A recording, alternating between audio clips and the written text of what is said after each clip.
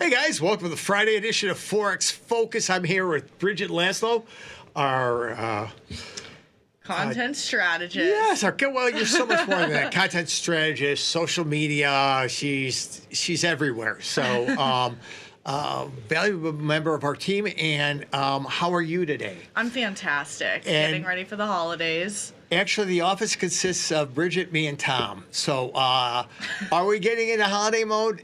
No, I should say that John and James are here running the show, very thankfully. Crew's a little lighter.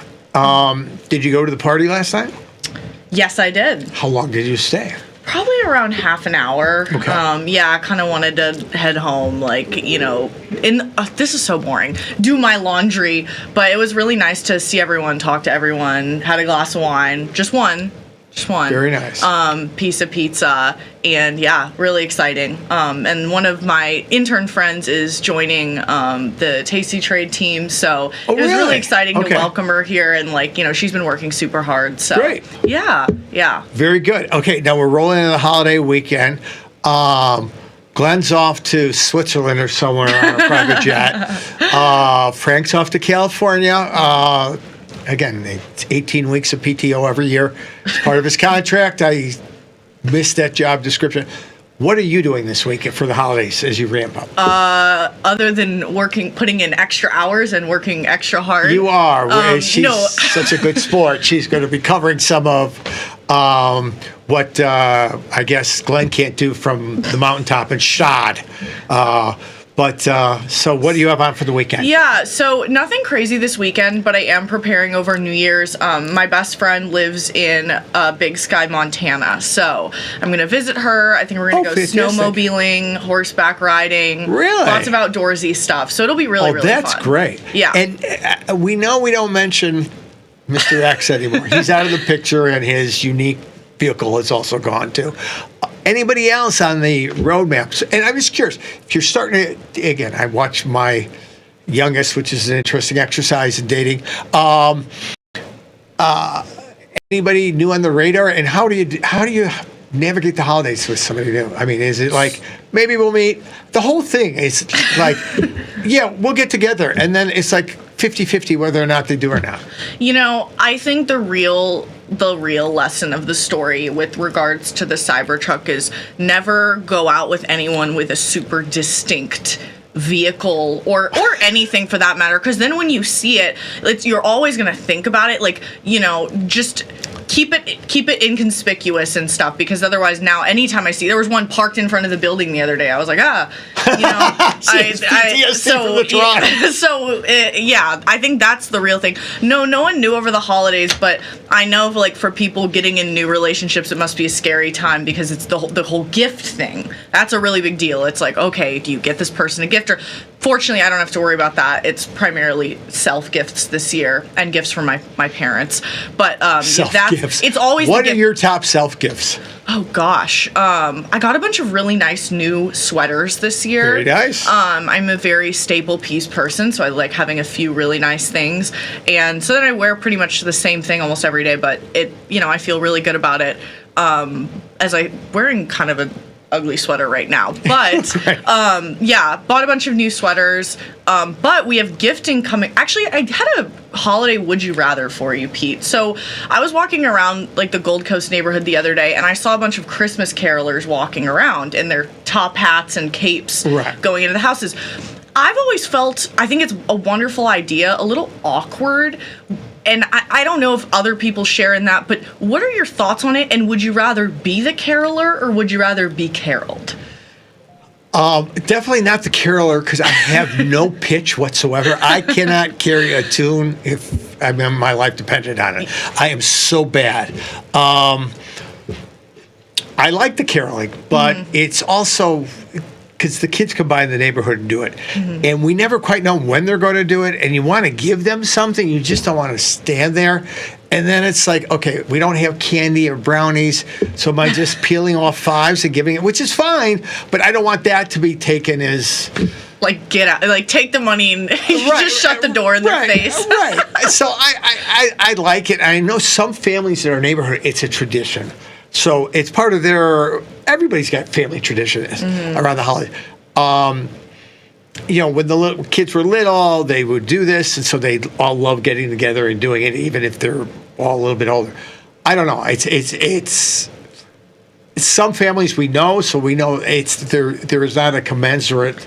And it's more like it's not as awkward. It's not a bunch of strangers. When we get the random, it's like, okay, how long is this going to go? And I know my wife because she's so generous. She's already doing the math of, all right, now I may have some pinwheels in the pantry. I can put them out on a nice tray and make it look like a nice cookie tray, which they're just marshmallow covered pinwheels, or something like that. So it's nice. I like it. I like being.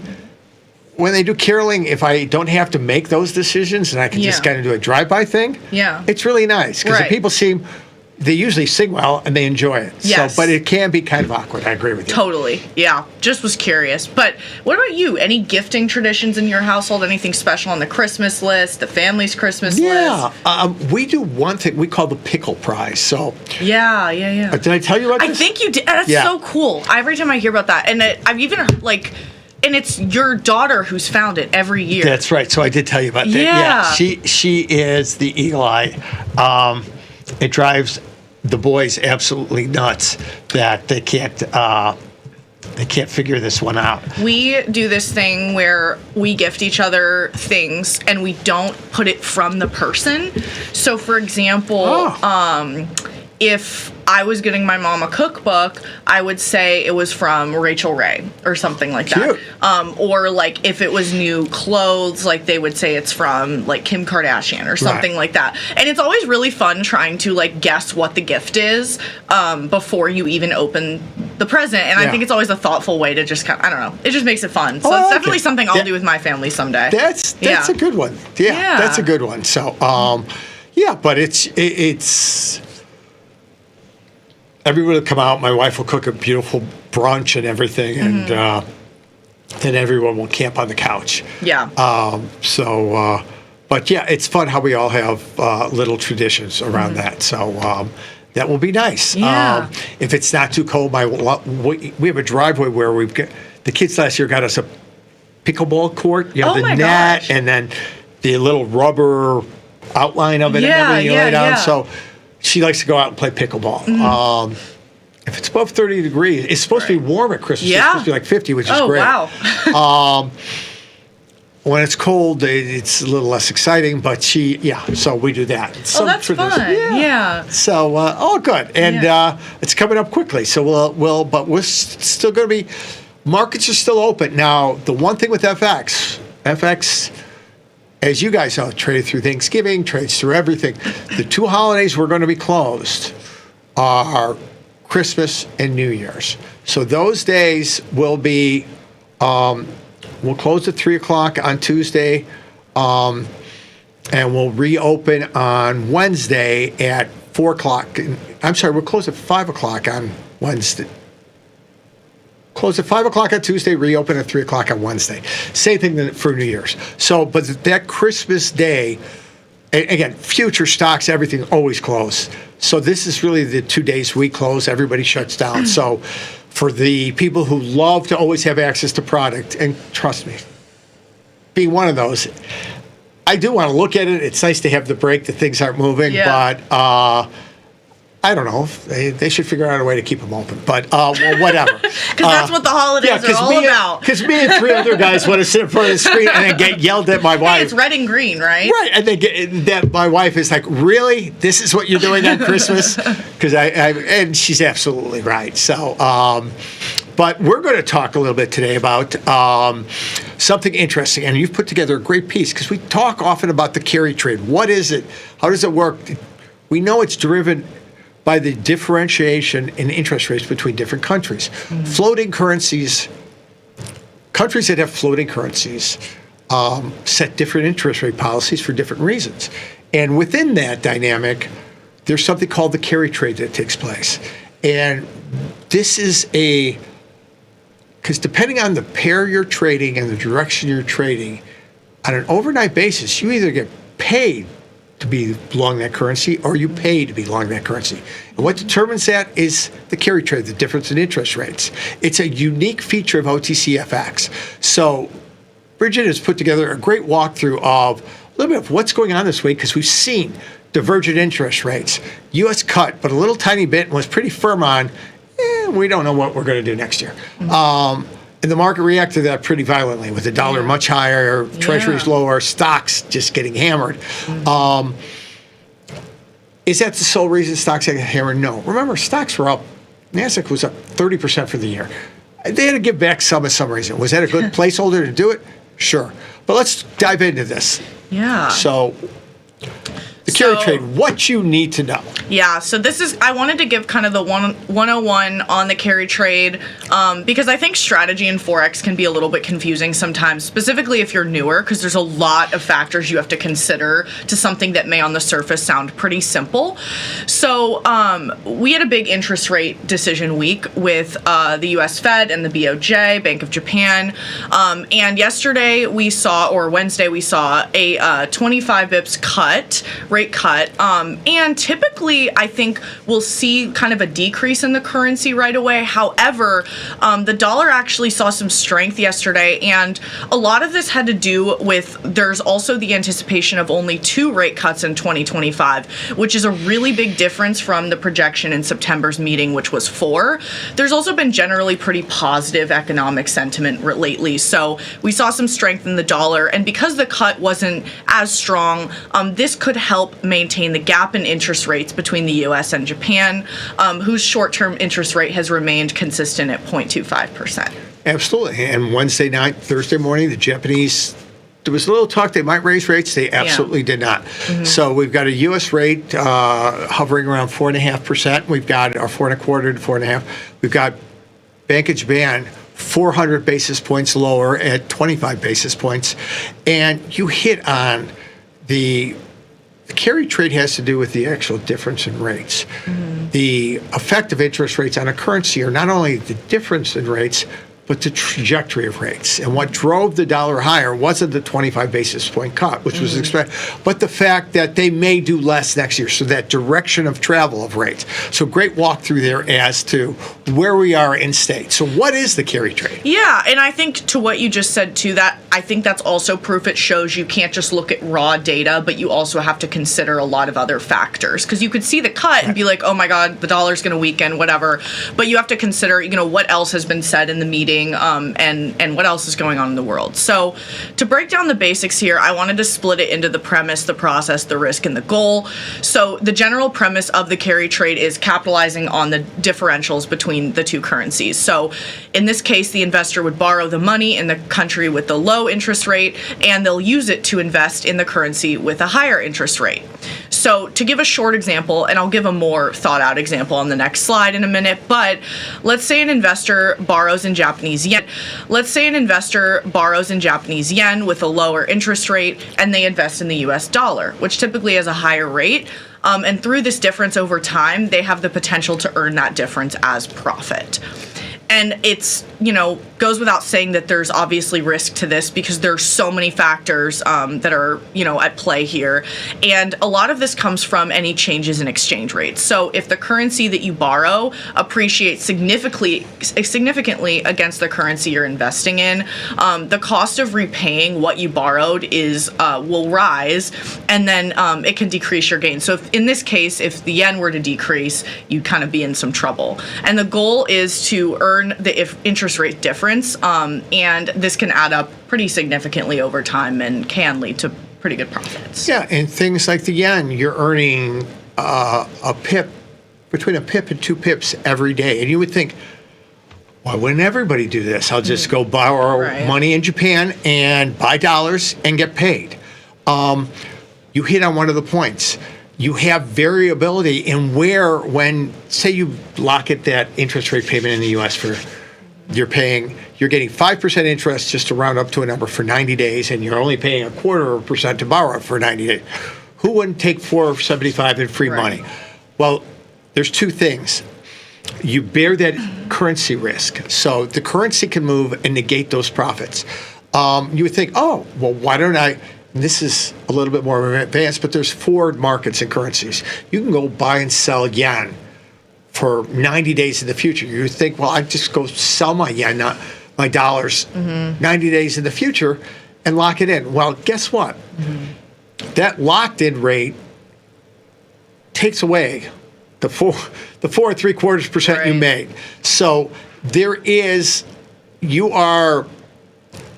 arbitrage that takes place and negates that when you try to. Long story short, and I don't want to get too complicated. There's no free money in this trade. No. But when we look at some people who add this, they're bullish the dollar, and they're willing to assume the risk that the currency may pull back and it may negate the benefits of what I'm getting paid to hold that position. Now, on the other side of the equation, if you were short dollar yen, you're selling dollar yen at very high levels, but you're paying to fund that position every day. You're not getting paid to fund that position every day. And that's the nature of the carry trade differential. And the big risk is if the currency itself. Ideally, you'd love to do this trade and have currencies not move. Right. Well, you and I both know currencies move. Sometimes in their favor, where you're getting paid and the currency keeps moving. Sometimes you don't. So there is risk to this, a different risk, but it is another strategy to. I've talked with some of our larger traders, and there used to be a great carry trade, and it's coming back now with German lowering rates in the U.S. relatively soon, selling euros, because they like the idea that the direction may be wrong, but they're getting, in their minds, subsidized by the carry to hold that position longer. Now, it's one way to look at it, and it's one way to play it. They know and understand the risks. These are sophisticated traders. But there are guys who specifically hunt for interest rate differentials and to play that carry. So it's a great walkthrough. It's another strategy, a little bit different than just playing a pure directional strategy. Yeah. And I think, you hit on all those good points there, especially it does take a lot of paying attention to what's going on in case, the exchange rates were to change dramatically and kind of a good understanding of what's going on in the market. Right. For sure. And again, the change in rates or the change in the pace of rates, change of the pace of rates will have less of an effect. The change of rates will have a little bit of effect. But as they're telegraphed, that is, again, digested by the market or reflected in pricing. So what I don't want this to do is become too complicated an exercise for everybody. This sounds really cool, but there's too much going on. There's really not. It's just very few products you get to have this ability to have. This is just an extra dynamic, an extra piece of product construction that lets you find value and lets you find return in a little bit different way. As we said, it's not guaranteed return, but we all look for edge. We all look for products with certain attributions. This is something that's unique to SpotFX that is really interesting. For sure. So if we want to get into the example here of the carry trade, so our next slide. Obviously, this is just a hypothetical scenario since exchange rates change, but I kind of wanted to give a walkthrough of how this works because I think the first time you learn about it, it's easy to be like, well, and then how does this go down? So just to give an overview, let's say the current interest rate in Japan is 0.25% and the US interest rate is 4.5%, and this is a pretty sizable difference. In this case, an investor would borrow 10 million Japanese yen at the low interest rate, and with the exchange rate at around 157.5, this amount is about 63,500 US dollars. So they're going to take these US dollars and they invested it in a US financial instrument or a savings account, and that'll offer a 4.5% interest rate. Over the course of the year, the investor's going to, they'll earn interest on the US dollar investment. And at 4.5%, that's around an extra $2,800 in interest earnings and profit. So, but the catch here is they have to really be monitoring this exchange rate, because if the yen goes up a lot against the dollar, which I know I mentioned in the last couple slides, converting this investment back into yen could be a lot more costly and reduce their profits over time. So again, don't overcomplicate it, like you were saying. They shouldn't overcomplicate, but it does take paying attention. You understand? And again, this is a good point. SpotFX has a great attribution to it. Is that it's simple order construction. If you buy it and it goes up, you make money. If it goes down, you lose money. This is just adding another dynamic to that relatively simple equation. It doesn't mean you're guaranteed anything more or less, and you're absolutely right. It is, for those who are looking for certain attributions of a product, create interest among people, whether it's like there are guys who trade dividend stocks because they love the dividend portion of a stock. This is a slightly different income stream attached to this product. I don't want to say it's like a dividend, but it's a slightly different income stream attached. It adds another dimension of interest to a certain amount of traders. Yeah. But it's really that simple. So when you look at pairs like this, where you see wide differences in interest rates, we look at the Mexican peso. That's another carry trade. Yeah. Peso has very high interest rates against, even though the U.S. dollar is high, they've got high interest rates. Now, there are people trading yen peso carry, which has a very wide, because you've got a currency with a relatively high interest rate and one with almost no interest rate. So what we saw in August, you talk about unwinding the trade. If anybody remembers, we had this huge fall in dollar yen. And that was attributed to some extent to people unwinding the yen carry trade. So is that another dynamic? Absolutely, but it really is. And here's the thing too, if you think about it, what you walk through are the mechanics of borrowing in yen, buying dollars, earning the rate. Now, very few of us can go borrow in yen. Wouldn't know how to start to do that. Yeah, no, totally. That's, yeah. Right. So now, obviously, we did this on an institutional level, and we had lines all over the globe. So we could create, with our prime brokers, structured payments around, we could borrow in yen, so to speak. Now, how do we do this as retail traders? Well, we don't have to worry about the borrowing and yen piece and investing it. We could trade that currency pair, and that attribution of that currency pair is that income stream. That's that interest rate. That's the pip or pip and a half I get paid every day for holding a long dollar yen position. That's me synthetically borrowing yen and converting it into dollars. Yeah. So this is a very easy way for all of us to participate in the carry trade without actually doing the carry trade itself. But to understand why this walkthrough was so good, because we needed to understand, well, why would a currency just pay me something? Yeah. And it's because this is the nature of, how institutional users set this up, create the payments flow, and you can just gain exposure to that by trading a currency pair where one of the components has low interest rates, one of the components has high interest rates. Yeah. Whether that be dollar yen, whether that be dollar peso, or peso yen. All those are tradable pairs that you could trade on the carry trade. Turkish lira, and I'm not suggesting anybody go into the Turkish lira. It's a very wide market, and it's wild. But we have a cohort of traders. Every retail foreign exchange broker does. Guys who are all about this. This is their world. They love this part of FX, and they're very active in this carry trade. And Turkish rates can run, when the central bank changes them, 200, 300 basis points in a clip. So it's not like they're moving in 25 basis point increments. Right. They move in chunky increments. So that is a carry trade, probably not one that I would want to see anybody new to the concept get into. But what am I looking for if I want to start this? I want to look for a liquid underlying, like yen, even peso, and look for that interest rate differential. We're seeing Aussie now and Kiwi very aggressively cutting rates. The Australians especially. If they keep cutting, we're going to see 200 or 300 basis points of difference. That's going to become its own little carry trade. Yeah, so for sure. Lots of ways to walk through this. This was a fantastic walkthrough. Thank you. It speaks to a unique facet of product construction within the OTCFX space. It's another tradable opportunity. Now, it may not be yours, but understanding what I love is you gave a walkthrough that gave a great context as to an opportunity without bearing This doesn't mean you have to go back to a textbook and start doing math. Yeah. As traders, we don't want to do that. We want to understand what drives product and product construction.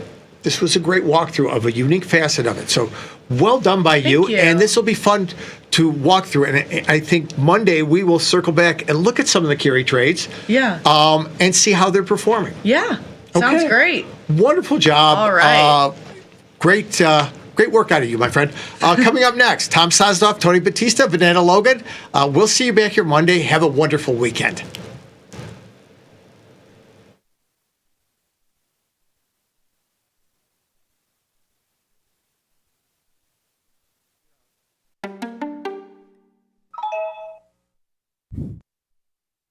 One of the things that was most intriguing about the financial space to us is just that there wasn't a lot of vision, there wasn't a lot of innovation, and I think that left a door open for us, which we really liked.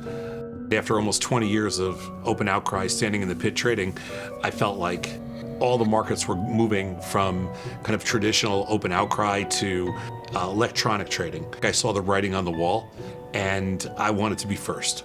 Building the best technology in the world for traders was one of the coolest things anybody could ever do. I loved every second of it. Thinkorswim will always be my baby, but this one, it's different. We built ours literally from scratch. It's a much thinner, it's a faster, it's a slicker application. Everything's on one page. So you're always looking at the core page and then bouncing around from there to get to whatever you want to get to. Most of our competitors have legacy technology, and some of them are multiple firms. Their technology has just been rolled up into a single platform. That's not the best way to build a platform. We built ours literally from scratch. It's from the ground up, so we were able to design it in the way that we wanted to design it with the flexibility that we wanted. And obviously beyond that, we do have, in my mind, the greatest customer service in the industry. You want to reach out to me, you want to talk to JJ, it doesn't make a difference who you want to talk to. We're always available, and not only are we available, we look forward to your questions. We're here to support whatever you're looking to do. So you can trade stocks, you can trade options, futures options, crypto. We're agnostic to product. We have the tools that you need to be a successful trader. You can get up to $4,000 when you open and fund a new account with tastytrade. That's 4,000 buckaroos, 4,000 bills, or clams, 4,000 in dough or cheddar, not the cheesy kind. 4 large, 4K, 4 grand, which is no small thing. Open and fund a new tastytrade account and get on the platform for traders who just want to trade. And did we mention a bonus of up to 4,000 smackaroos? Tastytrade. Make your move. So I've been trading for about 5 years, maybe 8 to 5 years, and I got in the options world because I wasn't making enough just holding long equity. You know, there's not a lot of strategy. It's just sort of like buy it and then pray it goes up. I found tastylive from my friend, and I started looking at the YouTube videos. My favorite part about it was just that there was math, there was probability, it was something you could consistently rely on. Once someone gets the right information, which they provide on tastylive, they can really change their financial situation for the better. Consistently, not, oh, I bought a stock and it went way up one time, but how can you do it consistently, over and over? And with tastylive, I was able to do that.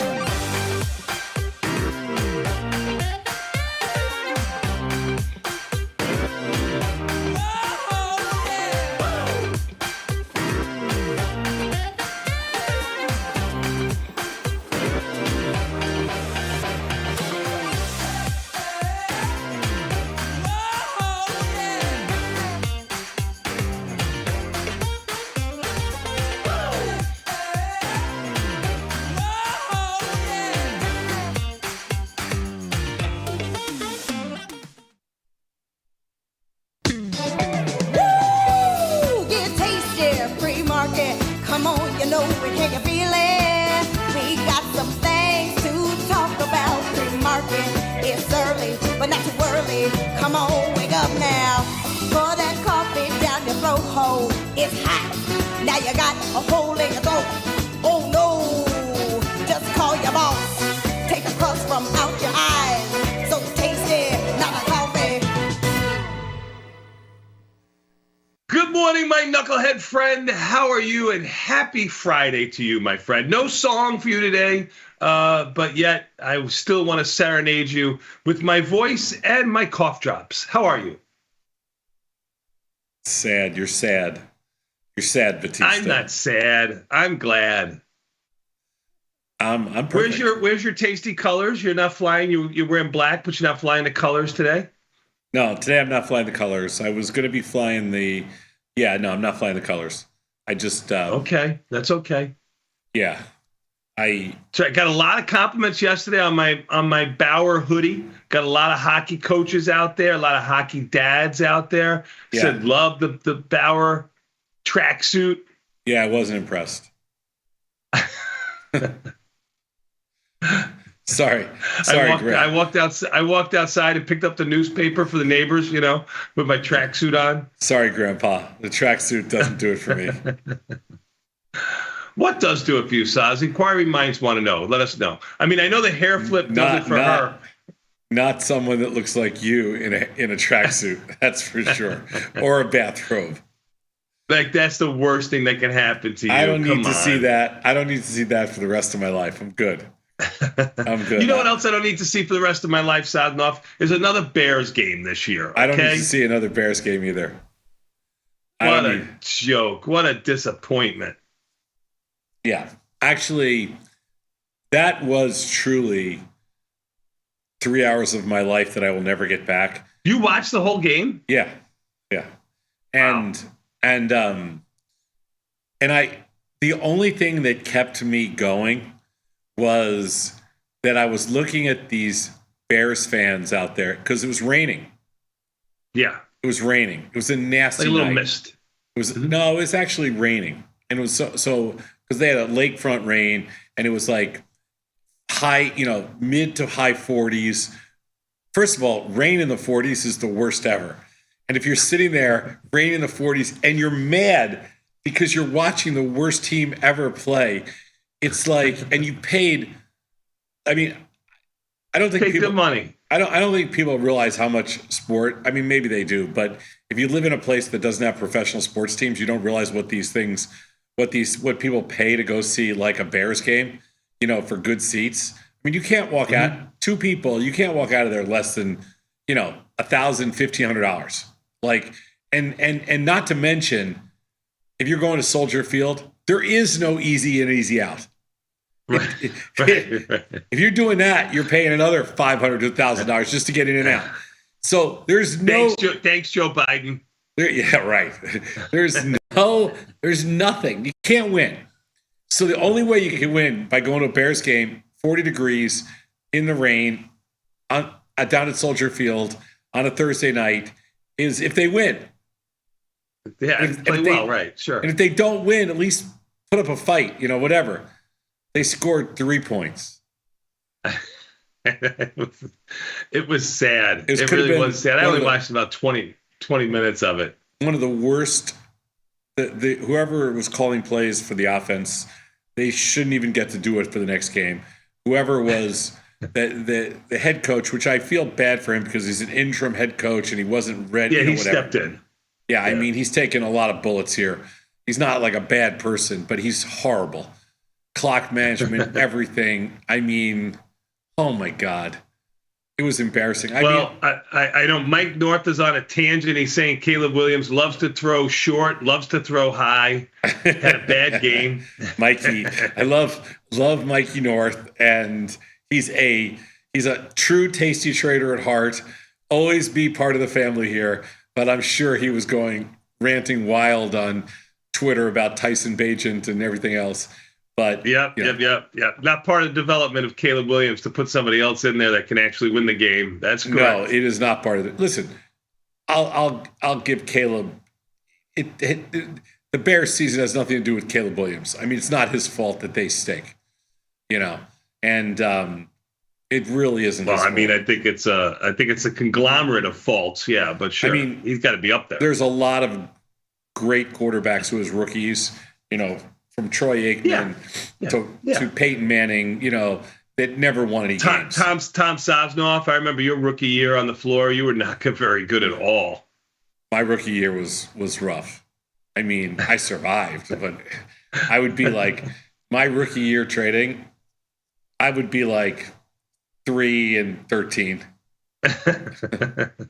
Oh, your Bears are better than you. They're like 4-12 or something, so they're even better than you. No, they're like 4-13. They've added a game, but yeah, I mean, when you first started out as a rookie trader, it took me a month to figure out what the guy next to me was saying. Of course. So yeah, it wasn't easy. It wasn't exactly easy, but oh my God, yeah, that was painful. I just felt so bad for the fans out there. They got plastic over their winter jackets. It's cold. It's rainy. You're watching the worst game ever. You're sitting in the rain. The food there is not edible. It's gross. Ooh, sounds like fun. Pencil me in. I went to 2 games this year, and I mean, I love going to games. And my Taiwanese sources said we have the lowest, second lowest payroll for an offensive line in the NFL. That's our problem. Yeah, well, that's the problem goes way beyond that. But I was going to say I'm writing them one of them. Yes. That's one of the many. Ooh, my Taiwanese source Francis just wrote into me and said, "Enough of this talk. Where's my Venmo?" I told him send me his Venmo thing. I bet him $20, but I Do you have his phone number? Maybe. You must, because he texts you. So you have his phone number. If you have his phone number, then you have his Venmo. Oh, okay. Do you understand how this technology works? I guess now I do. I threw him a bone. I didn't take the points. The Bears actually covered, believe it or not. Oh, Francis, good luck getting this money, son. Yeah, this is gonna be into 2025. You'll eventually get paid. I'm gonna assume probably when's the Super Bowl? You'll pay around the Super Bowl. I'm getting my Super Bowl party ready, just so you know. Oh, are you? I'm getting my burnt end chili ready for tonight. The Sosnoff special, Sandra Lee Sosnoff. You stole my recipe? I did. I got your Costco burnt end chili. By the way, the Costco burnt ends are great, but you got to cut them up. You can't stick them in there those giant chunks. You got to cut them up a little bit. Okay. Thank you for the pro tip. Appreciate that. But if you're making, I don't know how much chili you're making, but you got like 20 kids, so you might want to use 2 things of burnt ends. Two packages. Yeah. I mean, it depends depends how big you're doing, how much you're making, but yeah, you got to cut up. The key is on the burnt ends. You got to slice those things up a little bit. Slice them up before you put them in the chili, correct? Yeah. Slice them up before you put them in the chili. Yeah. I got this, man. I got this. No problem. No problem. But if your chili is going to be any good, you got to make it this morning. If you're eating it tonight, like you got to let it go for at least 5-6 hours.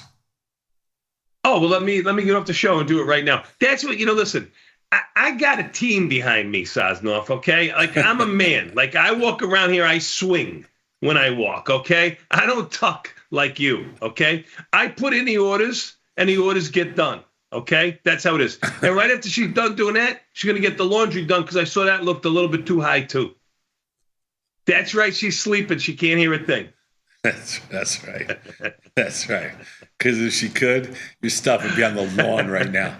She'd throw it right out the window. I'd have coffee on my lap right now is what I'd have. Coffee on your lap. Your clothes will be in the pool. Yeah, you big talker. Big schmucker. Tough guy. So true. But yeah, just don't I don't know if you have all the ingredients you need, but don't chintz out on the spice either. I know you like it spicy, but you're not eating it. We like it spicy too, so it should be just fine. Don't worry about a thing. Got a couple of different kinds of beans in there too. I like a little white bean in mine too. It's fine. That's fine, but don't white boy it by no spices. Like, just try to keep it. Come on this Hanukkah day, you want me to white boy it? No freaking way. I'm gonna make it nice and spicy. You kidding me? I didn't mean white boy in that sense. I mean like white Italian boy. Like, because Italians, Italians don't like spice. What do you want me to put, like a little oregano in there or something? No, I know. Italians don't like spice. They like everything bland. And you know this because you because I had lobster fra diavolo once. And it wasn't. See, there's a dish that's gone away that you don't see all the time anymore. You don't. They used to have it at this restaurant we would go to all the time in the Golden Nugget. They had lobster fra diavolo. Batistas. No, they used to make it there. It wasn't called Batistas. It was. Well, Batista's hole in the wall, whatever it is. That's where I used to have lobster fra diavolo. Yeah, no. I know. I've never been to Batista's hole in the wall. Really? In all these years? Never took a little walk across the street? Not with the unlimited red wine and the unlimited carafe of red wine. Okay. No, but they used to have I forgot the name of the one, but they had the singing waiters and they had the lobster fra diavolo. Every time I went there, I had it. Singing waiters. What kind of establishments do you go to? My Lord. I'm telling you, it was that one restaurant, the Golden Nugget. It was great. I can't remember what the name was. But we went there like 1,000 times, and lobster fra diavolo. I think they used to have it at Gene and Giorgetti's too, but I'm not sure, 100% sure. When are we doing Boomer Spring Break? I think this is going to be the last one. A lot of us are getting a lot older. I don't know if we can get up into the plane anymore. Oh yeah. No, I have my best person on it. Like I have my number. I have my number one. You're talking about that pro who's on injured reserve with like tonsillitis? No, you kidding? He couldn't do it. His legs depended on it. I have my number one retiree on it right now. Working in it. You got the mocker on it. You mean? I got the Vegas mocker on it. Got it. But if that doesn't work, I got a backup plan. So okay. Yeah, we just got to find a weekend. We just got to find the right weekend. But definitely, I'm ready. All right, sounds good. I'm going to Vegas. Please don't mention this one. This one you're going with the wife to see a country singer because that's her hall pass. Please, this is like you're giving back or something like that. This is your charity, Cessna. I'm giving back. Yeah. You're giving back. This is for a year of aggravation and tyranny. You're going. What? Who are you going to see? Like Vince Gill or somebody? Who you going? What fakakta guy you going to see? Blake Shelton. That's her hall pass. Wow. Very nice. Nice. She loves Blake Shelton. So you got the tickets for less than 50,000 a piece? I'm so proud of you, man. I think that's what the weekend's going to cost me, but yeah. Yeah, we're going. Blake Shelton, can you name one Blake Shelton song for me right now? Go. Title of a song. Can you hum a tune? No. I have no idea. Could you point him out in a lineup? No. Maybe, but I don't know. I've seen pictures of them. I don't know. I bet you have. They're on the ceiling of the bedroom. I just got something to concentrate on, or it's on the pillow, the headboard. Hey, listen. Before we get into the dark, deep secrets of Sadnov, let's take a quick 90-second break. We'll come back. We'll start this show. We'll talk a little bit of finance about what's going on last night. We'll come back with Confirm and Send. Does it sound good to you?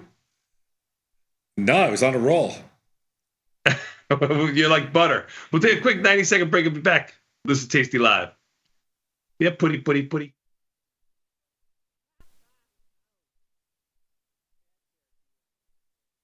You can get up to $4,000 when you open and fund a new account with Tasty Trade. That's 4,000 buckaroos, 4,000 bills, or clams, 4,000 in dough or cheddar, not the cheesy kind. 4 large, 4K, 4 grand, which is no small thing. Open and fund a new Tasty Trade account and get on the platform for traders who just want to trade. And did we mention a bonus of up to 4,000 smackaroos? Tasty Trade. Make your move. If you missed the live show, here's our Cherry on Top weekly recap. Beth got us presents. What is this all about? This What is this so all about? nice. Oh, a little mini fridge. I love it. Oh, I love look it. at that. And it's red. It goes well with my Mr. Coffee here. She I don't know gives if you can- something hot. She gives you something cold. Tom's is a regift. What? Man. Beth wrapped up something that she'd already given you. No, I think I've given you this before. It's for, I want the refrigerator. for your pistachios. It's for your- Pistachio. No, you put your pistachios on top. You stick your nuts in the. You don't have to take it out. You stick your nuts in the little space, the little hole. Don't And use it's that hole for cherry anything red. else. Shells Your in there. shells. Yes, to keep it clean. I love it. Good job, Beth. Good job out of you. I want the mini fridge. Aw, you're literally a billionaire. You could buy your own mini fridge. So if you're in a random store, right? You're at Trader Joe's. Okay. Okay. I'm at Trader Joe's. You're standing on. Am I holding a cart or am I pushing? You're Am I holding a little basket. I got a little basket. Okay, you're go Trader ahead. Joe's. Okay, that's fits me. Random guy, me, Yeah. standing in front of you. You don't know me. Stands in front of me. Okay. Right in front of me. I turn around. You look at me. My fly is open. Nah. Do you say anything? I think so. It's a serious question. I think you don't so. Say anything. I am not clocking men's in the line. I would I say, do that. Hey, your fly's open. I would do that. I would think it's a trap that he would want me to talk with, like, purposefully. So I'm not going to say anything. What if he Right. says to you, more importantly, what if I'm the dude in front of you? Yeah, do and not my fly is engage. open, and you say, hey, your fly is open. I Say go, thanks. do you like that? I would like. What do you say somebody- next? Thanks. I want to go home. I was a late bloomer. Well, you're too busy. Yeah, I was an athlete. I was. Oh, yeah.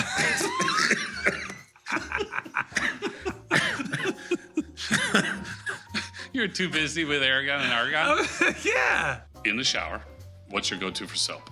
Like a Dove liquid soap. Thank you.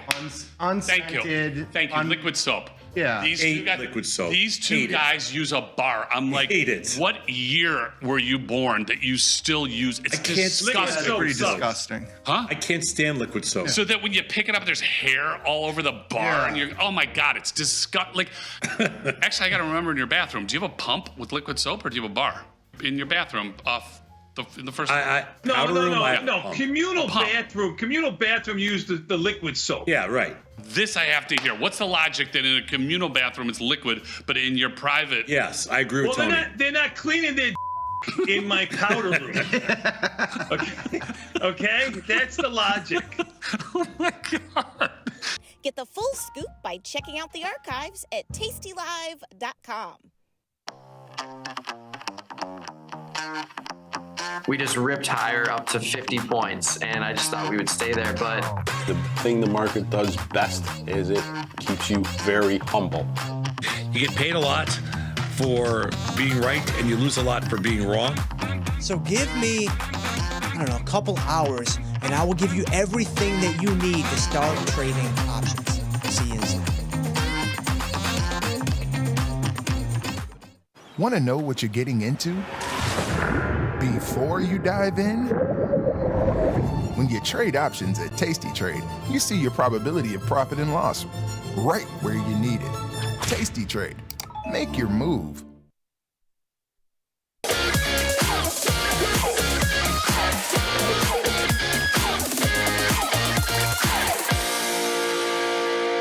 Tomas, we are back, my friend. You know what that means? Wait. I got some breaking news. I got a picture of a Venmo here from Frankie Walsh that says you paid him. You paid him $20. You paid him $20. Francis got his money. What do you say to that, Sosnoff? I mean, did I shame you into paying the bet? I always pay my bets. You do not always pay your bets. It doesn't matter anyway because I'm going to win the $1 billion this weekend in the lotto. So I'm very confident. Did we miss it already though? I mean, wasn't it? I don't think anybody won. Lottery result. Oh, because I forgot. I forgot too. Let's see. What is the lottery? I think it's like 1.1 billion. Let's see. I think you might be right. Yeah. I think you might be right. 1.1 billion and no winners on Christmas Eve. Yeah, you're right, Sas. All right. Well, it can be really disappointing to say goodbye to you because I know you're gonna forget. You're not gonna do it. You're not gonna go. You don't risk yourself in the neighborhood that you live in to go to a convenience store. But I'm going to go to a convenience store and I'm going to buy some, and I'm going to really miss you, son. And I know you're going to claim that we're partners in some stupid, weird way, but I'll give you some small nominal fee to make you go away, kind of thing. But I will wait. I'll treat to Vegas. Okay, there. All right, you got what you need. Yes, that's good enough for me. That's fair. That's fair. You got what you need now. Yeah, I'm gonna have to make the rare convenience store trip. Yeah. I don't think you have it in you, Sadma. It's been a while. I haven't been to a convenience store in a while. I will tell you that. Most of the convenience stores that used to be around, they're all kind of gone. I mean, thanks, Joe Biden. Yep. There 100%. are some 7-Elevens left, but not many other chains are still around, which honestly I don't miss. Hey, you made a limited amount of trades last night. You only made 4 trades last night. Was not did the market not amuse you last night? I didn't do anything last night. Those are from this morning. And yeah, well, when I say last night, I just meant before we came on the show. Yes, the market did not amuse me. E-mini S&Ps had about a 25 handle range, all to the downside. As you can see here, E-mini S&Ps are down 22. NASDAQ's down 86. Russell's down 10. That's on a percentage basis. They're all down around the same, with the Dow down 157. Volatility up by 9 cents. Man, it really looks like volatility has gotten depressed. At least the IVR in a lot of stocks has gotten depressed. We'll see how it works out today. But you can see here, volatility mean reverting in a quick way by about 4 or 5 days. We're back into the 16 and change handle side. VIX yesterday was under 15. It's up 77 cents to 15.50. That has to do with expiration too of the VIX options. Bonds are down 17 to 113.13. So I don't know if they got as low as 113.08. Have you nibbled anything on bonds? No, I haven't traded any, but I'm actually surprised because I put out a buy signal yesterday afternoon on the second time. Did you to all your constituents? Yeah, that'd be me.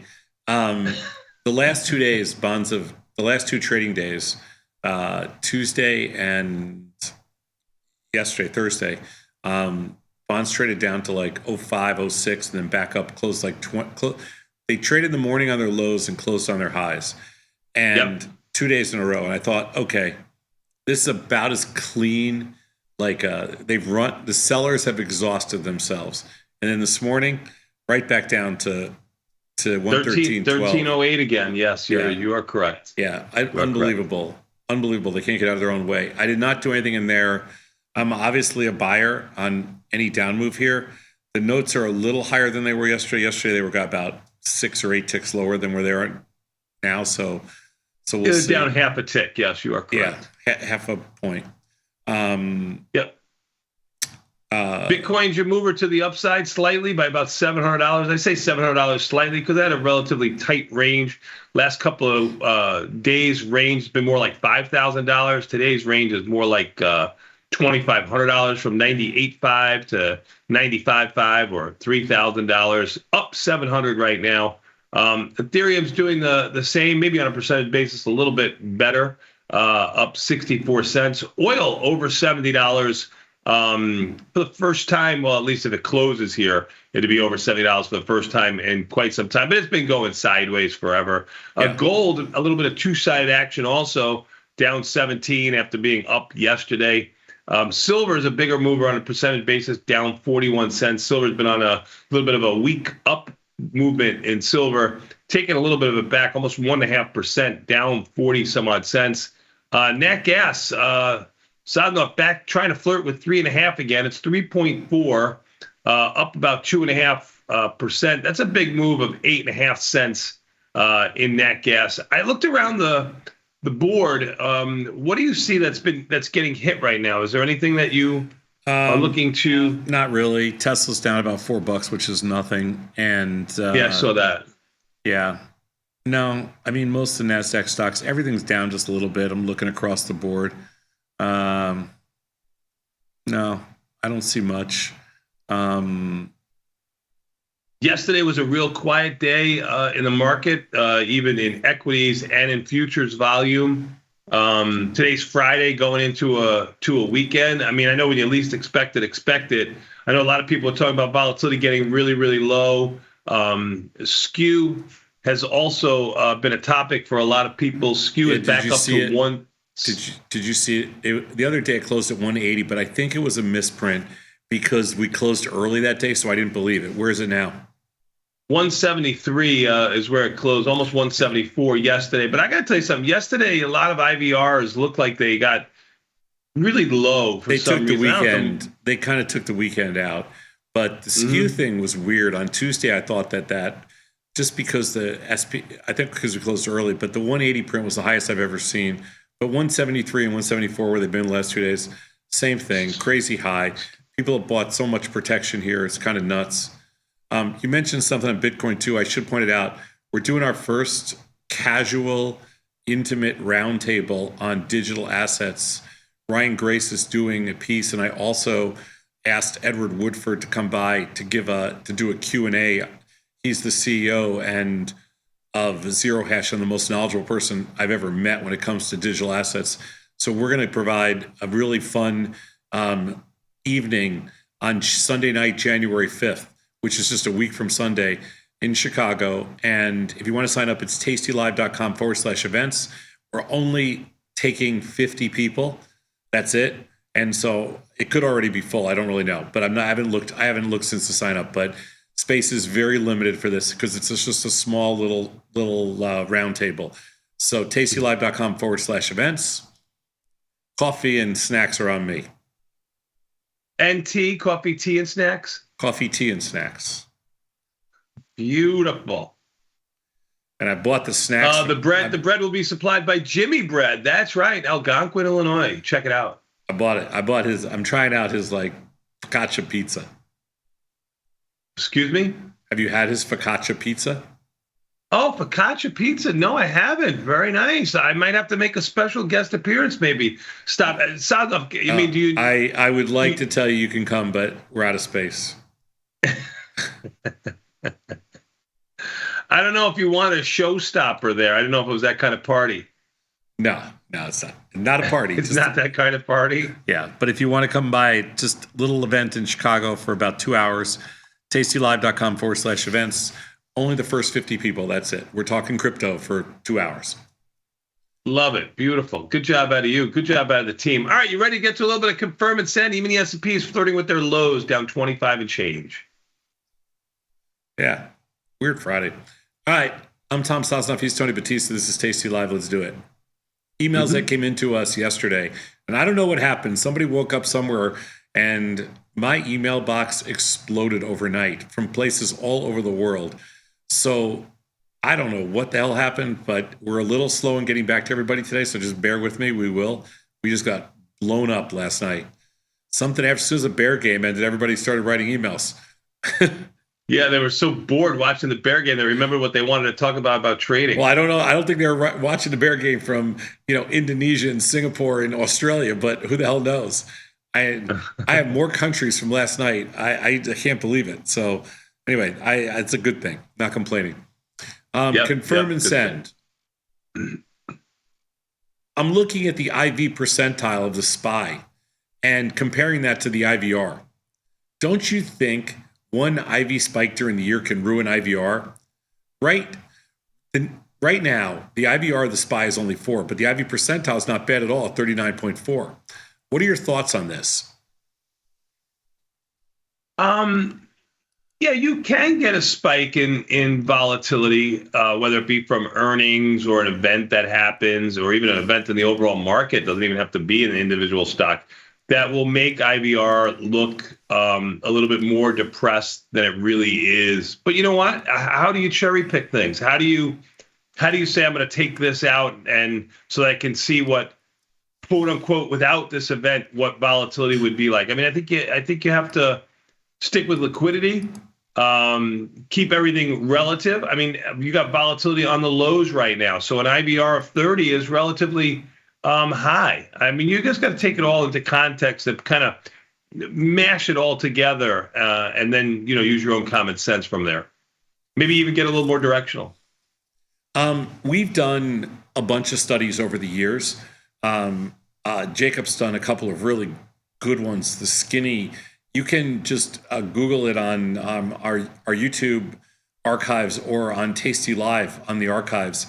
Just go and just type in skinny IVR versus IVP, or you can probably just Google it on our YouTube as well. But IVR versus IVP, and Jacob Perlman. He's our mathematician, crazy PhD. Crazy smart mathematician. I'll just leave it there, okay? Mm-hmm. And I promise you will not be disappointed. He will give you the mathematical reasons behind why we chose IVR versus IVP, and they're pretty strong. So in order to be consistent, see, you can't go back and forth IVP, IVR, because you're just going to then cherry pick, and you're not going to have any consistency. Right. So you have to pick one. So at Tasty, about 10 or 15 years ago, we decided to pick IVR, and we've actually posted many times all the reasons why we chose IVR over IVP, because even though there are certain situations where a spike can mess up the IVR a little bit, there are also plenty of really strong reasons why IVR is a more consistent way to look at volatility and provide context around volatility than IVP. Let's go to the next slide. And that's why we do it. What advice or discussion points would you give to someone who has to get their significant other or their spouse on board to start an options trading endeavor? Competition. I think competition between spouses is probably the biggest motivator. I always have a standing bet with my wife when I beat her at something that she thinks that she can do, that we always bet on, and it always motivates her. So I think competition, you open 2 accounts maybe, or you just take one account and you kind of keep track yourself, and kind of show her how to trade. And then if she picks a stock, you pick a stock, you pick a strategy, she picks a strategy, see who overperforms. I think competition and favors is what you will get you to succeed. I don't think that's the question. You don't think that's the question? No, that was not the question. I mean, you got to teach without teaching. I mean, that is not the question. If your wife lost enough times to you, she would learn how to freaking trade. I mean, she would become the world's best trader just so she didn't have to do that horrible thing not one more time in her life. All I'm going to say is that that's not this guy's question. His question is, what advice or discussion points would you give to someone who has to get their significant other / spouse on board in order to start a trading endeavor? In other words, she is not believing him. I get it. I get it. I mean, I think the biggest motivator is not having her to do that horrible thing, not just one more time. I mean, so if you make money, she has to do that thing. If she makes more money, she doesn't have to. So, I mean, she would be motivated, and she'll learn. This answer is not the answer that Tasty does not endorse. Tasty management team? Tasty does not endorse this answer. This is a Batista answer. Well, the funny thing was when I wrote back to this guy, said, hey,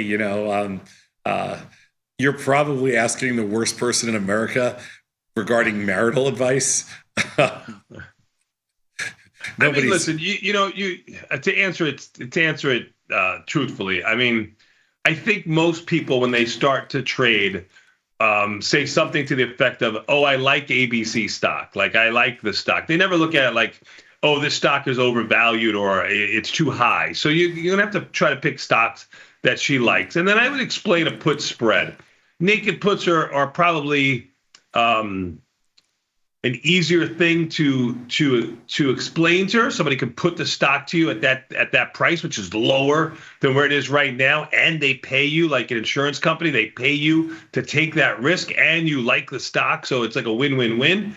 But it takes too much buying power typically, and it's too much risk usually for a new trader. So I think you got to explain a put spread to somebody and then go from there. I think that's probably the easiest way.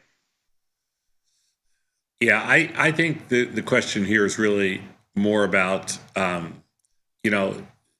this guy's, they obviously share they both contribute. Passion?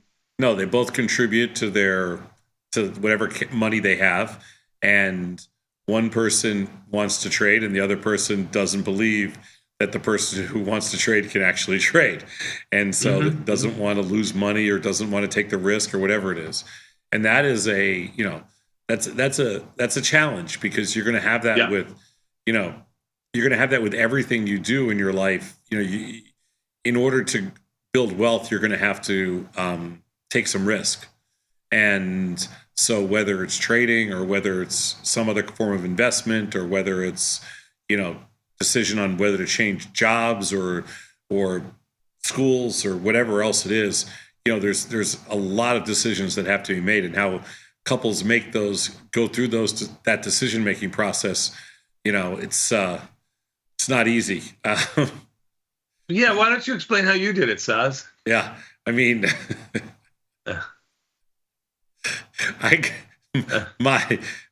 my skill set was definitely not telling anybody anything, just doing it, and then having a couple of years later somebody go to you, oh, we're invested in that, or we did that.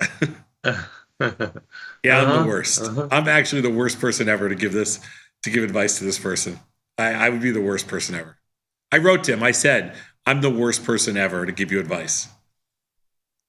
Nice. Guy comes to you with a little bit of. I know. Then you go with my answer. I'm the worst person ever. That's all I can say is I'm not good with this stuff, because I hold the remote, as you know. Yes, as we know, to a TV that you can't turn on. That is correct. Let's go to the next slide. Can't turn on the TV or anything else. Go ahead. My portfolio is almost all based around defined risk strategies, from credit spreads to iron condors. I follow the whole approach from placing 45 days to expiration, managing at 50% of max profit.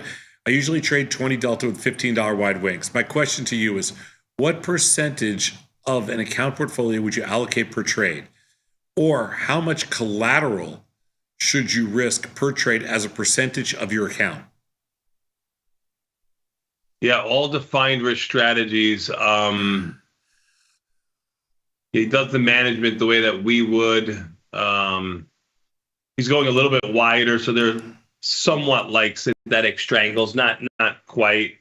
And he's asking what percentage of his overall account per trade. Yeah.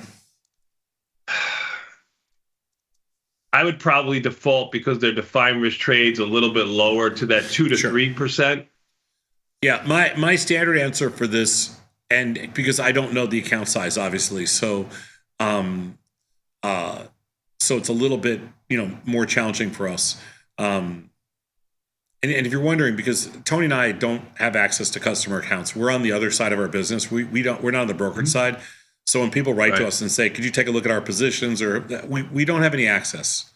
We have no access to your portfolio, your positions. We can't see anything. We're customers just like you guys. We can only see our own accounts. Yep. So I don't know how much capital this person has. My standard answer to this is 0.5 if it's all defined risk, it's 0.5 to 2.5%, depending on account size. So if you have a very large account, it could be 0.3 to 0.5.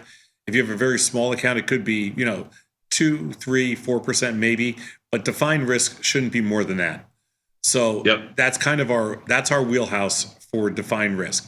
If you're talking about total portfolio allocation, in this case for defined risk with volatility where it is right now, in the conservative case, we'd be around 30%. In the more aggressive case, maybe between 40 and 50%. We publish I think 40 to 50%. I mean, again, it depends on what the account size is. Yeah, right. You're right. We publish a very conservative approach, but in reality, we have a more aggressive approach ourselves. Let's go to the next slide. I'm a 42-year-old engineer with aspirations of trading full-time before 50 and using it as my retirement plan. My question is, should I invest 1 to 2 years in earning a finance degree, or would it be better to put that money into the market and educate myself? I mean, power is knowledge. I wish I had an engineering degree. I don't, but I don't know if it would help me with my trading. I don't know if a finance degree is going to help you with your trading. So I don't know. I mean, sure. Why not? I mean, I don't know. It's not going to help you with your trading is all I'm going to say. But I don't want to tell somebody not to go to school. It seems like they're already somebody who enjoys school. Yeah. I mean, you're a 42-year-old engineer, which, by the way, in today's world, 42 is like 28. 22. It is like 22. I know. But if you wanted to go back to school not full time, but I'm saying to earn a finance degree in the evening, I see absolutely nothing wrong with that, and it would probably really help you as far as networking skills and learning kind of a broader obviously it depends on the school, but you would pick up some pretty broad knowledge. It's not going to help you trading wise, let's be clear about that, but it is going to make you more articulate with respect to finance. It's going to be a very positive thing in your life. But if you're talking about just full-time trading and things like that, nothing is going to prepare you for that more than just trading and putting the money into the market and just trading and educating yourself through trading. But again, I, like Tony, would never discourage somebody from going back to school and earning a finance degree. I can't tell you how much nothing pisses me off more when people say, that higher education is not worth it. It drives me out of my mind because it absolutely is. And we would never, ever discourage anyone from, as much education as they can get their hands on or can tolerate or afford. Let's go to the next slide. If I hedge a portfolio to be able to reduce volatility in my account, how does that work? Say I'm long delta and I hedge with some type of short positions. And then on a down day or a down market, my short positions are profitable. Do I then take profits on the hedge positions and then wait for the long positions to come back? I love this question. Sure. I mean, and the type of market we've had as of late, you can wait for that because we've had that kind of small down move followed by a larger up move if we have the small down move at all. So, but you've got to look at the overall delta of your portfolio, and if you're comfortable with the overall delta of your portfolio with the market that you have, then I don't think you have to do much. I mean, you put on this hedge because you weren't comfortable with the delta that you had, or you wanted to enhance your return on a sideways type market. So difficult to answer. If you can time it like you're looking at here, I can't, but if you can, it would be perfect. There's a reason that Tony and I don't hedge very often. There's a reason we don't hedge very often. And the reason... Well, we do something like a covered call or something I know like that. But that's offensive. There's a reason we don't hedge positions very often. And the reason is exactly what you described here. The term hedge, I hate the term hedge. We never, ever do segments on hedging. And the reason is because I think it's complete bullcrap. The reason it's bullcrap is I can hedge anything. I can literally hedge anything. When do you lift the hedge? When do you lift the hedge is exactly the issue with hedging. When do you take profits on hedge positions and then you end up the same place you were when you started? Like I don't understand. And what if the hedge doesn't work? Like let's say you hedge something, of course, and it continues to go in the direction that you want it to go in. When do you take that off? Now you're behind the eight ball. Like I cost myself money. Now what do I do? The biggest bunch of crap in this entire business. When I hear somebody talk about I hedged this or I did this, I'm like, I know that person's full of crap because you can't, you can take a little risk off now and then. Like you can sell a call against another position. You can sell a call against stock. You can sell a put against short stock. That's not necessarily hedging. That's really trying to improve your basis. That's trading. That's improving your basis. But if you tell me you're short and then you do something else, like, you buy an S&P against that position, you flatten yourself out.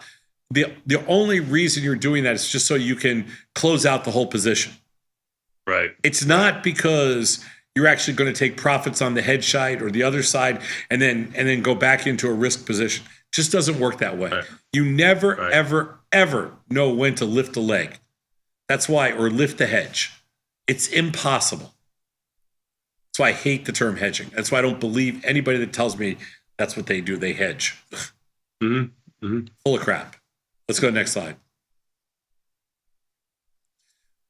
I know you've done a lot of research on 0 DT options. We sure have. Have you ever looked at 1 DT options, though? And if there is an advantage to selling premium right near the end of the day? Sadhana, you usually have this in your memory better than I do. I know we've looked at 1-day options. I think we found that the overnight risk really didn't warrant the extra theta decay and the centering of the product, but I could be wrong. We have absolutely looked at this, and unless you have super high, the only time that this worked is when you had VIX 1 day over 17.5. Maybe over 15 to 17.5. If you didn't have VIX 1 day at 15 to 17.5, there was no positive outcomes from selling the 1 DT options and hoping that you made money the next morning. I mean, and you got VIX 1 day in the 9 handle right now. Right. Unfortunately, this was a trade that had a negative return. And unless you had the VIX 1 day over 15 to 17 on the night before close, extremely difficult trade.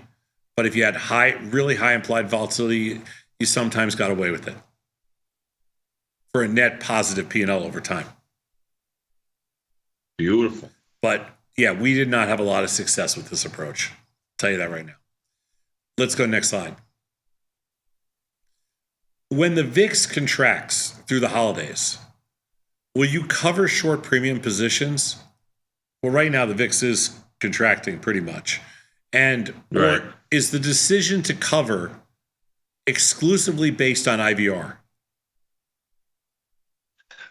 I hate to say exclusively because, I'm going to look to cover a position if the IV rank is low, but I'm also going to look at time factor too. Am I close to that 21-ish time frame?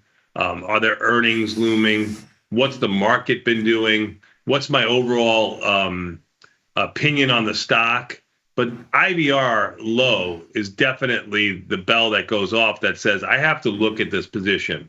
Do I want to keep this position that I have on? Is it too much short premium? Do I want to have a different type of strategy on then maybe let's say I have a strangle and the IV rank is low, but I still have an opinion on the stock. Maybe I want to go to a diagonal or a cut or just a call spread or put spread kind of thing. So yeah, it is the bell that goes off to look into it. And I would say that, 75 to 80% of the time, it is the time to take it off for me. But I certainly want to look at it too. I can't blanket statement 100% of the time. That's what I do. When the VIX contracts to the holidays like it is right now, we don't say, oh, the VIX is only contracting because it's the holidays.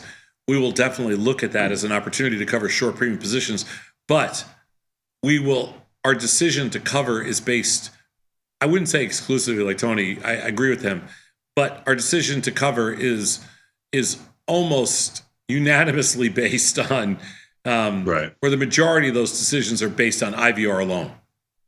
Because we're not going to sit here and go, oh, the VIX is lower, we're just going to start covering randomly. We're going to look at the individual underlyings, and if the IVR is super low, we're going to cover. Yep. So yeah, the answer there is that it's the decision to cover is based on IVR. Let's go to the next slide. Why isn't margin standardized across assets? So why do futures use span while listed options don't? And while I'm at it, why aren't futures ticks standardized across products? These seem like glaring inefficiencies that I would think could be fixed. Yes, they could be, and they could be easily fixed with the wave of a magic wand. They really could be. I mean, I'm making a joke, but they really could be fixed. But you know what? I mean, I really think it comes down to two governing bodies, the futures, CFTC, and then you've got the Options Clearing Corp that, they just don't play nice with each other, kind of like oil and water. You can mix them up if you shake them really good and have a good time with them. No, these are, you. First of all, there's a couple things here. The reason that the futures ticks are not standardized is because since the dawn of time, they've been different because of each commodity, that the way it was bundled, the way it was presented to the farmer or from the farmer to the grower. I mean, that's really what it comes down to. When we built the small exchange, one of the things that we said is small, standard, simple. Small, standard, simple, because futures exchanges are ridiculous that the ticks are not standardized. Like in the listed options world, stock world, everything is decimalized. It's simple. Everything is there. It is standardized. In the futures world, why is a British pound 625 a tick and a euro 1250 a tick? Why is gold $10 a tick? Nothing makes sense. Mm-hmm. Why is the S&P's 1250 a tick and the Nasdaq is $2? Like none of it makes any sense. So why isn't it all standardized?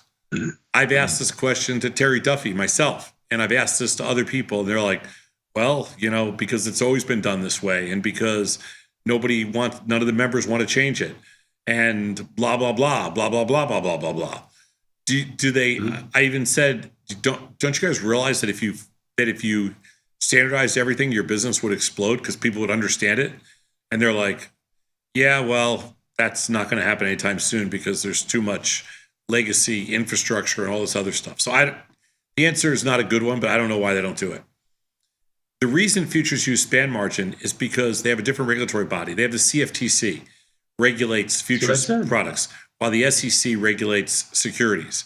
And the SEC has a legacy platform and for margin that's been around since the 70s and 80s.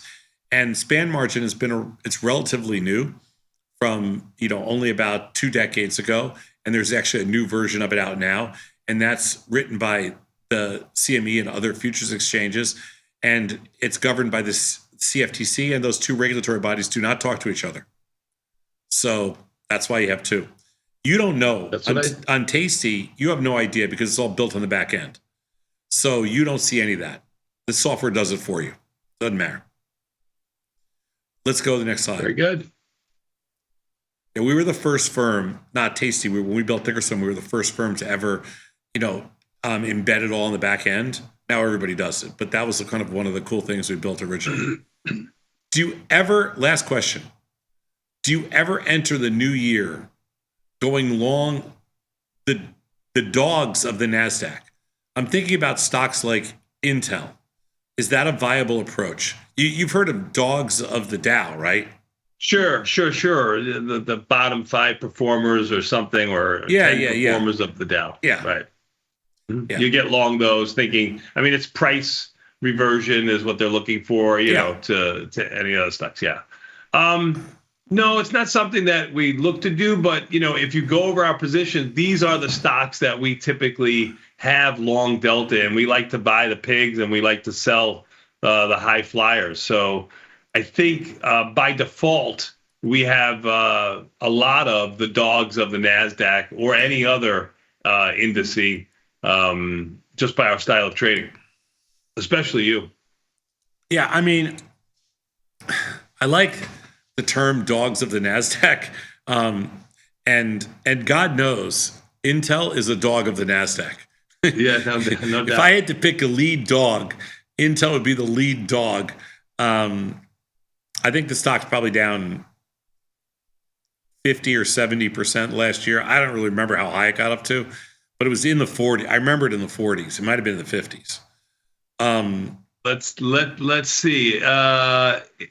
Yeah, it got into the 50s in the beginning, or I think it may have started the year.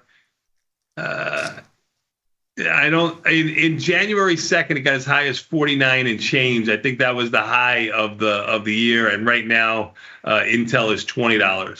All right, so easy 50%, easy 60%. From 50 to 20 is 60%. So So it's lost 60% of its value. I would consider that to be a dog, considering that the tech sector has been super strong, especially the chip sector, and Intel is a chip stock. So yeah, that's just that'd be a dog. So that's a dog. That's the definition of a dog. And all other dogs will be measured by that. Dogs of the Dow was kind of a fun thing. I never really looked at it that closely, but I have definitely traded as a contrarian. I've long traded dogs. And sometimes dogs take a couple of years to pay off. They're not exactly quick turnaround plays. But yeah, I have no issue. I'm currently long Intel. It's one of my few longs. And I'm going to take a look at my Intel position right now, actually. Let's see. Look at you taking a look. INTC. Oh, yeah. It's like our biggest long. We're just short a ton of Jan puts, which today's 21 DT. That's we correct. need to roll them. February puts. There'll be February puts sometimes today. Yep. We're short the Jan 20 puts and the Jan 22.5 puts. And none of them, I repeat, none of them. Oh, you know what? I take it back. Jan 20 puts we're up money on. Jan 22.5 puts we're down money on. So we will roll those going forward, and we will continue to stay long Intel. It's one of our biggest longs. So, yeah, I mean, is it a viable approach? Well, it is for me as a contrarian. Yeah, it's a viable approach. Yep. I like buying last year's dog. I like it. I know you do, but you usually have these positions on, right, without really kind of looking for it. Yeah, can you think of any other dogs in the NASDAQ right now? What's a dog on the NASDAQ? Intel is one. Let's see. I'm just looking, see what kind of dogs I can find. I think Uber's kind of a dog, maybe. Moderna, Intel. Oh, Moderna. Biogen, Lululemon. No, you can't trade Biogen. I know, but I'm just giving it to you. Moderna, for sure. mRNA. mRNA. Yes, absolutely Moderna. Just looking to see if there's anything else that jumps off my screen at me. DraftKings maybe too.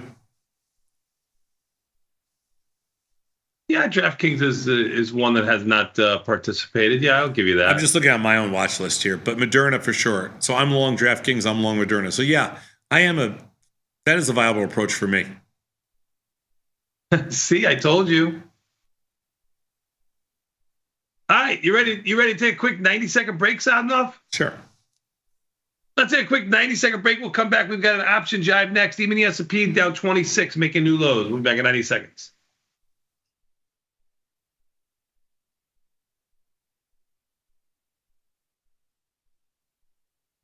Dear Braden, big thanks to you and the nerds for the wonderful tech support. Of course I back everything up to cloud, because I'm 60 years old and I know what a cloud is. Yours truly, Larry. Sometimes it feels good to get smart. Get even smarter with live trading insights and some live taunting. No, your office is right near a different. You're like closer to the near what? Whatever. This is English. You should watch him read. From the smart mouths at Tasty Live. If you missed the live show, here's our cherry on top weekly recap. Oh my God, I forgot to tell you something. Hold on one second. My last day, early in the morning, I'm washing my hands in this place, you know, like this communal shower, bathroom area. I'm washing, and the guy in the stall is listening to the show. You're in the shower in a campsite in Missouri. There's showers and there's stalls to do number 2 in. I got it. And you're telling me that somebody. And a guy starts laughing. He's laughing, so I stop washing my hands and I'm grabbing like towels to clean. I'm listening to, and I hear your voice. Why didn't you go knock on the door and say, he's taking a shit, all right? I know. Well, why didn't you knock on the door and say, hey, Tony Batista here? I mean, what am I doing? Hey. Right, autograph session happening right now. Got the need for speed? No problem. On Tasty Trade, adjusting your option positions is a right click away. Rolling just got quicker. Tasty Trade, make your move. Calling all traders. Are you using Tasty Live mechanics and enjoying awesome results? Are you an up-and-coming options savant? We're looking for you. For over a decade, Tasty Live has shared the most inspiring stories of traders teaching themselves a new skill, using probabilities and experiencing new levels of success. If you think your trading journey should be shared with Tasty Nation, we'd love to hear from you. We are always on the lookout for the next class of rising stars. Email us at risingstars@tastylive.com if you'd like a chance to share your trading journey and inspire others. Look who's back testing. Tasty Trade now has options back testing for free. Test your trades with over 10 years of data for the most popular symbols. See how your trades would have performed in the past. Look back at profit and loss and take the guess out of guesswork. Oh, did we mention that it's free? Get back testing at Tasty Trade.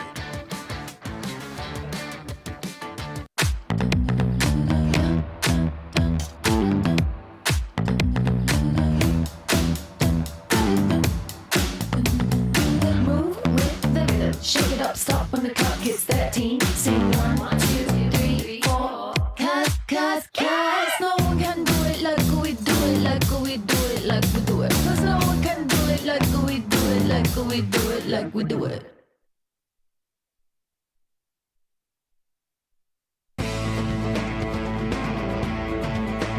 Coming up on Bad Money with Jim Blamer. Blamer's hot stock tip of the day. Trade ideas? Trade ideas? You're coming to me for trade ideas? I'll give you a trade idea. Trade me for tastytrade.com. Those guys are great. I love those guys.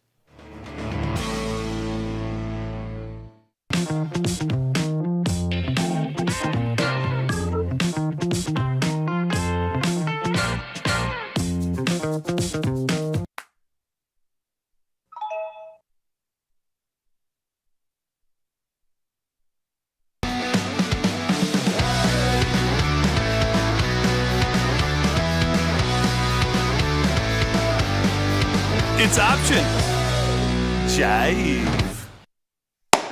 Tomas, we are back, my friend. You know what that means. Time for a little bit more Tasty Live with this option jive. Even the S&P starting off, it's about as soft as I've seen them in some time, at least for the opening. They're down 31 right now. Sneaky. They've been marching lower ever so slightly by about 7 or 8 handles since we've opened. NASDAQ down 126, Russell down 14, and the Dow down 208. They're all down around the same on a percent basis, with volatility up 19 cents going into this Friday, starting off. It's got to be one of the last Fridays of the year, right? when you say it's got to be one of the last Fridays of the year, how about it is the last Friday of the year? It's the last Friday of the year, Sadnov. Yes, that is. Yes, 100%. How about it is the last Friday of the year? By the way, It is the last Friday. you don't go out on New Year's, do you? No. Yeah. Do you? Oh, God, yeah. Yeah, I go out all night. Usually I don't get home till 2, 3 in the morning. 2, 3 o'clock in the morning. 2, 3. Right. Couple of tomatoes on your arm. Yeah, right. I know you. Yep. Moving a shaker. 2, 3. Easy. No, Yeah. I said to Corinne, what do you want to do for New Year's? And she's like, well, Not you, she said. Not that again. You can flip your hair all you want. No. yeah. No, that was not exactly the response I got. She goes, I don't care, but let's just do something early. So it's like, so I go, well, We become those people. yeah, right. We become those people. I'm like, fine. Nothing says Happy New Year like the 5:30 seating. You have to be out by 7:30. We need the table by 7:30. You have to promise me you'll be gone. Exactly. We need the table. We need the table for people that are actually paying real money. Yeah, that's right. Yeah. Did I tell you I went to this restaurant in Chicago, and it's really hard to get in for brunch. It's a brunch place. And so I put my name on, they have some wait list, right? So I put my name on the wait list, and that, I'll take any time, blah, blah, blah. So they send me an email. They go, we got you in, right? But I didn't read it very close. They said, we got you in 10 o'clock for brunch. I'm like, great. So we show up. They tried to seat us outside. I'm like, there's no mirrors out there, Sadnov, so that's the place that they're going to put you. I mean, that's I'm like, where they're... it's freezing. It's 33 degrees out. I'm not sitting outside. No, we got heaters out there. I don't even know if they had a heater. I'm like, are you kidding me? It's 33. We don't eat outside of 33 degrees. I go, well, that's what we said in the email. Did you read the email we sent you? I go, I didn't read it because I didn't even know anybody does outdoor seating in 30 in the degrees. middle of winter in Chicago. Right. I didn't even know people had outdoor seating in 33 degrees. It's not like they had it covered with heat on it. It's just outside. I'm like, are you out of your mind? It's been so nice lately. I'm like, are you out of your mind? Like, I'm not eating outside. Your food's not that good. Oh my God. Oh boy, Sadnov. Oh boy. Anyway. Yeah, my Taiwanese sources say 99% of the errors happen between the chair and the keyboard, Sadnov. That's what they're saying. 99% of the what? Of the errors happen between the chair and the keyboard. What does that mean, errors?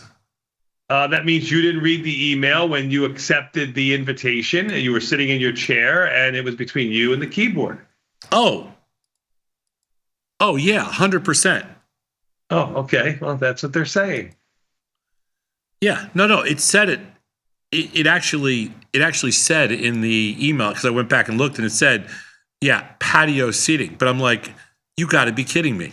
Like, who the hell has patio seating in Chicago in the middle of the winter? Like, I mean, I don't know. A bougie brunch place that's filled up a week before. I guess. I'm like, if you could sell outdoor seats in this weather, go for it. I'm not sitting out there. Anyway, all right, let's go. Let's see what we got. Yeah. Thank you. Strategic management of out of the money and at the money options before 21 DTE. All right. This looks pretty interesting. Okay. Let's take a look. So here's the textbook image of option decay. It looks like this. This is our whole 45 days to expiration, optimal decay curve, blah, blah, blah. We've done this 12,000 times. So this leads many people to question our early management strategies, since most of the decay happens from 21 to 0, right? Sure. So let's keep going. Next slide. So while the last image is true for the at-the-money options, here's the weird thing. Out-of-the-money options, which consist the majority of our trades, have a slightly different decay curve where most of the decay happens early on. You wouldn't think this because everybody, when they look at decay curves, looks at decay curves for basically for at-the-money options. They don't really look at decay curves for out-of-the-money options. Did you know that? Sure. But no, it's interesting because that's the way most people look at everything for at-the-money options. But out-of-the-money options, it's a very different look. And this is what we sell. We don't sell at-the-money options. We don't sell in-the-money options. The reason we sell out-of-the-money options is because this is the decay curve. And between 45 and 21 days, that's where you get the most bang for your buck. Yep. Yeah. And the risk versus the reward too. That's another thing. Like, they always look at it as like, oh, this is where they decay the fastest, but they don't talk about the risk involved in it. No, I agree with you. All right, let's go to the next slide.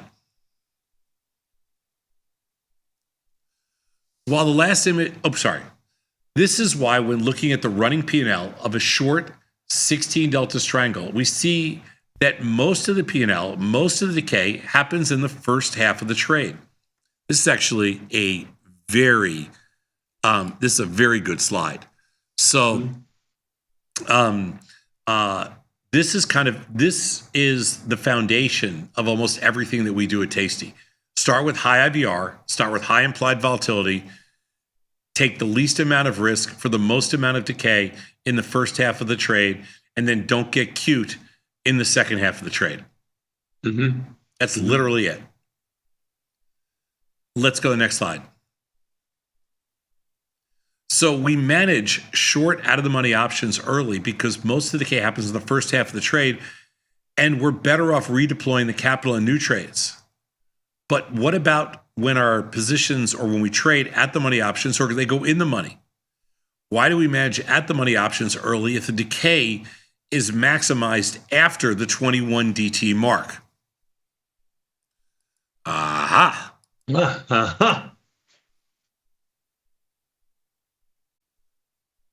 want to venture? You want to venture? Or go to the next slide. Go to the next slide. Go to the next slide. So, and here's the reason, because gamma represents increasing directional risk over time for at-the-money options. For an at-the-money option, the gamma begins to increase right after the 21-day mark. Typically, from 45 to 21 days, gamma increases 40%. But from 21 days to expiration, gamma increases by another 100%, meaning your risk is 2.5x.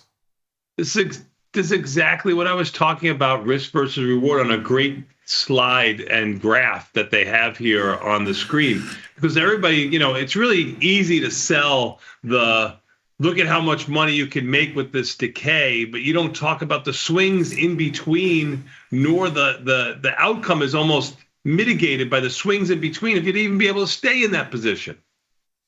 Yeah, these are really good. I have to tell you, whoever put this together today did a great job, because I did this one, Tom. I could give you the rest 2025 you could put this together. But on a research team, I think it was Gad, but one of the researchers put this together, and it's a really good piece because it explains things so simply, but yet makes so much sense. This is why 45 to 21, this is why today is 20, because today is 21 DT.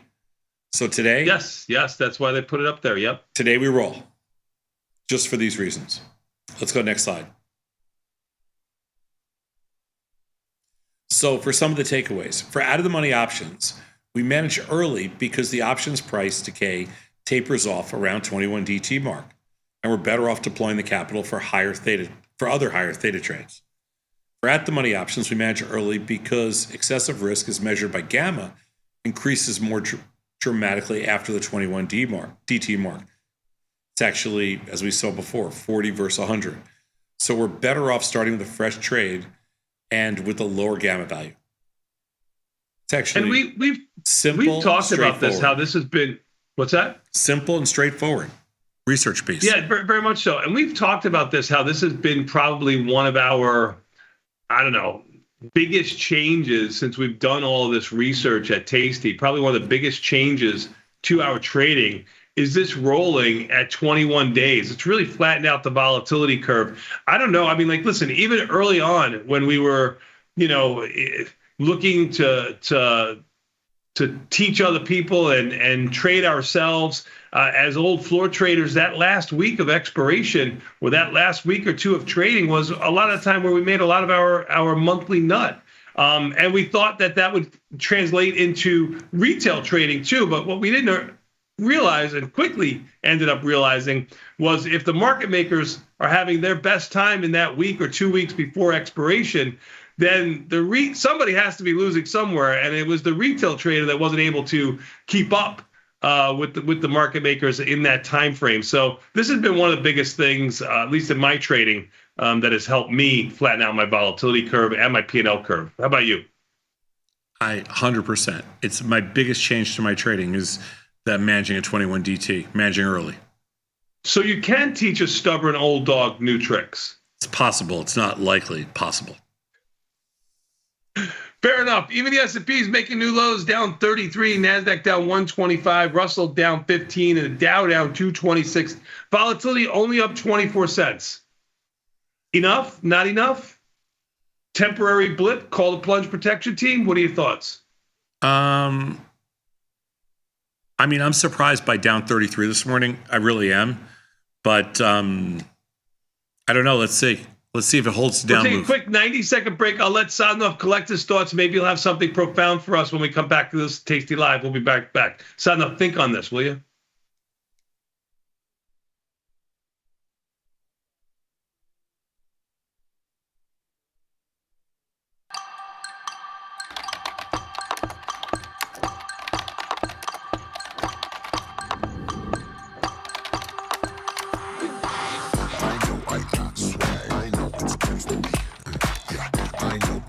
How much does it cost you guys to do simultaneous hair flips? Years of practice.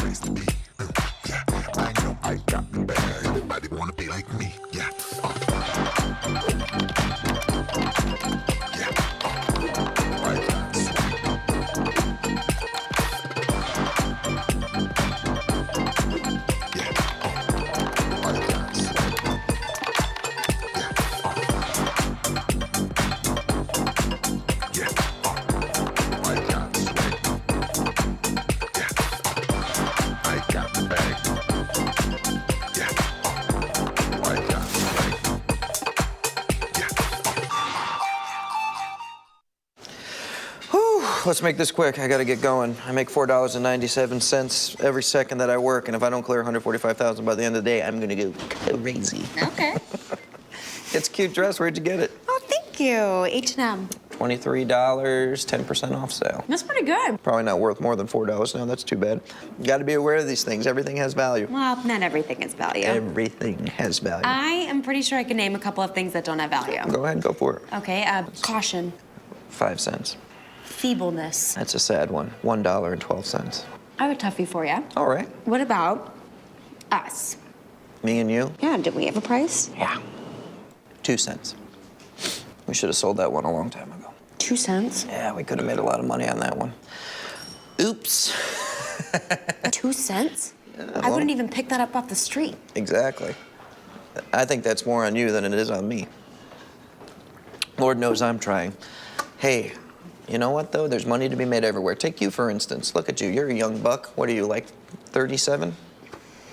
I'm joking. How old are you? I'm 26. With your genetic makeup, you know, you're not putting on too much weight. I think you could sell those little lady eggs of yours and make quite a profit online. But I wouldn't wait too long.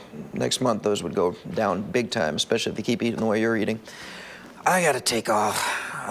Time is money. Are you serious? Yeah. Hey, look, can you get the check on this? I left my wallet in the car. I don't like to carry around bulky things. It slows me down. You can get up to $4,000 when you open and fund a new account with tastytrade. That's 4,000 buckaroos, 4,000 bills, or clams, 4,000 in dough or cheddar, not the cheesy kind. 4 large, 4K, 4 grand, which is no small thing. Open and fund a new tastytrade account and get on the platform for traders who just want to trade. And did we mention a bonus of up to 4,000 smackaroos? tastytrade. Make your move. Decision to build Thinkorswim was a byproduct or derivative of 20 years. In our minds, the future of finance meant that we were going to move away from something that was very manual and move to something that was tech-driven. What we did with Thinkorswim truly changed the industry. To do it a second time was a challenge that I just had to take. The platform is just leaner, cleaner, a little meaner, legitimately built from scratch. The amount of time I spend interacting with our customers via email or anything else is pretty much my entire life. To be so powerful and so valuable, and then to be that approachable, just amazing. Where else are you going to be able to email a CEO, get response back? But you know what? Before he even knew who I was just some idiot trying to learn how to trade. And he still would email and help me learn and everything like that. Some people say it's nuts, some people say it's insane. You know, that's what I do.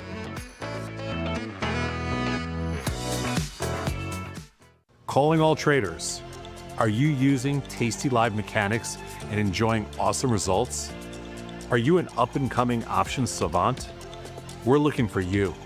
For over a decade, tastylive has shared the most inspiring stories of traders teaching themselves a new skill, using probabilities and experiencing new levels of success.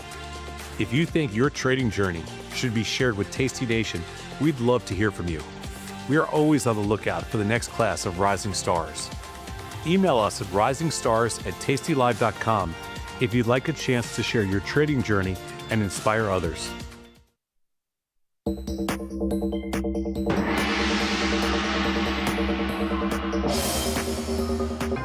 Tom versus Tony. Round 1. Trade. Massive volume. Killer trade. Surplus. Shoot. The fall. Volatility boost. Killer trade. Resistance. Straddle support. Order sold. You win. Got the need for speed? No problem. On tastytrade, adjusting your option positions is a right click away. Rolling just got quicker. tastytrade, make your move.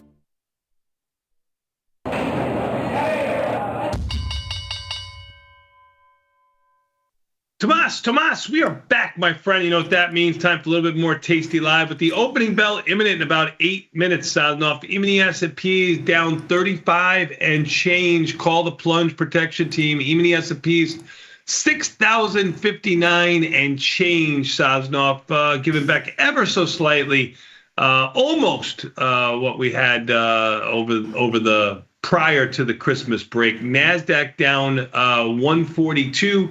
Russell down 15. They're all down around the same, with the Dow down 240. But every time I've mentioned them, the Dow's lost about 30, 40 points. Even the S&Ps have lost 4 or 5 handles, now trading at their lows down 36. Bonds down 13, 113.17. Sosnoff off of their lows of 113.08, off of their highs of 114.01. Notes also down, but not quite as much. Notes down about a tick and a half or so. Bitcoin hasn't moved. That's the one that's been stable so far right now. Moved about $300 or $400 lower than the last time I quoted it. Oil $70.42. back near the higher end of its range, but really in a very tight channel here, under 71, over 69, hanging out at 70.42. Gold reversing a little bit here after trying to catch a little bit of a bid yesterday, down 23 and change. Silver down more on a percentage basis, almost 37 cents, 36.5 cents to 30.02. Nat gas is doing the opposite, going higher. Nat gas has been on a little bit of a run to the upside. I haven't mentioned the euro at all, or even any of the currencies. They're back near their lows. Euro is up slightly. /6J is up slightly, but they're all on their lows. The Ivy rank is actually percolated a little bit in the currencies. Now, if you look into the currencies, I know you like to trade them from the long side. They're on their butt. Yeah. I'm long. Talk to me. I'm long British pound, Canadian dollar, euro, and Japanese yen. Japanese yen's my biggest position. It's up tiny this morning. But euro's up, Canadian dollar's up, British pound's up. We're basically short the dollar across the board. I think it's one of the best risk reward plays on the board. They're all crappy products, just so you know. They're not like, I shouldn't say crappy because the Forex world's huge, but the option world, the options at the CME that trade these, I mean, the euro options trade, the yen options trade, the British pounds are thin, the Canadian dollar's thin. You got to trade really small, but I have positions on all those. Yeah, gold's getting hit a little bit today. We're tiny. We just have some strangles on in gold. They're working because when gold goes lower, premium comes in. Let's see. Yeah, in all the commodities today, we're kind of okay. Let's see. Yeah, you don't have a hell of a lot of movement one way or the other. Yeah, we're kind of betting that I'm still going to bet on the Russell being a little stronger today than other things, but we'll see how this thing plays out. And we are definitely long our arses in bonds, but we'll see what happens there. Also, a big position for us is we're short NASDAQ, long Russell, which is obviously working this morning. And we are also short S&P's long Russell, which is also working this morning. But how the day ends is very different sometimes than how it opens. And that is not a new position for us. That is the position we've had on for a month. Yeah, actually, it looks like it's had a little bit of a wild swing here the last day or so, this Russell NASDAQ trade that you have on. Yeah, it's gone our way the last yesterday and today so far, but I'm not taking it off. First day we put it on, we lost money, so we made it back. Yep. Understood. Yeah. Understood. But I'm also very weighted towards short NASDAQ. So like I have that trade on 1-to-1, which is not the right ratio. What should the ratio be? 2-to-1? I think. Please don't give me the 3-to-2. Well, 2-to-1 would be way better than 1-to-1. You should be long 2 Russell to short 1 NASDAQ at least. But I have it on 1-to-1. So that is a very bearish approach to it. Boeing continues its upward to sideways action. It's basically unchanged, down around 26 cents. But Boeing's getting a little bit stratospheric here. Don't you agree? I mean, I know we've been long Boeing, but from the move, yeah. Don't you like my plane crash call yesterday? That it was. Oh, you did have a good one. Yeah, they there was bullet holes and other kind of non-bird-like impalements in the flying apparatus that took it down. Birds generally don't put a hole in the side of your plane. M16 or whatever caliber bullet in it. Yeah. Be a hell of a bird to put it through your plane. Yeah, they thought the Russian defenses thought it was a drone, and they shot it down. Idiots. That's an awful big drone. Drone? Have you seen drone? I mean, you can't tell. They're freaking huge. The size of a plane? Not that big, but they're big. The ones that carry. I mean, yeah. The drones that carry bombs, they're big. But yeah, well, right. The bombs are big. Right. Sure. Makes sense. When you have untrained, missile defense people and I mean, inexcusable, but whatever. Yeah. Even the S&P's down 43, sounding off this sneaky little Very move surprised. I said it's Friday. It's sneaky. I don't think anybody was, especially if they rallied back yesterday afternoon, didn't have this. I mean, I'm short, so I'm happy, but didn't necessarily have this on the bingo card for today. Yeah, totally agree. Tesla down 6. Tesla's been on a little bit of a tear too. Had a nice day on Tuesday. Small down day yesterday, a little bit down today. We'll see what's going on. Yeah, it was down. It was down almost $8 yesterday, $9, down $6 today. I mean, I need it. I can use Tesla back at 420 at least. Yep. Maybe more. I get it. This is going to be a good day for rolling today because a lot of us have. If you have any short positions on, it's going to be nice for. You'll be rolling into a little bit of strength here, meaning the downward movement, the delta that you have on, the strength of the delta you have on. Volatility up 34 cents, 1640. Yeah. Let's see what they're doing very early on, spinning out of the turn. What's leading us to the downside here, Sadnov? It looks like Costco down 8.5, Netflix down 6, Tesla down 6, Goldman Sachs down 5, Microsoft down 3.5. To the upside, Sadnov, the buckers, fewer and far in between here. VIX products, which is not something you're really going to trade. Boeing actually up small, 6 cents right now, Sadnov. Nothing else really moving to the upside. It is pretty much a downward spiral of the stocks that have high option volume at the moment. Yes, I'm just looking to see if what we've got here in our sites.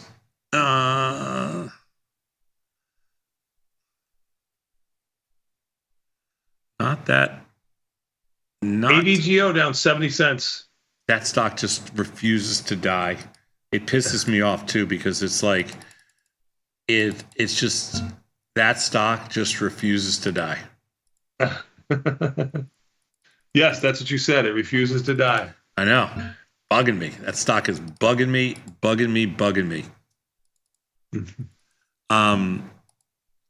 you looking at? What's the first thing that you look at when you go through your portfolio here, Sadnov? I'm looking at P&Ls to see if there's anything that looks a little bit weird.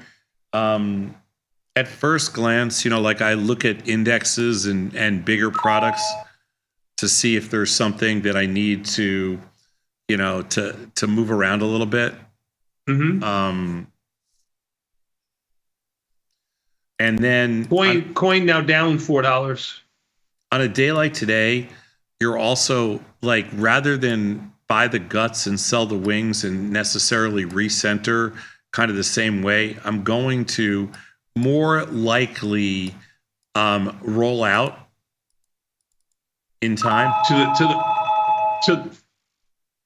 the next month. You mean? Exactly.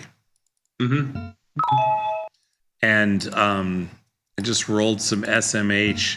I just rolled some Intel, but I don't have any real urgency here because we have you got a little bit of short delta. You got a 40-point down move. Yeah. When you have when you're rolling, when you have urgency is when you have bad positions on, and so you're rolling into that. I don't really have that on this morning, so I'm kind of in good shape in that sense.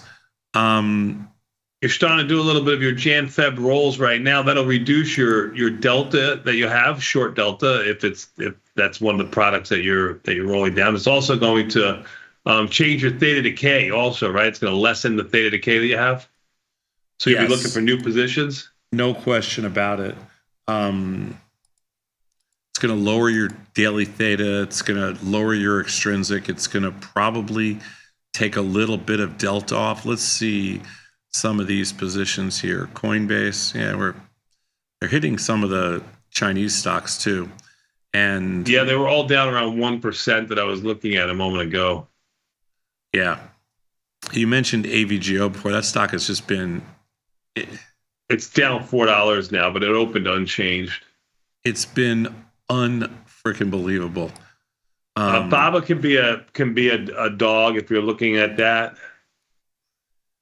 Yeah, I haven't rolled my. I did roll Baba. Actually, I rolled Baba and Baidu, so we're just net long. Those are kind of some of my long plays that I'm taking into 2025. A couple different Chinese stocks. VIX is up 130 this morning. I know the futures are only up 25 cents. Yeah, but that also has to do with the roll, Sosnoff, from Wednesday too. Yeah. Well, so it's a new future now. You know what I mean? Like they're. Yeah. No, I understand. Mm-hmm. Even the S&P down 45 though. Volatility up 29 cents. Looks like a small move from these levels, even though even the S&Ps are down 47 without an uptick. Yeah, I had a couple of extra NASDAQ versus Russell, so I just took them off. Trying to ring the register here. Coin down 5, Tesla down 7.5, Nvidia down 2. Yeah, it wasn't really. Talk to me, Goose. Wasn't really ringing the register, but just trying to keep everything kind of in line.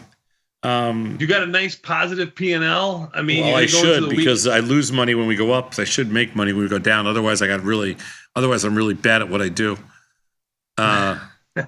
Really bad. Wouldn't be the first time.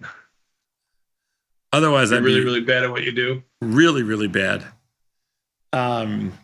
Anyway, what time is it? It's 8:35. Well, what else you got for me? Nothing. We can take a quick 90-second break. You know, you talked about rolling some positions, how it reduces your delta, reduces your theta, maybe it reduces some of the urgency you have to move those positions up or down. But that's why we have Fast Market coming on Friday, Sadov. We're going to look at 10 trades from our viewers. You want to do that? Yeah, we usually don't get into. I haven't had a Fast Market with the SPOOs down 50 in a while, so sure. All right, beautiful. Let's do that right now. We'll take a quick 90-second break and come back. We got more Tasty Live with Fast Market. Immediately following these messages from our sponsors.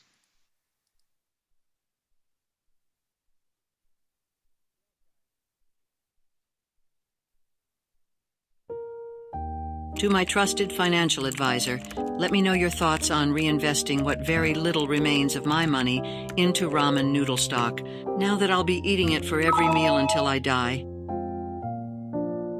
Best, Cynthia. Sometimes it feels good to get smart. Get even smarter with live market insights and insults. They're all frickin' losers. There's no skill. From the smart mouths at tastylive. If you missed the live show, here's our cherry on top weekly recap.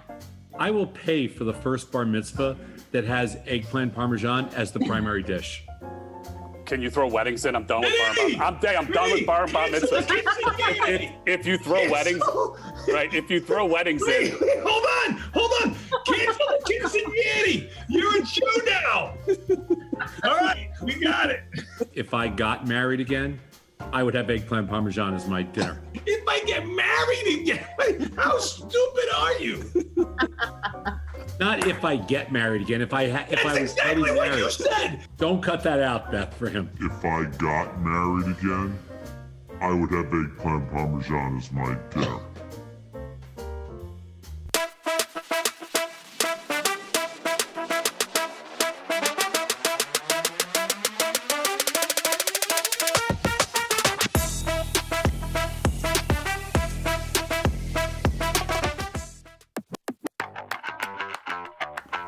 So, Tom, what is your definition of underwater? The futures close 15 minutes after the cash markets close. So underwater means when the futures close under fair value, under the cash price. If you're selling in the hole, what are you doing? Oh man, if you're selling in the hole, you're puking. That means you're selling it at a price you don't like, but you have to do it because it's hurting too bad. Tom, in the pit, when somebody would say it was an out trade, what would that mean? An out trade's a mistake. That means one person thought they were doing one thing and the other person thought they were doing something else. And so an out trade is just another word for mistake. You can use an out trade in anything in life. When you just have a misunderstanding, that's an out trade. When Tom says double whammy, what does he mean by that? Ooh, double whammies when you roll down calls because the stock's going lower, and then all of a sudden the stock goes higher, and you start rolling up puts. You're getting double whammy.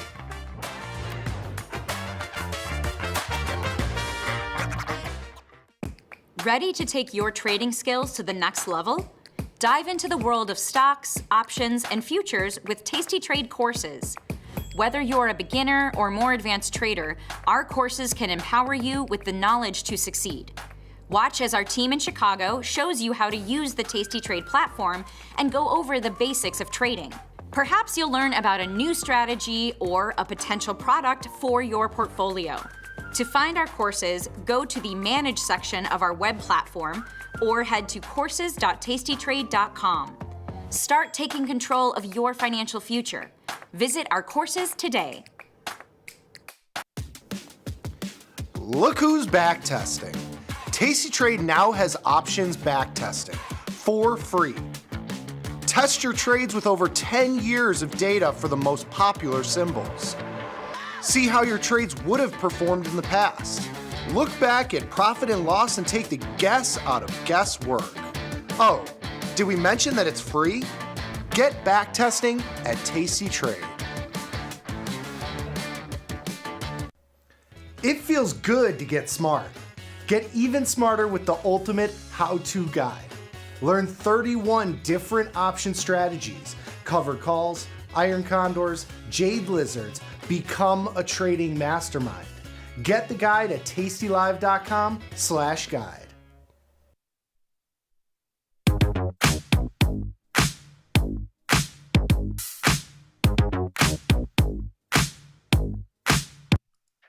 Tomas, we are back, my friend. You know what that means? Time for a little bit more Tasty Live with Fast Market.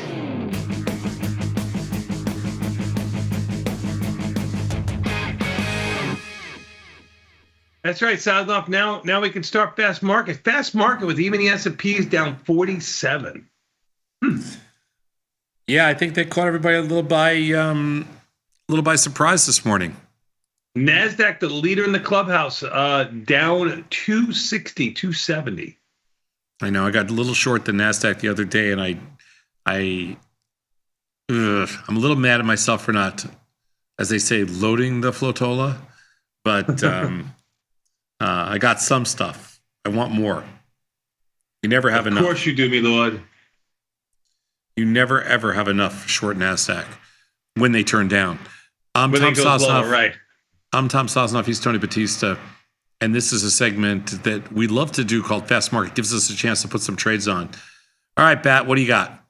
Let's see it, John. Let's look at the first one. First victim. It's a victimless crime. It's trade ideas. A little Michelangelo. Yes. This is your cousin, Michelangelo from Naples. Yes. Looking at Tesla. High Vega ratio swap. What's Michelangelo on crack here? Sell two Jan straddles. Sell two Jan straddles. Buy one Feb straddle. Same strike as the Jan. $16 credit.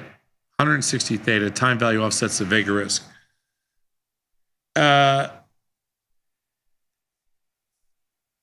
He wants to sell two Jan. All right. But I roll today, so I got to move the strikes. I got to move the dates out a little bit.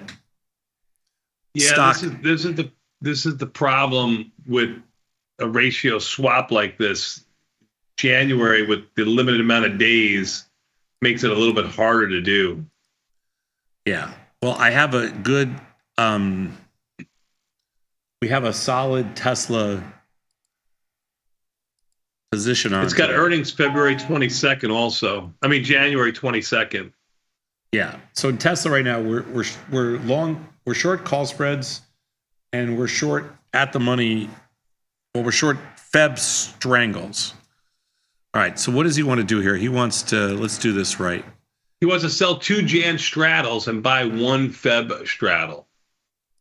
Okay, but I'm not going to do Jan 17th because we're rolling those today. So let's. So what are you going to do? So Feb March? No. Yeah, we'll do Feb March. All right, Okay. Michelangelo, we'll do Feb March. Make this simpler. I don't want to mess up. I don't want to do the weeklies. So we'll sell two Feb straddles. Yeah, that's what he wants to do. He wants to get short a lot more premium in the front month or the nearer month and buy the Sell max. 2 Feb straddles, and he wants to buy 1 March straddle, same strike. That's correct. He used 460. The stock is 440, down 13 right now. Yeah, we'll do 440. What's the difference? It is what it is.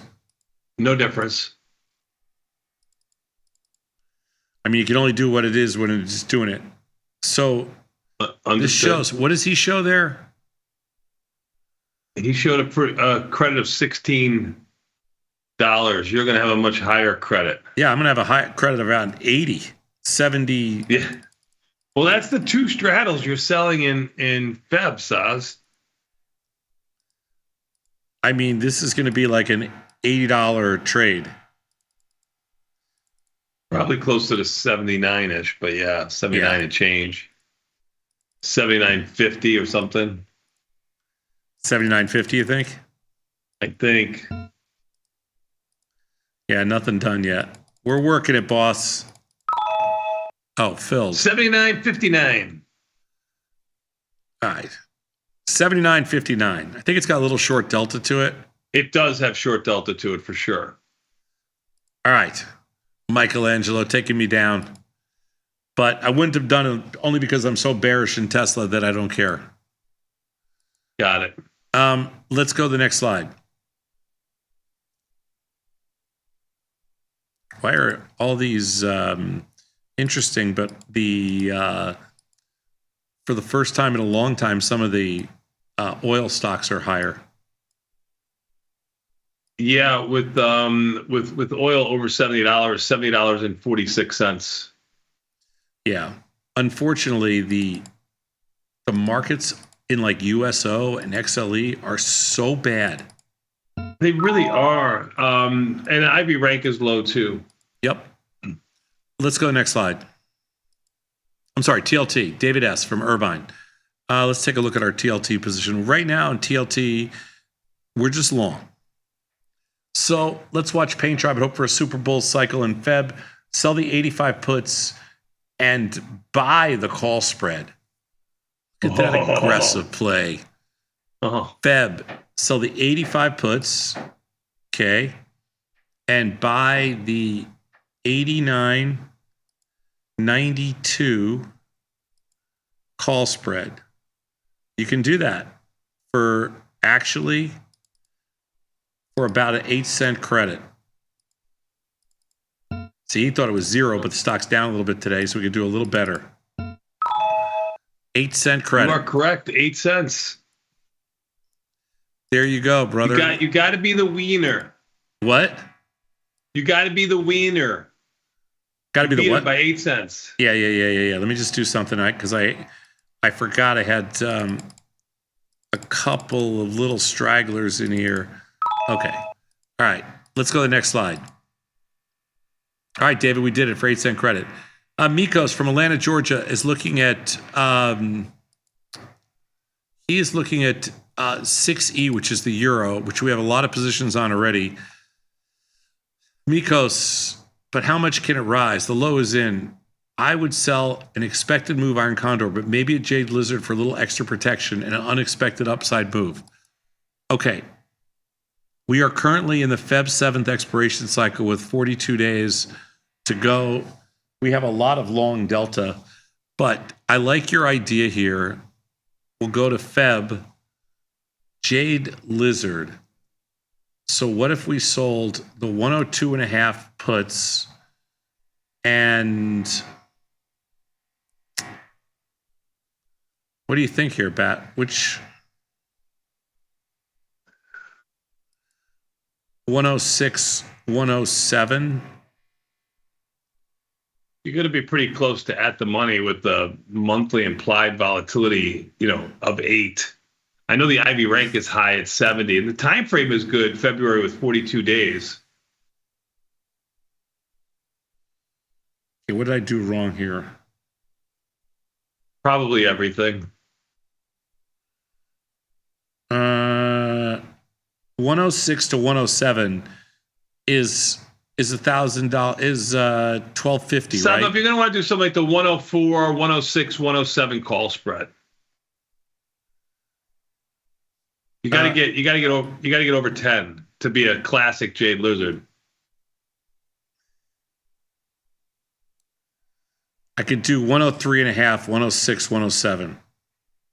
No, you can't. Well, I mean, you could do whatever the hell you want, but that's going to be under 10 as a credit, which is less than the width of the strikes, which is going to give you a 50-50 pop. If you move that put up ever so slightly to 104, then you can get 10 or 11, and you'll be over. You'll have no risk to the upside.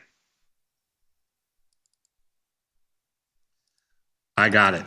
I'm going to do the Yeah, you got it. 103 and a half. You got it, but you didn't listen. You put in what you wanted, and you're wrong. Wrong. Done. I did the one. I sold the 103 and a half puts and the 5.5, 6. 105 and a half, 106 and a half. Yeah. So I have no risk to the upside. Now you have no risk to the upside. You are correct. All right. Mikos, we're in. Let's go, brother. You have risk to the upside. You did it at 990, so you got a small amount of risk to the upside. $10. That is correct, but you got risk to the upside, $10. Anita H., TP's neighbor in Austin, Texas. All right, Anita, what do we got here? A real dullard, but a viable AI play. She wants to February buy the 125, 135. All right, buy the 125 calls, sell the 135 calls, sell the 115 puts. Am I reading this right? Looks like, yeah. What? Everybody's gone crazy today. AMD, we are currently flat in there. We have the Feb 115, 145 strangle on. What does Anita want to do here? She wants to buy the Feb 125 calls, sell the 135 calls, sell the 115 puts. I got that right? Mm-hmm. Mm-hmm. Yep. Yep. And she wants to do it, and I can do it today for a 60, let's call it, what does she say? 50. She said 52-cent credit. I think I'm going to do it for a 60-cent credit. Yes. I can't. Maybe. Ooh, this is a little bit tricky here. Ugh. I might not be able to do it much better. Anita, I'm trying. Anita, I need a filla.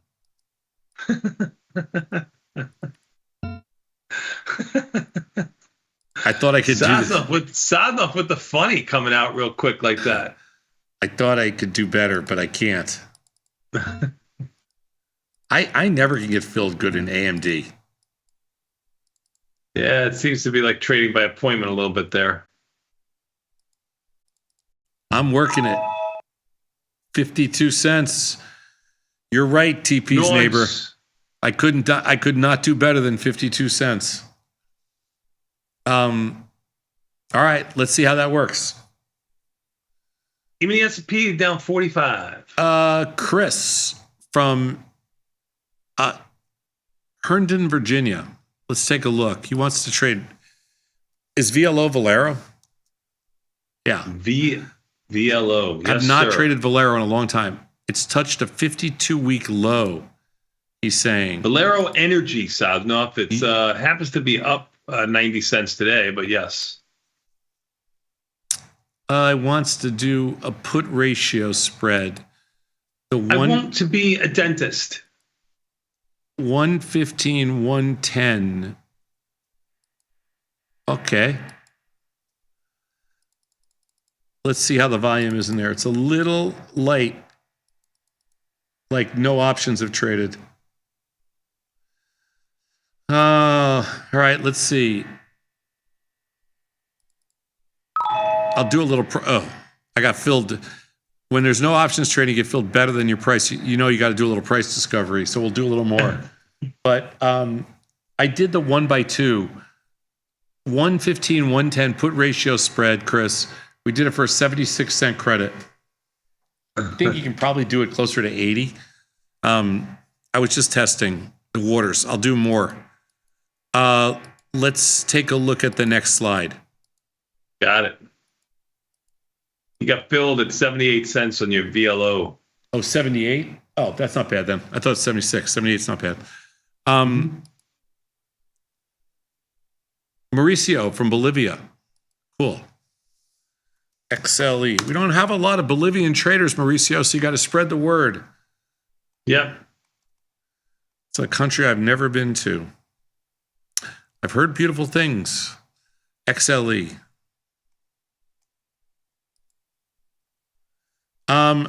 XLE. We are currently we have a covered call. Covered call. It's really weird for us to have a covered call in there. Oh, you know what? I think we did this trade on what's your assumption? Is that what we did? It's possible. I'm going to sell my covered call out. Perfect, because we had a nice winner. We're up about 1.5 points on it. And then I'm going to do this trade. IVR, XLE, IVR is not the best. It's 15. It's a little low for me. Ooh, I didn't realize it was this low when I sold out my. So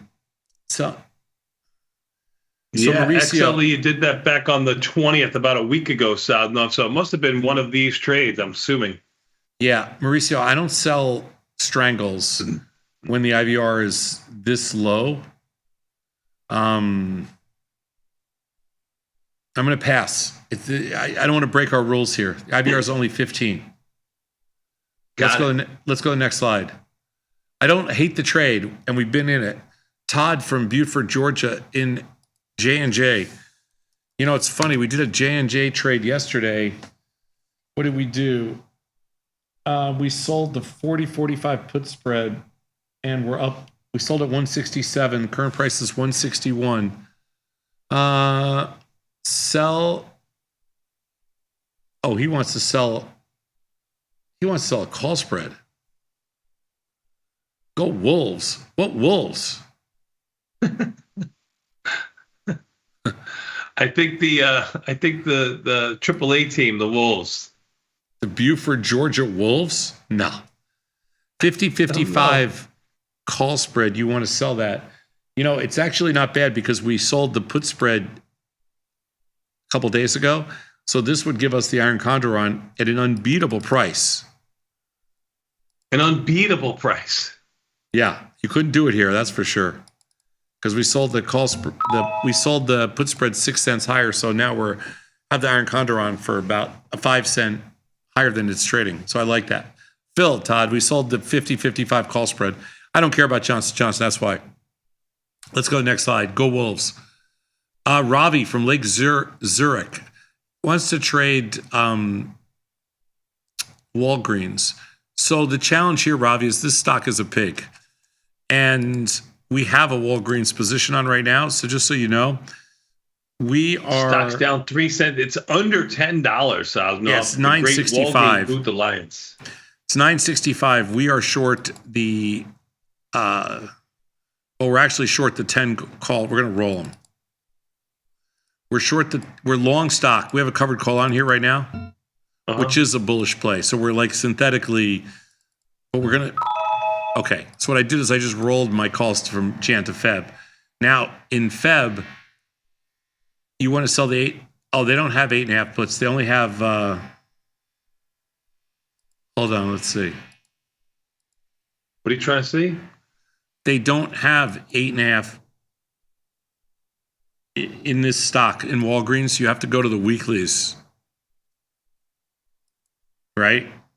That's correct. They have 7.5 in Feb and then 10. Yeah, I'll do the end of the month, Ravi. Just I there's nothing to these markets stink. You know what, Ravi? I don't like this play. I'd rather buy stock. I'd rather buy stock. If you want, I'll support you. I'll buy stock at 963. I don't like the option markets in here. And I'm already, I'm long stock, short calls, and I like that play better. So bought some stock. Here, I'll even get stupid and buy some more because I don't mind owning a little stock here. Okay, so I just bought the stock outright. I don't usually do that, but we're long stock, short calls 1-to-1. Let's go next slide. $9.62 stock that doesn't have an option that doesn't have an expiration to it. Yeah. I mean, that's the way you're looking at it, right? Yeah. I don't like the option markets in there. Hayden from Chicago is looking at Google. Hayden, we usually use Google, so just with an L on the end. I'm bullish on Google because Tom liked Waymo. That's no reason, dude, to be bullish on Waymo. It's at, I mean, Google's sold off a little bit. It was just off its high. The market's lower today. Google's down 2.5 cents. It's trading 93. No, $2.5. $2.5. I'm sorry, $2.5. I mean, and it's got a high. It has a high V rank. It's a very liquid stock. I think a 16 Delta Strangle in here is the right call. So it has earnings February 4th. Just letting you know. Yeah, I kind of like this play actually. So I'm going to sell the 170, 220 Strangle. It's going to trade a penny around mid price. Right? Yeah, filled. 412. Yeah, you're already filled. 412. Yep. I like that, Hayden. Let's go next slide. From Palermo, Sicily, Mariana. Do you know Mariana? I've been to Palermo. It's Palermo. Palermo. I've been there, and you went to Palermo. He's from Palermo. Well, whatever. My wife tried to drag me into some. What do you call those things? Some 1,000-year-old beautiful church. Yeah, go ahead. 1,000-year-old beautiful church, and all I wanted to do was get some octopus, some pussy, octopussy, some pasta across the street with octopus. Oh, pasta? Yeah, the pasta was amazing.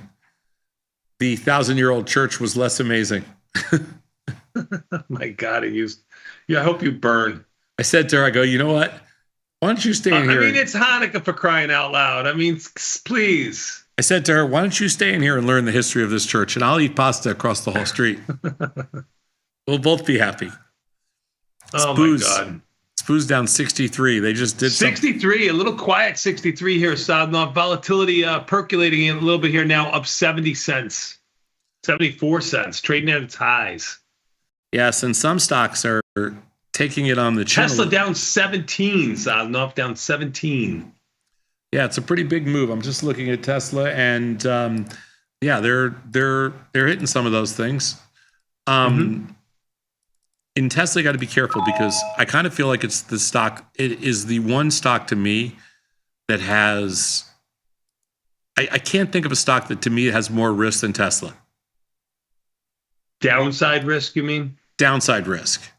I just can't think of a stock that's positioned that has single point of failure risk any greater than Tesla. Because I don't think the market's going to. I don't think everybody thinks the market's going to wait until the inauguration before it sells off and all this kind of stuff. I don't know. I think people are getting frustrated already, so I don't know. MSTR. High IV, February 600, 1/2, call ratio spread. Ragazzi. How do you say it? I don't know, Sadnov, but I mean, everybody's getting frustrated. We're 75. We were 70 before today. We were 75 handles off of all-time highs. I don't know how frustrated that is, but okay, yeah, sure. All right, Italian genius. What does ragazzi mean? Grazie. Thank you very much. Like, you know. Oh, okay, that makes sense. Grazie ragazzi. Yeah. I like it. As for your trade, Mariana, I don't like it. I'm currently. Thank you guys is really what it comes out to. I just Google searched it, but it's like thank you very much is what I always thought. So I'm currently in MSTR, but I have a short strangle and I've been monitoring it quite closely. I don't. Ragazzi is gentlemen or guys or boys or something like that. So yeah, he's right. Okay, it's a woman, but yeah. Well, I mean, yes, I wasn't looking at that. I grazie mille is thank you very much. So I wanted to correct my wrong. Unlike what you like to do on the show, I admit when I'm wrong. Well, I was actually deferring to you because it was Italian and. Or Okay. at least. All right. The next Yiddish word that comes up there, I'm going to default to you. Thank you. I'm just looking to see if there's something here that's. Anyway, I am going to not do this trade, but the reason that I'm not going to do this trade is. Yeah. Why? Why? Because I don't. You've had positions in MSTR. I have positions there. I don't want to have a call ratio spread on there. I kind of like the strangle. It's got call skew. It fits if you're a little bit bearish. I know, but I'm already shorted. Ah, gotcha. Well, that's full circle. Now you gave your reason. Yeah. You have a position that's going to mirror what she wants to do, and you wish her the best of luck. I absolutely do. And even the S&P is flirting with down 70. Very no plunge protection team in sight. Very surprising. Wouldn't you agree? I do. All right. I'm Tom Sosnoff. He's Tony Batista. Let's take a short break. We'll come on back. You don't want to go over your list? Yeah, I forgot. Tesla, we did a ratio swap. We haven't done that in a long time, if ever. We sold a front month straddle, bought a back month straddle. TLT, I'm sorry, we sold twice as many front month straddles and bought back month. TLT, we did a super bull spread. We sold a put, bought a call spread. We never do those. In 6E, we did a Jade Lizard. Not an Iron Condor, but a Jade Lizard. In AMD, we did a super bull, which is we actually, in AMD, check that. Maybe we did a Super Bowl. In Valero, we did a put ratio spread, so we're a little bit long Valero here. In XLE, we didn't do anything. We backed out because I didn't like the volume in there. In Johnson & Johnson, we sold a call spread, which fit our short put spread from the other day. In WBA, John, we just bought stock. That's all we did. In Google, we sold a strangle, and in Monster and MSTR, we did nothing. Beautiful. Let's take a quick 90-second break and come back. We got more Tasty Live. Even the S&P down 71. Right after these messages from our sponsors, we got a market measure next. Notes are actually up on the day now. And bonds are only down a couple, but notes are up on the day. And you had Intel up a moment ago, and you had mRNA up a moment ago. Sadnov, you're on a roll. We're going to take a quick 90-second break and come back. They call this coming for the pigs. Yes, they do. Yes, they do.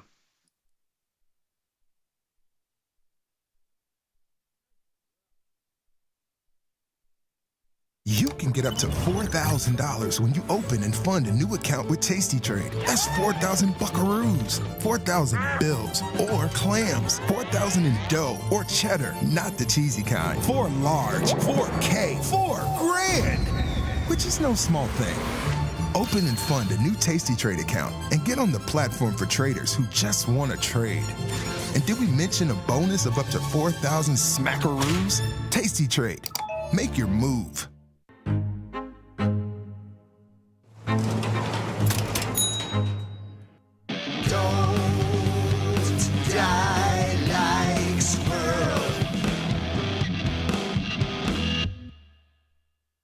I bought a stock when I was first old enough to open a brokerage account. It went up 1,000% and I made a bunch of money and I was hooked. I felt like I was just pretty much gambling in the markets. I had a big win and it was mostly failures thereafter that. And I thought I need to find a way to consistently pull money out of the markets and find a more consistent, repeatable system. Fast forward, I ran into Tasty Live. Really loved the market measures and the data they had behind to back up the research they were doing. My biggest takeaway is that you can find an edge in financial markets. It lies in volatility overstatement, volatility mean reversion, and having solid mechanics.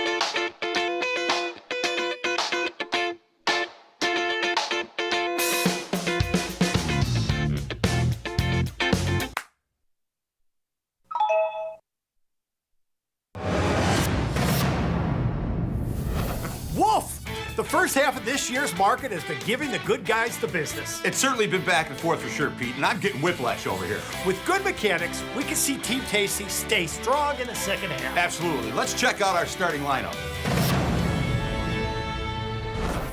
James Blakeway, Carthage College. Number 25, my percentage profit target for straddles and big lizards. Tracy Aljo, Ohio University. Number 21, because that's how many people have asked me if Tom's hair is real. It's real, ladies. Katie McGarrigle, University of Illinois. Number 44, because I like to trade underlines with an IV rank higher than 44. I like the looks of that lineup. Well, being mechanical is always better than just trying to run plays and see what sticks, Pete. When you got skin in the game, you stay in the game. That's right. Now get off the couch and get into the game. Watch Tasty Trade. Gonna go to Florida. I got Rob. Rob in Florida. What's up? Hello, Tony and Nick. I am a big fan. My wife and I watch you guys for hours and hours every day.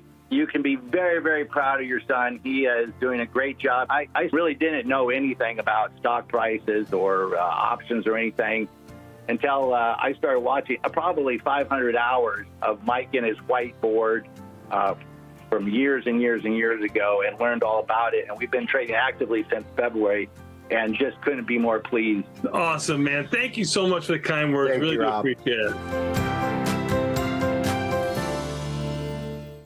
Stocks go up and stocks go down. Markets move. Beta is a way to measure the movement of a specific stock relative to the market as a whole. In simple terms, it tells us if the underlying has more volatility of price movement relative to the S&P 500. Beta of 1 is our control here, SPY being the underlying. If the beta of a stock is less than 1, it would mean the stock typically moves less than the SPY. If the beta of the stock is greater than 1, it means the stock tends to move with greater volatility than the SPY. The beauty of Thinkorswim was that we were different. From the name to the front end technology was clearly what we wanted as traders. Second time around, I think we did a better job. Yes, we are known for our ability to support complex derivatives traders, but we also have the tools for somebody who's brand new who wants to come in on the first floor and work their way up to the top of the building. Your crypto needs a wallet, and crypto is better when it's tasty. You can now do more with your digital currencies with the Tasty Crypto app. We're proud to offer a self-custody wallet for Bitcoin, Ethereum, and Polygon. Transfer your digital tokens directly in-app and access thousands of tokens available only on-chain. Your wallet is your key to decentralized finance. Download the Tasty Crypto app and get started today. If you missed the live show, here's our cherry on top weekly recap. You know what my first concert was when I was very young. It's quite embarrassing. Anson. How'd you know that? I mean, I feel like everybody. How did you know that? Because who else was popular then in like the late 90s? Oh my God, that's amazing. That was cringe. There it is, the song. Yes. Yes. All right. Good luck. Good trading. Let's go eat some roost.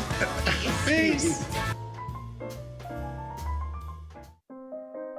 Hey, Doc. Your tips on diet and exercise have been illuminating. I'm sure busting my ass at the gym 5 days a week is going to be way quicker than just giving me the skinny shot. Sometimes it feels good to get smart. Get even smarter with live trading insights and some live taunting. Batten down the hatches, everybody. He's going on the skinny bitch diet. He's gonna be hangry. From the smart mouths at tastylive. Today's episode of Market Measures is brought to you by SIBO. SIBO is partnering with tastylive to provide educational opportunities for traders at all levels. Did you know index options like these can provide opportunities for diversification, lower volatility, liquidity, and other benefits? To continue your education on some of the mechanics learned in today's market measures, check out SIBO's Retail Trader Suite at www.sibo.com/minis. People are always asking, where can they find my podcast? There it is, son. Look at that Option Trades Today. You can listen here. And everybody's waiting for my podcast tomorrow. Option Trades Today, every Tuesday and Thursday around noon. If you want to learn, sir, every Tuesdays and Thursday, Option Trades Today. You can find me on YouTube or wherever you find your podcast. Option Trades Today. You listening to me? Option Trades Today comes out every day around noon, every Tuesday and Thursday. You too can stick with the bat. Tom, when you talk about the good guys, who are they? They are us. We are the good guys. When you say they take out the weekend, what does that mean to you? That means when you're a premium seller and they take out the weekend, that means that all the decay over those 2 days, Saturday and Sunday when the markets are closed, come out of the market Monday morning. When I say bell to bell, what does that mean to you? Bell to bell is like, in horse racing they would call it wire to wire, and in trading they call it bell to bell. So the opening bell to the closing bell. If you're saying something's thin, what does that mean to you? That means it's not very liquid. That means that the marketplace is relatively illiquid. That's what thin means. If you can't buy an uptick, what's happening?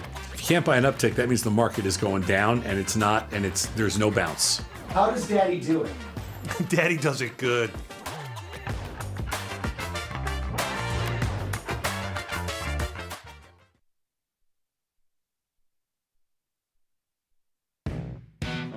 Got trader's block? We've got the cure. Get data-driven trade ideas with Cherry Picks, our weekly newsletter that gives you insights into the market. Sign up at tastylive.com/newsletters. Well, he's more public in his mentality. I'm a believer. I believe that the world is good. And I know that the world is not good. That questioning yourself and questioning yourself in dialogue with someone you respect is both pleasant and sometimes extremely insightful and useful sometimes.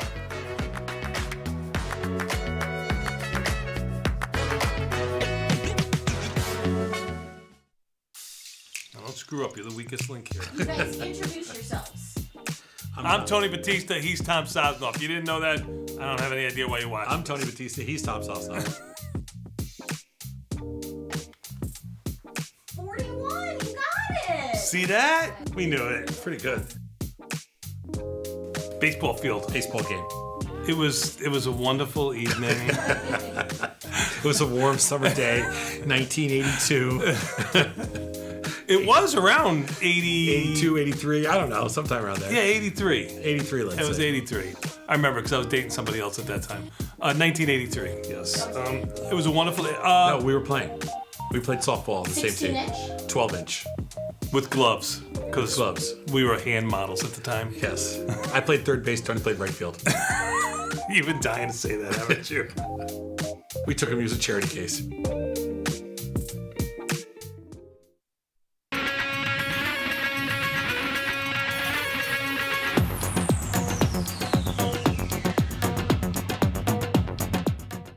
Tomas, we are back, my friend. Took a little bit of a long break there because you had a little bit of a potty break. Did everything come out right? Because while you were gone, the E-mini S&Ps have sold off, Sosnoff. E-mini S&Ps, maybe you should take more potty breaks. They're down 91, Sosnoff, back to where they were, well, before Christmas, Sosnoff. Buy the dip. E-mini S&Ps down 90, volatility up by $1.64, Sosnoff. No downtick in volatility yet. I think you got to wait for a little bit of a downtick in volatility before you try to dip your toes in here, if at all. NASDAQ down 470. That's the lead in the clubhouse by 2%, Sosnoff. 2% versus about 1.5 on everything else. I don't even know why. I don't even know why anybody would say even consider buying the dip here, because first of all, have they even had an uptick today, even for a second? I don't think so. No, they have not. And that's why I say you got to wait a little bit before you do anything here. Wait for volatility to downtick a little bit. We have not had that yet. Yeah. A, we haven't had a downtick in volatility. B, I can already see the headlines. Well, it was a light day. There was nobody to stop them. The buyers were, we didn't get that. We didn't get that with the E-mini S&Ps up 60 the day on a shortened day before Christmas. No, I know we did not get that. And there's no surprise here for me. Zero surprise today, because I've been thinking this is going to happen sometime during this vacation, but it hasn't. So it will be interesting. I mean, Sadov, we've almost taken back the last. I mean, we're back to where we were Monday. Yeah, exactly. I mean, exactly. I get it. I understand. We're allowed to have two-sided markets. I think I wrote the book on that. We're allowed to have the concept of we're allowed to have two-sided markets. Yes, I am very familiar with that. And I mean, I remember our fathers having two-sided markets. How we haven't had one. It's really important for this market to stair. If it wants to go higher next year, it's got to stair step higher, not just do what it did. Like, people got way too comfortable just buying every dip. But it's so funny because first thing people say is, well, you just buy them when they're down. Well, okay, go buy them today, big shot. That's number one. Number two, I know we like to sell vol into a vol pop, but I'm waiting because I think it's too early still. I think vol's still on its way up. And the other thing is, we had this whole conversation yesterday about, well, why don't you just sell vol on Friday? Because they're going to take the weekend out. Sure. Here's a perfect example of they're not taking a week. They're not taking a weekend out yet. No. they're not taking the weekend out today. I can tell you that right now. They are not taking the weekend out. Looking at some of the commodity markets, like I mentioned before, notes are unchanged. Bonds are only down 8 right now. And there's definitely some stocks that have finally came around to, they finally got slapped a little bit, like Apple for a change, Tesla for a change. Tesla's back to 430. Apple down $4. Amazon's down $5. I mean, they're hitting some stuff today. Netflix is down 27. Meta's down 11. Microsoft's down just about 10. They're certainly taking some stocks lower here. Bitcoin turned around. It's now down 1,000. It was up about 1,000 earlier. So there's a few different stocks going out to the woodshed today. Yep, for sure. Yep. All right. Let's see what else we got going on here. Couple little public service announcements. I love a good public service announcement. Public service announcement 1. If you haven't put in your picks yet for Guess the Market, it's tastylive.com/guess. tastylive.com/guess. You have until January 3rd. But if you forget, there's no jumping in after January 3rd. So when's January 3rd? Is that next Friday? Is that a week from today? January 3rd, Sal, if I can get that for you, because I have I think it's a week from today. And so January 3rd is a week from today. You are correct, Sadnov. Good job out of you. So By the way, the lows are in, Sadnov. You painted them. Yeah. You have until when the market closes on January 3rd to submit your guess, but that's only one more week. And do it now so you don't forget. It's not going to give you any more advantage by waiting. Tony and I have already put our picks in. $1,000 cash prize. That's right. So why should they even try to put their picks in, Sadnov? The winning picks are already in. That's true. $1,000 for But you could get a free shot. Maybe we'll leave a quarter or two for you mere mortals to pick up. Q1, Q2, Q3, $1,000. Q4, $2,000. Q4 for 2024, we will announce the winner next Wednesday afternoon on the close.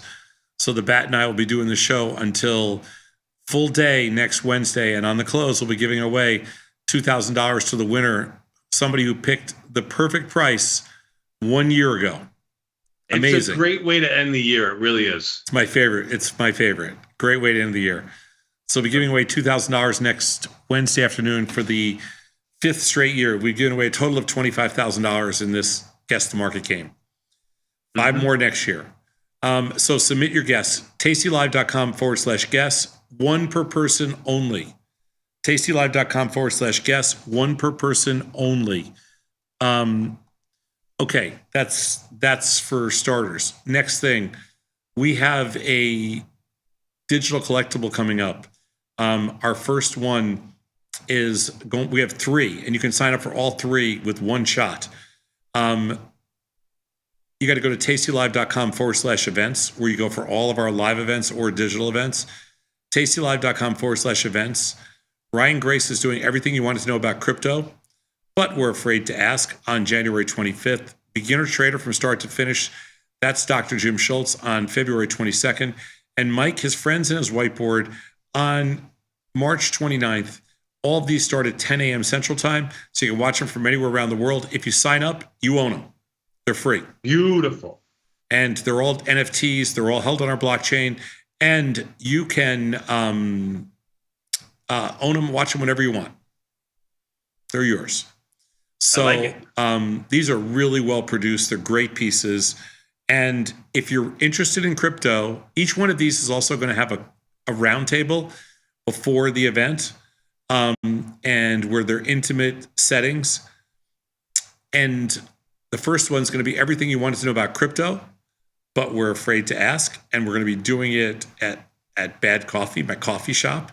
And it holds about 50 people. So Sunday night, the night before Ryan records this, we are going to be all set up, and we're going to do a little talk, and we're going to give people a chance to come in, listen to Ryan talk about crypto, and also special guest Edward Woodford, who is the CEO of Zero Hash.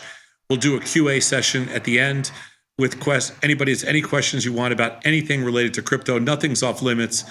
And Ryan is the expert here at Tasty, and Edward is a legit industry expert. He runs one of the largest crypto firms in the world. So happy to, and they're both young, they're both crazy smart, and anybody that wants to ask any questions about it, the doors open at 5. The show goes from 6 to about 7:30. Drinks, coffee, tea, and pastries on me. And I think you guys are going to love this. A very small crowd, only 40, 50 people max.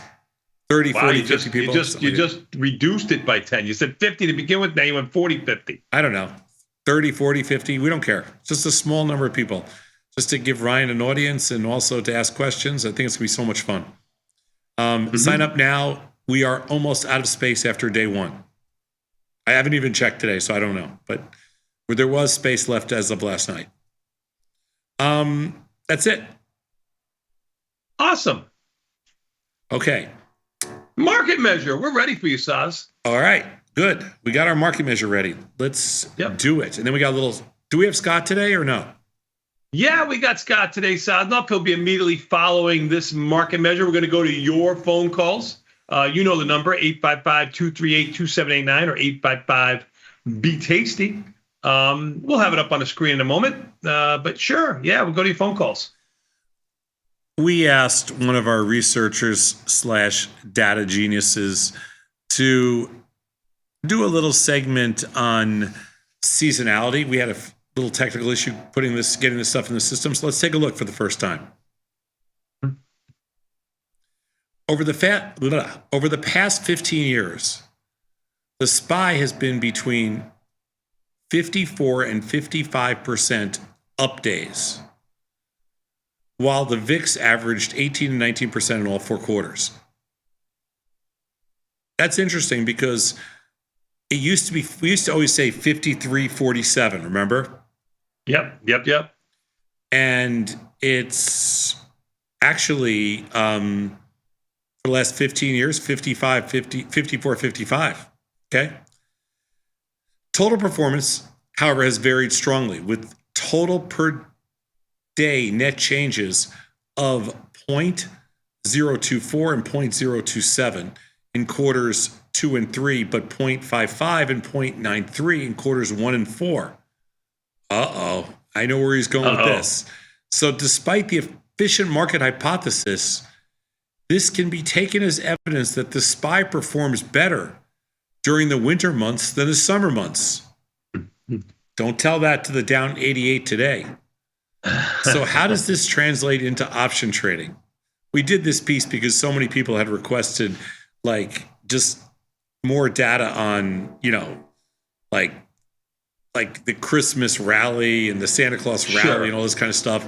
Sure. And all the crazy heavy activity in January because of the leaps and things like that. So we wanted to see, does the market really do better in Q1 and Q4 as opposed to Q2 and Q3? And again, you wouldn't know that today, even though Tony said the bottom is in, as foretold. Or the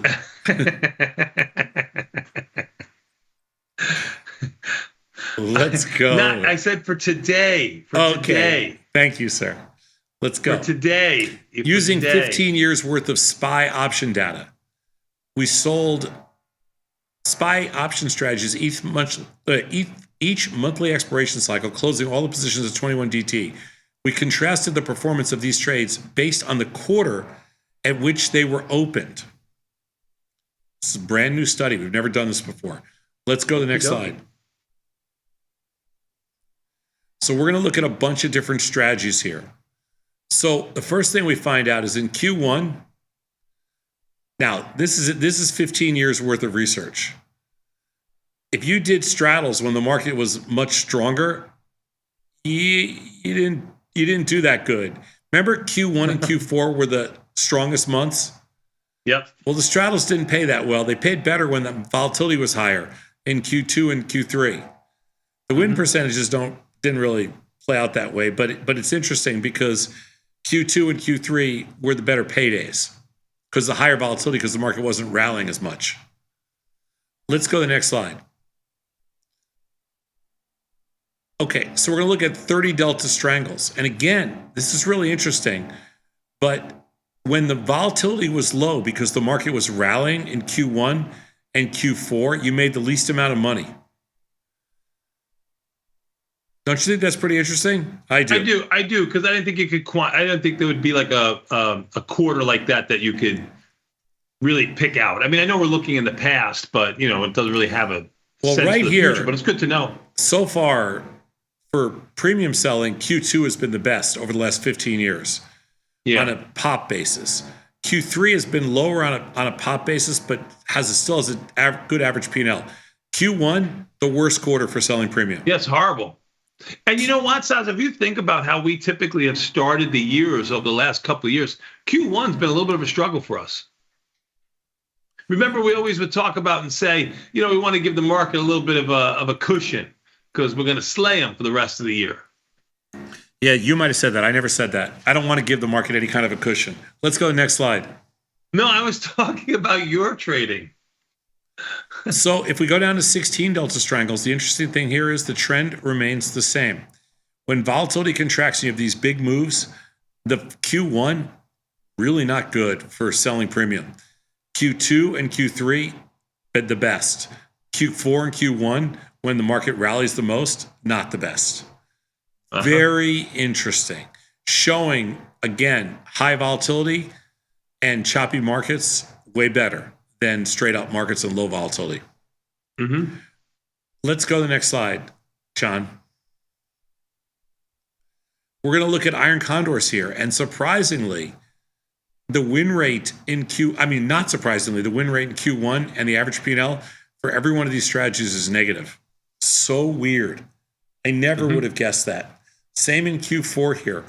And when you look at Q2 and Q3, everything's profitable. Really fascinating. Everything's on the board. Yeah, that's really, really interesting. I did not expect these results. Let's go to the next slide. So while the best months for SPY were in the winter, spring was the best time to sell premium. This makes sense, spring and summer. This makes sense as large moves of the winter months led to increased premium, and the calmer summer months led to more short option success. The efficient market hypothesis says that this should all be known ahead of time, but over the long run, we may want to thrust data over theory to be extra careful during Q1. No question about bullet 3, no question about bullet 1. Bullet 2 here, I'm going to argue that it makes sense not to the increased premium for me, but for the one directional market moves and the decrease in premium is I think what made those much less successful. I think the interpretation is not correct on that. And the summer months, it's not so much that the markets are calmer, it's just that they start with higher volatility, so the premium comes in. So I would change bullet number 2 there. But you would change it, but that's not what our research team says. I know. I'm going to get in an argument with Jacob on this later. Anyway, that's really good. The information. Nothing like great. ending the year the way you started it. The information there was great.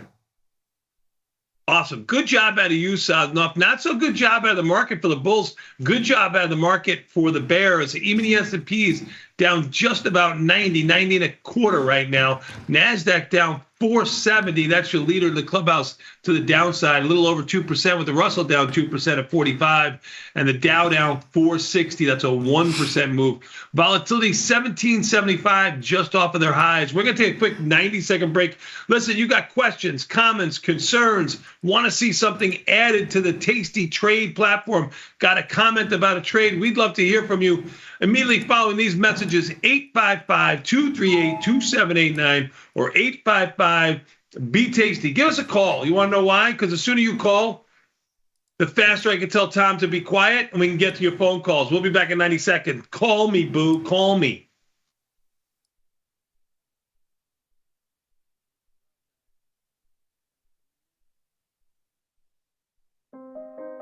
Hey, Doc. Your tips on diet and exercise have been illuminating. I'm sure busting my ass at the gym 5 days a week is going to be way quicker than just giving me the skinny shot. Sometimes it feels good to get smart. Get even smarter with live trading insights and some live taunting. Batten down the hatches, everybody. He's going on the skinny bitch diet. He's going to be hangry. From the smart mouths at Tasty Live. If you missed the live show, here's our cherry on top weekly recap. I made smash burgers, and well, I can tell you what I do. That's a game changer. I took it from TikTok. You freeze a stick of butter, and then you put it through a scraper. You know, one of those things, a grater. A grater? Cheese grater? Yeah, cheese grater. And then you put a little butter on the, mix it in with the, when you smash them. It's great. In with Tony. You mix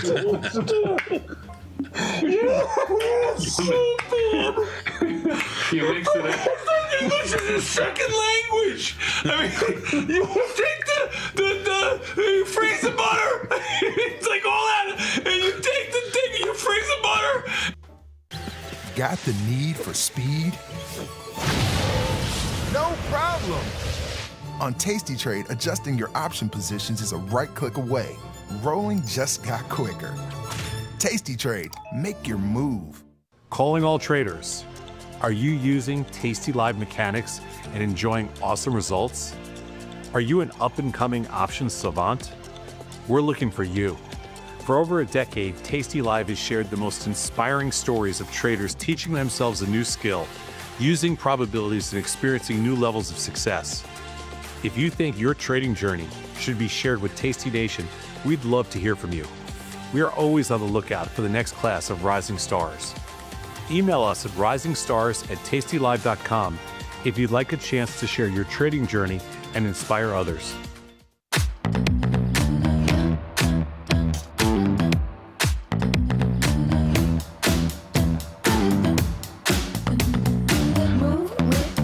Shake it up, stop when the clock hits 13. Sing 1, 2, 3, 4. Cause no one can do it like we do it, like we do it, like we do it. Cause no one can do it like we do it, like we do it, like we do it. Your crypto needs a wallet. And crypto is better when it's tasty. You can now do more with your digital currencies with the Tasty Crypto app. We're proud to offer a self-custody wallet for Bitcoin, Ethereum, and Polygon. Transfer your digital tokens directly in-app and access thousands of tokens available only on-chain. Your wallet is your key to decentralized finance. Download the Tasty Crypto app and get started today.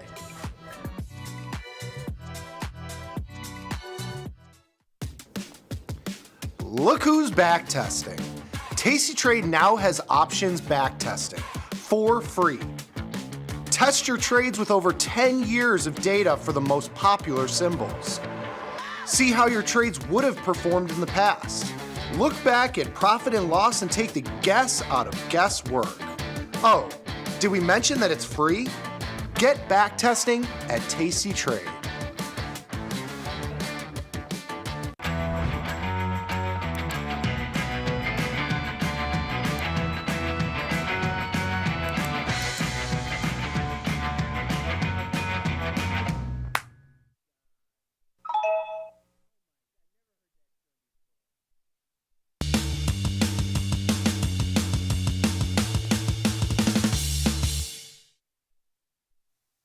Tomas, we are back, my friend. You know what that means. Time for a little bit more Tasty Live. Before I get to that, 855-238-2789 or 855-BIG-TASTY. The phone number's below. You got a question for Mr. Scott Sheridan, Mr. Tom Sosnoff, or something that Tom said that I can clarify. We would love to hear from you. 855-238-2789 or 855-BIG-TASTY. They got 4 or 5 lines open right now. You call in, we'll get to them. But for the moment,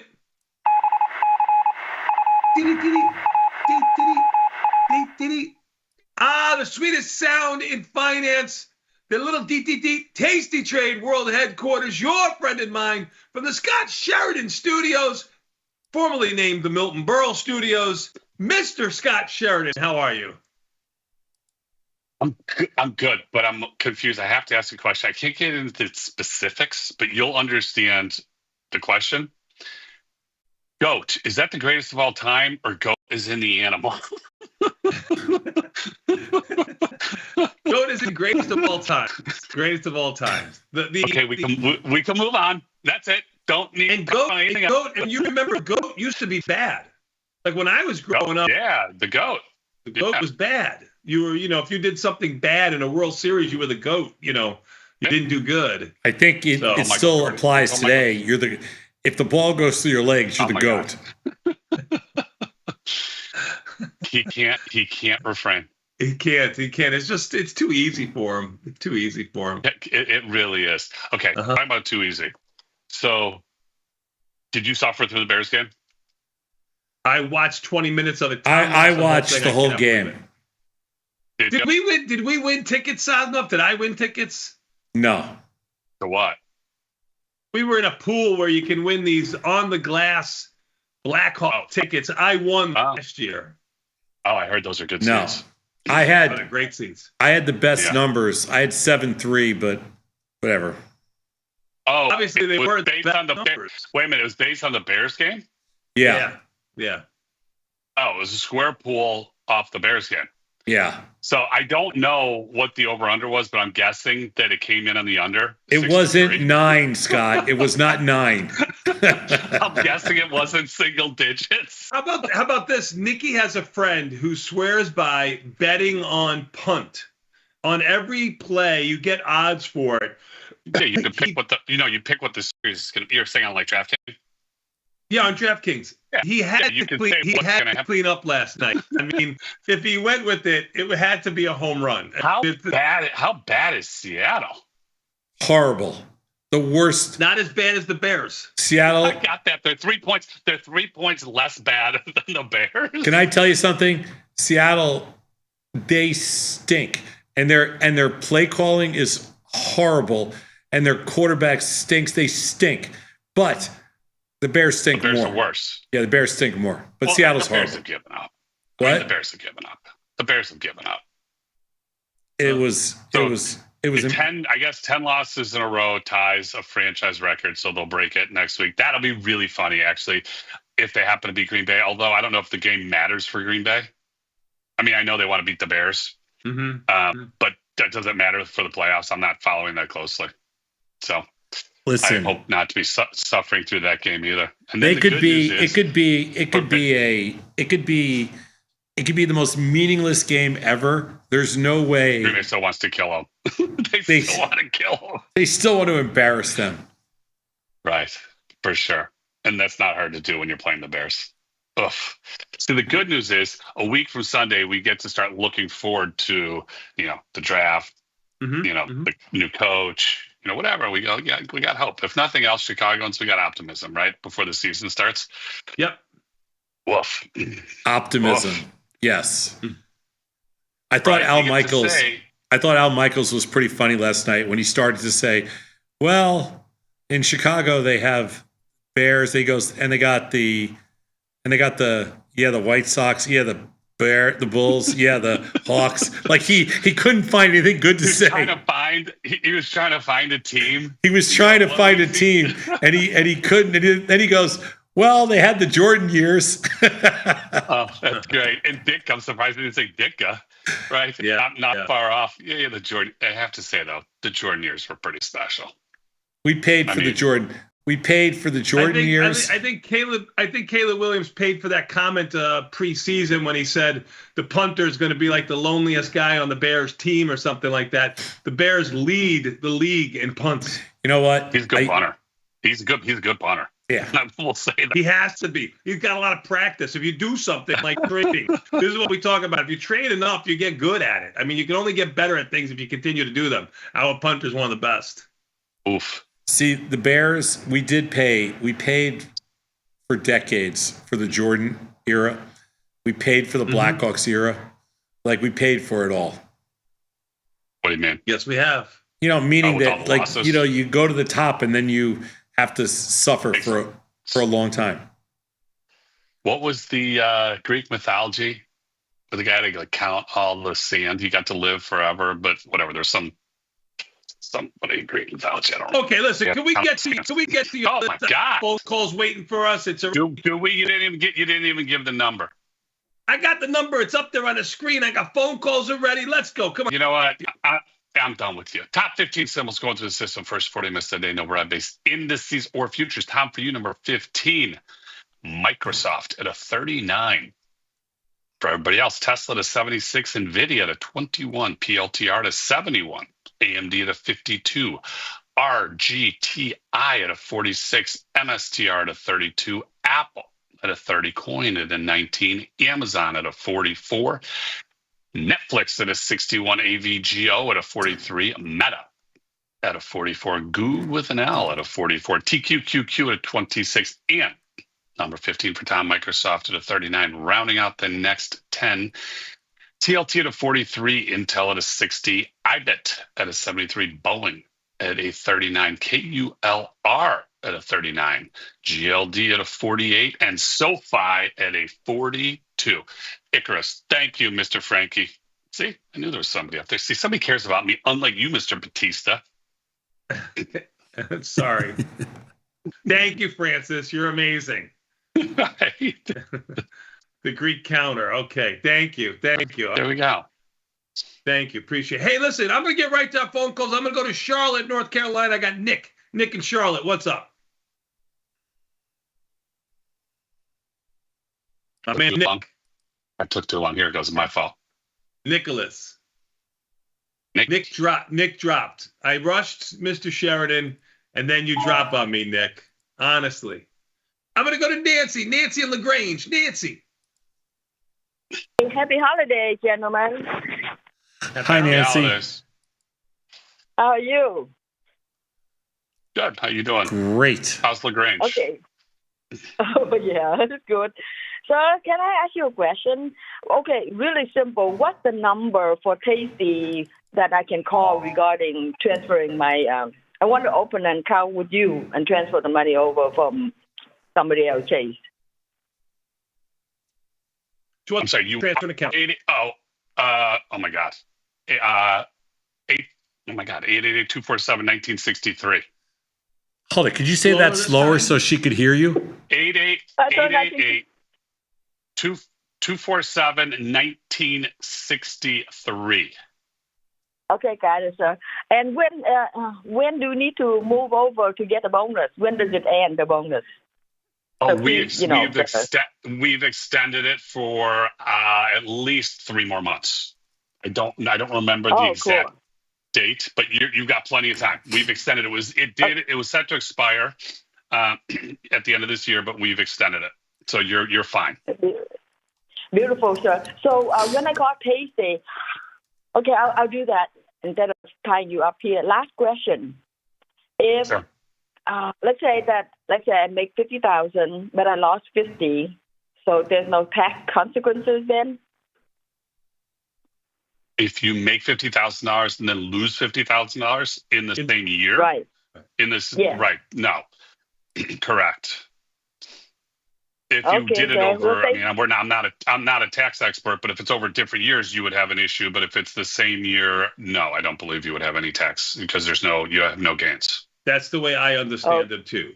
Again, not Correct. tax accountant, but yeah. Correct. Okay. Yeah. Okay, last question, really. Would Tasty, your business can recommend some CPA when April 15 comes so I can do my taxes better?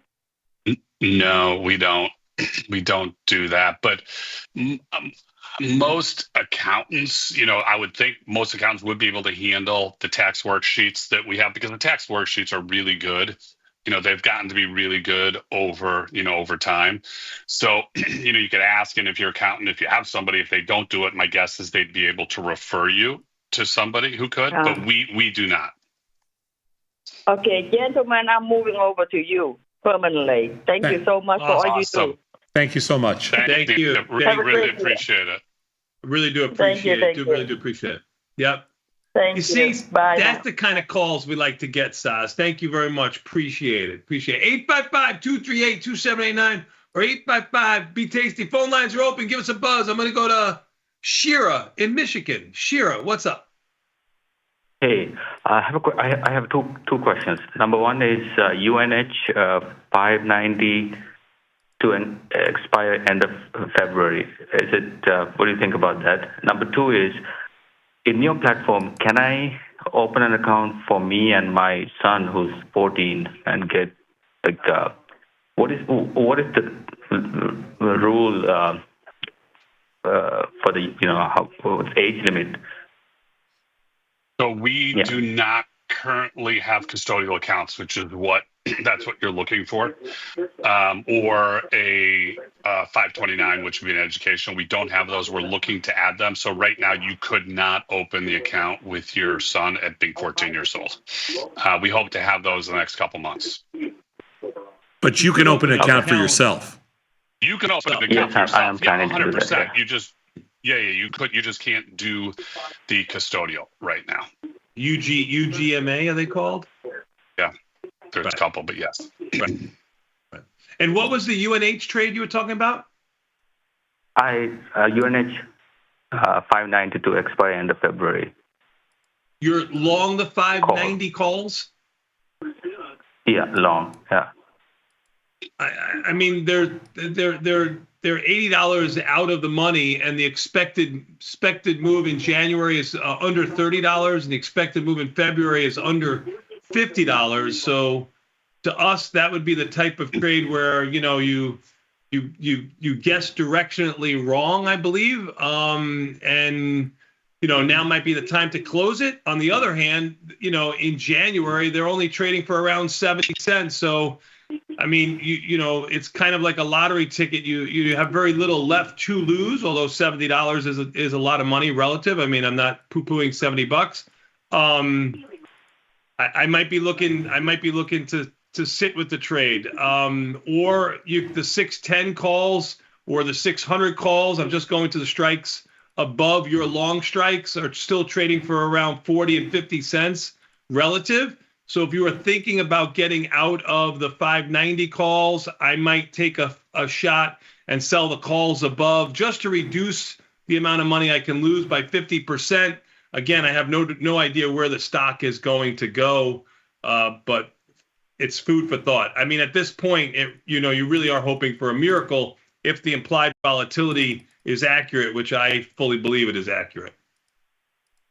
Okay, thank you so much. That makes sense? I hope it makes sense. You got it. Thank you, sir. Okay. Yep. Bye. Good luck to you. Yep. We're going to go to the big island of Hawaii. Sosnoff, we got Todd. Todd, what's up, my man? Hey, guys. Happy holidays. Aloha from the big island of Hawaii. First-time caller. Really excited. This is, it's great you guys are here to take some calls and maybe give some advice. I hope it's as good for you as it is for us. Hey, having you guys here is pretty special. Thank you. I I just got my butt handed to me this morning on a SPX one-day vertical and got stopped out. But I'm thinking about doing a little bit of scalping here. I think somebody called the bottom on your panel. I did about 30 handles ago. Thank you so much for. I mean, I'll let you speak some more, but let me hurt myself, patting myself on the back here. That is correct. That was just about a 25-30 handle win there. Sadlov obviously didn't take it because. Excuse me, anybody, but revisionist history. It's about a 6-handle win after you were already down 10 on it. So please, Mr. God. Scalper Boy, if I heard the whatever. dings go off and you actually make the trade, that's one thing. But if you're just talking, all you got to do is go to the follow page, Sadlov. You can see them all. Go ahead, my friend. No, well, congratulations. So I'm kind of looking at maybe getting back in, selling maybe another 1% out of the market. Maybe I can make a little bit of my money back. What do you guys think? I don't hate the idea, but it's your money. I'm not going to feel any pain when it goes wrong. No, Sadlov said he wouldn't do it with your money. All right, that's what he would say. Well, it's nice having you guys there, and knowing I've got some fellow trados out there got my back. So appreciate it, guys. What time is it? Is it 5 a.m? Yeah, it's 5:56 right now. So I'm just finishing up my first cup of It's coffee. only for us. Oh, it's not. I thought you were further behind us. So it's early start for you. But Yeah, it's lunchtime. It's lunchtime. Right. Hey, by 11 o'clock, I'm done for the day. I can go to the beach. Yeah. No. Nice. Yeah. Right. There you go. Good. Awesome. Thanks, fellas. You, man. Thanks. Have a great Enjoy day. enjoy the sunshine. Yep. Thank you. You're welcome. We're gonna go to Utah, Draper, Utah. You remember that place, Doug and Draper. Good morning, gentlemen. Happy Doug. holidays. Good morning. Yep. Hello. So I just opened my Tasty account a couple weeks ago, and learning the platform. An amazing customer service. Love the research. It's all great. Couple quick questions for Scott. So, I have my watch list set up. I go to the 4-star liquidity, good IV rank, good IV percentile, and the strikes might have, no premium. I don't know if that's a seasonality thing because I wasn't seeing that months ago. But I'm wondering Doug, could you give an example? I mean, if you want to, we could walk through it if you have an example of something. Okay, well, I've got the Tasty Fast Movers up here. Do Walgreens. Yeah. Walgreens boot the Lions, WBA. You're looking at an IV rank of 57, which is pretty good. Yeah. It's got a January 9th expiration. What you have to take into consideration here, it's a $10 stock that's on its butt. So the downside is going to be, you would think there's a floor to the downside. It can only go to 0. So when you're looking at February options, you go to one strike out of the money with $2.50 wide strikes, and you're only getting 25% cents on the dollar. You really have to look for a stock that's over $50 to $100, I think, to try to get any puts to sell. And again, $10 stocks. Actually, Saz bought some stock in there today. Yeah, I didn't like the puts that were in there. Well, what's his question exactly? What was the question? I was wondering there's no premium. Yeah. Well, I was wondering if there's a way to scan, for lack of a better word, for stocks with good premium. Yeah, there is. I go to the high option volume list, and I usually I'll do this on my Option Trades Today podcast every Tuesday and Thursday, which you should be listening to. But I look at the IVX 5-day. Oh, beautiful! I look at the IVX 5-day change, and I also look at the IV rank. So I'm trying to find stocks over the last 5 days where volatility has expanded. There are a few here. Usually there's a full 2 pages, and you'll notice here that with volatility on its lows the last couple of days, I know it's up today, but over the last couple of days, volatility has been getting creamed going into a weekend. They're fewer and far in between. Can you would be scan the stocks that I would look at? Can you scan on the platform for just IV? I thought is it one of the choices? I don't remember because I don't have mine set up that way. Yeah, of course. You can scan for IV. You can make a change a column. Yeah, and make an IV rank. No, not IV rank, but can you scan by IV? I think you can, can't you? It's one of the drop downs that you can put in there. Yes. Okay, so the answer to your question would be you could scan by implied volatility on there and look for anything that's over 100 to 200, and then you'll find some really rich premium. It wouldn't be the way we trade, but that's the way I would approach that. Gotcha. I just put in the high option volume, Tony, the one that you look at, and you sort by IVR, tilt ray. I mean, it's $1.44 stock, but it's a 119. EPD is an 88. Tesla's a 79. Yeah. We sort in descending order by IVR. That's how we do it. But if you have implied volatility on there, you could do it the same way, implied volatility. Yep. I try to mirror that. I have IV rank and IV percentile up. And a quick question again. I was learning before I switched over on your old platform, and the IV percentile was calculated the same way, but IV rank seems to be quite different. I was wondering on Tasty, how far back do you go to calculate IV rank? 1 year. It's 52 weeks. It's a live stream on 52 252 days. No, it's actually 1 year. Yeah, it's trading days 252, but it's 1 year's worth of data. When we built it years ago, when we built it back on TOS, it showed up. IV rank came in as IVP, so I don't know if they've ever changed it back and did it and coded it right. But it was they had the wrong. It was under the wrong. It was coded as IVP, but it was really IV rank. On Tasty, we have IVP as well, but we default everything to IV rank. We used to have it as it's configurable, the amount of time we went back, but then people would leave it in different time frames to kind of curve fit it. So we changed it all to 52 weeks to simplify everything. Gotcha. Thank you. Last quick question for Tom. I watched a couple of your archive building a portfolio. So I decided I had to learn futures. Sure. And I've created a playlist as best I can from your archives. Give me a couple things that I should really be looking for and taking away, and I'll hang up and wish you all Happy New Year. Okay. I mean, if you're looking at those archives, what you want to take away from it is that Tony and I do about 70-30 or 80-20 listed options to futures and futures options, and I would keep that ratio. I think that's a really good,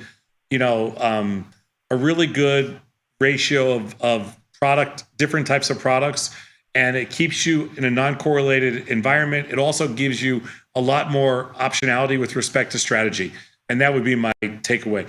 Whether you're trading futures, options, or listed options, all the mechanics are exactly the same, so it doesn't matter. Like today's 21 DTE in the futures options world as well. Very good, sir. I know we're running late. Thank you. We're late, Tony.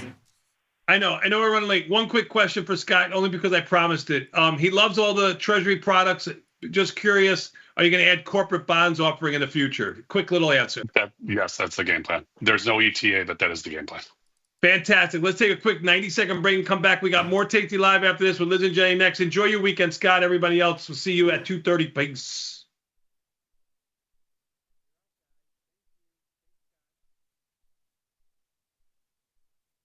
Calling all traders.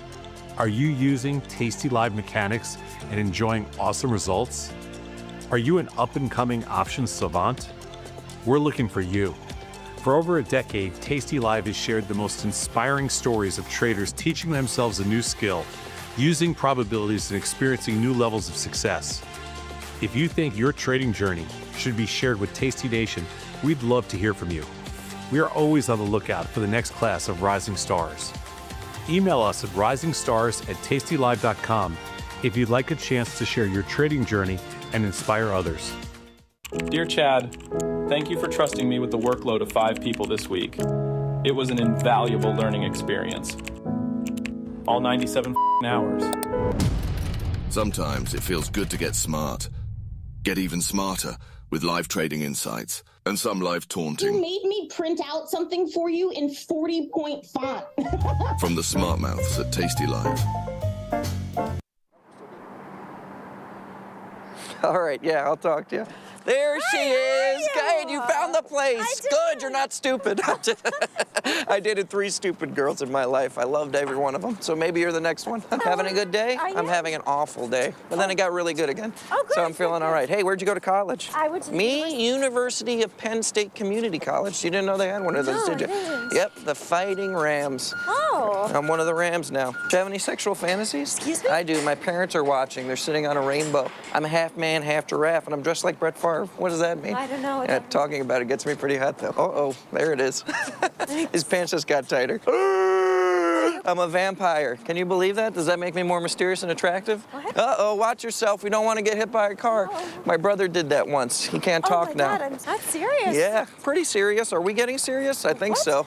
How many kids do I want? 5? 11? First meal. Here we go. That was rude. This is on you. So much time is flying by. Yeah. You're very funny. Oh, thank Does anybody ever tell you that? Yeah. Well, you're not that funny, so don't worry about it. That's interesting. Not a big fan of Sam's anymore. But now you know everything about me. I feel like I'm opening up so much. God, I'm scared. This thing's moving so fast. Oh, wow. I haven't cried like this in a long time. Are these tears? Uh-oh, here we are. Front door. Big first kiss moment. Oh.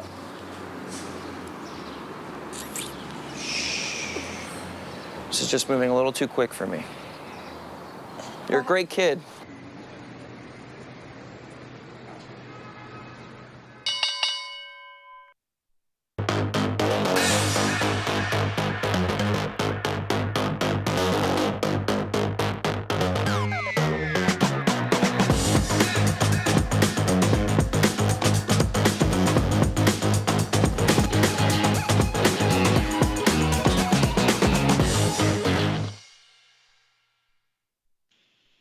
Hello, everybody, and welcome to the Friday edition of the Liz and Jenny Show. My name is Liz Dierking. That beautiful brunette to the left of me is Jenny Andrews.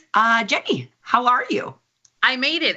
Liz didn't think I would be on the show today. She didn't think I'd be here, but I'm here. I thought I was going to for sure be solo after that phone call I received last night. Oh, my guys. Solo. Yeah, it was late. I called Liz. And I said, you're not going to believe it. So, okay, in an ironic turn of events, it was not late. It was 8 p.m. An hour ahead in Michigan, certain areas. Yeah, I guess as soon as you cross the border of Indiana and Michigan, you go into Eastern time. So Eastern time zone, it was 8 o'clock by you, 9 o'clock here. So that was late. I would consider that a little bit late to be calling you from the casino to say, you're not going to believe it. Our friend Mandy just won $52,000 on a slot machine. This was completely bonkers. I'm actually going to go to Twitter, John, if we can pop in, because this is an actual thing that she sent me. I'm so excited for her. I couldn't even believe it. Okay, and for those of you who are familiar with slot machines, you could see the fact that each ball here on this is like the link game, and she watches Vegas Matt, and Vegas Matt is like super, super popular. Anyone who like hangs out or goes to the casinos and goes gambling, they all listen to Vegas Matt. So you can see the fact that each ball is only winning like $1.50. She was betting the minimum. She was betting the minimum bet on this game.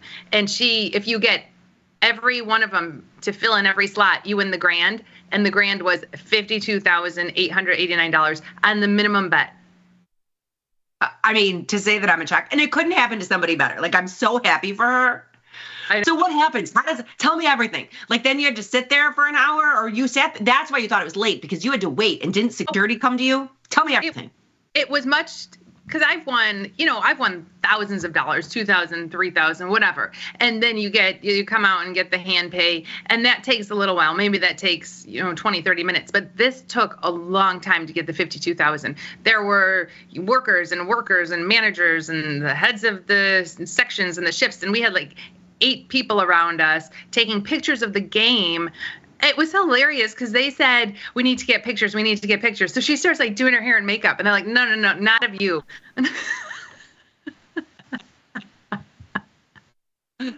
So they're taking pictures of the machine, and then they give you like a handwritten check. So she's at the bank.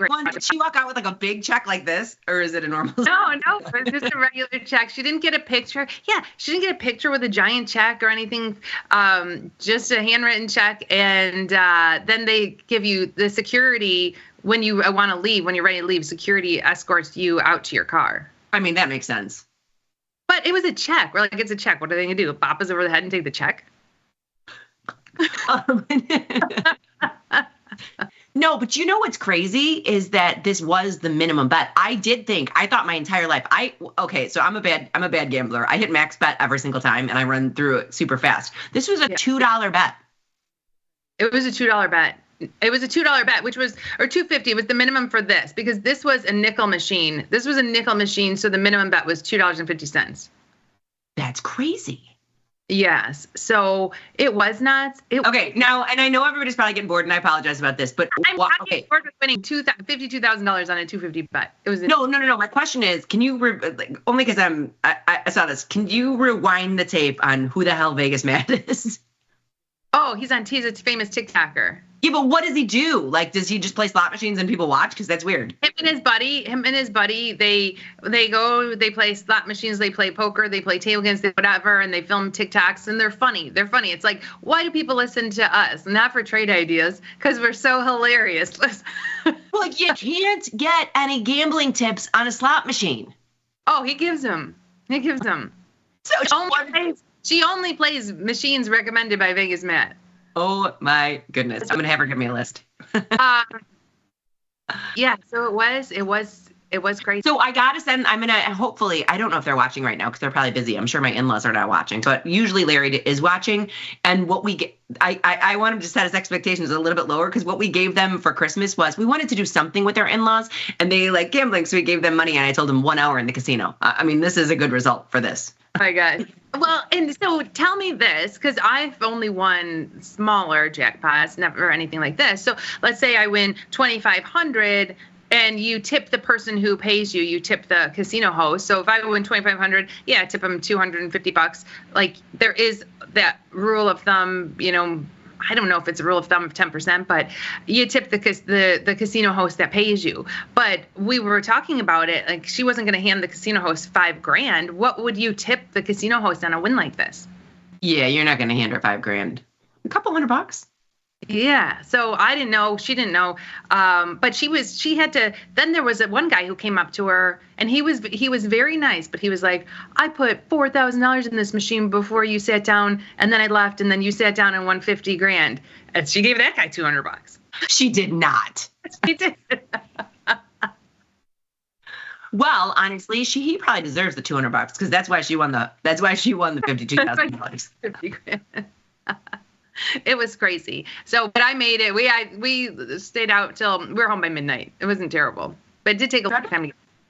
I thought for sure you weren't coming in today. I thought for sure it was going to be like a scene from something where you guys have like limos and you're drinking champagne out of the. I don't know. Maybe we should have partied more, but it was draining. You know how when you go through something like emotional, it was draining for her. So when she won it, because she has 3 kids in college right now. Yeah, she does. So it was emotional for her. She was like crying, shaking. It was draining. So afterwards, she was exhausted. Like she had just run a marathon. I get it. You go tuck her into bed. Nonetheless, that's a very, very, very cool thing, and it was an awesome phone call to receive. I'm not going to lie to you. Your level of excitement, you're not going to believe this, and I didn't know if something bad or something good had happened. Awesome. Well, and I'm like, I'm going to call Liz. I mean, he's like, don't tell all of our friends. I was like, I'm just calling Liz. I didn't tell anybody else. I mean, Dan was sitting next to me. He knows, but that's it. Yeah. All right. The market is not so good today, not so hot, but some people want it down, so maybe it's a good day for some. So take a look at this. Oh, on a total side note, Jenny, I know we kind of talked about this. I want to let all of our viewers know and let our super producer John know. I thought the market measures today that I did not see all the way. I just want to say this. I didn't see it all the way, but you and I are going to go through it on Monday, live on air, because I think there's some interesting takeaways that you and I will have that the boys won't. Yeah, no, I'm ready for it. I missed it today, so I'd love to go over it on Monday. Great. Yeah, and It was very much, and I don't know who did it. I don't know if it was Jajun who did it, but it's all about like timing of things as well. So it was just, I think you and I will have different takeaways. Sure. Yeah, I'd love to see it. Which is the next question that we're going to answer about, because it is 10:14, and you emailed somebody today saying that we were going to talk about this live on air. Although it's a down day. So someone emailed me and asked, why don't we ever do the Jajun trade to the downside? Why don't we buy the put spread instead of the call spread? So in all honesty, I have done both. I have bought at the money put spread when I think the market's going lower. And again, it's a scalping trade. It's a quick scalping trade with a low commitment scalping trade. But the original study behind the Jajun trade aired September 4th. It was a mark measure, September 4th. You can go back and watch in the archives. Liz, do you want to elaborate on that Jajun study that aired on September 4th? Do you know what, Jenny? Watch what I'm going to do right now, just because I can. Okay, so then whoever is watching our show can go do this on demand. Let's stick on there. Market measures. And then you scroll all the way down. I'm not going to play the whole thing, but it was September 4th, so I'm glad you brought that up. Maybe it's gone because it's only 25 more. Okay, November, October. I hope it's still here because we were. Oh no, they archived these. So yeah, here you go. If you go all the way in the archives and you see this little face right here, you know you're in the right spot. It was called the best time of the day to buy and sell. And so the reason we always do the call side is because what Jajun was saying is that at a certain time you'll get more 5-minute up bars than you will 5-minute down bars, and that's all we were doing. You can 100% looking for $50 because if we're just looking for a quick 5-minute up bar, that's why we're just looking for $50. Instead, we're not looking for like the market to skyrocket and pay $250 and make $250. It's just a quick scalp. It's a quick scalp. So that's where this came from. That's their whole point. But to your point, you sure can do it from the downside. We just don't have a market measures to back up when the best time to do it is. That's all we were doing is grabbing it from here. And it happened to be, the timing happened to be during our show. So usually you'll get a more 5-minute up bars in between the time of our show. And that's where the trade originated from. Right now we've got SPOO's down 94. Now we saw Mikey do it to the downside yesterday. He did a put. Oh, so yeah. Just 94. We could have almost been out. Do you know? Yes. And that's what we're kind of talking about here is we're not saying that the market's going to turn around. That's not the point of this trade. We're saying there's more 5-minute up bars. So if they were down 94 and then they're only down 90, you'd be out for 50 cents, $50. Right. It's just you're just looking for a quick bounce in the market. Now, that was that study. In the study, there were also certain months where it was more accurate than others, certain months where it happened more than others. So December wasn't one of those months. And we've talked about, do we just do it on those months where it was more, but there's not a ton of SPX data because those 0DTs haven't been out for that long.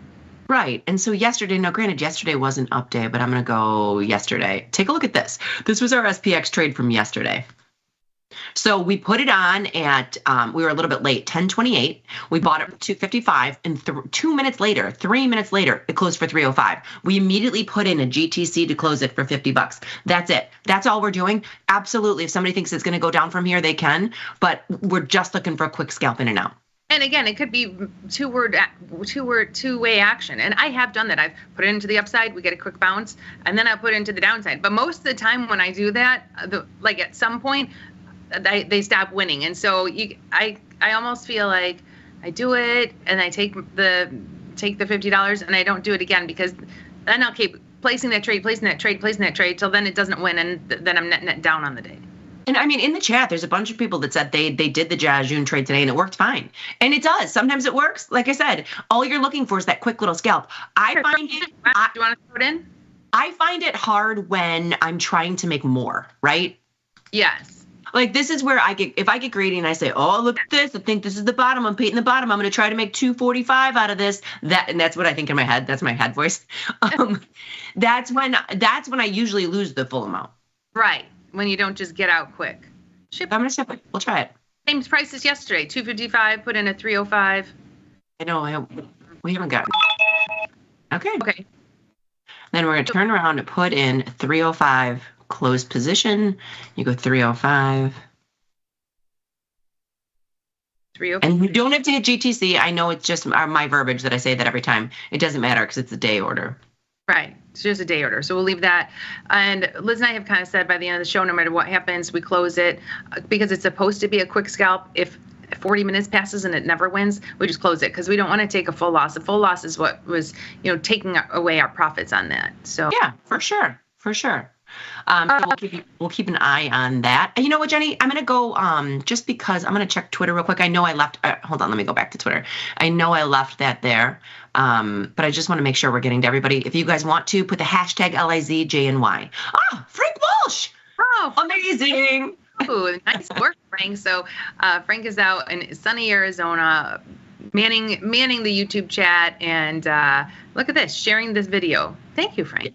I love it, Frank. Thank you so much. And I appreciate that because I know we have new viewers all the time. It's not like everybody watches us every minute of every day. And I think we're the only ones. The other part, if they're still watching, the other part about that Jajun trade, and this is the most important part, is that when you get your $50, you have to yell Jajun. Yes, you have. When we get billed on the way out, we have to yell Jajun. Now, Frank Walsh posts this. This is coming from YouTube. If someone posts something on YouTube, Frank will share it.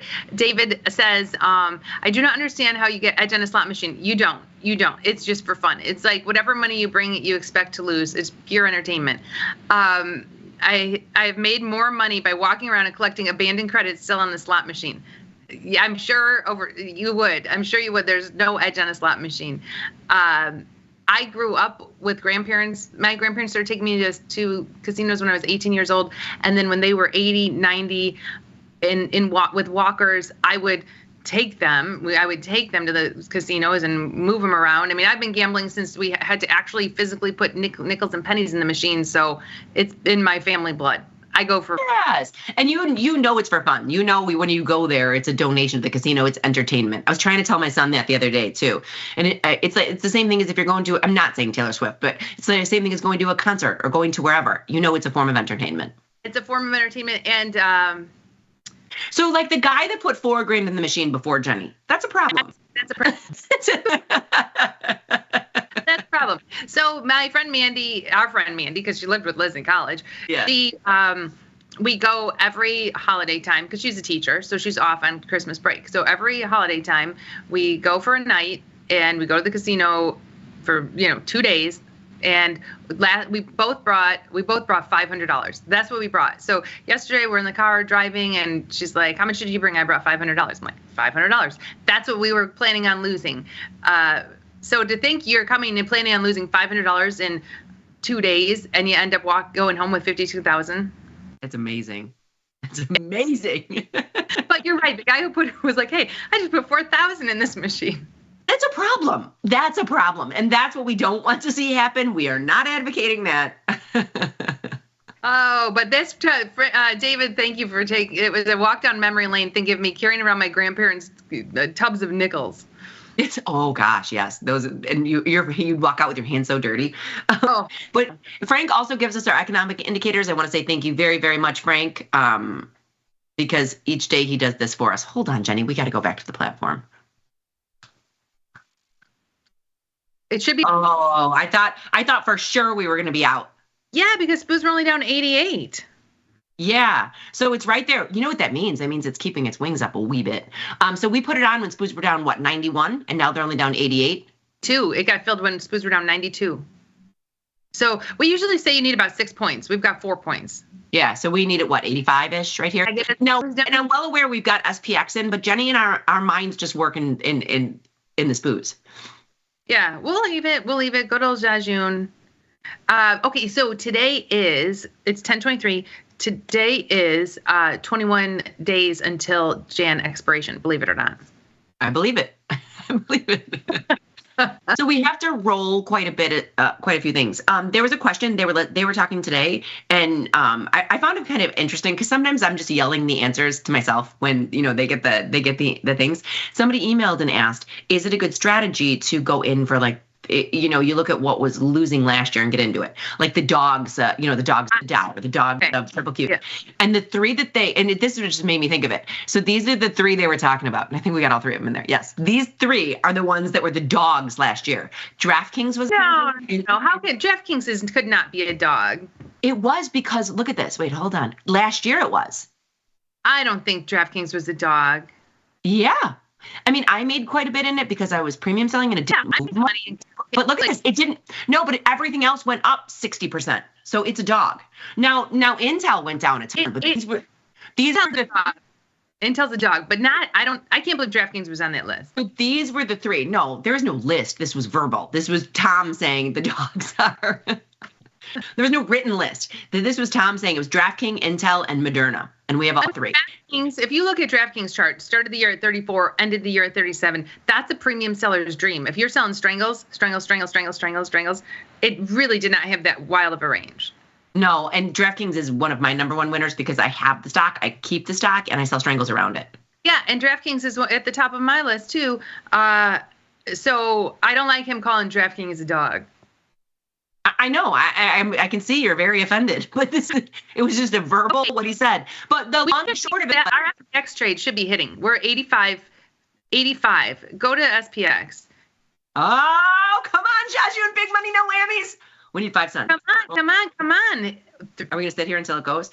I would maybe take it down because that's crazy. So the fact that it makes me think that, like you said, these are trading sometimes at the money, just out of the money, It's all trading like it's at the money because we're moving so much. Because woo,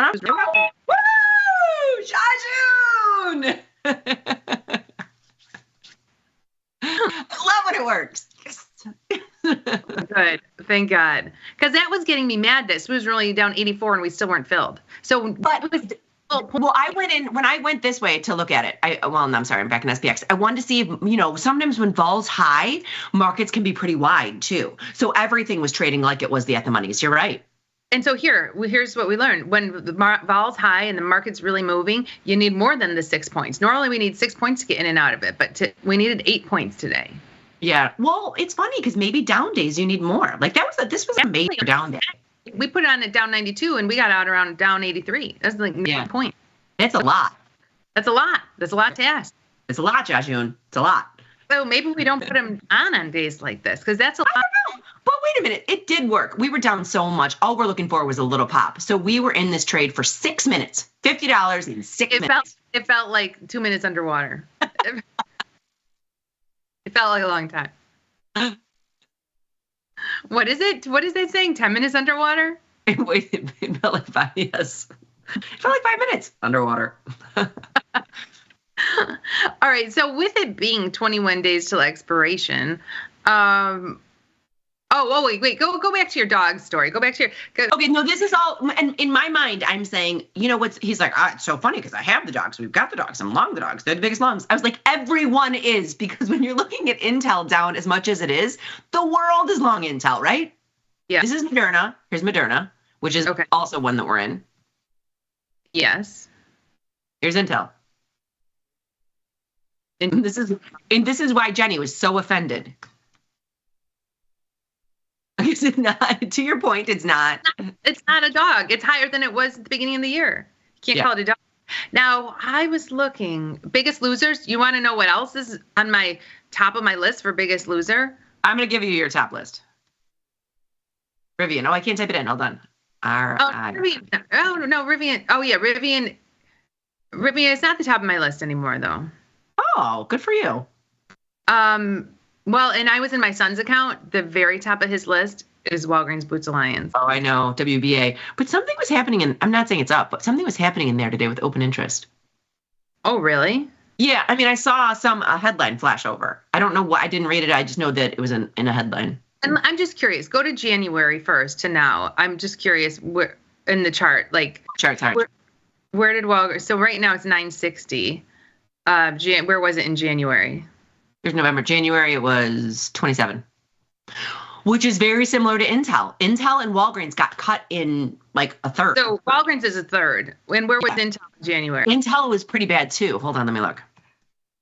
So Walgreens is 30% of what it was. Oh, I'm sorry. There's an M there. I want to say it was the same, close-ish. You know what I mean? Intel's the same thing. This is my biggest loser. So if I go to January, so this is $20, and in January it was $50. Yeah. Yeah. Similar to Walgreens. And you know what else is on? It's crazy because you would look at the chart and you wouldn't think so, but on his top 3 biggest losers is Starbucks because. Oh, this was one move, wasn't it? So here's a dilemma. Here's a premium selling dilemma because Starbucks is back. It got back, but if you go back to the big fall, there was a big earnings move, a big earnings drop. Like if you're just right here. Yeah, so he just had short puts, right? So if you're just a put seller and you have short puts at like 88 and it drops to 70 and and he's a small one lot trader. So if he's a small right. and he gets hit for $1,000 on those puts, and then it has that skyrocket up, you're not just long the stock, you're not making your money back on that jump up. So even though it was only down for a short period of time, when it jumped up, he never made his money back. And so Starbucks is still one of his big losers on the year. And that is a hard pill to swallow with just selling puts. Like sometimes when we sell puts and they go so far in the money, that's when we switch to a zebra. And that's why this is an example of why I would rather have had switched to a zebra after that big down move. I agree, because then you would make it all back. Make it all back. Yeah. I mean, that's what I've got in Intel is a bunch of zebras because that thing's a dog. So this is like, and who knows? You never know if something's going to keep going down or what. But I do like, and we've done that before. It goes so far through our puts, switch to a zebra. If you have this scenario where it bounces back up, and this is what I'm in Target right now. Target, I'm just staying long with zebras or long with diagonals because Target's another one of those where it seems like every time it has a drop down, it rises back up again. I mean, look at this move. Yeah. Yeah, even go back further. Every time it drops, and I don't know if it's going to keep happening, but it seems like Target has a big drop on earnings and then it seems to rally back. Might not happen this time, but I'm just long Target now. Yeah. Because if you lose by selling puts when it goes from 155 to 120, I mean, look at that move it had on earnings. Yeah, that's a big move. Mm-hmm. And that's when I would rather switch to a zebra or long diagonals or long something that could give you a more like bang for your buck, I guess. For sure, yeah. No, I kind of agree with you. You kind of got to move to a zebra. Okay, so Jenny, let's do some management in this account if possible. It's so annoying because that M2K MES was up. It made about $150 this morning. Now it's actually down. Because this morning when ES was down 50, Russell was only down 12. Now we've got Russell down 1.6% and ES down only 1.2%. Yeah, I know. I mean, it's not going in the right direction. And the crazy thing is I thought with the down move, bonds would have been helped today. Oh, I just, right before the show, I bought a ZB thinking like, oh, maybe bonds will have a rally. It hasn't happened yet. Hasn't happened. ZB's 13.18. That's a crazy bond move. Yeah. So, I mean. Okay, so that's just it. I mean, IWM or the Russell is in my mind they're all bond positions. You know what I mean? Well, it's affected so much by interest rates. Russell, if we can get bonds up, people thinking interest rates may come down a little bit, maybe the Russell will get a little boost. Yeah. But all right, let's take a look at, there are a handful of things that we can roll at 21 days till expiration. I would start with Archer. We just have short puts in Archer. We've made 55% on those. They're Jan. I think we have to move out to Feb, I guess. Yeah, for sure. Let's do it. I've taken all mine out. Now, you can, when you're rolling, this is a high class problem. We got 55%. So you can go to the 9s and take in another 61 cents. I'm fine with that. Or you can roll up. I'd roll up. I'd at least go the 10s, don't you think? I do. Yeah. 10's a 30 delta. Sure. And we're getting 105. This is JD, my son, he's a new trader, 1 month, kind of a psycho trader, I think I've created, but he's sold his first naked put in Archer Aviation. Good for him. Yeah, and that's what I said. I go, oh, here's the worst case scenario. If you sell a put, I think he's in Jan though. I think I kept him in Jan because I think it was easier for him to like kind of swallow, if it goes down to 9.5, would you be willing to buy more shares at 9.5? He's like, yeah, it's at 11. If it goes to 9.5, I want another 100 shares. It's like, perfect. So we're going to sell this put. Yeah, no, I think that's good. And if you think about him, like starting as 18 with a $5,000 account, if he could, there's a lot of premium in these puts. If you could make 100, say he made $100 10 times in the year on puts and Archer, that's $1,000 on a $5,000 account. And in Archer, I was trying to find other, and honestly, send me an email if you guys know of this, but I'm just going to go through a bunch of things. I was trying to find very low price products that hold up, that aren't cash secured. Archer Aviation only holds up $100 in a margin account to sell puts. I mean, DraftKings is too, it's kind of expensive. I think it was like 700. Yeah, I mean, it's kind of expensive and DraftKings can go down. So if you look at that, I'm just going to sell one put, whatever. Well, Archer could go down too. I mean, they all could go down. Right? No, I know, but $700 is a lot more than $100. It's a lot easier in an $11 product. That's why I am so mad that SoFi ran up, because my son, he had SoFi puts, and then SoFi had such a run up. If you go to SoFi, he's not in them anymore. We don't have anything here, but SoFi had a big run second half of the year, and it used to be $7. It was really easy selling puts in here, but now it's $16. It's a little tough. Yeah, it's a lot harder to sell puts. What is I just want to see what the margin is, if you don't mind. You're not getting that much. Yeah, but that's still pretty cheap. Yes. No, I think price action doesn't allow me to do this with it, only because I don't know, but it's still cheaper for margin. Because some of those lower price products that I was looking at, they hold up more margin when I was trying to find something that he would be interested in. And American Airlines was a great product too, but that's had quite a run. So all these little products, when I'm thinking of JD, like Logan had puts in SoFi, puts in American Airlines, puts in these lower price products, but American Airlines went from 10 to 17. So as far as price action, it's high now. If you look at the chart, it had quite a run. Same with Carnival Cruise. All these little ones are all up. So did they pull back at all? You sell a put in Intel. Intel's only $20. He's long Intel. He got into it yesterday. He just actually bought the stock, I think. I mean, shares, like a couple shares. It's not like he's doing a lot of it. That's one of those. Instead of a couple shares, he could sell a put in Intel. Yeah. Because it's not bad. So I'm really trying to have him be the leader of this instead of me dictate what goes in. So he went in and bought Intel. It's like, okay, fine. Like, we'll talk about puts another day. Because I think he's going to see this Archer for 15 days and see how it goes, and then realize, hopefully, right. Yeah. Right. I'm curious, though, how much is a put in there? In Intel? Yeah.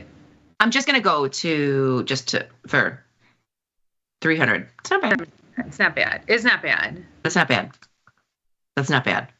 No, because they're better off making that kind of money. If you think about, and I've gone through this with Logan, let's say he buys 10 shares of Intel. How long is it going to take to make $76 on 10 shares?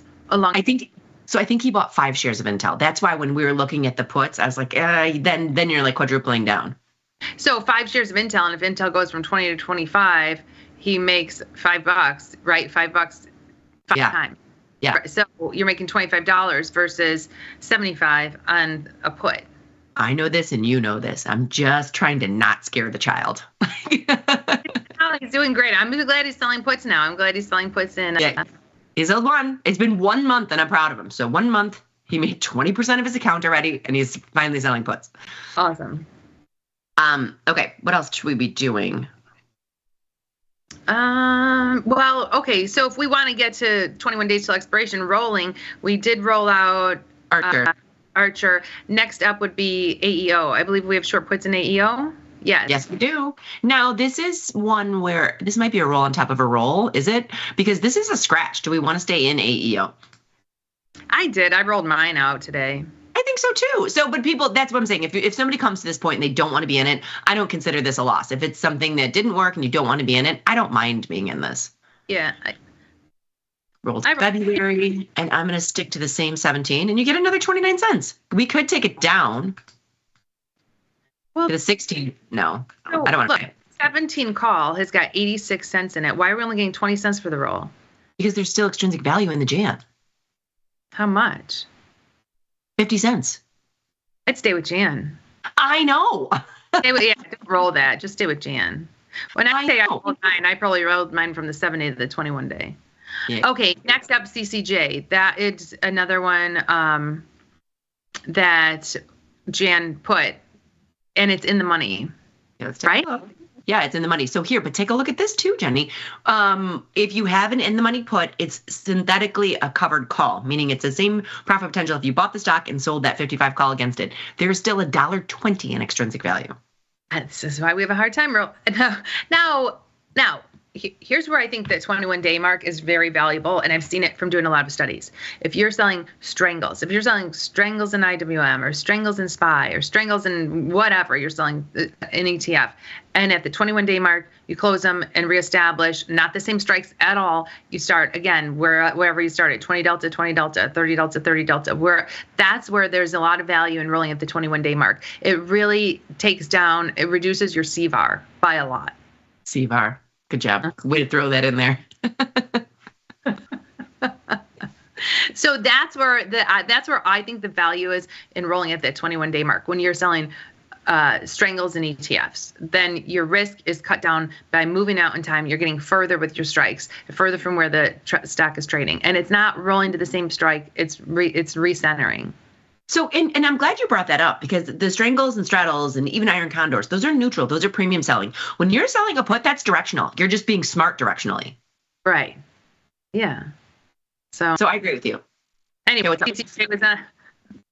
going to stay put. Hold on. The only thing we rolled is Archer because we got something from it.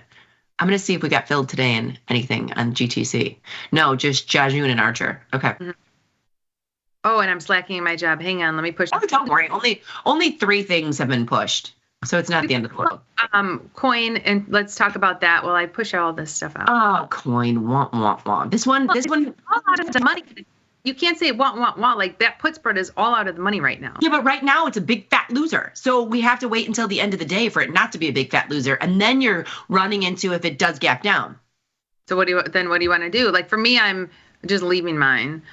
Till the end. So can you get in this account at the end of the day? Heck no, I'm not going to be in this account at the end of the day. I'm going to be at a basketball game, so that's the only issue. So we are going to either lock in $120 loss, because if it gaps down a little bit, it could be a bigger loss. So we could leave it. Okay, let's talk about the risks of leaving it. If we leave it and Coinbase expires right here, bada bing, bada boom. If we leave it and Coinbase ends the day under 2,265, we are the proud owners of 100 shares of coin. If we leave it and it gaps down underneath 6,250, fine. We've just lost the distance between that put spread and this as well. And today it has not gone below 265 today yet. It's so close at point. It hasn't gone. I don't think it has either. We can look, but it's still kind of dangerous to leave that trade. Wait, where's the low? Yeah, 263. Low. I'm not going to be in this account. You're not going to be in this account. So if it closed at 263, if we go down, let's leave this until the very, very end of our show, because if it doesn't cents. Go ahead and pay. It's 50 cents. It's like we don't need to waste any time over 50 cents. It's 50 cents. If we want a new coin position, we could put on a new coin position. We've got $52,000 to burn, so I'm not going to be in the account later. That's what I thought for sure you guys were doing. As soon as I got off the phone, Mandy then calls me and she's like, oh my gosh. And then I was like, these two are going to be out all night long. I see her being like, get limos. We're going to Sizzler. She got home and it was midnight, and guess what she did when she got home at midnight? What? Ordered herself a pair of Birkenstocks online. Oh. So let's check out Burke, see what it's doing, because she's a teacher. She's a college teacher. And she said, like, everyone's in Birkenstocks, all the students. And I was in them, and she couldn't believe that my boots that I had on yesterday were Birkenstocks, and she wanted a pair. So that was the first thing she did, buy a pair of Birkenstocks. Do you know what drives me crazy about the kids, though? Here's what drives me absolutely bonkers about the Birkenstocks and the kids. They will not wear them without socks. Oh, well, it's winter. No. The sandals. Oh, I know. Even in the summer, we went to I had my kids at the beach, so they brought their Birkenstocks with, and they put socks on like under the Birks. And I was like, we're going to the beach. Like, you're getting on a boat. Tell me what you think of this, because I was like, do I not know what's going on, or is this person just very strange? I went to church on Christmas Eve. Imagine yourself being all dressed up, and you put on a pair of open-toed shoes, any kind of sandals, any kind of fancy, strappy sandals, open-toed shoes, anything like that you would wear with a dress. Yes. She had on a beautiful dress and these very beautiful shoes, sandal type shoes, strappy, open toed, but not like summer sandals. And she had full blown socks on with them. Like tube socks? Yeah. Like and she was like a millennial, I guess, or a 20 something. What are the 20 somethings? I don't know, but she was young. She was young and looked pretty hip. And I thought, this can't be the style now. This can't be the style. But we are old, and it might be. It might be. And, the new kids, the new generation, they're all about comfort, right? They're all about comfort. They're very comfortable in their clothing. And so, yeah, it was cold. It's Chicago, and it was Christmas. So whose feet are warm? And then the 50-year-old women who are wearing like these fancy shoes or heels or whatever, and their feet are cold. Who is smarter? Tube sock girl. Tube sock. And they weren't like white tube socks, but imagine longer socks that were soft and had a little bit of a pattern on them. Probably matched enough with her outfit, but socks on. That is crazy. That's not going to go to our next party. And when our friends look at me and say, that looks crazy, I'm going to say, it's the new style. At least my feet are warm. Yeah, at least my feet are warm. I'm not going to lie to you, though. I'm all about just wearing warm shoes now. Yeah. Like those Birk boots you gave me, I'm going to put a dress on and just wear those out of the house because I don't know. So anyway, that was the first purchase, pair of Birkenstocks. And so tell me how much, because I know JD has some Birkenstock. I told him to buy some Birkenstock. Yep. Wait, tell you how much he has? Hold on, I'll go into his account right now. I don't need to know how much he has, but I'm just wondering, is it a winner or a loser since he bought it? It is I just got to get out of one account and into the other. It is a winner. He's up $8.83. On 2 shares? On 1 share. 1 share. Hey, that's pretty good. It means it's gone up $8 since he bought it. Yeah. Okay. He bought it at 50. It's 59.40. So yes, he bought it at 50, 56. But anyway, now that if Mandy's wearing Birkenstocks, the trend might be over. I'm just kidding. I'm kidding. I love Mandy. She's very fashionable. Okay, so let's do one thing real quick. I know we're going to go through at 21 days till expiration. We still have more to go, but I'm going to go top down because I want to give someone a big congratulations. Got a Jajun. Hey, I gone wrong. I got it on June. So 820, 59.50, 59.55 for 250, and at 821 in 1 minute. 1 minute. So hopefully, I love this. I like the caps. I love the exclamation points. Hopefully you were in your kitchen going, Jajun. Now, what are the big movers today? What's taking down the market? Okay, wait, hold on. This is Jajun. What did he do? Short put, what did he do? TLT. Oh, short put and short put or put spread in TLT. We accept Jajun. Okay, that's so funny. But I mean, we like to keep our names bucketed. This is Jajun. This is one of his trades, but this is not the Jajun trade. Hey, right? I accept the TLT put spread. Let's take a look at the TLT put spread. That was kind of fun. Okay. Well, we have zebra. Let's take a look at our zebra. So this is fine. We're still smack dab in the middle. We would look at reestablishing our zebra when it gets to this 87 or a little bit underneath it. Right now, we're still in the middle. But Jajun put a put spread in. It's got a 45 rank. I'm sure he went to Feb, right? No, there is no Feb. Oh yeah, there is. Let's take a look at his trade. What did he do? He did the 88. He was in 43-day cycle. Yeah, and he had like a half point wide strike. 80. And he had the 89.5, 88. So he was 89.5, 88. That can't be. I think it was yesterday. No. Yeah, he bought the 88, sold the 89.5. Were we above 89.5 yesterday? I don't think so. Tell me if I'm reading this wrong. Sold the 89.5 for $1.69. Bought 88. Were we above 89.5 yesterday? Let's see. In the 43. Yeah, go back to your trade because $1.69. Yeah, I guess we must have been. Mm-hmm. Yeah. So that had to be yesterday. I can't believe we've fallen that much. TLT's fallen that much in just a day or two. I know that is pretty crazy. But take a look at this, Jenny. Spoos are back down 90, and I'm not trying to be excited about that. My account, I was praying for the Santa Claus rally this week, but Hey, still, I'm locked and loaded for the Santa Claus rally. I know we were locked and loaded for this, and it still could happen, but still, take a look at this. So that's what I love about the Jajun trade is you can't kind of get greedy, right? We put this on, it was 92. We weren't thinking it was going to turn around because we just got out, and I'm not going to get back in because this is where we've got ourselves in trouble before too. But that's all you're looking for is a very small pop. Right.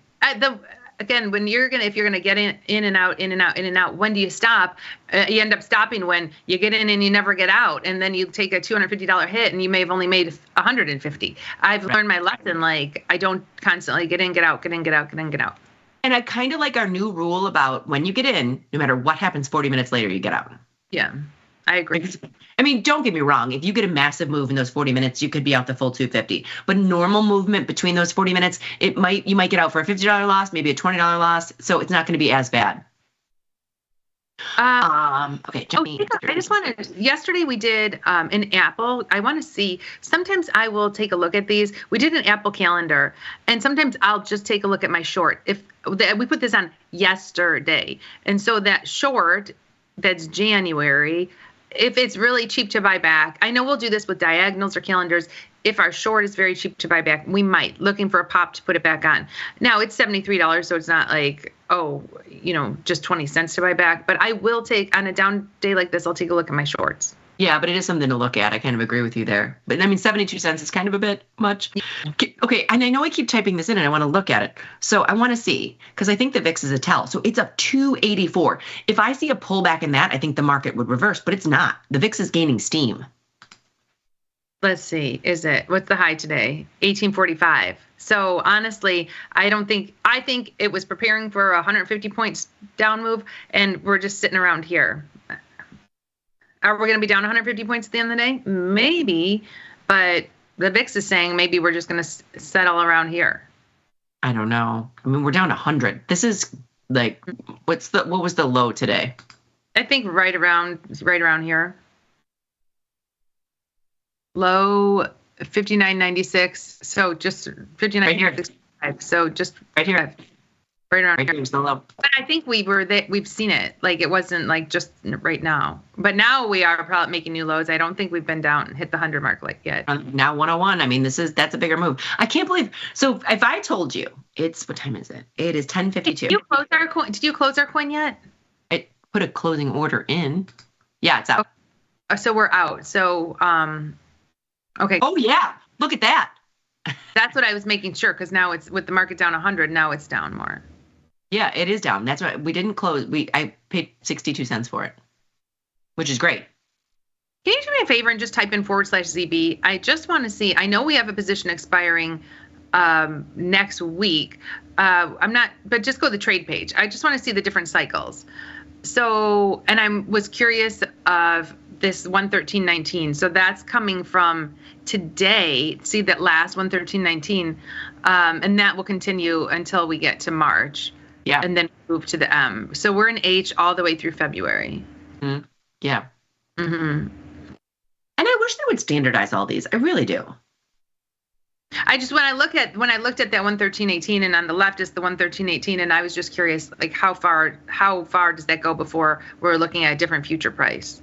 Yeah. No, it goes pretty far. Yeah. That's the extended version right there, but I think it's only quarterly. It's even lower. In March, it's even lower. Mm-hmm.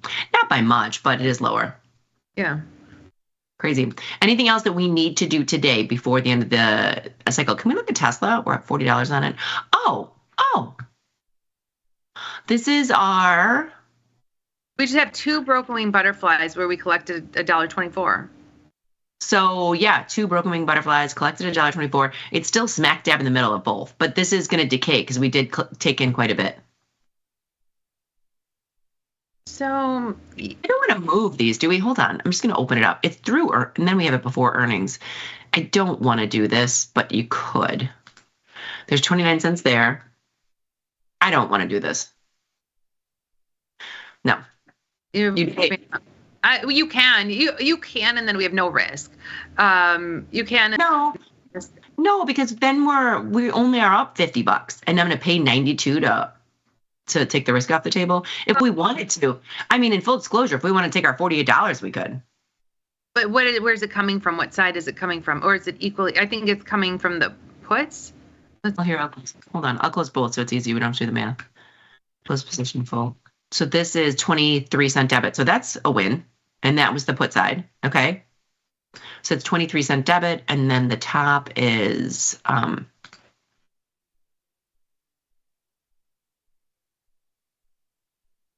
50-cent debit. It's coming from the puts. Coming from the puts.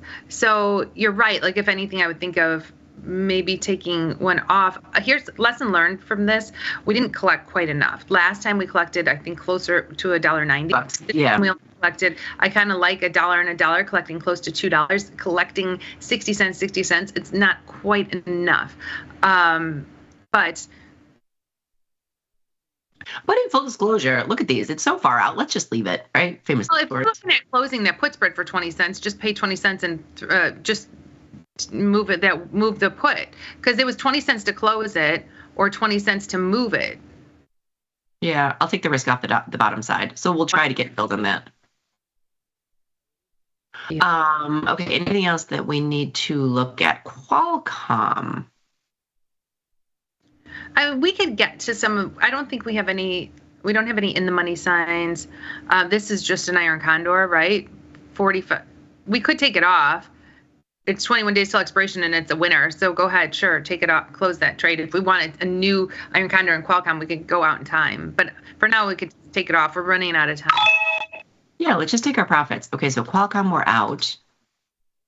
IWM is an iron condor, and we should move that out in time. I'm just looking at our wins right now.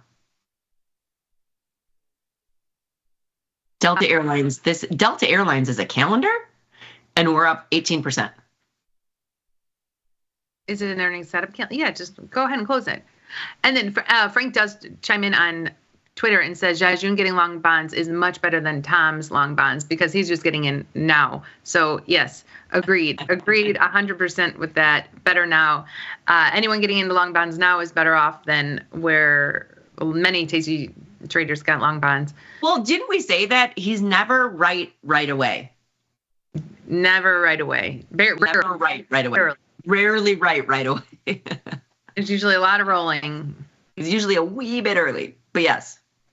Okay, so that we tried to close this Delta Airlines. Well, I was kind of looking at it from this perspective, saying that we could just close this short and leave the long through earnings. And we have a roll built in. We paid $1.29, 16 cents on the 7-day. Okay, so hold on. I can even roll to the 14. I don't know if I want to do this, but here, wait, hold on, 65. No, why don't we just buy them? And get another $1.23. Well, you're rolling through earnings. Yeah. But you can, and then it eliminates all risk because that's what we paid for it. Or you could buy that short back, and then on the eve of earnings, we could sell something against it. Let's do that. I mean, you could take off all risk, but I don't. Hold on, I'm not. That was pretty good, actually, taking off all risk with a free calendar. Yeah, go ahead, and then we have the 65 calendar through earnings for free, and then we could put a different trade on. Yeah, I'm going to do that. So close this, and this will be our last trade today. I know, 10:58, and I know you've got I could see your shirt. You've got a basketball game to get to. He's already locked and loaded. Okay, what strike was this? 65. So yeah, we're taking in 123. I'll ship this. Everything that we get filled on, I will push out. If something doesn't fill, we'll take a look at it on Monday. All right, Liz, you get to a basketball game. We're going out. We're going out shopping and having lunch. Oh yeah, to celebrate $52,000 win. All right, everybody, remember to trade small, trade often. Laugh with us, learn with us, and watch the Liz and Jenny show. We will see you on Monday. Have a good weekend.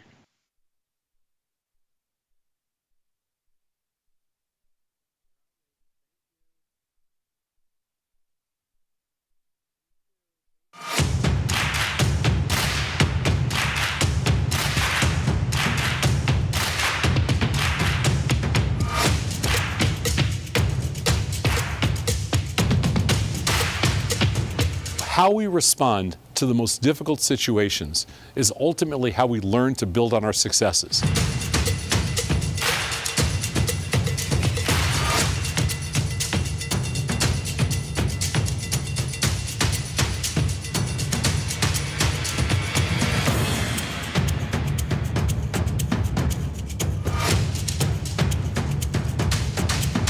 takes the guesswork out of retail trading.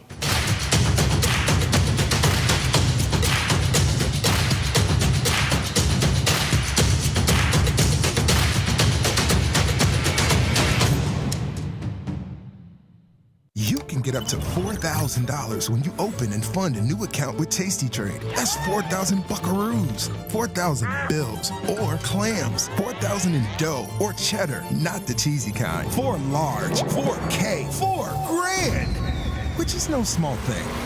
Open and fund a new tastytrade account and get on the platform for traders who just want to trade.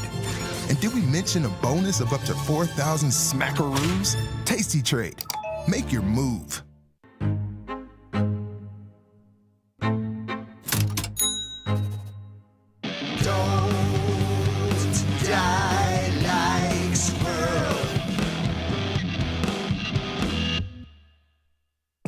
Ready to take your trading skills to the next level?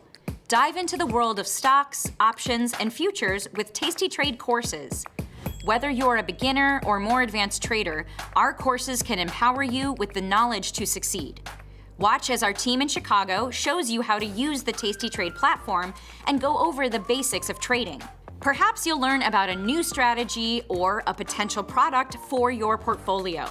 To find our courses, go to the Manage section of our web platform or head to courses.tastytrade.com. Start taking control of your financial future. Visit our courses today. Beat the opening bell. Get trade ideas and market insights before the open. From the creator, Tom Sosnoff, and our chief market strategist, Tom Preston. Every weekday. Sign up at tastylive.com/newsletters.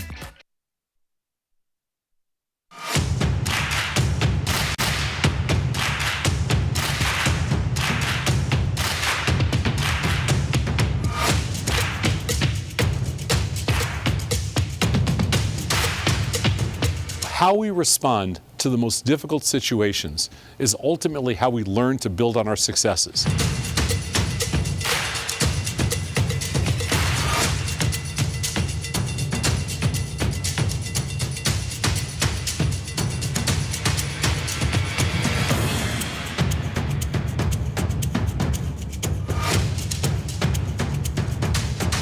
It takes the guesswork out of retail trading.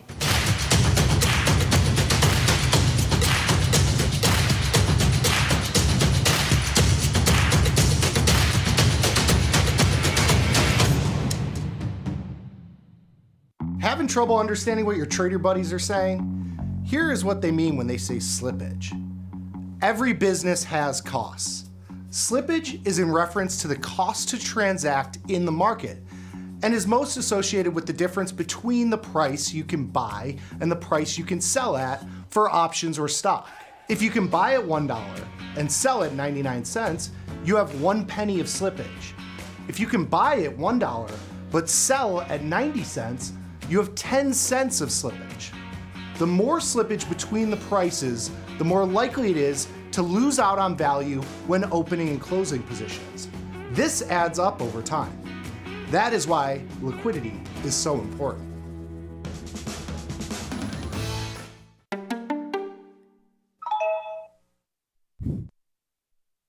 One of the things that was most intriguing about the financial space to us is just that there wasn't a lot of vision, there wasn't a lot of innovation, and I think that left a door open for us, which we really liked.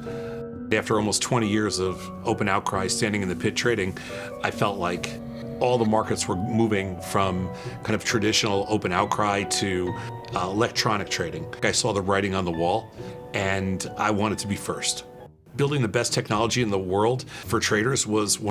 We're here to support whatever you're looking to do. So you can trade stocks, you can trade options, futures options, crypto. We're agnostic to product. We have the tools that you need to be a successful trader.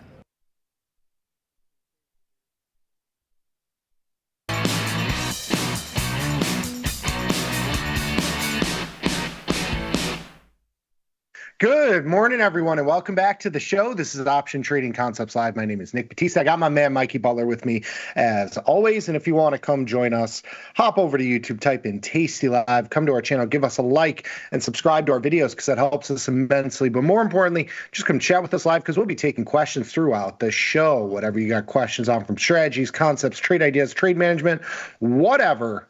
Just come hang with us for the next hour of the day, my favorite hour of the day. I get to spend it with my buddy, Mike Butler. How's it going, sir? Going well. It's a beautiful short week we had a good holiday. Hopefully everyone did the same. Yes. We got another one next week. Wednesday will be off. Tuesday will be a full day, full market day as well. Yes. For New Year's Eve. And yeah, we've got a absolutely chocked full weekend of football, so I can't complain. Yeah, it's great. I mean, thank God we don't have to watch our team play again. Sorry in advance for everybody that had to spend, it's been, you have all the eating and partying and fun that goes with all the holidays. And then, you expect to have a continuation of that. And unfortunately you had to watch the Chicago Bears play football, and so I'm just really sorry for everybody that has to experience that. I've vowed that I won't be experiencing any more this year of that team. Yeah, it's just so funny because like the last almost every game, we lose it for ourselves in some crazy way. And as we got to the fourth quarter and it was 3-6, I was like, okay, how are we gonna lose this one? And it wasn't a last 30-second mishap. It wasn't a last minute mishap. It was the entire final. It was the entire. Minutes.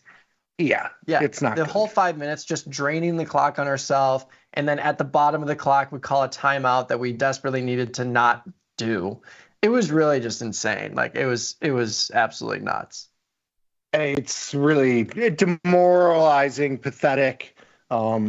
Waste of time. That is what it is. But you could tell that Caleb was just no longer having it. Just an absolute disarray. But anyways, we got 3 games tomorrow that should all be good. So we'll see. Market's down 100. What's going on? What is this? I don't know. Who ordered this? Is Santa bringing us? Yeah, is this the Grinch coming to steal all our presents right now? You are correct. We are down 100. Basically, the lows of the day are just off the lows. 59.92, the low of the day. So another point lower was the exact bottom, just below 6,000. You got the NASDAQ down over 2%, 468 points to the downside. The Dow down 576 and the Russell down 53. So the Russell and the NASDAQ, the two weakest of the group. Oil has caught a little bit of a bid over the last 2 sessions here. 70.22 up 60 cents. Volatility futures 1740 here, catching a nice little bid, up 8%. Bonds down 17 ticks. You got rates continuing higher, just crazy move there, contrary to everything that the Fed is trying to do.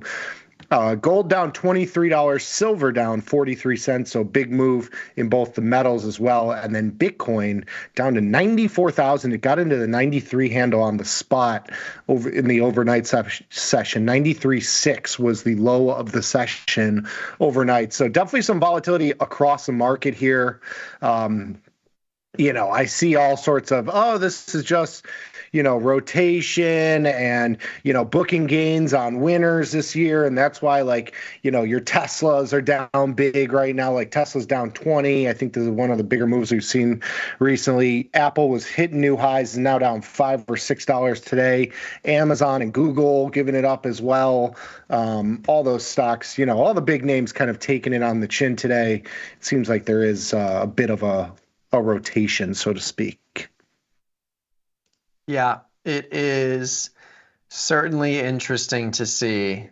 And yeah, Bitcoin down 1%, IBIT down 1%. The biggest movers in my account are Adobe down 8 points, and Nvidia down 4 points. Everything else is actually only down like 1 point.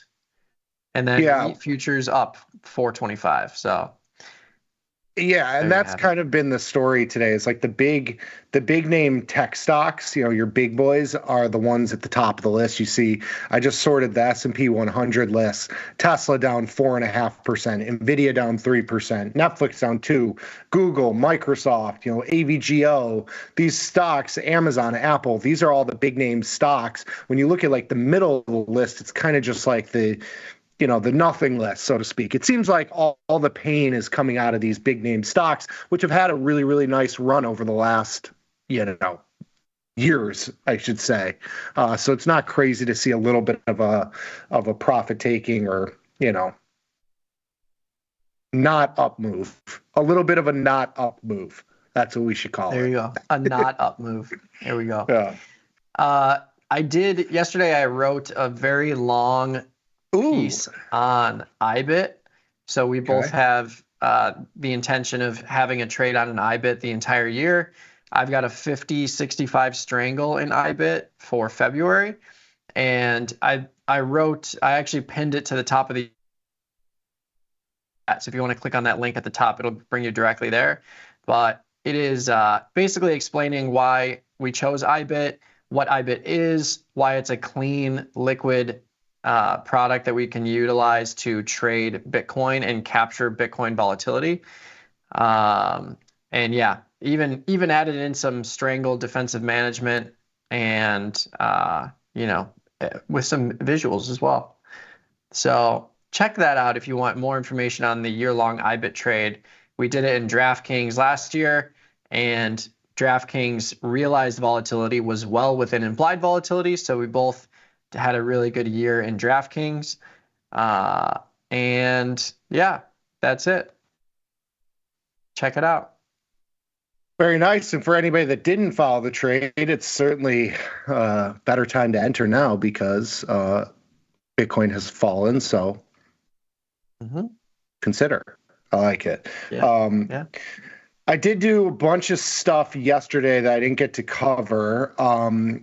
I rolled my IBIT position. I closed out this OKLO position. Somebody gave me that from the chat. Shout out the chat for the call diagonal spread there. I rolled up in PLTR. That was a stock that has not had a downtick until today. It's down $3 and change. It's gone straight from 30 to 80 in a very short period of time. I lagged out of the SoFi puts. A lot of the trades that these are kind of like have been engagement trades, not my normal positions. A lot of them have worked out, which has been good. I sold a put against my INQ position, which I scalped out of for a couple bucks. That was nice. I had a chance yesterday to buy in the risk on the downside on the SPX iron condor I had. So I had a short put spread that was trading at like 85 cents. It ended up being a good close because I closed the call spread today significantly higher. We were like 50 points higher. I thought a 50-point down move was the most you could ever get in this sort of market. So I closed that and took some profits on that. But I wish I had held it. Would have taken a little bit more money out of that. And then I rolled my ARK position, ARKK. So I took that from January to February, and I put a new SPX position on in the January monthly expiration, or the January end of month expiration, as a spicy little funky trade. I like it. Mm-hmm. Yeah, I haven't opened any new trades today, but I am willing and able to. If anyone has some nice ideas for us, pop them in the YouTube chat. Please, need them. Yes. Mm-hmm. Yes. But yeah,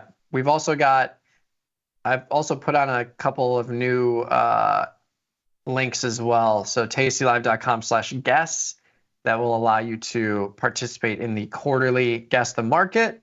So get those in. You got a couple days left for that. End of next week. There you go. And then tastylive.com/newsletters, get the cherry picks for free. But I'm sure a lot of people in this chat already have them. I see some regulars in here. Mm-hmm. But yeah, lots to talk about, lots to see. Give us some trade ideas, pop it in the YouTube chat, and we will review them right now. Yes. Dave, noticing there's less volume with every green candle and a lot more volume on the red candles today with SPY. Yeah, that's pretty typical. When the VIX is low, that usually is correlated with a market grinding higher. Could be low volume grinding, could be high volume buying. But when everyone is complacent and no one's really doing anything, when the market sells off 100 points like it does today, now all of a sudden you have people scrambling to get to the market to hedge their positions or put on new positions, et cetera, et cetera. Yeah. So it is absolutely natural to see a higher volume day on a day like today in SPY. We are already at, just in share volume, 22 million shares today. Yesterday, we only had 40 million shares. So we will more than likely eclipse that 44 million today with 4 hours left of trading. Yeah, you should think of volatility as just, well, of course, it's a fear gauge, but it's a representation of hedging and speculation. And anytime volatility increases, you have more participants coming into the market because there's more opportunity. It's more opportunity because you have a movement in price, which is typically to the downside. So people view that as opportunity to buy dips or, get into longer duration trades or sell puts, anything like that.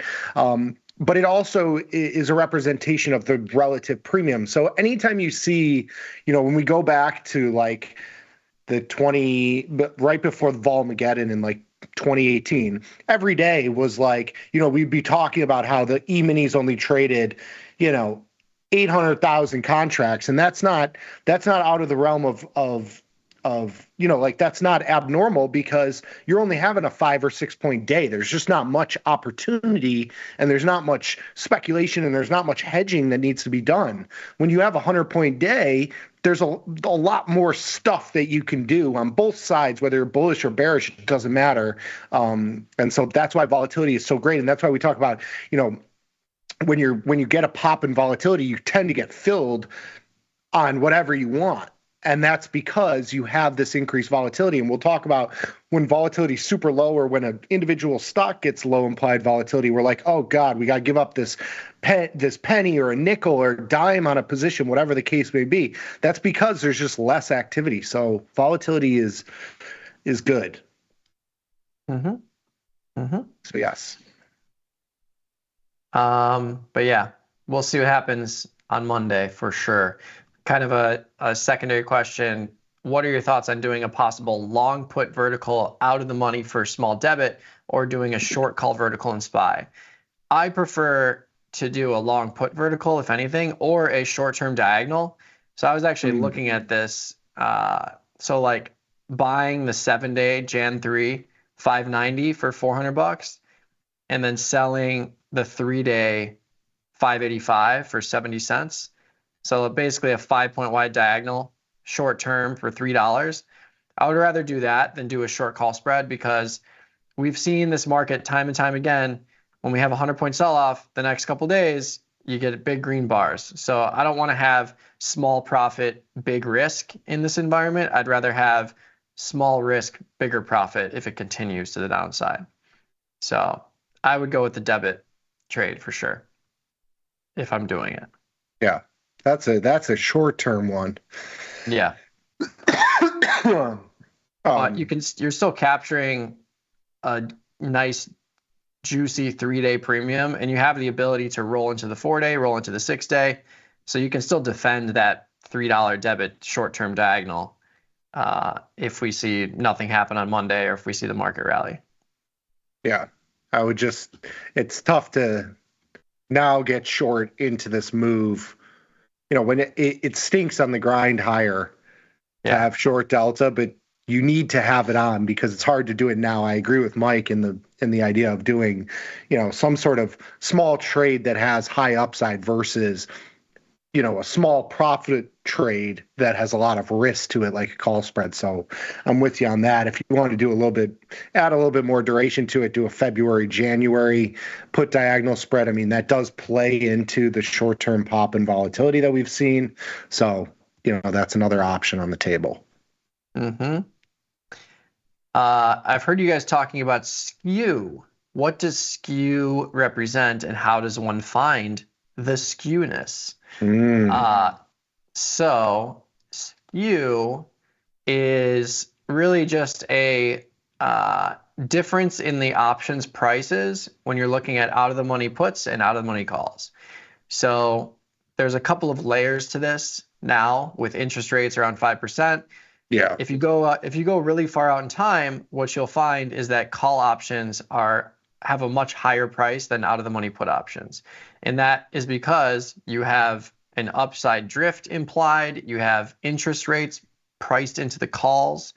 But if you're looking at more near-term stuff, like let's say IBIT, you can go to the January 21-day monthly option cycle. IBIT is trading at 53. If you go equidistant out of the money, what you will see is if you go to like the 50 strike put and the 56 strike call, you will see that the calls are priced more than the puts. So the calls 3 points out of the money, trading for $2. The put is trading for $1.50. So this tells you that the market perceives the risk of a high move to be to the upside. That's all skew tells you, is it tells you where the market perceives a high velocity move to be.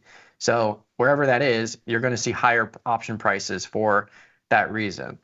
So in SPY, if you look at near-term SPY options or Qs, back in the day, you would see big put skew because the market would grind higher and then you'd have violent moves to the downside. These days, you've got products like IBIT, Tesla, NVIDIA, where you're seeing high velocity moves to the upside, and that's why there's skew to the upside in those products. So just a little bit of a difference there, but really that's all it is. It's just where is the market perceiving a high velocity move to be? And you can just look at equidistant options that are out of the money from the current stock price. And typically, the further out of the money you go, the more you see that skew in terms of a difference in price. Yes. The other way you can look at it is just by delta. So if you look at where the 20 delta, let's say, on SPY, and we're looking at the January monthly here. So the 20 delta is at 572. It's like $18, $19 out of the money. The 20 delta on the upside, we'll just use the 606 here, is only $16 out of the money to the upside. So it tells you, and even if you use the 607 strike, it's still only 17 versus 18, 19.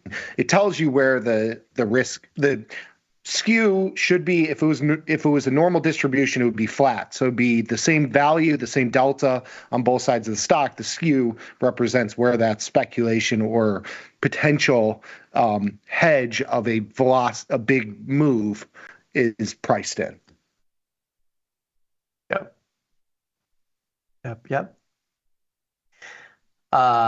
Did Nick get in a physical fight with the market today? No, it was actually a decent day for me. This was a little, like playing with the dogs. We got caught a little bit, so it was an unfortunate situation, but I am fine. I'm still pretty. Everything will be fine. I'll heal up. Just a little, little snafu. Yeah, it's okay. Pablo asking, with all that time ahead of the IBIT strangle and closing the put leg, when do you decide to roll the call side? Maybe when delta is higher than 25 or 50% or 25 or 50, do you do it in the same day side expiration? Yeah, I mean, I'm probably not going to touch what was the trade? 50, what do you have 65. On? 50, 65 in February? In Feb. Yeah. Yeah. So there's still plenty of value here. I think the short answer is like if IBIT continues to sell off. And you did this at what? What was your credit? 565. Oh, so it's come in a little bit. Yeah. I mean, that's because of the skew. Like you're way closer because you put this on. What was or I guess I could pull it up here. But it was around the same price. Was it? I did it into the big sell off. Yeah, 52.96. Okay. There you go. So vol coming in a little bit, skew coming in a little bit. But yeah, the short answer is when you have a strangle on, if you're trying to adjust the leg, typically I'm going to adjust a leg if the extrinsic value gets really low in the untested option. So if you're asking about the call, what would be required for the call to lose a lot of value? If we chop around here around 53, or if we go below 50, I would assume that 65 call is currently trading for $200. It probably is trading for a lot less, especially as time passes. With that said, I want to have a lot of upside space in this product because I personally believe the upside risk is real. The downside risk is real too, but I see Bitcoin going to 150,000, 200,000 faster than Bitcoin going to 30,000 or 20,000. So bless you. Thank you. So I want to keep selling the upside call skew by pushing that strike further out of the money. So I'll probably have that sort of style all year. But yeah, I don't feel the need to bring this down at all. It's still trading for $200. Basically, my rule of thumb is like if I sell this option for $200, the only time I'm going to move it is if it gets to like 50 cents or 40 cents. Like I'm talking about like 75, 80% of the value, because I would rather have the space knowing that I'm going to be in this trade all year. I'd rather have the space than roll it down 10 points for 20 cents or 30 cents, something like that. But to answer your question, will I stay in the same expiration? I prefer to place a trade like this, let it chop around in this range, and then as the February cycle gets closer to 21 days, if I'm going to move the strikes, I prefer to move the strikes when I roll out in time. So same concept as buying the guts and selling the wings, but add a time component. So when Feb gets to 20 days or 30 days, that's when I'm going to look to roll to March. And if we have a credit of like $2 or $3 and I'm comfortable with the strikes and I just roll the strikes out, then I'll just keep the same strikes if the market's here.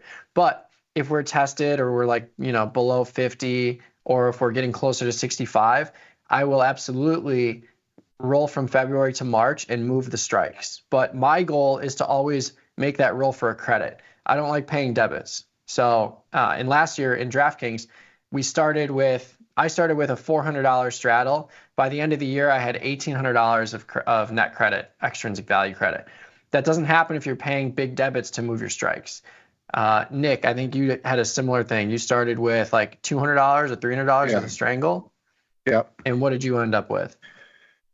Like 1,100. I ended up making like $900. I think I had like 1,200 or 1,100 in credit and closed it out for $2 and change debit, something like that. Yeah.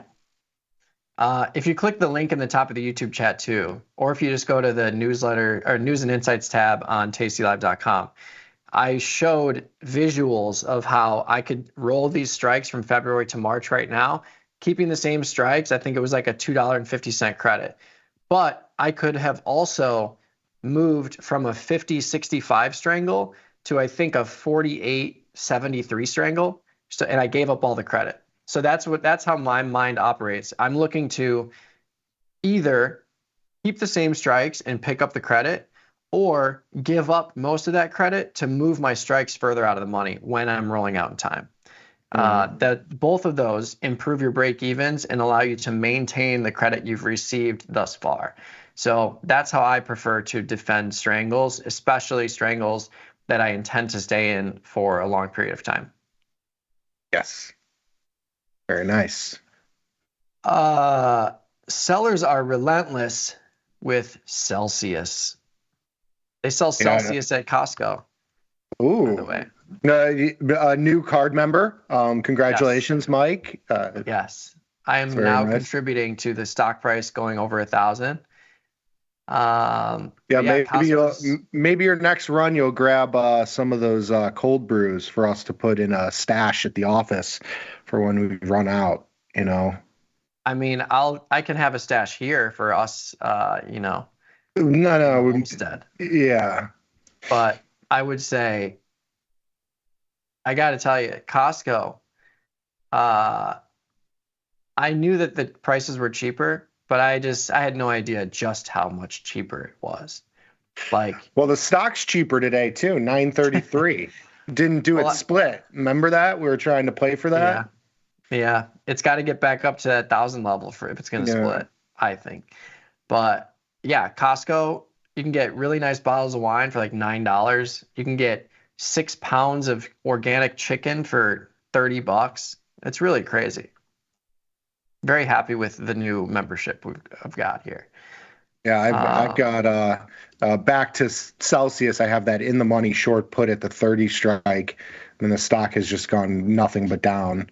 I think I'll probably have to roll this at some point. Hopefully, I could do it into an up move, sell the 30 strike straddle against it, but I'm gonna let it sit for a second. It's basically just stock, so there's not a lot of benefit in terms of value decay. It's really just static delta, so I'm hoping for just an up move, and then I can do a roll next week or so.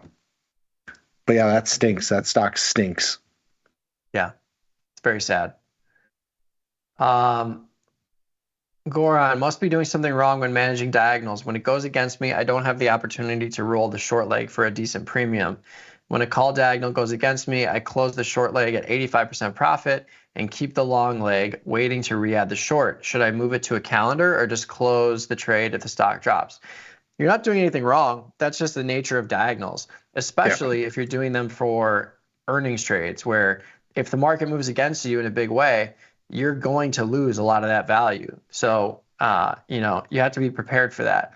If you have longer term diagonals, like what Nick was saying with SPY, like if you wanted to do a long Feb, short Jan diagonal spread, that's going to be a much slower moving trade, and you have a lot more opportunity to defend a trade like that because you can have like a 20-point wide diagonal on for $7. So you have the ability to bring in that short option from a strike plane basis, where if you're doing it for earnings trades, you're probably much closer to paying the just under the width of the spread for that situation. But yeah, we either just hold on to the long and see if we get a reversal, or we restructure it, we close the whole thing and move the whole thing lower or higher if you're doing a put diagonal spread.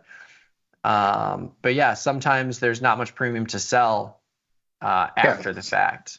If you're just totally wrong on direction, it's just the benefit of a diagonal spread or any long premium position is that it's capped risk by whatever you pay for it. And you have potentially an asymmetric upside, meaning a short put, you can only make so much on that option. If you sell it for $1, you can only make $1. With a call diagonal spread, you have a lot more upside than whatever the cost is of that position. And so that is a benefit to the position. The downside of any long premium position, and it goes with if you're just naked long calls or naked long puts or butterflies or long strangles, long straddles, anything that you're buying premium, there you just have to be somewhat correct on that direction, or at least not totally wrong on the direction. With a call diagonal spread, you need the stock to go up or kind of chop around. If the stock goes down, you got a long delta and the stock went down. Like that's just kind of the nature of options. So there's sometimes just not sometimes the stock just wins and the position was just not the right position at the right time. Yeah. And the benefit of it is exactly what you wrote out. Like, sometimes the call that you sold that's a hedge, it'll go basically to zero. You close it out, and now you have a long option. And if something happens where you have a big move in your favor, now you're exposed to that move pretty fully. So it's tough. Sometimes you just got to kind of chalk it up as a loss or just not being right. Yeah. SPY calls for Monday, 595 strike. I still prefer to go to the 7-day if you're trying to do a short-term, just long call. Because the 3-day is trading for $1.30. The 7-day is trading for $3, so it's more expensive. But the problem with Monday is that if SPY's down 100 right now, if we come back to the markets on Monday and SPY opens at 6,000, where we are right now, that $1.30 gets destroyed pretty much. Yeah, a lot of the value is baked into the weekend premium. Yeah, you really need a big rally on Monday, where the 7-day, you don't need that. You just need the market to be higher over the next couple days, Monday, Tuesday, Wednesday, even Thursday. So I'm always going to be a proponent of buying longer term premium, even in a short 7-day trade idea, you're not you're getting out of that short term IV. And to reduce the cost of the 7-day, what I would consider is selling a 3-day. So like you could buy the 595 in the 7-day, and then you could sell, the 600 or 599 or 598 in the 3-day. And that way, if the market is down or if it's not really moving up too much, those options just immediately go to zero. Yeah.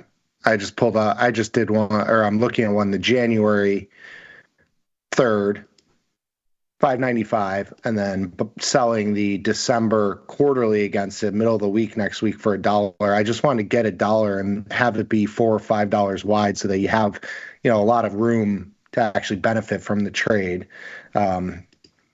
Yeah, so this would be on Tuesday expiration. Mm-hmm. For $300. Do I just throw $300 at a YOLO shot here? Yeah.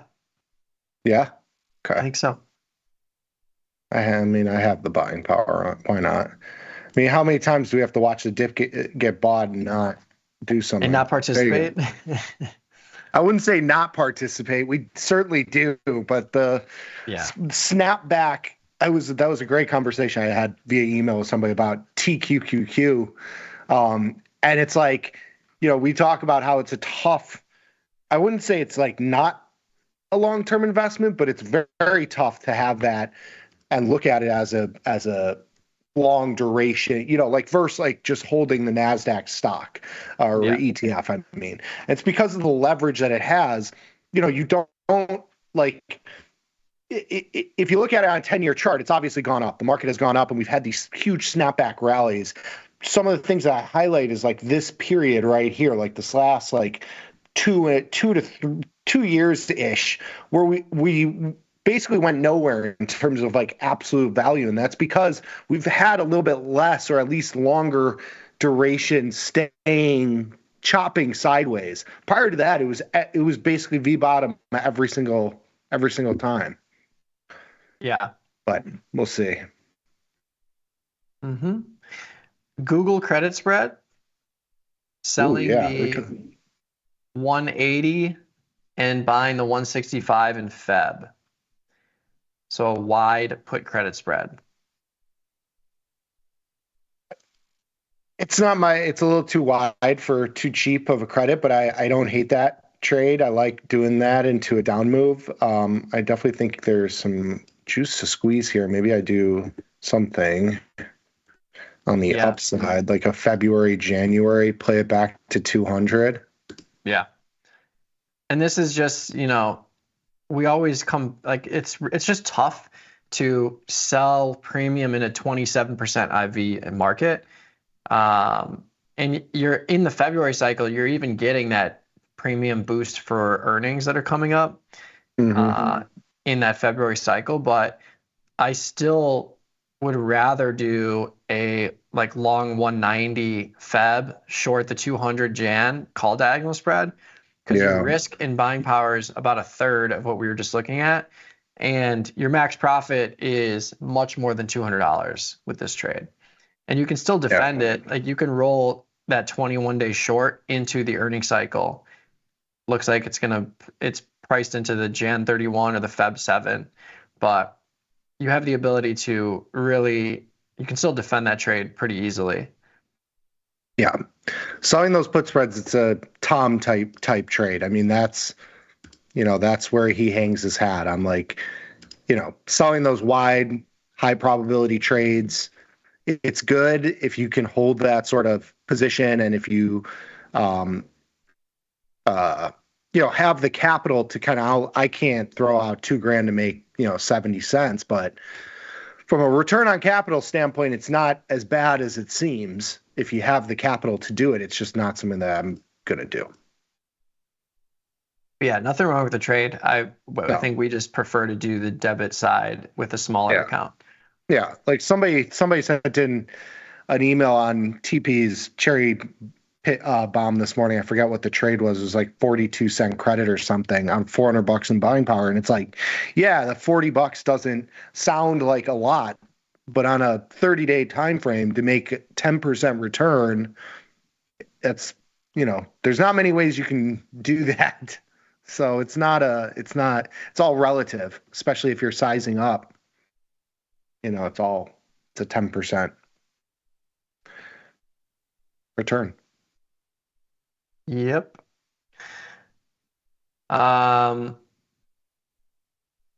Sell a put in Tesla and buy call spread. Oh, the Super Bowl. Yeah, the Super Cycle Bowl. Yeah, it's still an expensive trade. But yeah, I don't mind it. It just depends on like how much capital you're willing to put up. Yeah. Still, it's going to be a $10,000 trade regardless. Maybe I roll up my put spread into this move. I can't get anything. All the premium is on the call side. There's just no. Yeah. I have a wide iron condor in here, 20-point wide that I did for $4.33. It's marked at $4, so I'm up a couple pennies today with this move. But yeah, Tesla's a tough one to trade. I think you do have to do it either naked or naked via like short premium, which is very capital intensive for us, or trading volatility of the product via a diagonal spread or even a calendar spread, I think can work here, just because volatility has been swinging around significantly. Mm-hmm. Johnny trade in GDX, a Feb 3138 strangle. Feb for $1.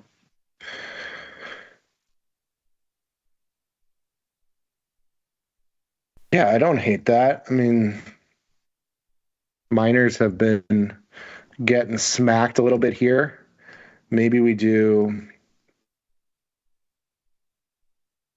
something a little bit like a $2. I don't hate the 3138. I guess I could do that what if we move it in one strike and do it for $1.50? And then I can take 50 cents out of this. There you go. 32.37. I was thinking to move it to like the 33.36 and do it and try and get that same 50 cents, but I think this will be fine. At 30 deltas ish on either side. Gives me something new. I haven't traded this in quite some time. 147. I'll go down to 45. That's the lowest I'll go. There you go. All right. Quantum computing play here in QUBT, a 25-35 call diagonal spread. Look at that chart. 60, 70 cents to $24. If you can capture that, you're looking good. Yeah. Driving. What was the strikes? 25-35 call diagonal, long January 31st, short Jan monthly. Yeah, it's a shot. I mean, I don't know why. I don't know. I would rather do this like Feb Jan, but just go to February. There's no reason to go to the weekly 35-day when you can go to the Feb 60-day and pay 40 cents more for that option. Yeah. And it's a lower IV option. So definitely, I don't hate the idea, but definitely going long Feb, short Jan. Mm-hmm. Pay a little bit more, but you have twice the amount of time on the long option and a lower implied volatility. Anyone brave enough for a 0-day close to the money call spread on SPX? Ooh. Long call spread or short call spread? I assume long call spread. I mean, I'm guessing we're going to get back to 59.50. So that's where I would put it if I was you. And that is my that I have no crystal ball other than my thoughts. Other than the 2 p.m. rally we see every day? Yeah. But yeah, 59.50, 59.60, somewhere around there. yeah, I mean, this is a good example though of like understanding price ranges and price extremes. Before we entered today, we had what, like a 20-point expected move for today. We're down 100, so we're well outside of the expected range prior to the move today, and we are near the lows of the day. So with all that said, I'm much more comfortable playing for a slight reversal than playing for a continuation. But either could happen. You got to still keep risk small. Yeah, and just if you're trading 0-day anything, it's mostly all or nothing. Like I get so many notifications about how do you manage it, what do you do? Like you got to have your risk management on entry because these things move too fast, and they move too fast to really do anything. Like you can't expect to roll this out to a 30-day position after starting it with 4 hours to go until expiration. Like there's just not much you can do here. You kind of just gotta size it appropriately. AMD trade, short strangle, 105, 155, 56 days. Yeah. I have a call diagonal spread here. I think I top ticked it like right around here, the 140-ish spot, because I'm long the 150 in February, and then I probably have a junky nothing. Yeah, I could close this 160 here for 18 cents. I don't hate that trade. You got a 55 IV rank. It's super liquid. Good implied volatility. You do have earnings probably coming up sometime in the February expiration. That's my only concern with that trade is that you have earnings that are priced into the Feb cycle, so you're getting a premium boost because of that. But if you're trying to get outside of that and just get the full decay, I would go to like the January 31st cycle or the Jan 24 cycle. Yeah, it looks like the market is kind of pricing in earnings to be the January 31st cycle, with the boost in IV from 44 to 53. Yeah. And if you look at the 28-day cycle, the premium is significantly lower in the 105, 155. I think they just opened this one up too, so the February. Yeah, that's my only qualm though with selling risk on both sides of a market that is going to hold on to extrinsic value. Yeah. When are you going to place the year-long trade? I already did it. Nick, is your trade the year-long start? The one you just did? I mean, should I do IBIT? I think it's, I think it's the best product out there for a $50 product with high IV. Yeah, it could be good. Should I do something like I was thinking, because you got to kind of play into the skew some way, but I'm trying to think of content wise. Thinking maybe like a 1x2, but that'll use just way too much capital in IBIT. Or I could do like short put call ratio, maybe. There you go. I'll think something up. I'll figure it out. Next week I'll do something. I'll figure it out. I have an IBIT position on though, but I will figure out another one. Cool.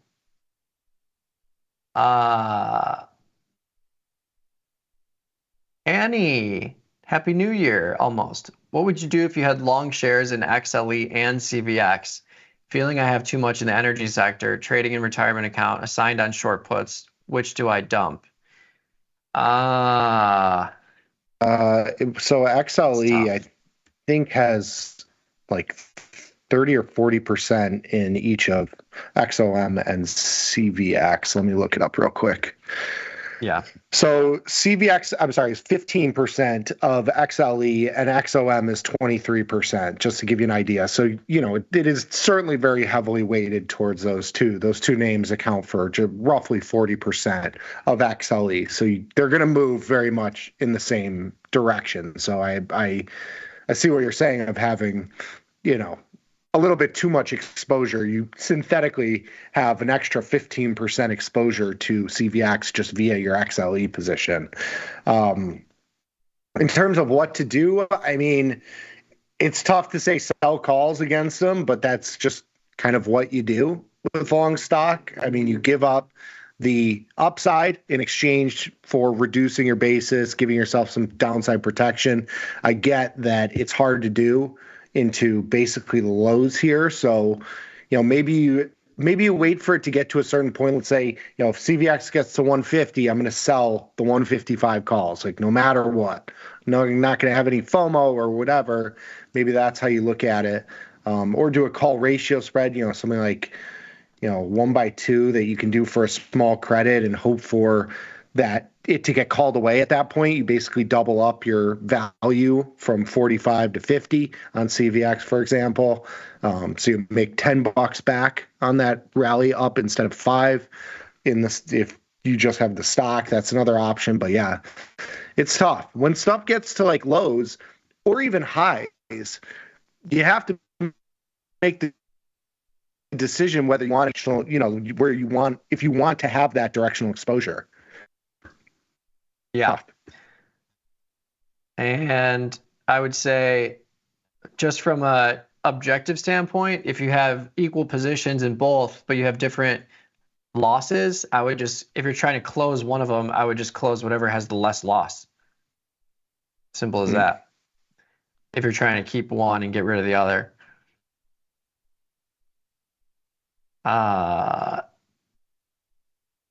Let's see. Okay, Dronin, going back to the Tesla, going to 600 trade idea. Yesterday, we looked at a 500-600 call diagonal spread and also a 600 calendar. How about a 560, 600, 640 call butterfly at $1.50 compare? Yeah, that's the cheapest for sure. 500, 600? 560, 600, 640. Butterfly. Yeah. So yeah, I mean, if you're playing for a very specific price target, a butterfly gives you the highest return on your risk for sure. The issue with this trade is that if you get the move in the near term, you are not going to see this $1.50 explode. You really have to kind of make it wider if you're trying to get. Yeah. Like for you to see that $1.50 go to $1,000, like you got to be in the expiration week, I would assume. Yeah. Like that was what, a 560, 600, 640. So it's a 40-point wide butterfly. If you go to Tesla right now at 430, let's just say a 430 butterfly. I'm going to do 430, 40 points, 470, and 370. I'm sorry, 390. 390. Oh, I have That's this. trading for $1,000. So 21 days at the January monthly, that is trading for $1,000. So you would need 30 days to pass, and Tesla would be at 6,000 or 600. Yeah. But still, yeah, it's if you're cheap shot. Cheap shot. Yeah. Don't mind it at all. Yeah. Do we like TLT here? Would you add to it if so? Yeah, I have a call zebra on. I've got the 88.90 call zebra. But I bought that when TLT was up at like 89 or 90. So it's down a couple $100, but yeah, I like zebras and TLT because IV's at 16%, but it still moves around. Well, you would think rates would go down at some point, but they are not. So I think we're getting, it's when we were doing the yield curve trade. That's my feeling on bonds right now. Is I feel like it's too obvious that rates are going to go, lower. Yeah. And that bonds would go higher, but it seems like the most easy, obvious trade of all time. And just every day you wake up and yields are higher. It's crazy. The same thing with the 2-year when it was like, why the hell would 2-year rates be higher than 10-year? Doesn't make any sense. Can't last that long. And then a year later, we were like still in that trade. Just goofy. It's nuts. Yeah. If you're going long on a stock or bullish on a stock, why not just buy the call without adding a front month leg and creating a diagonal? You can. The short option just takes advantage of that near-term IV boost, and it helps us hedge when we are not directionally right immediately, which is extremely hard to do, to be constantly right immediately. So it's just a way to hedge and reduce the cost of the trade. I mean, just looking at the value change here. So like, let's say you had the 600, 610 call diagonal spread yesterday into this move. So the February option lost almost $5. The January option hedged you almost $2. So, in an extreme example, half your loss or 40% of your loss is offset by, your hedge that you had in place on that move. And not to mention, this option, instead of your trade being for, $8 would have been $13. So it's a lot more capital too. Anytime there's always a trade-off. When you're selling the premium against a long option, you're hedging yourself for not being directionally correct right off the bat, or if something happens like today, but you give up the tail event to the upside. So there's always, a gimme and a gotcha, as the great Dr. Jim would say. Sunflower got back from workout and the VIX is even worse. 21-day Microsoft short put is in the money. Never happened before. Welcome to a non-straight up market. What do you mean? For one day, it's not straight up. But it's just funny, like a short put never going in the money before. It's just crazy. But yeah, 430 strike in January. Should I wait or roll? So I would probably roll here. If your intention is to stay in the trade, you're rolling when the extrinsic value at your strike is the highest. You're also rolling into an earning cycle. You can pick up $750 just rolling the same strike. If you wanted to reduce some of your risk, you could get rid of some of that credit, and you could buy back your 430 in January and roll it to the 415 in February. Like you can literally move your intrinsic value risk down 15 points and still pick up $1.30 because you're rolling into the earning cycle and you're right where your strike is. So anywhere in between that, I think rolling to the 430 or the 425 or the 420 or the 415, as long as you're picking up a credit, I think it's a nice roll at this point in time. Yeah, this is for your roll. It's a good time because you're right at the money. So this roll is going to net you the highest premium you can get, $7. So it's probably a good time to consider. All right, very quick rapid fire. Microsoft 400, 450 strangle or iron condor for January end. I think either is fine. It's just a matter of risk. 400, 450? Yeah, 400, 450. Looks like the market's pricing in earnings in that cycle, though, so just got to be aware of that. Yeah, those options are twice the price as the week before. What about like 0 day? I think I'm going to put this tight iron condor on to kind of try and capture some of this volatility. Maybe a 20-point wide. Mm-hmm. Kind of shorter duration. A 15-point wide, $3 and change. 410, 445. It's basically the range we've had. I mean, it got up to 450. I'm going to do that. $3. Use $1,000 in buying power. See if I get 310. There you go. I'm going to do, in Google, I'm going to do the Feb 190 long, short the 200 Jan for $8 and change. Okay. Just because it's a cheaper trade. 0-day SPX 5,900, 58.90 vertical put spread for 80 or 90 cents. Sure. If you think it's not going to sell off another 100 points, you will keep that premium.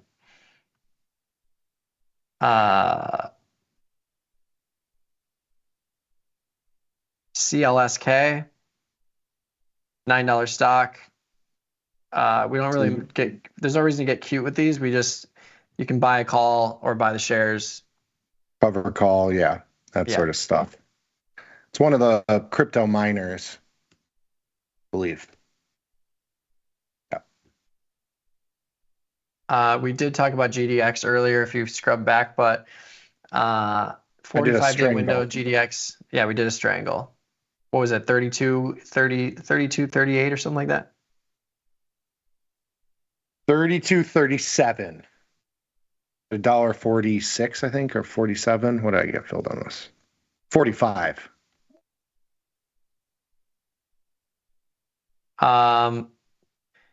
Would it be possible to do a similar IBIT trade that has defined risk, or does that eat too much into P&L?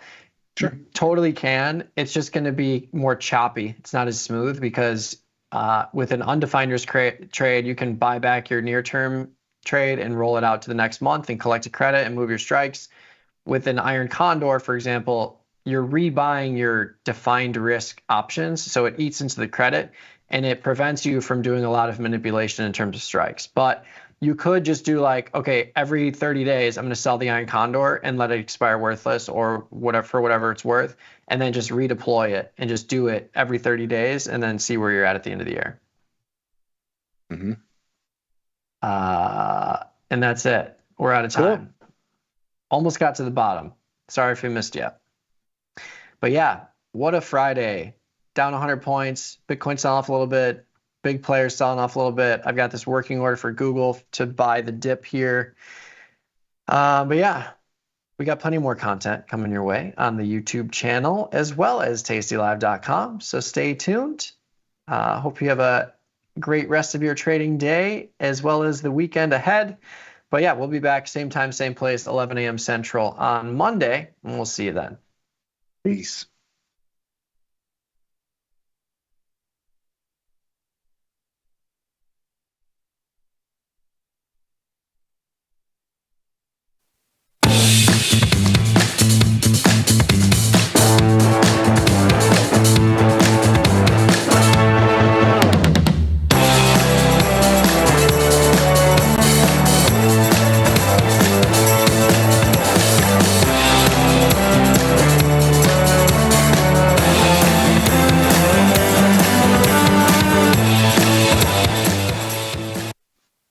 Welcome. This is a special edition of Futures Power Hour, our 2024 year in review, and our look ahead to 2025. This episode was recorded on Monday, December 23rd, 2024, and we hope that it provides a jumping point for trade ideas for the next several weeks and months. We'll be examining some of the top themes that could impact markets in 2025, the risks that they entail, and the opportunities that they might afford. With that said, welcome. From the impact of the U.S. presidential election and its policy shifts to the ongoing challenges of inflation and interest rate hikes, 2024 has been a year of significant volatility and transformation. Which of these themes will continue in 2025? For this discussion, we have Ilya Spivak, our head of global macro. Ilya, welcome to Futures Power Hour. You and I have been doing this together for a very long time, so it's fitting that we wrap up the year together. But let's talk about this 2024 year in review, because it was quite the year where a lot of risks never materialized, a lot of surprises came together, and in the futures market, we had some surprising performances across asset classes. To no one's surprise, Bitcoin comes as your top performer, up by about 120% year to date in the futures space. But cryptocurrency aside, it was a pretty good year for equity markets. The NASDAQ right now is our top performing equity market, up around 27% year to date. There are still several days left to go in the year, so by the time you watch this early in 2025, that information may be out of date. So hopefully it's not too out of date. But Ilya, when you look at some of these performances, natural gas up by 46% or wheat prices down by nearly 5%. On the other end, worst performers, you see that bonds at the long end got hammered down to about a 10, 11% loss or so. What was the biggest surprise in terms of market performance for you in 2024? I think probably the biggest one was the upswell in natural gas, because when you look at this, what you find is supplies are ample. The geopolitical situation is, if nothing else, unchanged. And so to see this kind of a rebound will be interesting, or has been interesting, and it'll be interesting to see what happens next.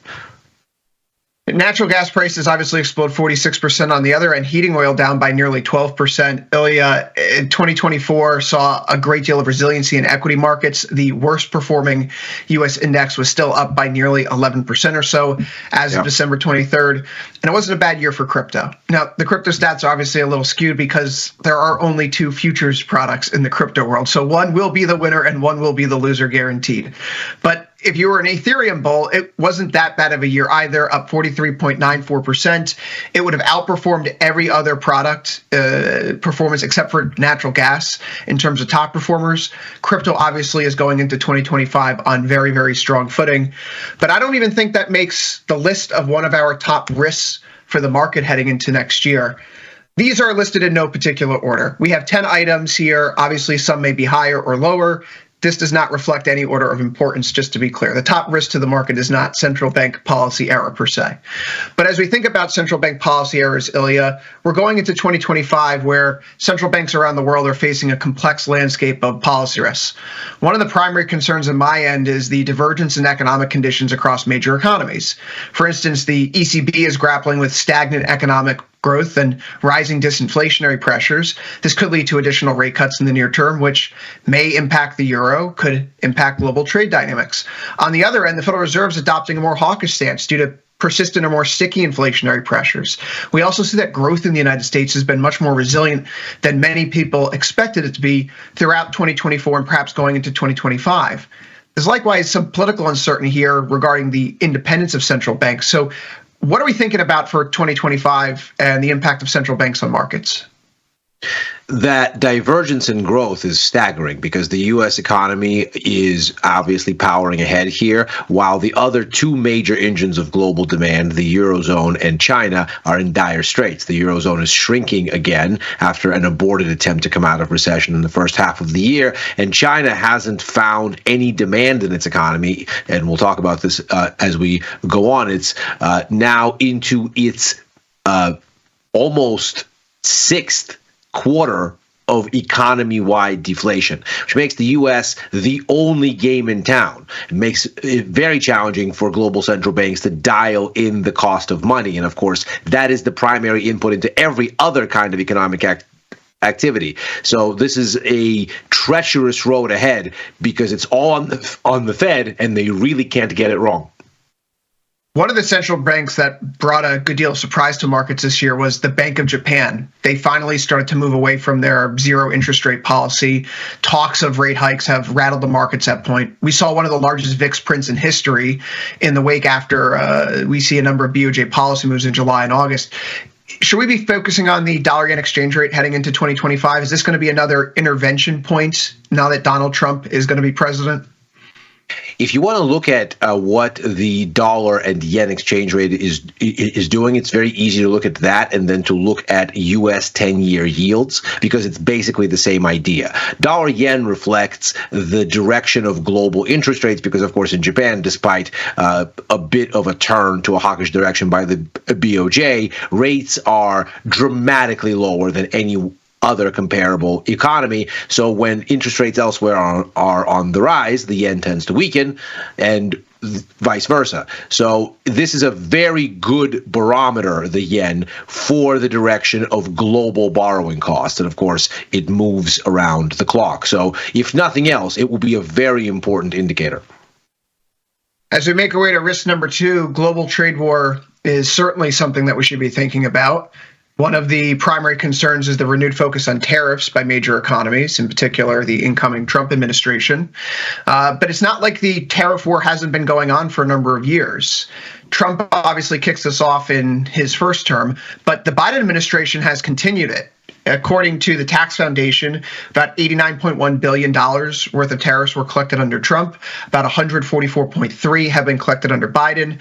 According to the Tax Foundation equilibrium model, the long-term impact to the economy has been roughly 142,000 jobs lost as a result of the cumulative tariff impact between Trump and Biden so far. How serious are the tariff threats for next year? Is this a literally or, well, not so literal situation when it comes to the tariff man? This is going to be the major question for markets next year because, of course, even within the incoming Trump administration, there are competing visions of what this means. There is the perspective from people like a Scott Bessent, a Howard Lutnick, that favors tariffs more as a bargaining chip, something that is a threat that is then used to strike deals that doesn't actually levy the full breadth and the full impact of economic weight with their implementation. And then, of course, the time it takes for them to actually bite. As with monetary policy, this can take months and quarters to be fully realized. Then there's, of course, those people that see the trade deficit as a problem unto itself, though that is, of course, a very debatable conclusion economically. And what they then do is want to impose those tariffs to correct those imbalances because they believe that is an instrument that can do that. And so that, of course, raises very important risks as to how serious are these tariffs actually as a lasting policy tool, and also what kind of retaliation they'll bring, because of course it's the countervailing response that then leads to escalation, that then leads to global calamity, not unlike what we saw during the Great Depression. Risk number 3, staying with the political course, is that the labor market in the United States could be destabilized in the next year. One such reason is because the incoming administration has been promising a high degree of deportations almost immediately. There has been a high influx of undocumented immigration into the United States under the Biden administration. The figure here on the left illustrates that. No more words needed. But the impact of deporting some of these people would be profound because we're taking people out of the economy. According to various estimates, one of which I have here on the right, it could result in a cost of about $114 billion to the U.S. economy if the deportations go through. And this comes at a time when the prime age working force in America is really sitting at multi-decade highs. For all intents and purposes, everyone who is able-bodied and wants to work is working right now. So where is the friction here right now? Where is the problem, so to speak, that could emerge in 2025 if mass deportations take place? Is this a growth story? Is this an inflation story? What do you make of this? Well, it's both of those things. We just said how critical it is that the U.S. economy continue to grow because there is no plan B. Between the Eurozone, China, and the U.S., you have 58% of global GDP, and the remaining 42% are largely vendors to the former three, without which they don't have demand. So in an environment here where the U.S. is the last peg of the global growth stool standing, it would be very disruptive to, first of all, hurt consumption by removing people from the economy who consume any amount of them. And secondly, of course, there's the inflationary impact of disrupting labor markets. We've heard from the Fed repeatedly that one of the reasons why we've been able to have a disinflation that hasn't created mass unemployment is that the labor market has been well stocked thanks to immigration, and that has continued to create a level of economic activity without lifting prices and getting in the way of the disinflationary move. If that were to change and inflation were to spike because the supply of labor were significantly diminished, that would, of course, entice the Fed to keep raising rates at a time when more rate hikes would not be helpful for a U.S. economy that's already dealing with high rates and where that U.S. economy must keep growing to avoid a global recession. The U.S. economy has seen a really resilient labor market in recent years, and obviously there is a huge increase in undocumented immigration.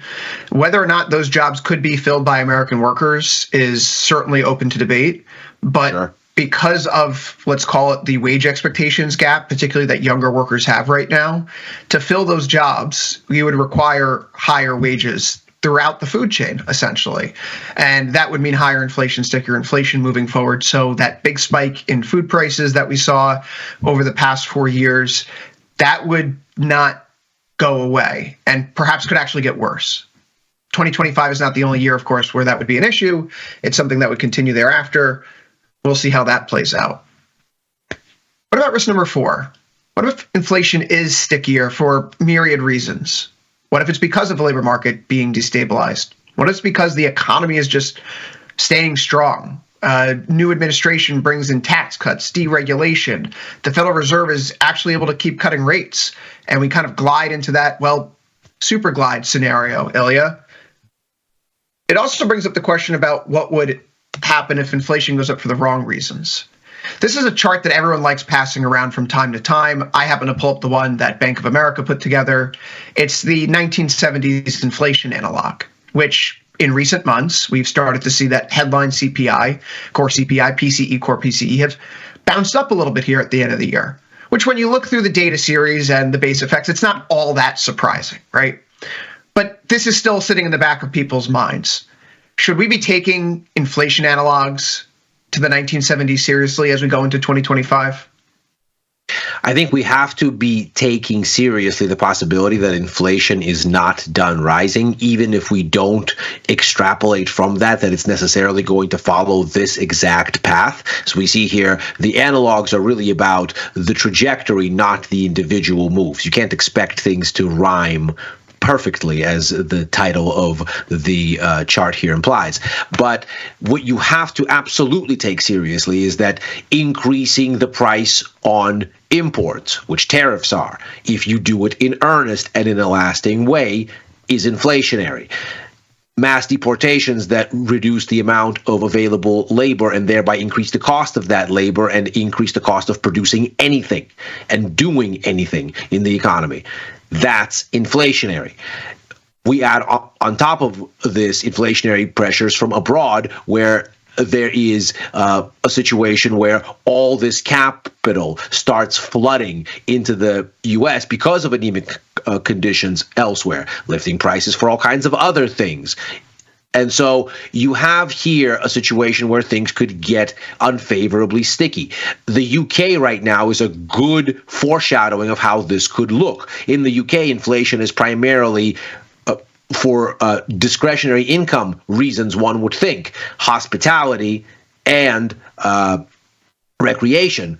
But despite the fact that the economy is vastly slower than it is in the U.S., they're not falling apart because all of those things are labor costs locked into markets that cannot be shaken even with economic malaise. This is a very scary sort of a scenario for the U.S. economy, given how important it is, and certainly a cautionary tale. Risk number 5, wars and sanctions end. Why would that be a risk? Well, it's a risk for financial markets. Having capital unlocked that's been sitting on the sidelines for a number of years, changing the flow of where commodities move throughout the global economy, not needing to use intermediaries like India, for example, or maybe moving more money into a financial haven like a Qatar or Switzerland could be very real impacts of the sanctions against Russia ending if that were to transpire in 2025. Ilya, there's also the prospect of sanctions going in place against Europe, as we've recently learned, unless they just buy more gas and oil from the U.S. So what do these sanction risks entail? What does the end of wars in the Middle East or Eastern Europe entail for markets, knowing full well that this could not be a risk per se, but really an opportunity because there's now peace, an opportunity for prosperity, and more importantly, asset dislocation because of this new future that is unfolding? Well, the first chart that we see here tells us a story of abundant supply. This is U.S. oil production, and in overall petroleum terms, the U.S. is now a larger producer than Russia and Saudi Arabia combined. So we're looking at a world that is awash in supply. The second chart here is showing you that even as OPEC plus production declines, that's the yellow line, the price of crude, that red line, it actually keeps falling. Not only does that tell you that there's abundant supply in the U.S., it tells you that the counter to that, the OPEC cartel and its allies, they cannot manage the price higher even when they reduce their output.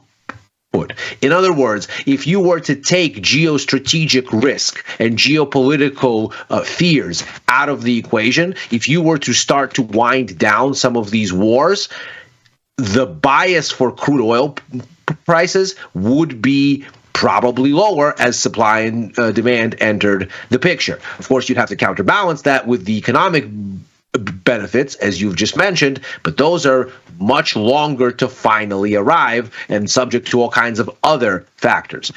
This, of course, factors into the inflation calculus because crude oil is such a huge input into that story. And so this has implications for what the Fed does, for what rates do, for what the U.S. economy does. It could be a tailwind. It could be a headwind, depending on which assets you look at. In any way, though, this is a very important thing to watch. The branch of the Federal Reserve in Dallas does a survey every few months where they ask producers locally how much it's costing them to take oil out of the ground, the cost of maintaining a well, the cost of putting a new well in.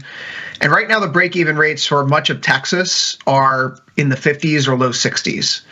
U.S. productive capacity is near its peak. That said, the definition of productive capacity is how many wells could be turned back on within 30 days. And so we are tapped out to a certain extent from that metric. But there are many more wells that could be turned back on. It would just take more than 30 days.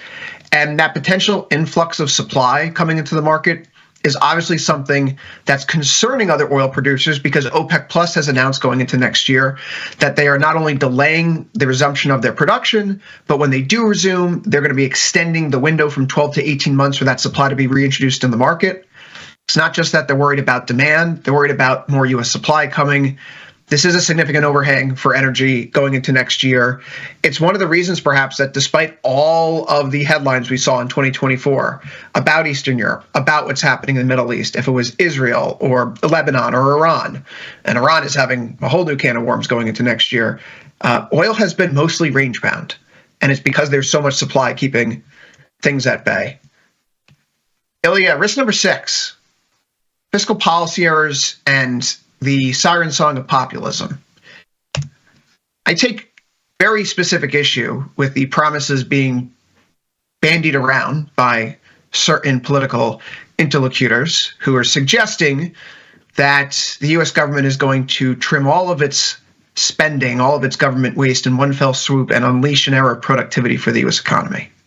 I'm taking particular aim at the Doge Commission, which seems like a nice trinket for Elon Musk and Vivek Ramaswamy to play with. But in reality, the way it's been structured and has been established is it's one of what's known as a blue ribbon committee or a blue ribbon commission. And in the United States, blue ribbon committees or commissions don't have any statutory spending power.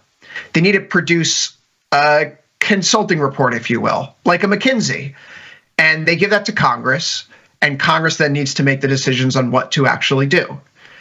But part of the reason why I'm so down on the idea that we're going to be able to deliver on these promises of getting rid of all this government waste is because, quite frankly, the places that have been identified to get rid of the waste, you really can't get rid of.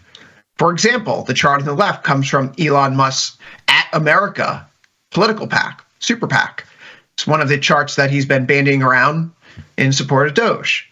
And he points out that there's about $659 billion out of the $900 billion or so every year that are being wasted to pay down interest on government debt. Now, I'm obviously not as smart or as wealthy as Elon Musk, but my basic understanding is that you can't just decide not to pay your interest on your debt. If the United States were to do that, it would put our credit rating at risk. So in reality, looking for $900 billion of spending cuts, unlikely. It's probably closer to $250 billion or so, being generous. And then you have to think about the timeline for all this. And so when I think about fiscal policy error, if the market's expecting any sort of slowdown in government spending coming, I would say it's the exact opposite direction. the spending that we've seen over the past few years, these big government deficits and ballooning debts that have emerged, they're likely to continue. They're not going anywhere. Ilya, there's been fiscal dominance recently, and I think that the error here that people may be assuming is that that error may be over, when in reality it's probably here for a very long time. Indeed. As you've just pointed out, what the Doge Commission is empowered to do is study the issue and tell Congress what it thinks should get done.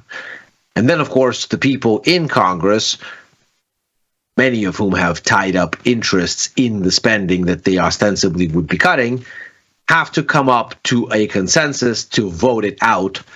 And then there is the time that would be elapsed before any of those things kick in. And then after that would be the time when they actually have an effect that's meaningful on government outlays.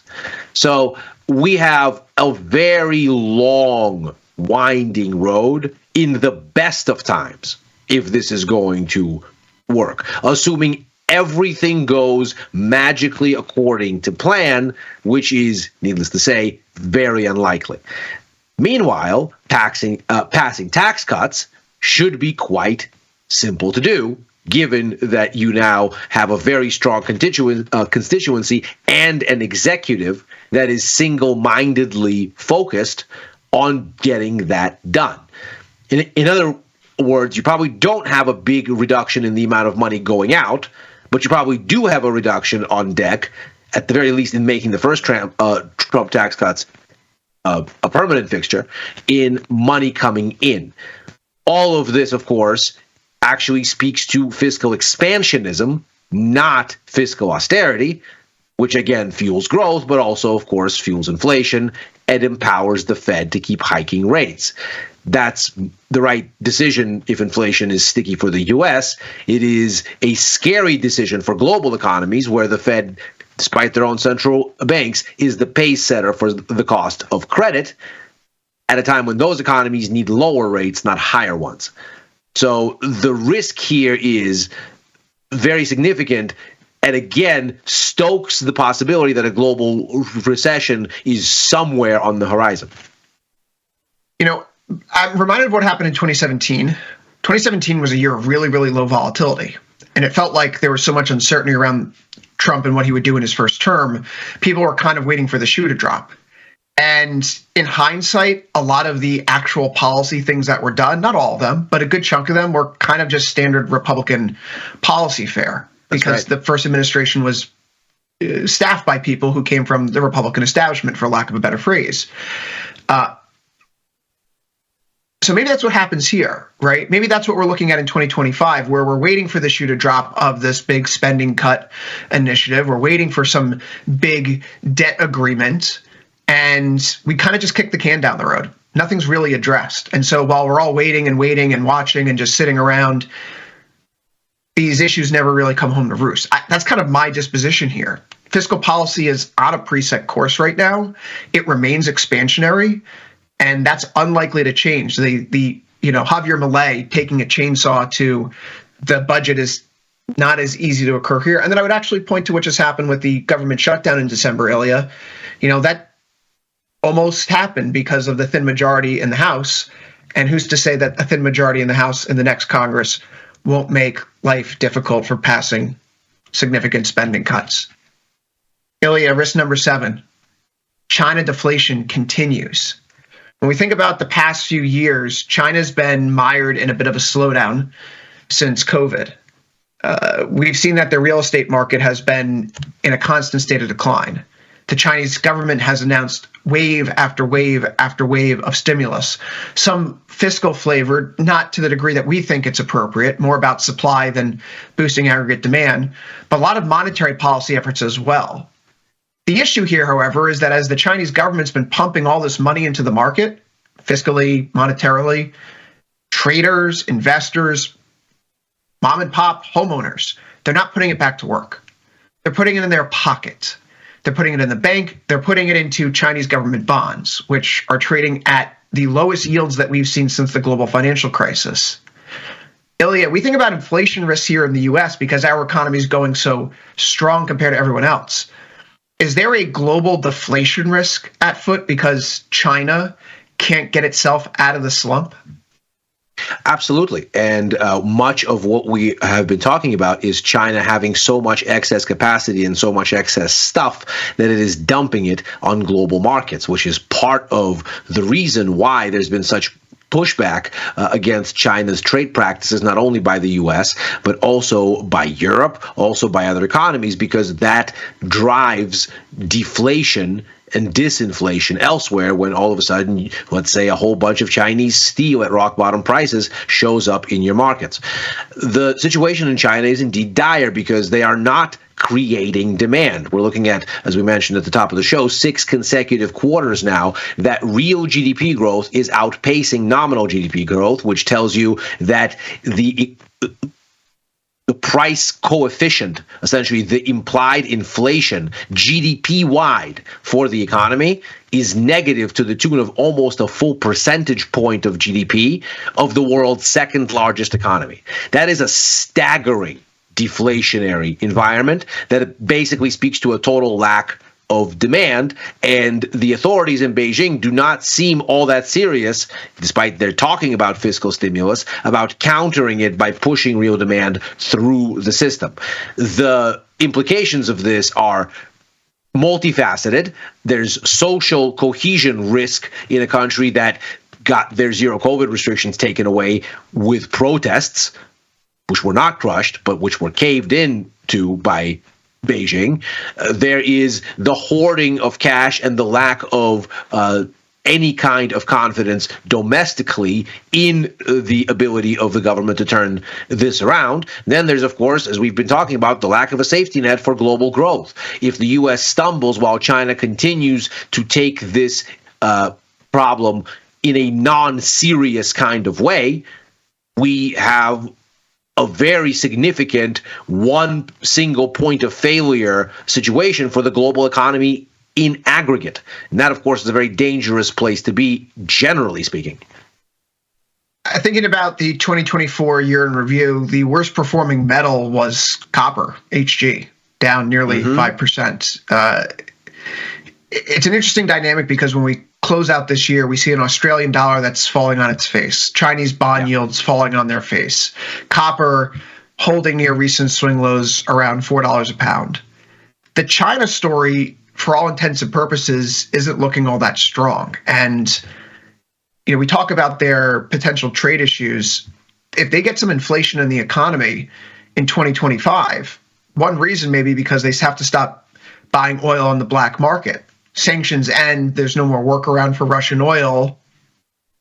And so they're bringing inflation in because the cost of actually energizing the economy is going up. That's not the right kind of inflation they're looking for. That's not going to boost aggregate demand overall, and it leads to a different kind of issue, not stagflation per se, but still a flavor of something that you don't like.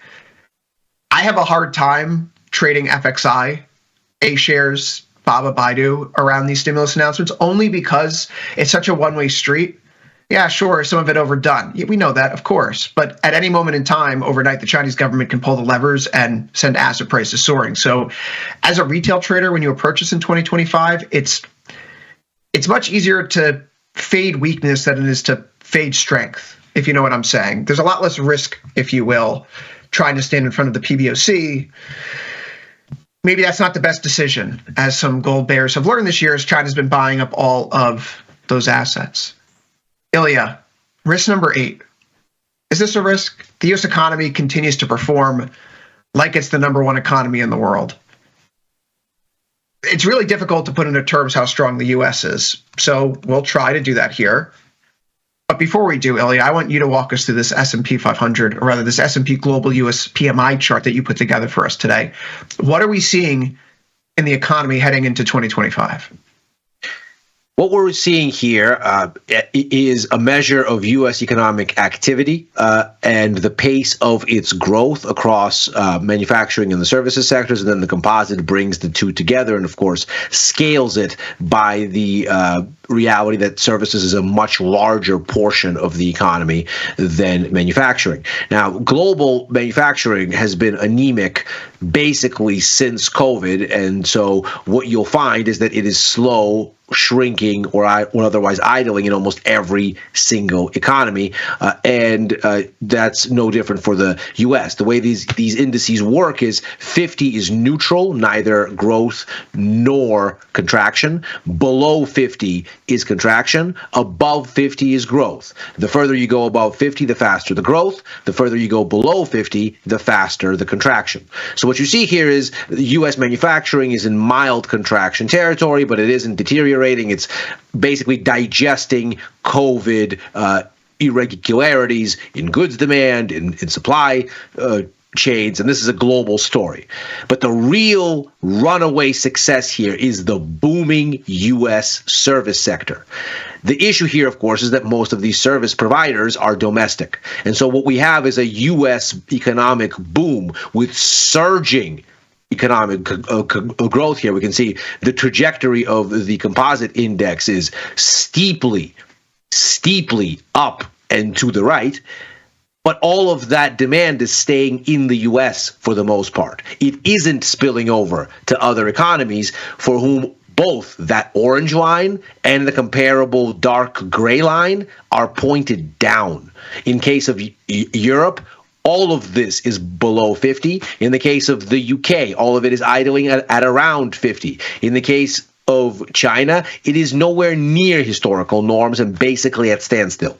So we are looking at a situation where the U.S. has completely veered off somewhere to such an extent that even Canada, which exports close to 80% of everything they sell to the U.S., isn't able to find a sympathetic rise because external demand is just not there. This is a precarious situation where the entire global economy is teetering on one leg. It's a pretty strong leg, though, Ilya. It is a very strong leg. Throughout 2024, I was fairly, indignant about the fact that we were going into recession. We did our scorecard updates here on Futures Power Hour, talking about whether or not we were looking at a soft landing or no landing or hard landing. And quite frankly, when the Fed cut rates in September, we were of the mindset that this was a maintenance rate cut. It was not because of a recession or an emergency. It's because the economy was doing well. And that cornerstone of our belief system helped guide us into staying long equities for the end of the year because stocks like it when the Fed cuts rates for maintenance reasons. Ilya, you mentioned the services economy booming. What does that mean for an index like the Russell 2000, which for all intents and purposes was the worst performing U.S. equity index this year? If smaller cap companies with a more domestic focus have this tailwind of strong U.S. consumption and money circulating internally at their backs, maybe the story of 2025 is of a small cap outperformance over those mega cap names, even if you look to the Trump administration's first term, those mega cap tech names were really the winners 3 of the 4 years in 2017 through 2020. Ilya, risk number 9. Commercial real estate has been a thorn in the market's side. Of course, everyone remembers the 2023 episode when we have Silicon Valley Bank, among others, go down, which amount to some of the biggest bank failures in U.S. history, eclipsing what we saw with Washington Mutual back in the global financial crisis. The Fed didn't really change course. They hiked rates a few weeks later back in 2023, if almost to signal that this was not a systemic risk and it was nothing that the market should be broadly concerned about. But because of that episode, there has been a slowdown in the commercial real estate industry. Maybe that has to do with the pandemic. The shift from working in office to allowing employees to work from home has led to depressed activity in major downtown areas across the United States. Going in a bit of a clockwise fashion here, starting in the top right, we see that commercial real estate prices are down about 8% year over year in the most recent quarterly update. Likewise, we've begun to see that commercial real estate default rates are starting to tick higher. They're not accelerating by any stretch of the imagination, but they're rising to a point where they were back in 2014, 2015. And moreover, when we think about the decline, the recessions that have set in previously, when you have these big pullbacks in commercial real estate prices, it usually means defaults go up in the commercial real estate sector. So this risk, it hasn't been front of center. It has been front of mind it's been kind of festering and percolating in the background. Ilya, walk me through chart number 3, I suppose, on the far left.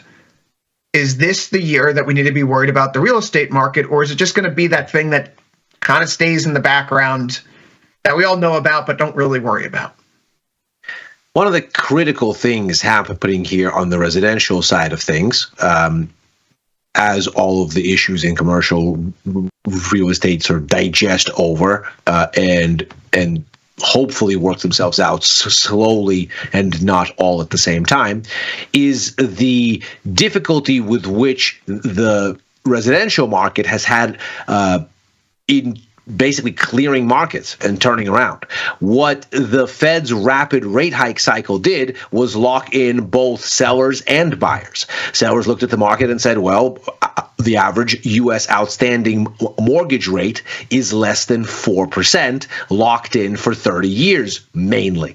You then have market rates that got up near 8% through that rate hike cycle. If you're a seller, you're not exactly enthused about selling the home that you have that you've financed at less than 4%, and then going into a home, because you do all have to live somewhere, that you have to finance at close to double that rate and with prices higher. So sellers have been discouraged from selling. That, of course, has discouraged prices from falling. That, of course, has discouraged buyers from buying. And so the market has been locked up with very little inventory for a very long time.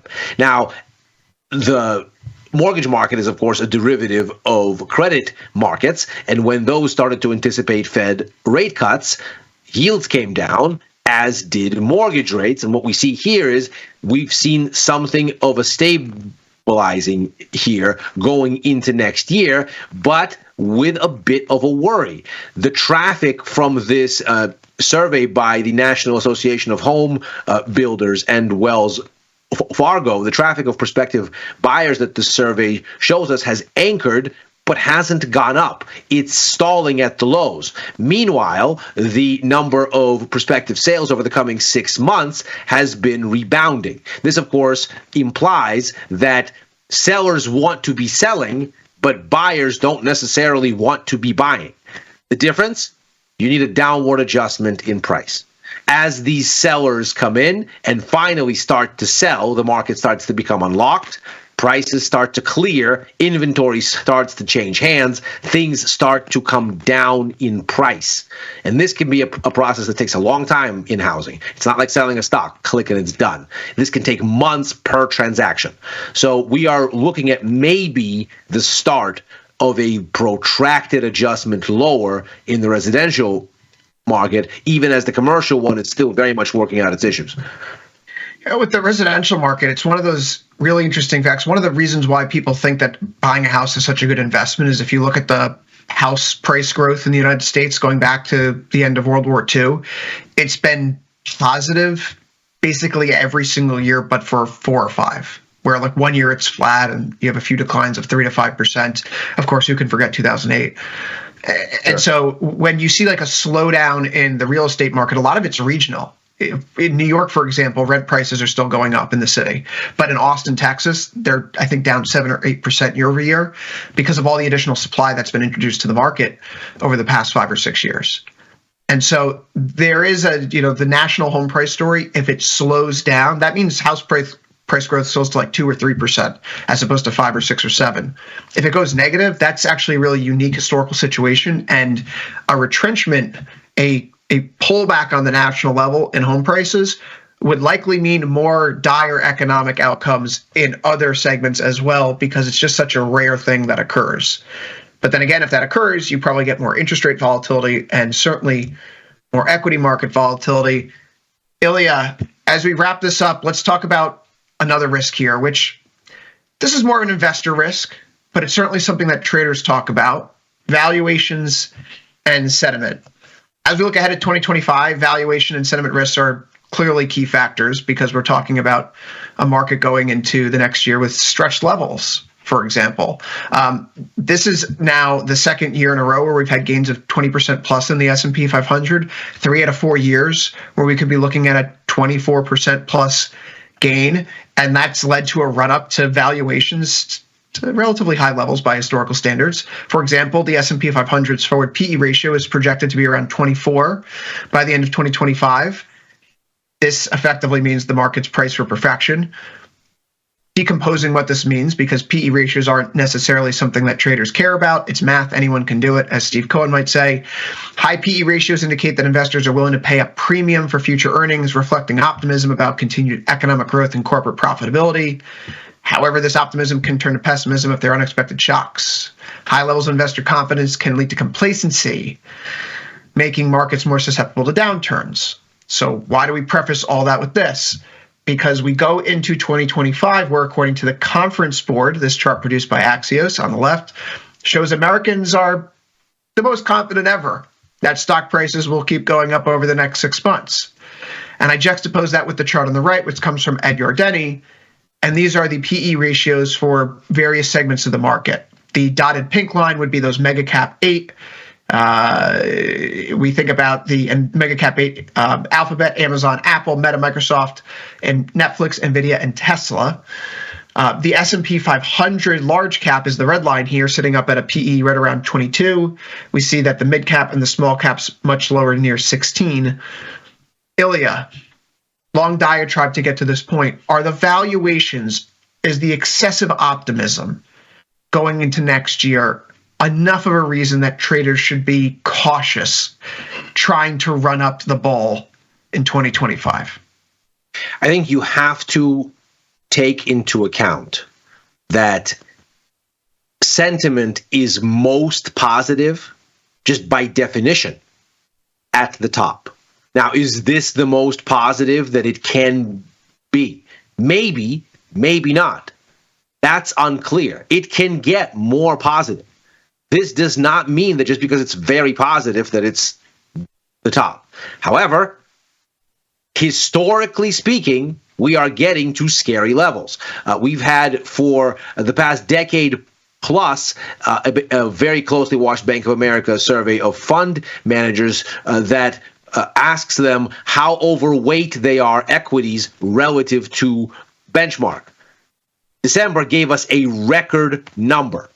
It also gave us a record number of money that funds pumped into American share prices. The U.S. share of global market cap is at unheard of levels. Records there. We are currently looking at the U.S. stock market being over 70% of developed market equities.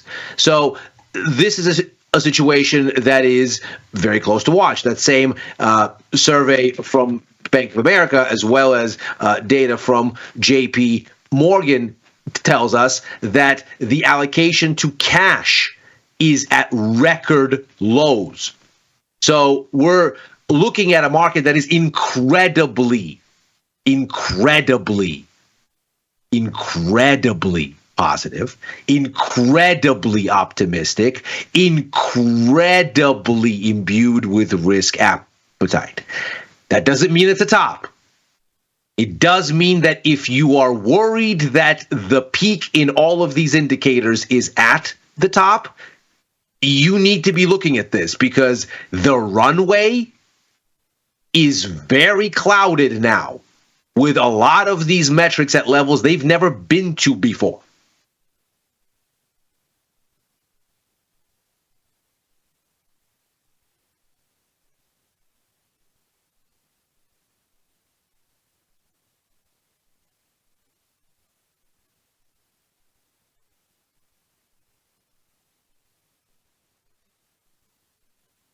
And you're muted. Well, there you go. But good ending to this. But, I think about what you mentioned here with these valuations and this potential bubble blowing, and I'm reminded of the reread I just did of The Alchemy of Finance by George Soros, and how Soros would be approaching markets like this where valuations are getting a little out of whack, and you're seeing signs with certain types of financial assets, particularly in the crypto space, that maybe things are getting a little frothy. I think Soros would have emphasized the importance of understanding reflexivity in markets. Reflexivity suggests that markets' biases and actions can influence the market fundamentals, creating a feedback loop. This means that bubbles are driven not just by fundamentals, but by the psychology of the market participants themselves, which, as you mentioned, really, really optimistic right now. I think Soros would advise traders to identify the underlying trend in the short term and the misconception that's fueling the bubble. For example, in a real estate bubble, the trend might be rising home prices due to easy credit, but the misconception would be the belief that prices are going to rise forever. So if you recognize this dynamic, you can see when that relationship pulls apart like it did in 2007, 2008, and try to find a way to capitalize on it. But he would also focus on the importance of timing, because if you're right at the wrong time, you just lose money. Trading bubbles successfully requires entering and exiting positions at the right moment, which is obviously very difficult from a timing perspective. But that really means riding the wave of the bubble. It means trying to profit from the upward momentum and then ruthlessly getting short once the momentum breaks, but not a second sooner. You don't want to be a hero here. You don't want to try to call the top. So investors are looking at asset allocation going into next year and thinking things are really expensive. But as a trader, you have to look to what the market gives you in terms of pricing, volatility, the chart setups, and you have to stay open-minded to change your mind at any point in the future.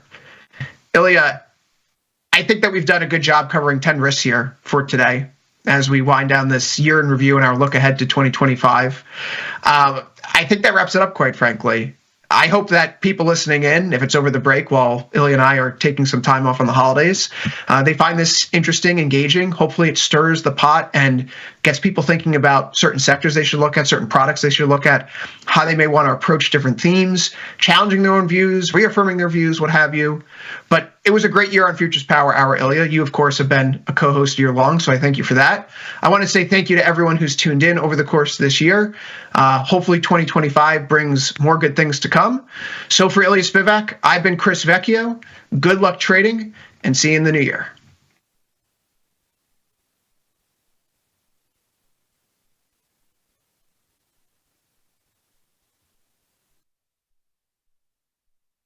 If you missed the live show, here's our cherry on top yearly recap.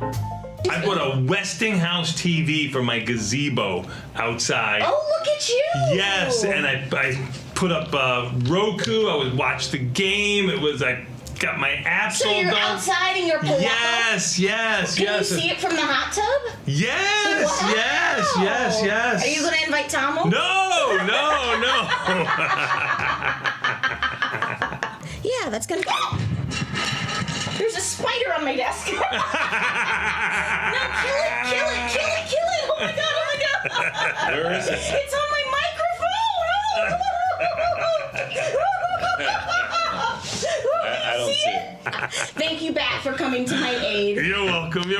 And Tom, where's your firecracker popsicle? Yeah, really. When did you see that? On every single Zoom call you've ever been on, you're pounding I didn't want to spoil firecracker it. popsicle. On any Zoom call I've ever been on with you, you've got a firecracker popsicle rocket pop, and you're not just like licking it, you're literally like biting it off of the thing. And I don't know who was taking pictures of me. Anton, if somebody's on a Zoom call and somebody's eating a rocket pop and they're just like biting into it, somebody's gonna notice and somebody's gonna be like, what is going on here? I'm doing this just for you this one time. Yeah, you got to put it against your white shirt. There it is. It's disappearing. You see that? All right. There you go. No, that's all you get. Oh, but getting back to our soda machine, which does work. It's the greatest feature we have because it makes nice ice cubes. And got a lot of reports. It's out of syrup by 9:30 in the morning. I just use it for the ice, and then I get water, which you got a water ice? filter. Don't be showing off. Don't be showing off. Do you know what kind of ice we have? None. Mid-ice. He learned that on TikTok. I learned that yesterday. That was my whole lecture. I got lectured. Mids, like mids. I said, hey, the ice, it ain't bussin'. I'll tell you that much. I said, Nikki, I said we have ghetto ice here, and I got lectured. And I go, you should get lectured. We have mid-ice. Yeah, no cap on that. So does Tom get to take his paw and stick it with the scoop, or do you just go in and grab it? See, there's a cup right now. Wait. Hey, it's not a cup, it's a mug. No, that's right. We have a ceramic mug that chips off on the ice that you can use. But Tom's already used his hand in all the ice. And that mug, nobody thought about putting a plastic cup in there or something like that. It's a ceramic cup with chips in it. It's one of the old mugs from like 12 years ago. Oh my God, has anybody died here recently? Has anybody died? The ice is so old it has like that like old ice smell. You know, like the ice that sits in the refrigerator or the freezer. Nick, it's called Yeah, mold. like it has like kind of that stale smell to it. burn. Yeah. Freezer burn. Yeah, Oh, exactly. the ice is freezer burnt. Yeah. That just means it's colder. Little cantankerous, but. And I'm not cantankerous. Why does anybody ever say I'm cantankerous? I'm not cantankerous. I don't even know what that means, but I'm not cantankerous. You want to know what it means? Yeah, what does it mean exactly? Bad-tempered, argumentative, and uncooperative. They laughed. I heard laughing. It's perfect. I'm not bad-tempered. It's not my design, period. I don't want to be with you losers. All freaking losers. Degenerates. I'm not going to your stupid hat store in Manhattan. Argumentative. That's not empirical ham. Well, they say it is. No, they don't. You just said she's vegan. I didn't say vegan. No, she's pescatarian. Okay. Pescatarian. Never heard of it. Occasionally. And uncooperative. No, I'm cooperative. Yeah, what else you need? Yeah, nothing. There you go. Okay. Beautiful. I could be You're argumentative. 68% cantankerous. Okay, there you go. Get the full scoop by checking out the archives at tastylive.com. Look who's back testing. Tasty Trade now has options back testing for free. Test your trades with over 10 years of data for the most popular symbols. See how your trades would have performed in the past. Look back at profit and loss and take the guess out of guesswork. Oh, did we mention that it's free? Get back testing at Tasty Trade. On today's Trader Taste Test, Tom has a fever, and the only cure is the KFC Chizza. What? Let's go.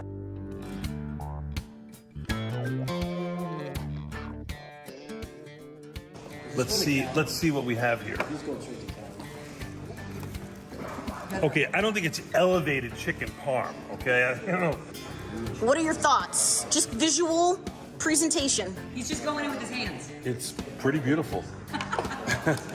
Let's see. I'm going to be totally objective. Okay. Impossible. Okay, Jamal, you're black. We're eating fried chicken. Yeah, all right. I know it's on there. It's warm.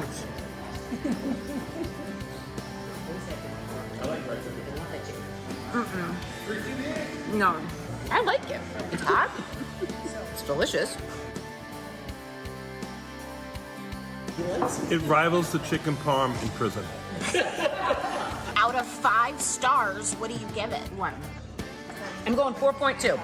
Wow. I'm easily impressed, as Tom will tell you, though, but I think it's very good. 3.5 just because I like Kentucky Fried Chicken.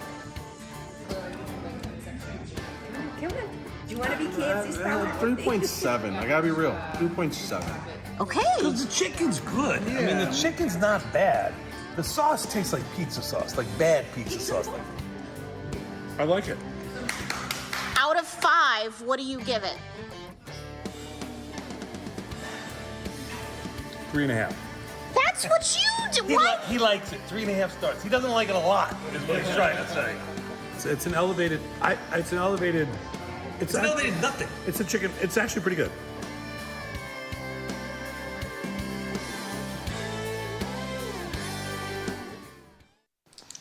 All right. Perfect. I would like to buy Park Place. No, What? there is no Park Place in this game. Yes, there is. I'm looking at it. No, I this will is mine. take It's it. mine. You don't get it. Okay, alrighty. You know what? $500. $500 to the electric company if you want to keep all of your power on all these houses and hotels. And You can't negotiate. I landed on it. I can buy it if I want I'm it. the electric company. I'm the most powerful thing here. Excuse me, to the person who owns one property on Monopoly. This is the mayor, and I am overturning everything, and You're I'm in over allowed your to buy. head. Excuse me? You're in over your cute little head.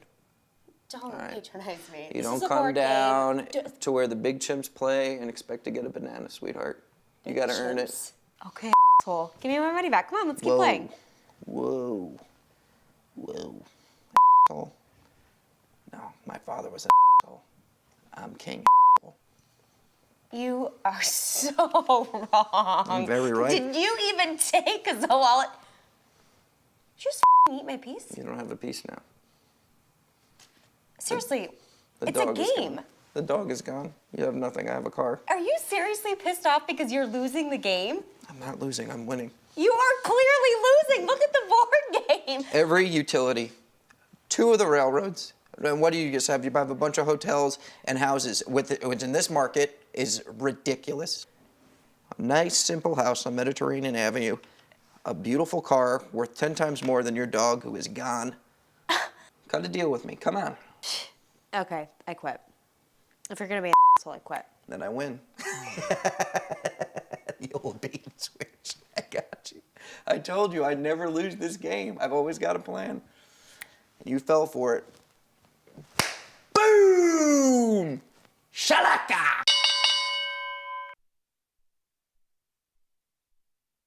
Oh, yeah.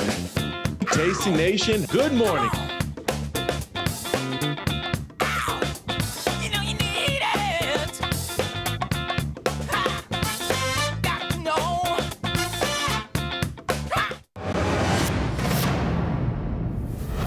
Woof!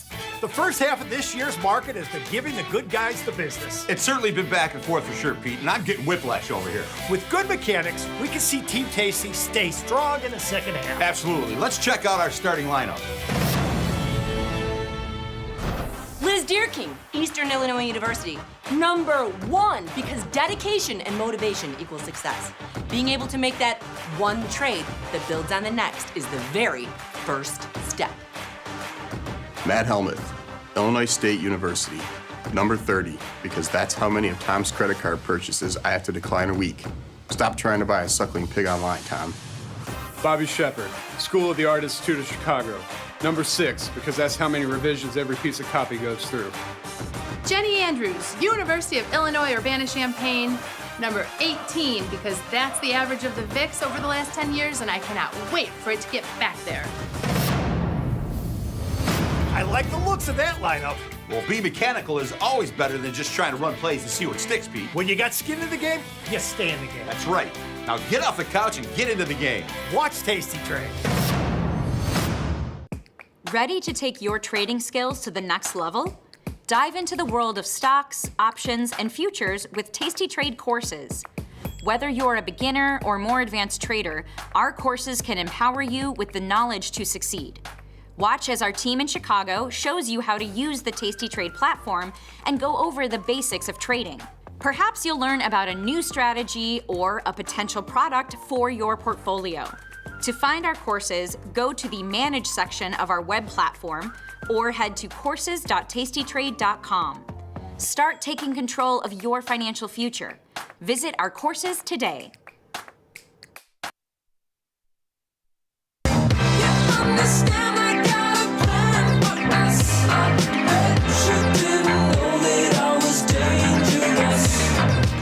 Schulten, this is From Theory to Practice. Welcome to the show today. Welcome to the broadcast. Welcome to the Friday post-Christmas edition of what it is that we are trying to do, man. We are the only one on the network that is live today on December 27th, 2024. This is not a rerun. This is not a VOD. This is not AI. This is Dr. Jim live on December 27th, 2024. So welcome to the show. I'm so glad that you guys are here, man. Thank you guys for being a part of what it is that we do, because without you guys, we could not do what it is that we do. So thank you guys so much. If you're watching over on the Tasty Live network, then I would actually bounce on over to YouTube. If you bounce on over to YouTube, if it's live, if it's real time, then you can communicate with your brethren that are also watching the show. You can celebrate with your fellow bears.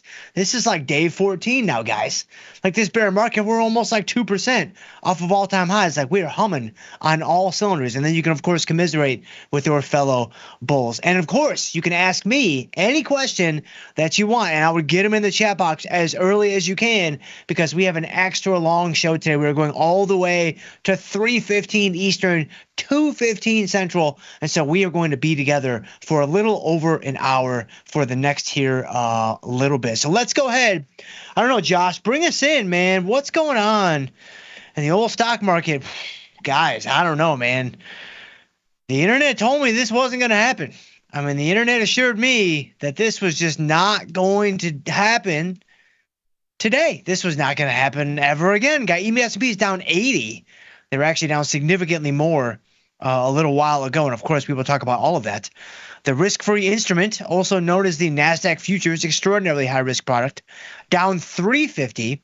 You've got the boomers down 440. You got the Russell 2000 Futures Index down 44. You got bonds down 20. You got gold down 20. You got silver down 38 cents. I mean, everything is just getting absolutely just whiplashed here today. You got volatility. Volatility futures up 84 cents. And then, of course, you have the spot volatility, the old VIX, up $2.08. And so, yeah, you've got volatility on the rise. You've got the market obviously getting creamed.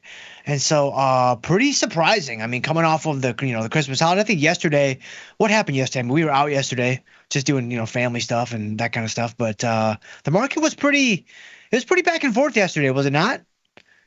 Yeah, I mean, yeah, you got a little something up there. I mean, there you go. So there's your yesterday candle right there. Not really. I mean, a little bit of downside movement, I guess, but nothing really to write home about. I mean, obviously you had your 3 black crows right there, or 3 green crows, 3 green soldiers. Man, I don't know what you call that these days, but you had a little downside action yesterday, and then today, this is the deal right here. And man, for the next 2 hours, I mean, we've got, obviously today is December 27th, and so we're going to go into the weekend. However we go into the weekend, I mean, obviously we're going to close unched. We all know that's going to happen. But then Monday, Tuesday, the last 2 trading days of the year, it can get a little crazy. Like, it can be a little something to do there on the last 2 full trading days of the year, Monday, Tuesday. Then, of course, the market is closed on Wednesday. And so, yeah, wow, crazy stuff, man, crazy stuff. You had the NASDAQ was actually down to, I mean, let's go ahead and take a look at this right now. We obviously have a lot to do today. It's a Friday, so we're going to have our little stock discussion. We're going to buy some more stock today. We are going to buy stock in the company that we should have bought stock in so long ago. Like when you think about Dr. Jim, right, which you shouldn't be doing very often, but if you find yourselves thinking about Dr. Jim, and if you had to guess for me to buy stock and just hold it, what stock would that be? Right? I mean, I've got another 9 minutes of this market commentary rigmarole, so you got plenty of time to drop your guess in the chat. I'm curious. Obviously, we started our stock journey a couple of weeks ago where we bought Bank of America stock, and that, we're just going to hold it. We're going to talk about it and all those kinds of things. Today, we're going to talk about another element of stock ownership, and we're also going to buy some more stock. And thinking about it, I'm like, man, we should have started with this. This should have been position numero uno. This should have been position number 1. So we're going to do that in the next little bit here too. And then we are actually at the 21-day marker in the January cycle. And so we'll take a look at our positions. We'll kind of see what needs to be tended to at the 21-day marker. And then we'll see where the wind blows us from there. That should run us up to right about 315, I'm guessing. Yeah, right about 315. All right, so if we look at the low today, man, they had them down to 498. They had them down to 21,498. That's crazy. That is so crazy. They were almost 200 points lower. I mean, you want to talk about scaring the children, man. They were all excited coming off of Christmas, like feeling all kinds of just jubilation coming off of, gifts and presents and blah, blah, blah, blah, blah. And then, boom, NASDAQ down 600. It's like, whoo, man, that's not how they draw it up in the classroom. That's not what the textbooks told me was going to happen. But here we go. On a holiday shortened week, thin markets. Got the NASDAQ getting creamed. Got the EMA S&Ps also were down over 100 at one point, I think, right? EMA S&Ps had a low of, they had them all the way down to 59.82. So that would be 35 points lower than where we are now. So if we're down 77 right now, you tack on 35, that's down to just a crisp 110. Just a clean 2% off the top, man. Just a little clean deal, which is probably what I should tell my stylist I need the next time I make my way in there. But nevertheless, EMA S&P is down 77, NASDAQ down 325. You had the Russell. The Russell has an interesting day, actually, because this morning, when the rest of the market was really weak, like right around the market open, I mean, NASDAQ was dumping, ES was dumping, and then the pre-market, like, it was red. I was like, wow, this is a little surprising. I figured it would just be kind of quiet. I figured everybody just go into the weekend, and maybe Monday, Tuesday be some fireworks one way or another. But I didn't really expect it to happen today. But the Russell was actually strong this morning. I mean, the Russell was up to you can see the high right here. The high was up to what, 2290 or so. Yeah, 2,300 actually. 2,302 is your high on the Russell. And so that's pretty crazy. The Russell was actually strong in the morning. You could go back and check like the 30-minute bars or, the 2-minute Errol Coleman settings or whatever you need to do that. But you could see the Russell strength in the morning when the rest of the market was kind of weak. And so that was a little bit surprising. But now it's all kind of fallen into line. You've got everything down, some version of 1% to 2%. It looks like the Russell's down about 2% on the nose, and then you've got a little bit less than 2%. Then you've got, the boomers are down 1%, almost 1%. NASDAQ at 1.5%, ES at 1 and 1.25%, 1 and a third or so. And so so volatility is on the rise. You got the VIX back at 17, which is nice as a premium seller. It's going to give us some more things to do. So all right, so there's some market commentary. Not going to help you too much, but I mean it's the best you can find on a holiday shortened week with thin markets and VOD. That is the best market commentary that you will find on the internet, bar none. So all right, let's go ahead. I'm going to buy stock. I'm going to buy this stock first. All right, so let me look at the chat really quick. I'm just going to scan. I'm going to get to all you guys in the next little bit here. But I'm looking at some people that shared some thoughts. I see Intel. Who said Intel? Marabuzu. No, it's not Intel. I didn't even know Intel is still in business. Intel. Talking about Intel. Palantir. No, it's not Palantir, because that company is absolutely going to zero. Robert Danseglio says Starbucks. That is correct. Of course it's Starbucks. SPUX. Right? People saying TLT, good guess. People saying Apple, good guess. Miller Industries. Derek, no. I mean, if we could buy some Natty Light Ice Industries, which we know is obviously UNG, right? There's your Natty Light Ice right there. Some people would call this, natural gas, but we know it's actually natural light ice. Which, when you're in college, you're going to find something better? I don't think so. And so Natty Light Ice, that would have been a good guess too, but it is indeed Starbucks. I'm like, why did we not start with Starbucks? Because it's a reasonably priced stock, right? We're only working with a $30,000 counter, so I can't be buying McDonald's, right? I can't be buying Tesla like my father-in-law, who's been crushing it. Maybe not today. What's Tesla doing today?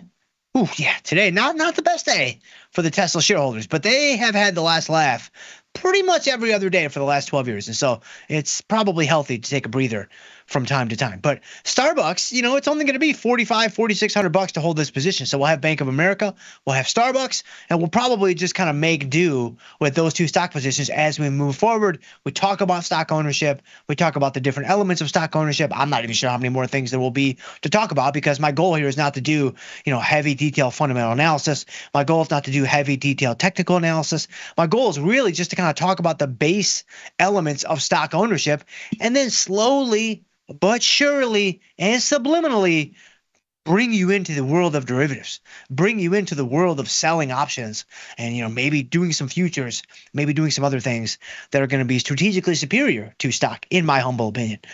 But when it comes to Starbucks, so we've had two discussions about stock. Let's kind of recap just a little bit. The first discussion, which was a couple weeks ago now, I want to say it was maybe 3 weeks ago, because Thanksgiving kind of threw some things off. So 2-3 weeks ago, we talked about stock ownership, and I said, and these are my own thoughts. I mean, you can find various thoughts, around the internet from various individuals. My thought is this: the number one reason why most people do and should own stock is they use the product, they use the service, they like the product, and they like the service. It wouldn't really make a ton of sense if you own stock in a company and you use the product and you don't like it. That really doesn't make any sense at all. So I'm assuming that there aren't too many of those individuals out there. So if you use the service, the product, and you like it, that's a good entry point. That's a good kind of gateway drug into stock ownership. It makes a lot of sense in a lot of ways. Then the second discussion that we had was the probabilities associated with stock ownership. Like if I go to buy Starbucks right now, you can see that according to the Tasty Trade, the fine folks over at Tasty Trade, they're trying to tell me that the pop is 50%. And I actually disagree with that. And we had a longer discussion about this a couple weeks ago when I talked about this. If you just go back and watch for the Friday episodes, because I'm doing this each Friday. We do it throughout the week too, a bit more informally and a bit more sporadically. But every Friday for the indefinite future, you can count on at least a 2 to 20 minute stock discussion that might help you better understand stock ownership. And it might help you better understand, kind of the pros and the cons and the gimmies and the gotchas when you're stacking up stock up against, options or futures or just derivatives in general. The problem that I had with probability being at 50% for stock ownership is in a 30-day time horizon, that's correct. In a 45-day time horizon, that's correct. In a 60, even 90-day time horizon, that's correct. I would even say 180 days. I would even say for the year. I'll give you 50-50 for the whole year. But the reason why most people buy stock, not everybody, of course, because you have people with swing trading and, other things. They're trying to zig and zag and just, whatever the reason may be. Most people buy stock for long-term ownership. Most people buy stock for the long-term prospects of wealth accumulation as the stock price rises over time. The positive drift of the market, the positive risk premium of the market, that's what they're playing. They're playing the upward trajectory of the market as a whole and maybe that stock individually. If that's the case, and I think it is for most long-term stock investors, that probability should not be 50-50. It should be 53-47 to reflect 53 up and 47 down, to reflect the positive drift that is baked into the market. And so I kind of took issue with that, and we had a longer discussion about that a couple weeks ago. Okay, what I want to talk about here today is this, and I've kind of teased this a little bit, and we've alluded to this just a bit while we were having the other discussions. Let me go ahead and buy my stock first, actually, because I don't want to forget. Let me buy some stock. You can see right here, my buying power is $4,600. It's going to be half because this is a margin account, right? If you're doing this in like an IRA, then you're going to be fully margined. You've got to pay the piper.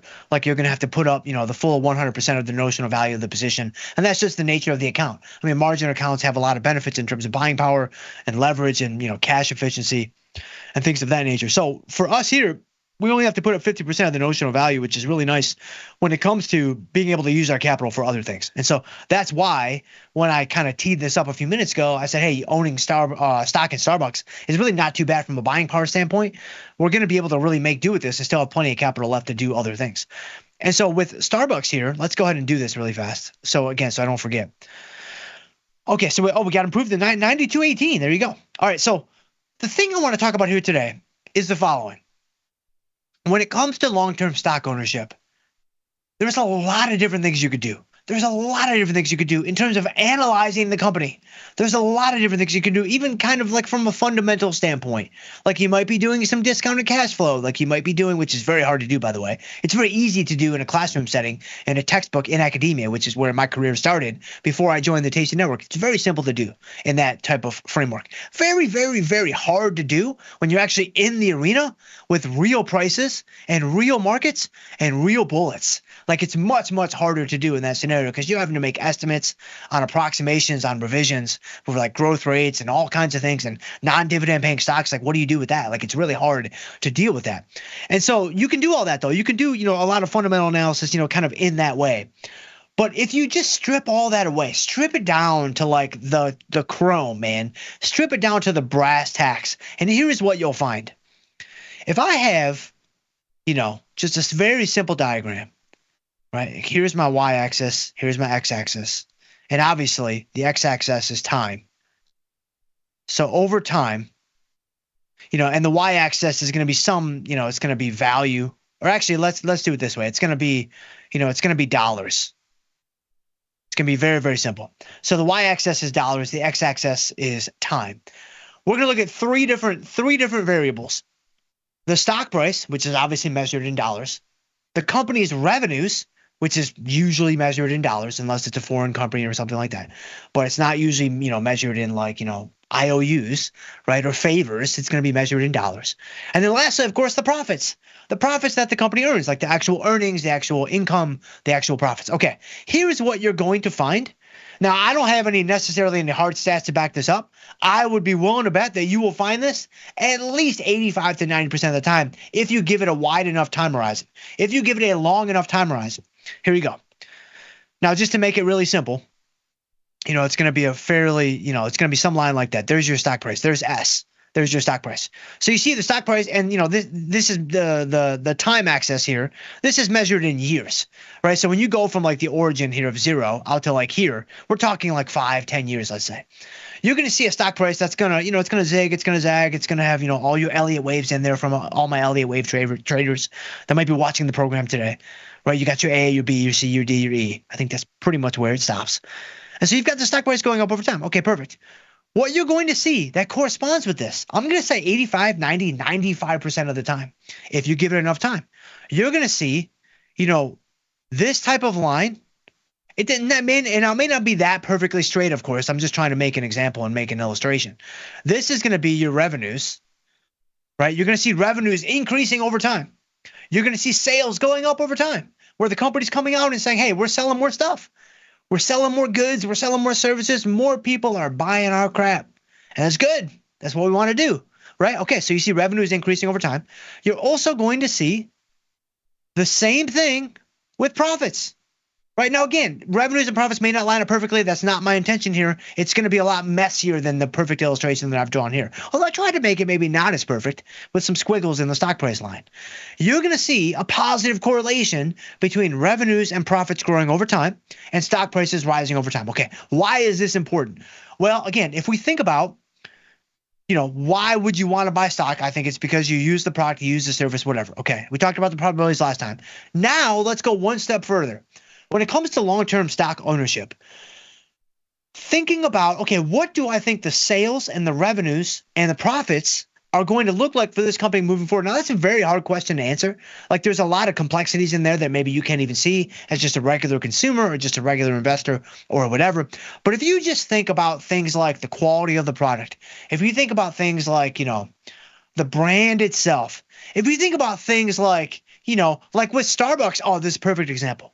The coolness factor. Those things matter. Those things matter a lot. In fact, sometimes, and especially in the case of Starbucks, they matter more than quality. They matter more than the actual product itself, right? And those things are going to translate into revenues and profits over time, which is going to lift the stock price. Okay, what do I mean by that? I think we can all agree 100% across the board. No one is going to debate me on this. Starbucks coffee, it's right there in that B- lane. Like, it's right there kind of hanging on that below average line. It ain't that good, right? It's just not that good. That's just the truth, right? But we keep going back, right? We keep going back. Why do we keep going back? Why are we still in the line at the drive-thru at Starbucks when I know that I'm getting B-? I'm getting a B at most. I'm getting B quality. Like, if it's freshly brewed, and like they just pulled off the beans like out of the field and like they're still warm and like the harvesting bag and whatever, you're getting B maxed out. Why are we still there? Because Starbucks, it's not about the quality. It's not even about the product. It's about the status. Starbucks coffee is almost like an accessory, right? It's almost become like something that you like wear. It's almost become like something that just becomes like part of your ensemble now, right? And it's like, because it's kind of so deeply ingrained and it's kind of entrenched in most of our everyday lives, it's like, I'm not going to go to, like, Dunkin' Donuts doesn't have the same feel. No, Dunkin' Donuts, that's straight C-. So Starbucks, you get a little uptick on the quality and you get the status, right? You walk around with Dunkin' Donuts, you feel like a worse person. You feel like your status has taken a hit. And we all know that's 100% true. And so Starbucks has really tapped into this coolness factor in a way that other companies can't necessarily do. And that's going to translate into revenues and profits, which is going to lift the stock price over time. So, all right. So there's our stock discussion. Man, we really milked that guy. We got about 17 minutes out of that guy, I think. 15 to 17 minutes. There you go. So now we have Starbucks and we have Bank of America as well. And so that is some good stuff. And man, I see you guys, man. Look at you guys in the chat box. Look at you guys, man. I see YouTube Jim's in the house. I see Robert Bullock in the house. Grumpy Mike. Kimberly's in the house. Flower Power's in the house. Data Trader's in the house. Man, Rick's is in the house. David Gallimore's in the house, man. Anka's in the house. I'm gonna get to all you guys. Like 3 of you guys, man. Just give me a couple more minutes. Let's go through a few of the positions here, and then I want to get to you guys because that stock discussion actually took longer than I thought it was going to take, which is kind of amazing that things take longer than I think they're going to take. It's like I've never seen my own show. But if we just, we just comb the streets here quickly, you've got MES and MNQ, right? These are our two bullish plays using futures options. And obviously on a day like today, they're getting hit pretty hard. But, they're doing pretty well. I guess yesterday, MNQ must have been doing extremely well. And so we missed an opportunity to maybe, take that guy off at 50% of max profit. And so, because of that, I'm going to go ahead and take it off today. And obviously, we were doing much better before today. But, sometimes that works for you. Sometimes that works against you. That's just the way it goes. I mean, that's just trading, man. There's nothing you're really going to do to change that. But MNQ is looking good. MES, this one's looking pretty good too. Again, up even more yesterday or going into today. But since this is a ratio spread and we have a nice little booby trap set below the market, I'm not really in a hurry to take that guy off just yet. We could take it off for a nice profit, of course, picking up about 45 points in MES, and it's $5 a point in the MES puts. That would be a decent little trade. But I'm going to sit tight on that, and let's just let that guy cook. So let's go to MNQ though. We'll close this guy down. And I'm pretty happy with the trade, I got to be honest. The futures options, they're the gift that just keeps on giving. And so, boom, there you go. Fill that 261 for MNQ. We're over and done with that guy. The other guys I wanted to talk about, we got Starbucks done. UAL. So this is a trade that has worked really, really well. We're at 21 days to go. It's a short strangle. We never really got tested on either side. I think one of you guys, was it Theta Trader that gave me this trade? I think it maybe was. So thank you, Theta Trader. If it wasn't your trade, you still get full credit for the trade. So I would go ahead and take it and run with it. But thank you to Theta Trader or whoever else gave me this trade. Nice little winner. We picked up a little over $2 on the trade. And normally I would sit tight and wait for the 50% market. We're getting pretty close now. We're only about 40 cents away. But because we're at 21 days to go and, Tom gives us a demerit for every time we carry an undefined risk position inside of 21 days to go. I mean, he does it all the time himself, but we're not allowed to do it, that's just very classic, very standard kind of elitist, life philosophy. And so for UAL though, I think we go ahead and take this guy off. Let's book the profit. Let's avoid the demerit. And then we can move on and redeploy the capital elsewhere. And by the way, let me close this really quick. And so next week, hold on. We got more housekeeping. I should have mentioned this at the beginning of the show, but it's not that exciting, I guess. But it's a little bit exciting. It'll be fun. All right, so we got Phil at 3:30. All right, so next week, we'll probably do it on Tuesday because Tuesday is the final day of the year. So on Tuesday, you're not going to want to miss Tuesday's show. So you don't want to miss any show, of course, because I need you guys. Without you guys, there'd be no show. And without you guys, how would I ever know if my B-minus humor lands? I mean, I'm pretty confident most of the time it doesn't, but every once in a while, it might surprise you. It might kind of sneak up on you. Tuesday's show, we are going to go over our predictions for this year, right? So it'll be the very first show of the year, or maybe the last show of last year of 2023. I went over my predictions for 2024. And every year I bring out this little chart. We do this little kind of matrix of, what was the actual market return. I think I did like S&P 500, NASDAQ, gold, bonds. I did the major ones. I have to watch it myself. And then we'll talk about how far off I was. Like, how close was I to the actual result? And it's always fun. And then I'll give you guys my predictions for the next year. And then you guys can give me your predictions for the next year. And we can just have a good time with all of it. So that's UAL. And the other one I want to do is, I don't know, Anka, we got this App Lovin' trade. What are you thinking we're doing with this? Are you rolling this guy out? I mean, you probably want to, right? I mean, we probably want to do a little something here. We're at 21 days to go. It's a $10 wide spread. I think we can probably roll this for a credit, is my guess. I mean, App Lovin's getting really smacked pretty hard today, down $15, which is not that amazing for us being short this put spread, but I kind of think we're going to be able to roll this out for a credit, is my guess. Yeah, so we can apparently roll this to Feb 21. It's telling me it's $1.25 on the mid price. I don't know that we're going to be that fortunate. I think we might have to accept a little bit less than that, a little bit less than $1.25. But let's give it a shot. Let's see what we can get here, Anka. This was an Anka special, which, my track record on any given trade is I'm hitting about a 28 to 30% confidence interval, 28 to 30% success rate on pretty much any trade just taken at random. Anka's only slightly better. Anka's like 30 to 35. And so the fact that we're struggling on this Anka special, that's about right, I would say. And so let's see if we can, and she's a good sport. So if we can, let's try, I don't know, $1.14. Is that going to do it? No takers at $1.14. Anka, not only are we struggling to generate profits, but we can't even get a roll because the markets are probably super wide. Let me try like 90 cents. So if you're looking at the screen right now, the mark price, wow, this thing is all over the place. The mark price was $1.10, and I went in at 90 cents because the markets are extremely wide, like 280 credit on the bid and like $1.20 debit on the offer. So you're talking about a $4 wide market. I mean, that looks like a hole on the Lions' offensive line. That's how wide that thing is. That's crazy. And so, or it could be a hole in like the Bears secondary. Like either one works. But here, if you look at this market, that's pretty wide. Now it's down to 85 cents. Man, I don't know, try 75 cents maybe? We got to get filled at some point. No takers at 75 cents. Anka, what are you doing to us? Can I get 65 cents? The mark price is 85 cents. I'm going in at 65 cents for this extremely illiquid stock. I mean, extremely illiquid. No takers at 65 cents. So by the way, if you're brand new to the program, welcome to the show. I hope you stick around, whether it be my show or any other show on the network. There's so many great options to choose from. This is why we like really liquid names. This is why most of the time we like to stay in the really liquid names. Now, I mean, Anka does it. I do. We all do. We all like to venture off the reservation and kind of mix it up with some illiquid names and just do whatever. That's fine. It's totally fine.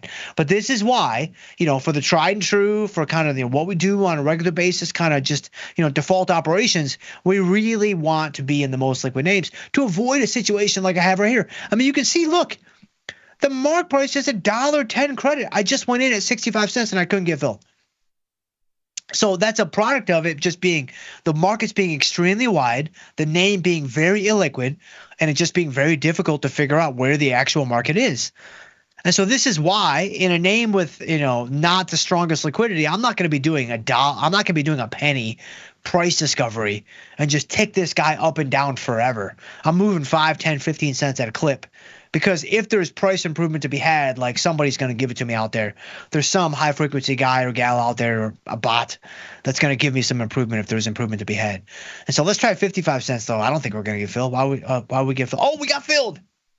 55 cents. That's crazy. That is so crazy. We got filled, Anka. Look at that. Wow. All right. So we are app loving. We are now. This has become another long-term holding. And so this is kind of some de facto long stock, I imagine. And boom, there you go. All right, so let's see. Was there anything else I wanted to talk about?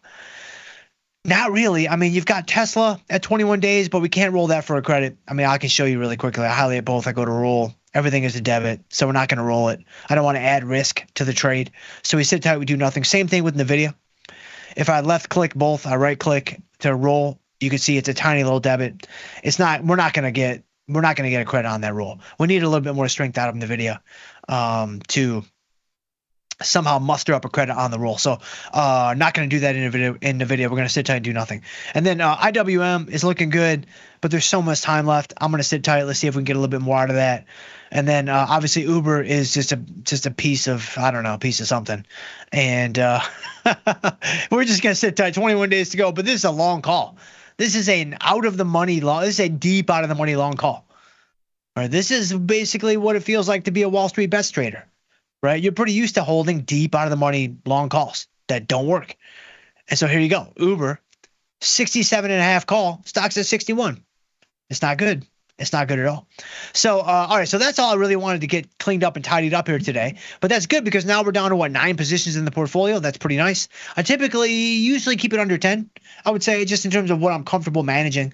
Too many positions, especially as we talk through things and try to explain what I'm doing and give you guys kind of a complete picture of whatever I might be doing in that moment. I'm sure I miss things. I know I miss things and I skip over things and I probably move too fast at times. But I really actively try to slow down where I can remember to slow down to hopefully, just kind of reach out a little olive branch to you new traders out there, right? Just kind of help you guys along and get you guys started. And so there you go. 9 positions is good. I like the number. So let's go ahead. So this is good. We got about 40 minutes left. Let's see, let's see where you guys are. Look at you guys, man. Look at you guys. I see you guys. This is good stuff. Let's go ahead and let's see. Where are you guys at? I did not put a comment to start the show today because I couldn't figure out how to get it.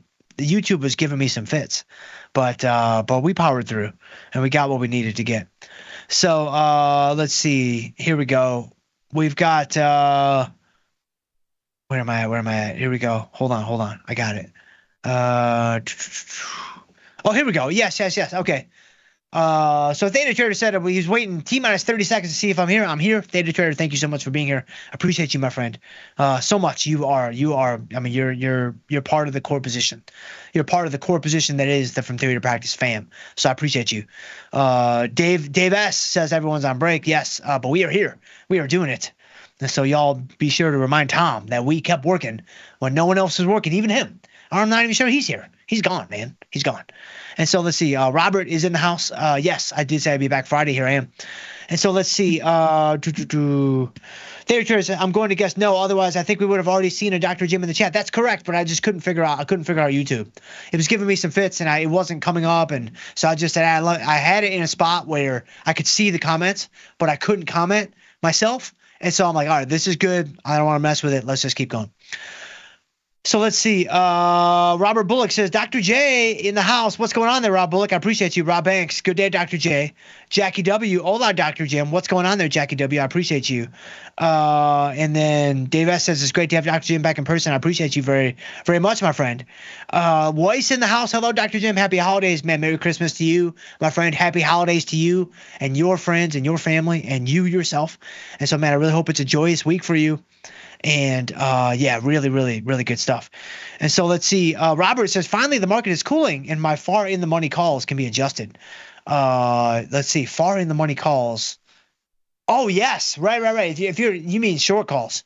Right. So if you've got some in the money short calls, or I guess long calls too, but you're probably referring to short calls. Yes, if you've come into today with some in the money short calls because you're just holding it, you're trying to be patient, a lot of things that I think are redemptive qualities for sure. Today is nice for you because at a certain point when you have an in the money short call, it just feels like short stock. It just feels like short stock. Now, maybe not 1 for 1 if the delta is not 100, but if the delta is 70, 80, 90, it's going to feel a whole lot like short stock. And so now, you've probably been able to erase a nice chunk of losses that you have been stockpiling in those short calls. And now you get a chance to kind of do some things. You can, obviously do nothing and just leave it on and remain short with, less bearish delta because the short call deltas are now smaller because the market has gone down. You can add puts. This is a great day to add puts, creating strangles, creating straddles, things of that nature. And so, yes, it's, one of those situations where,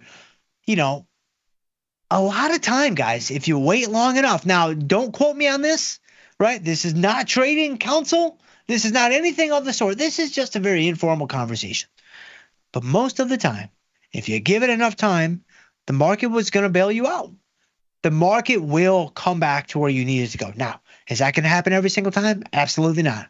Is that the only strategy that you should deploy in your portfolio? Absolutely not. But is it strong enough to consider being one of the pillars? I don't know. Maybe. Again, just food for thought, right? We're just window shopping at this point. Nobody's signing on any dotted lines. We're just having a conversation. That's all we're doing. So anyway, the in the money call short calls are finally getting a little bit of relief today, which is nice. Although, I mean, if you look at the market now, it is on its way back to unched. And again, it is written, my friends. There is nothing we can do about it. Santa will have his way, and the internet will be proven correct again. And so NASDAQ unched by the close. You heard it here first, or possibly down 600. It's going to be one of those two. There is really no in between. And so let's see. Robert Bullitt, Data Trader says, I still think it's AI. Calculate infinity divided by 0, robot 5, Jim. He's asking me to do that. Yeah, I can't do that. I definitely can't. Although I'm a very late adopter when it comes to technology. And so I kind of have a little boomer in me, I guess, because most millennials aren't really like that. But I am. So I still have not used ChatGPT one time. Have not used it one time. And I don't say that proudly per se, but it's just a fact. It's just I have not used it. I've tried to use Grok once. I tried to use Grok one time, and it was a train wreck. I actually gave Grok a very, very simple task. I was asking Grok to find, because something was happening and I had this meme and I was like, oh, this is going to be so funny. Like I had this great meme, but it was going to be a video that I had posted before that I'd used before in some other context. And I was like, I didn't want to look through my own stream, my own like feed to find the video, right? And so I said, hey, Grok, find me this video that has XYZ. And I explained a couple characteristics of the video. I don't want to tell you guys because if I ever do find it, I want to use it as a meme and I want it to be fresh when you see it. But I said, hey, Grok, find me this video in my feed that's XYZ. And it was a train wreck. Like Grok came back and said, I found this for you on the web. And it gave me like an Ask Jeeves link. I'm like, what is this thing, man? This is ridiculous. I'm like, this thing's taking over the world? This thing couldn't run my toaster oven. I'm like, I'm not worried about Elon and Grok and all this other rigmarole. It's like, no, man, it's a very simple task and I couldn't even do it. It was like a Bing search. I'm like, this is brutal, man. This is so brutal. But anyway, I digress. Let's see. David Galmore's in the house. Let's see. The new 100 Theta trader, the Orcas, predicted this. The Orcas. Who are the Orcas? Are they like an internet trading group that I need to be aware of and be privy to? Because if they are, then I'm in, man. I'm 100% in. You let me know about the Orcas, unless you're just talking about regular Orcas like in the ocean. But I don't think they're too phenomenal one way or another. So I'm assuming you're talking about some secret trading group that I would like to know about. So scramble everything. Hey, Dr. Jim, what's your take on your Detroit Lions against my beat up Niners? See, it's tricky for me because it's my Lions against my Niners. That's a tough spot for me. That's a really tough spot for me. But of course, I'm more of a Lions fan than I am a Niners fan, naturally. Yeah, I mean, I would say it's got to be Lions by 10, Lions by 17 maybe. And so, I mean, this is a rematch, right, of the NFC Championship from last year where the Lions really should have won that game too, but they gave it up in the second half. And because, I mean, at the end of the day, they're still the Detroit Lions, so we have to make sure that we remember that. But yes, I think the Lions will probably do pretty well. So let's see. Beckett Kirk in the house. What's going on there, Beckett? I don't recall you ever having been in the stream before. So thank you, my friend, for joining the show today. Hey, Dr. Jim, I'm going in on a long vertical put. A long vertical put. So you're bearish for SOX, SOXS. Are you thinking I'm too conservative if I'm at the Jan 2026, buy the 29 and sell the 30? A long vertical put. Yeah, so you're okay, so wait a minute. Hold on. So you're doing SOX, SOXS. So is this one of the levered guys? Yeah, it's a 3x. This is a 3x bear. Right. So this is where I don't do a lot with the leveraged funds there, Beckett. And the reason why I don't is because they all have a built-in drag that makes it difficult to make money because it just really weighs the price down over time. And I feel like it's a little bit cleaner to just adjust your own leverage, with normal positions, so to speak, just meaning not levered indexes or levered ETFs. Go in with like IWM or going in with like SPY or QQQ and just adjust your own position sizing accordingly to get the exposure that you want. It's cleaner. I think it's a bit simpler and you don't get chewed to pieces over time on the reset that all these levered funds have. Excuse me, they all have this reset that essentially weighs the price down over time, where unless you get the move that you want fairly quickly, then the price of the underlying can just get chewed to pieces. This is why so many of these stocks have to reverse split every like 10 months or whatever.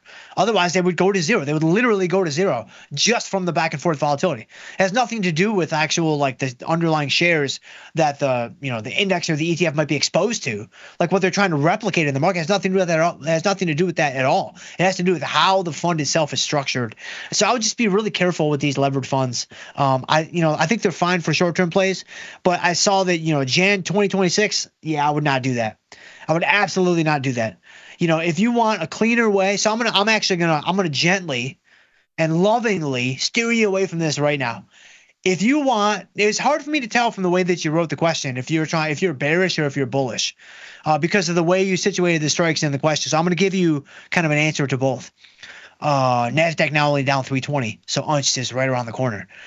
If you are, so this is, let me see here. So this is the daily semiconductor bear. Okay, so you want to be bearish on the semis. So let me think. Is that going to be, that's not SMH, is it? I think it is. Yeah, it's SMH. Okay, so here you go. So here's a much cleaner way to do this, Beckett.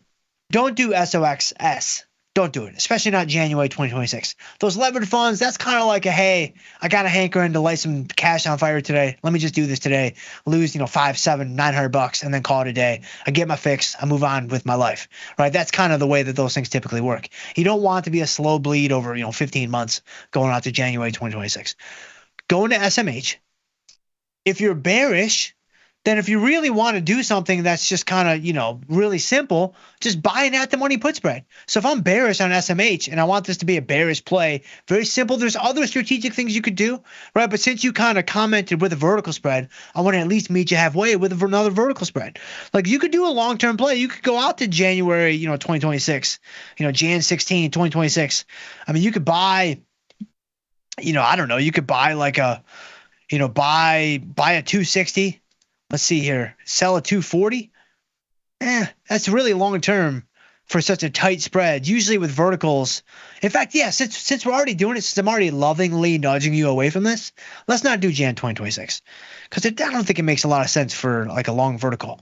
Let's go in here. Let's do February 2025. And you can keep playing this, man. If you're bearish on the semiconductors the whole year, you can keep having a new trade every 45 to 60 days. And then depending on, like how comfortable you are with selling premium and the other strategies that you might be familiar with, you can reset and reshuffle the deck, man. Like you can go in one cycle with a long put vertical if you're bearish or a long call vertical if you're bullish. Then you can mix it up. You can do undefined risk. You can do, depending on your account size, you can do other defined risk strategies. You can do iron condors if you want to be neutral. You can do, butterflies, things like that. But maybe, for the next 56 days, this is where I just keep it simple. Like maybe I buy a 255 and I sell a 240. That's a $15 wide spread. You're paying $7 for it. So you're risking, the debit. So $7, $6.85. And you can make the difference between the width and what you pay. So $8. You risk 7 to make 8. It's a 1-for-1 trade. And you can see the probability of profit is 50%. That's exactly what we want. That's exactly what we signed up for. And if you're actually bullish, you can just do the opposite on the other side of the market. Use the calls. Buy the 240 call and sell the 255 call. It's basically going to be a mirror image. Now you have to risk 8 to make 7. Right? So if, on the put side, you're risking 7 to make 8. On the call side, you're going to risk 8 to make 7. That's just the way the options markets work. And that's what's always going to be the case. And so there's a couple of ideas for, SMH. I would not do SOX. I would hate to see you get chewed to pieces. Now, maybe you've been doing this forever. Maybe like Dr. Jim doesn't know what he's talking about. I'm going to keep doing this. Then, hey, go for it, man. If you have found something that's been working for you, don't let me or any other Yahoo on the internet tell you differently, right? But I do think based on my own experience and based on, the conversations and what I've seen other traders go through, that's tough sledding, man. That's a tough little deal you're doing there with the levered fund. So hopefully that helps a little bit there, Beckett. I appreciate you, my friend. Hopefully that gives you a couple of things to think about. So let's see. So Edwin says, how is the stock position? So there you go. We got Bank of America. It's getting creamed, actually. Aren't we down on Bank of America? I think we're down a little bit. So you got Bank of America. We are down $1.20 on the trade so far. So down $100 on Bank of America. But hey, we're in this thing for the long haul, man. We are in this thing for years and years and years. Right. And so this is not a hurry. This is not a race, competition. Like Bank of America, we're good. So Bank of America, we're good. Starbucks, man, look at Starbucks already up $2. That's what I'm saying. Right. And why is that the case? Again, because it's about clout. It's about status. It's not about coffee. Like if you think Starbucks is about coffee, you're playing checkers, man. Like they're playing 4D chess. And that's what we want to play. And so Bank of America and Starbucks is where it's at. So Dave S., let's see. We're talking to Robert Bullock. Expected more of a down move today as we had a large drop. And then we retraced back into the Bollinger Bands, and now we're pushing lower. Yes, but now we're pushing higher. And I know that you wrote that, 20 minutes ago or 30 minutes ago or whatever when the show just began, maybe 40 minutes ago. But now we're pushing higher, my friend. And so now we are we're doing some things. Even the metals are catching a bid. You've got gold now only down 18. You've got silver. Where are my Hunt brothers at? You got silver, about the same, down 37 cents. And volatility is, volatility is coming down a little bit too. Volatility now only up $1.50. You can see that, that's a pretty big sell-off for volatility. Wow, it was up to 18.45. It was $2 higher. Wow, that's pretty crazy. It was up to 1850. Now it's 1630, and so that's a pretty big drop. But wow, crazy. And so let's see here. Peter says, wait a minute, that's an inverse 3 green soldier pattern. Yes, that's correct. I think it was an inverse revision 3 green soldier pattern. And so that is where we're at, I believe. And so Robert says, how about a 4570 strangle on IBIT? Isn't that the Bitcoin? That's the Bitcoin deal, right? IBIT. IBIT. Yes. This is the Bitcoin deal. It's a $53 stock. What is the margin like on this? Because it is Bitcoin. And we did already dip into the Bitcoin bro basket a couple weeks ago with a MicroStrategy trade where we were able to, get in and out of the Ponzi scheme before anyone even knew we were there. And so that was some good stuff. But here, I mean, what are you saying there, Robert? 45.70? All right. Is the buying power crazy though? Oh, it's not even crazy. It's very, very reasonable. Very reasonable. Wow, look at that. I like it a lot there, Robert. I like this trade a whole lot because you've got obviously a lot of IV rank. I mean, you're talking about Bitcoin, so I mean the volatility is going to be significant. I would not really expect it to be a low volatility play for quite some time. But look at this. This is a really, really nice way to play Bitcoin. Now, I don't know. This is just an ETF, right? Like this is a pure play on Bitcoin, is it not? I'm pretty sure that's the case because MicroStrategy is a whole different deal. You got to deal with Sailor. You got to deal with share dilution. You got to deal with convertible bonds. I mean, there's all kinds of premiums on premiums and, net asset values and a bunch of rigmarole that I don't really want to deal with. But with IBIT, I think this is a pure play on Bitcoin, is it not? And so if it is, this is a really nice way to get Bitcoin exposure at a much lower price. Right? Because, for those of us that maybe aren't the Shooter McGavins in the world, Happy Gilmore 2 is coming out in like 5 months, by the way. That's going to be pretty awesome. But maybe you can't get your hands on a Bitcoin. Maybe you can't get your hands on, 1/10 of a Bitcoin or, 1 basis point of a Bitcoin or whatever. It's like, man, you can go into IBIT. Like you can go into IBIT and you can do, this is like a 16 Delta Strangle basically for $1,200 in buying power. That's pretty nice. That's only going to be 4% of our account, 30,000. So if you've got 30 grand, like you're good to go. You've got 20 grand. That's only 6%. That's very, very reasonable. You could potentially even justify this at 17, 18,000.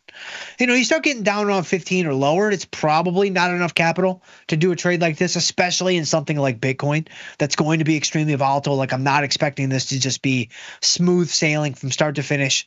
I never get tested. I never have to think. Like I never have to actually try. Like I have a feeling there's going to be some effort involved in this strategy. This isn't like selling strangles and, Procter & Gamble. Stock hasn't moved more than, 0.5% in 9 years, right? And so I don't really think it's going to be anything like that. But IBIT, I think it's good from a buying power standpoint. So let's do it there, Robert. I like it. I like it a lot. Let's see what the liquidity is like. Maybe I hope this isn't another Anka special where we get trapped in an illiquid spot. It's kind of like putting your queen and your king on the same diagonal. And you're like, why did I do that? I'm trapped. I do it often, by the way, frequently. But if we go in here, and every time I do it, I'm like, why did I do that? Because I'm not a good player. That's why I did that. But man, I cannot get filled on IBIT. So maybe this is a kind of a queen king, same diagonal deal. Let's try 291. I mean, at this point, just do whatever. All right. So we got filled at 291. All right. Beautiful. All right. So we got filled on IBIT. That's nice. Good trade there, Robert. I like it a lot. And then, and then here we go. Here were the stock guesses for the stock I should have started with. And, Jackie, and we had WBA. Is that Walgreens? That's Walgreens, right? It's like Walgreens, like Boot Alliance or whatever. Yeah, the Walgreens Boots Alliance. Is Boots another store somewhere? I've always wondered. I've never seen a Boots. Like, I don't really know what that is. I'm guessing that's another store, and this is kind of like some conglomerate that owns both. Or maybe there's more than two and these just have the naming rights. I don't know. It's like Darden Restaurants, right? Like you've got Darden Restaurants. Like for those of you that might be some, for my OG fans out there, right? Darden owns the OG. If I'm not mistaken, it's the OG. It's Red Lobster. I'm going to say it's Bahama Breeze. And then there's a fourth one that I can't think of. Help me out, guys. What is the fourth horseman in the Darden restaurants? It's Olive Garden, Red Lobster. I know those two for sure. Unless there's been like some weird divestitures or whatever that I'm not up to snuff on. But Bahama Breeze, I think. And then there's a fourth one. It's not, I don't think it's like Lone Star or Texas Roadhouse. I don't think it's any of those. It's some other one though. No, it's not Chili's or Applebee's. Pretty sure they stand alone. And I know it's not Bonefish because Bonefish is in the A+ tier. Yeah, I don't know. Help me out though. What is the fourth horseman? What am I missing here? Somebody help me out. Let's see here. Jackie W says long BRKA plus sell covered calls. And yes, that would be amazing. Obviously the A-class shares, because I'm no schlub, right? Give me the good stuff. There it is, BRKA. Boom, done. Down a couple grand today, but I mean, doesn't matter. Doesn't matter when you're 685,000. It's really remarkable. I mean, he's never split it once, I don't think, right? He hasn't split it a single time. Let me look at. Hold on a second. Let's see. Let's go out. Let's do a monthly chart and let's go 20 years. They're only going to give me 20 years? Okay. Wow. Look at that. Man, that's pretty crazy. So you go all the way back to like 2006. Obviously, 2009 is going to be your bottom. But let's, just to be fair, let's go back to 2006. That looks like it's about what? About 100,000? Maybe 120 or so? I don't know. Somewhere around there. And now it's 685. I don't think that's outperformed the market. In fact, I'm almost positive it hasn't. Let's do some real quick math. Let's see. 120 to 680 is how many doubles? Let's just do some super quick, counting on our fingers math, right? PhDs, MBAs, we don't need that. We just need our fingers. 120 to 240, that's one double. 360, 480, 600, and then he's halfway to his fifth double. So 4.5 doubles for good old Warren Buffett, who basically says you should just buy the market. And then if you look at his 10K, he's selling premium, but don't look there. He doesn't want you to look at that. Let's go ahead and go to SPY. He is. If you look at his 10K, my man's selling premium. Like not a ton, right? It's not looking like a Tom Sosnoff tax return, but I mean he's got a little something working for him, which is pretty funny if you ask me. All right, so SPY though. Oh, maybe he did it. Maybe he has outperformed SPY. So if I start at the same point, to be fair, right? This brings me over to what? Looks like about let's call it 130, 140. I don't know. I mean, I could look at that, but I'm just going to go with the eyeball test again. So 130, let's see, 260 is one double, 390, 520. Wow. Yeah. So SPY is not even on its fourth double. That's not very impressive going all the way back to 2006, just given how strong the bull market has been. So yeah, I guess, Buffett has kind of outperformed SPY. It's all that premium he sold that put him over the top. I mean, I don't know what else to tell you. Look at the 10K yourself. It's right there. It is right there. He doesn't call it premium. He calls it something else. He gives it some weird, like, mysterious name, and it's like, what is that? And then you do a little bit more digging, like, oh, yeah, my man's selling puts. Yeah, that makes sense. And so, yeah, Jackie W., maybe in another lifetime, we can buy some BRKA shares and sell calls against it. Let's see. David Gilmore says, Dr. Jim, are you going to buy SIBO stock? Am I allowed to buy SIBO stock? I don't know that I don't even know that I can. I'm not sure that I'm allowed to buy SIBO stock. And so I'm not going to right now just because, SIBO. So this is like the SIBO though, right? This is like the actual SIBO. That's pretty impressive. Like whenever you get a ticker symbol that matches up with what you are, that's impressive. Like there aren't too many companies that have that. There are a couple, of course. I mean, the easiest ones that come to mind are going to be Uber and Lyft. I mean, they're both like the company name is the ticker symbol, and boom, there you go. But it's like, Apple, got AAPL, even Tesla, TSLA. I mean, they make sense, but they don't have that highest level of, potential prestige by the company name and the ticker symbol, matching up one for one on the Venn diagram. Like SIBO, Uber, Lyft. What else you got? I know there's some more. Hold on, I'm gonna find a couple more. No, is it Baba? No, that's Alibaba, obviously. Let me find one more. Not Google, not Netflix. No, I can't. Let's look. Hold on. I gotta find some more. I know there's more. I'm not ready to just call it quits yet. Let's look at this. Avgo, Amazon, Costco. There's got to be another one. Oh, IBM, obviously. Yeah, there you go. I'll stop it here because we could just do this all day. But IBM, like that's an incredibly prestigious thing to to have. And so yeah, now we have another one, SIBO. I'm not going to do anything in there, David. But it's interesting to see that they have locked down the ticker symbol company name overlap. So let's see. Scramble Everything says going with NVIDIA. You said it correctly. Nicely done. No, I'm not. We did go with Starbucks, but that would be a good guess too. Yeah, look at NASDAQ going down 297 now. You can't stop it now, guys. You could try. But you can't stop it. Right? It's the way it has to be. Like Santa, man. Santa.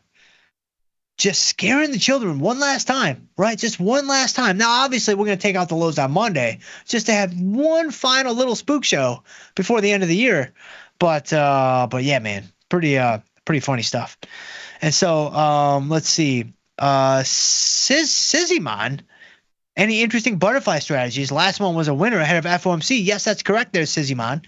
Thank you so much for tagging along and being a part of the show. I'm really glad that you got some value from that trade. That doesn't always happen, just for the record, just so that you're well aware of what you're signing up for.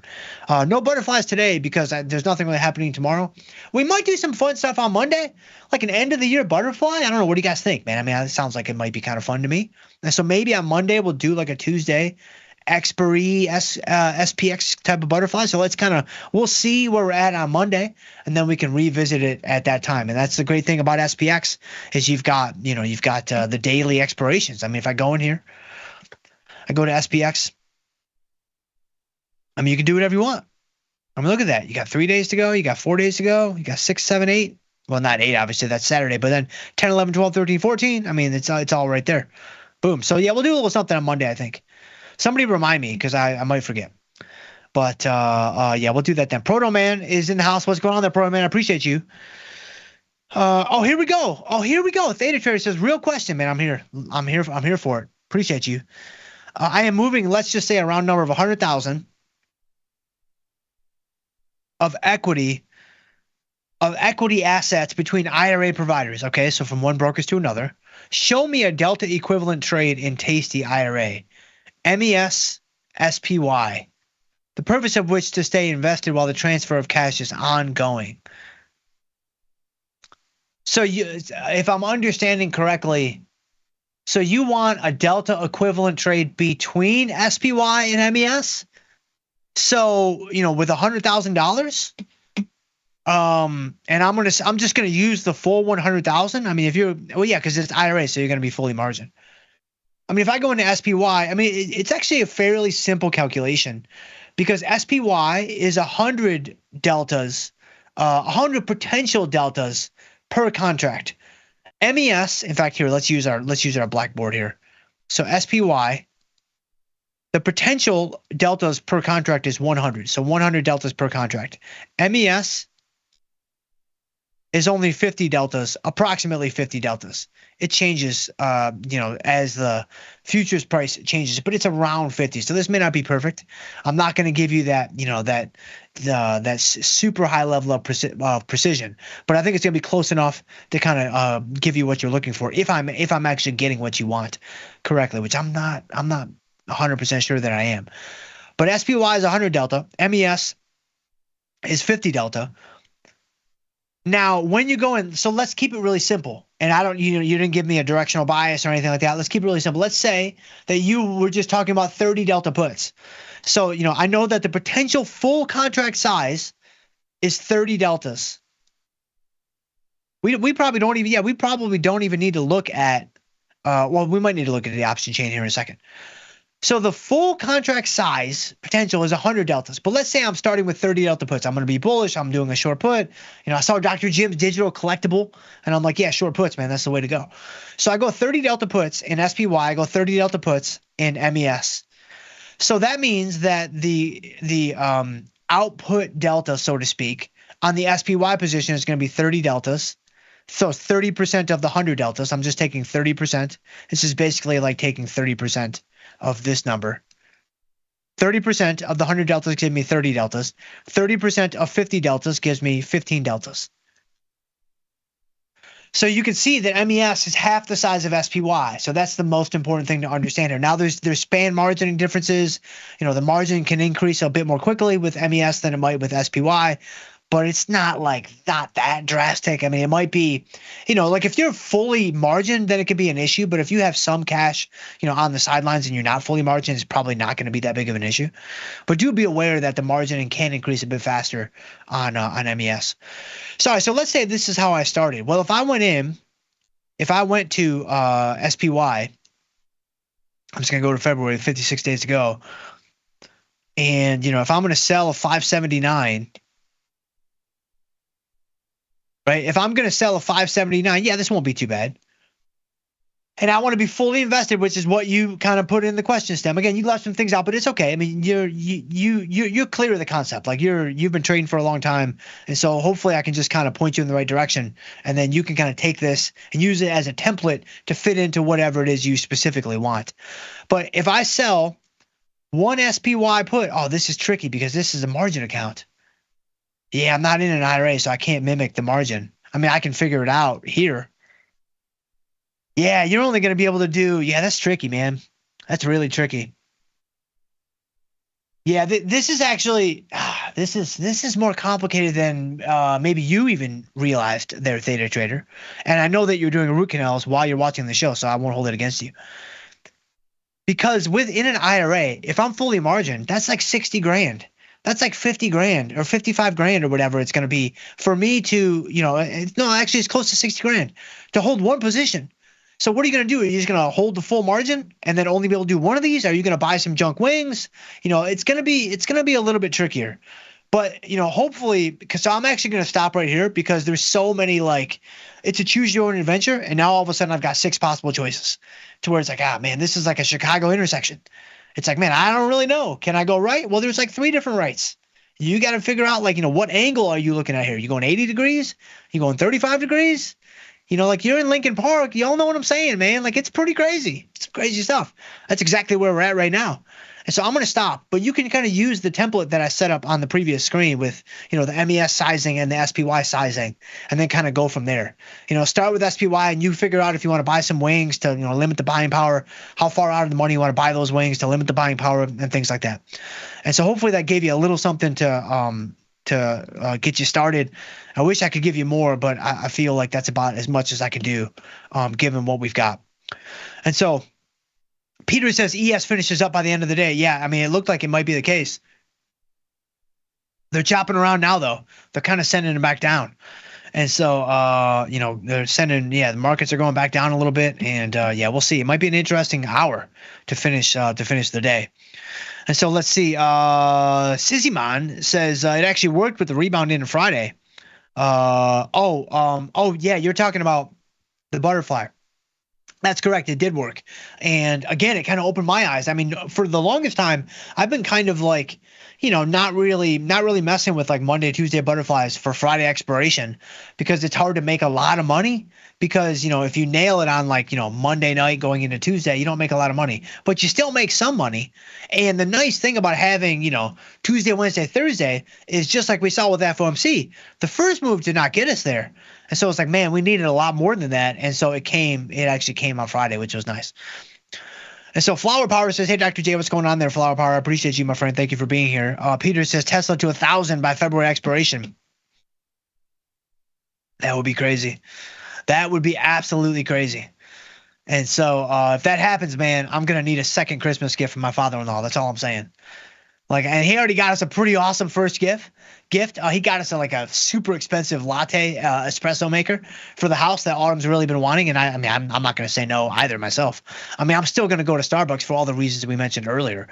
But now we have this too. I'm like, that's pretty nice. And so, yeah, I'm going to need another, a juicer or something really bougie that you really don't need. But again, it's just to kind of, do a little something from time to time. And so Tesla, we go into, you said February? Yeah, let's go to the trade page, February. Tesla's earnings on January 22nd. That's the day I proposed to Autumn. I think we've talked about this before. What are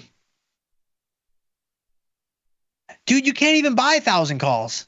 I was going to see what the 1,000 calls were selling for, but they only go up to 960, which has a delta of 2, which means that there's a 4% chance it gets hit. Where is the 10 delta? That's what I want to know. The 10 delta is like, okay, that could actually happen. Not that those can't happen, of course, but they're probably not going to happen. Wow, the 10 delta is 680. That's pretty nuts. 680. So that means there's a 20% chance. That's 1 out of 5.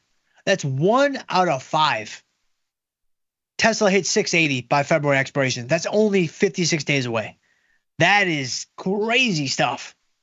Like that's another 50% up from here. Man, that's wild stuff. And so I don't know there, Peter. That would be, man, if it gets to 1,000, that would really be something. That would be something indeed. But wow. Yeah. And so let's see where we at. Dave S. There is no volume in SIBO. The SIBO stock. Yeah. Perderman says the only stock not going down is UAL. Our UAL position is gone now, but UAL was doing pretty good for us.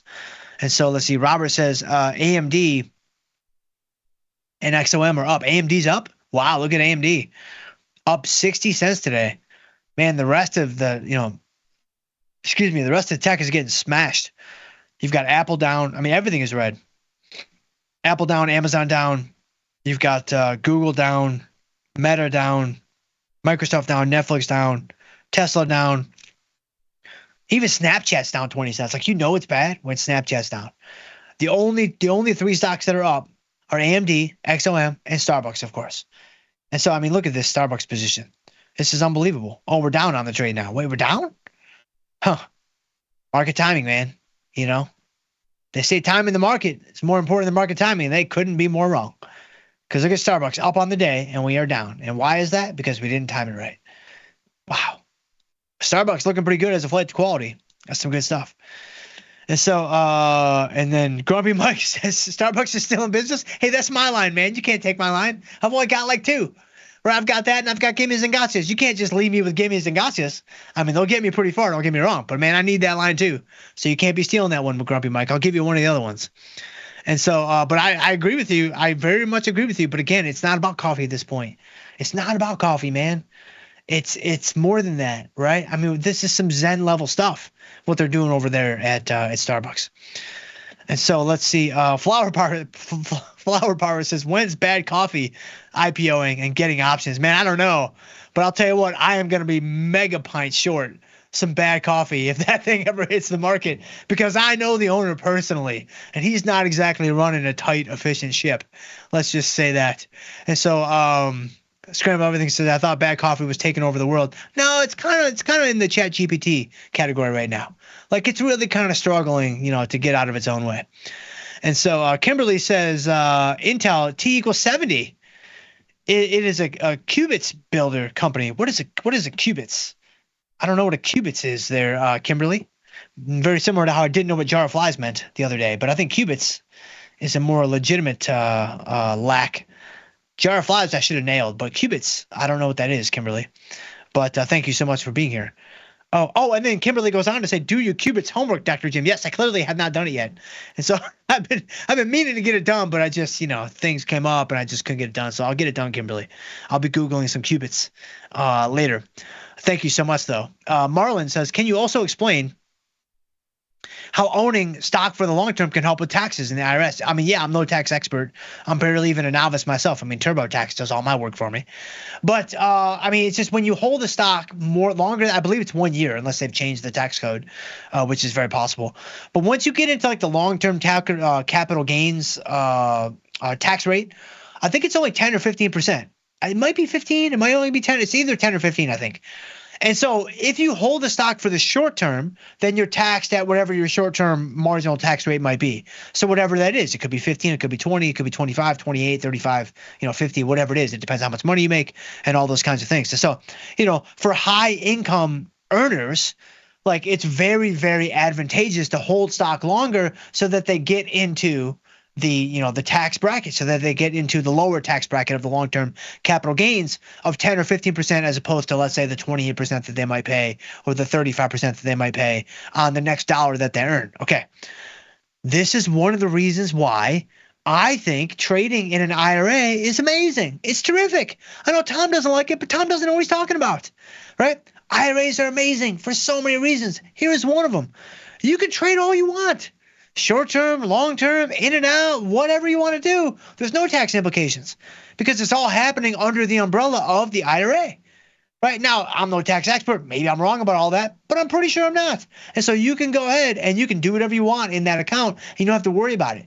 You don't have to, the only things you have to worry about is when you take the money out, whether you take it out early, you're paying penalties, whatever, or you wait until you're 59 or 70 or whatever the rules are when it comes to actual withdrawals. That's when all the tax stuff kicks in. But while it's under the umbrella of the IRA, Roth, traditional, SEP, for my SEP bros that might be out there, it doesn't matter what you do in there because it's all underneath, the tax shelter of the IRA. Again, check with your actual tax expert, but I'm pretty sure I just set you straight.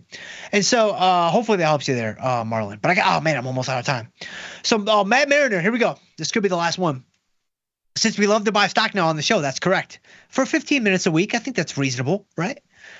Here's one for you. I set up a buy right, so a covered call, on NVIDIA a little while ago. I bought 100 shares at 135.90, and then I sold the 135 covered call for 854. Mad Mariner, that is sneaky. That is sneaky, kind of like the NASDAQ dropping about 30 points in the last couple of minutes. You're doing an in-the-money covered call. That's sneaky, my friend. Very, very sneaky. You get a nice little premium. You get some, some buffer on the way down if the stock goes down. I don't think NVIDIA pays a dividend, or maybe they do now, but you get maybe some dividends coming from the company. Very, very, very sneaky in-the-money covered calls. Not for the faint of heart, but I like it, man. I like it as a nice differentiation with the strategies that you're using. But guys, I got to go. I can't believe that we're done with the show. It's been an hour 15 already. I missed so many of you guys. I know I missed you. Come back Monday. If I missed you, come back early, and that will be amazing if you could do that. That would be so amazing. And so, guys, I got to run. If I can ever help you in any way, please shoot me an email. I'm jschultz@tastylive.com, or we can connect on Twitter. I'm at jschultzf3. I would love to hear from you guys on there as well. But stay tuned. We do have Tim Knight coming up next with Trading the Charts. In the meantime, guys, trade them small, trade them heavy, and stay generous. We'll see you guys on Monday.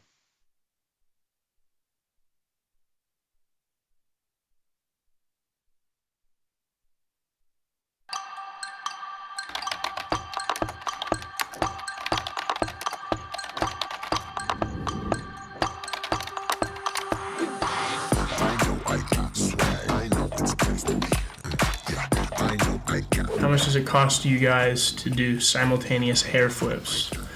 Years of practice.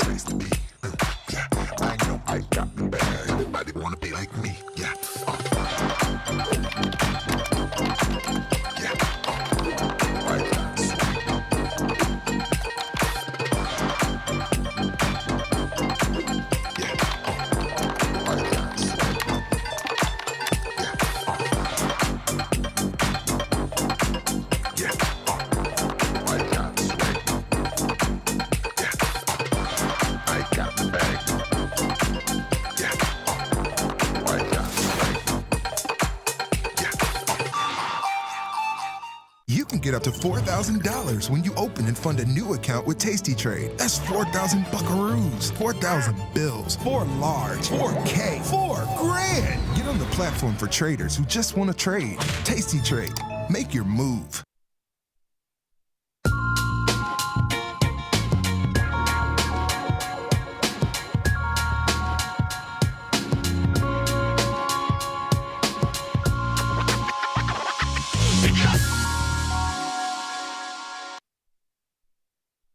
Hello, everybody. Well, we have 2 trading days left this year, Monday and Tuesday, and then that'll be it for 2024. It's a nice red day today, and this is a very chart-friendly market. What I mean by chart-friendly is that it seems to be respecting support and resistance and Fibonacci's and patterns. It doesn't always go up, it doesn't always go down, but of late, because it's kind of an organic market right now, it actually is doing what it should, based upon classic technical analysis. we are sort of free from much manipulation right now, which is kind of a breath of fresh air. So I'm having fun with it, and I hope you're doing well too. Got a goodly number of charts. Let's jump in and get this done by the bottom of the hour and get into the weekend. Spider, as God intended. Look at this. Is this terrific? Look at that. There's I almost said Thursday. It's so hard to perceive that this is Friday. So here's Tuesday and here's Thursday. In each instance, pushing right up against the trend line. And I pointed out yesterday the important resistance we were at. Bang, down we go. So the ES we're down over 80 points right now. That's exactly what we want to see. Support has changed to resistance and behaved accordingly. Diamonds down about 1%. And I've dragged this horizontal down. I sort of wrung my hands about it yesterday. I think it was too high. And that's true, it was too high. Yesterday's high is the appropriate resistance level. And so we're sinking on that one as well.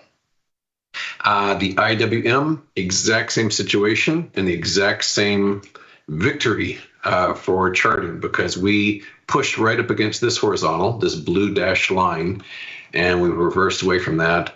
And based on what I saw as of Christmas Eve, I'm not much of an Elliott wave guy, not very good at it.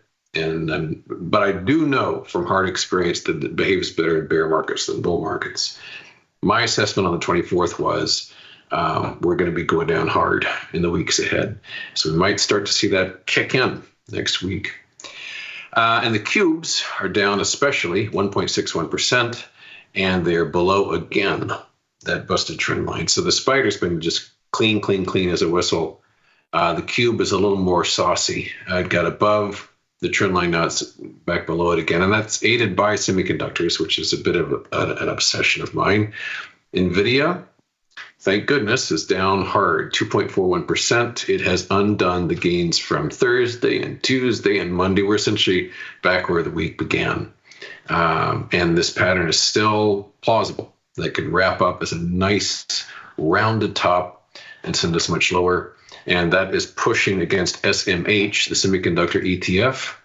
Not quite as clean a pattern, but we've got a nice, well-defined horizontal up here at 253.35. So yeah, so far so good across the board on that. Jumping overseas just for a sec, here's EFA down just a little bit. The broken trend line in this case is much more substantial, because the one I keep harping about is merely the August 5th trend line.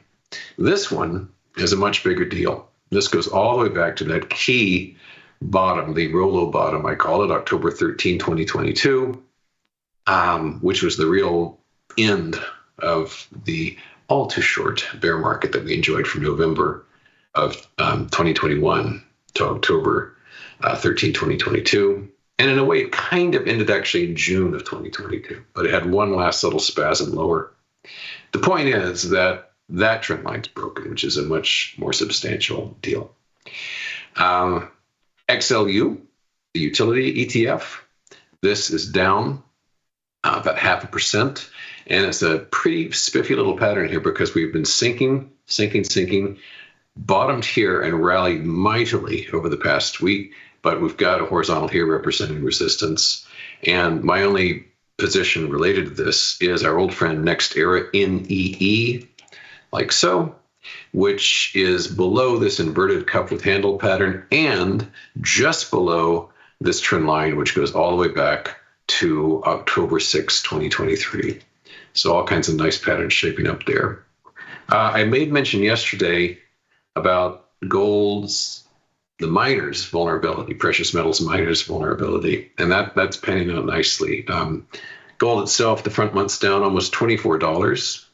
Silver in percent terms is down about 1.5%. Here's GLD, which is off about 0.7%. Silver is down about double that on percentage terms. And I'd made mention about the head and shoulders on this one, and that is going beautifully, down about 1.5% on this, with the target way down there where that dashed green line is. But I don't have positions in any of these. What I did focus on was the miners themselves, GDX, which has this darling little pattern here, and we're down about 0.8% on that one. And those I got June puts on GDX.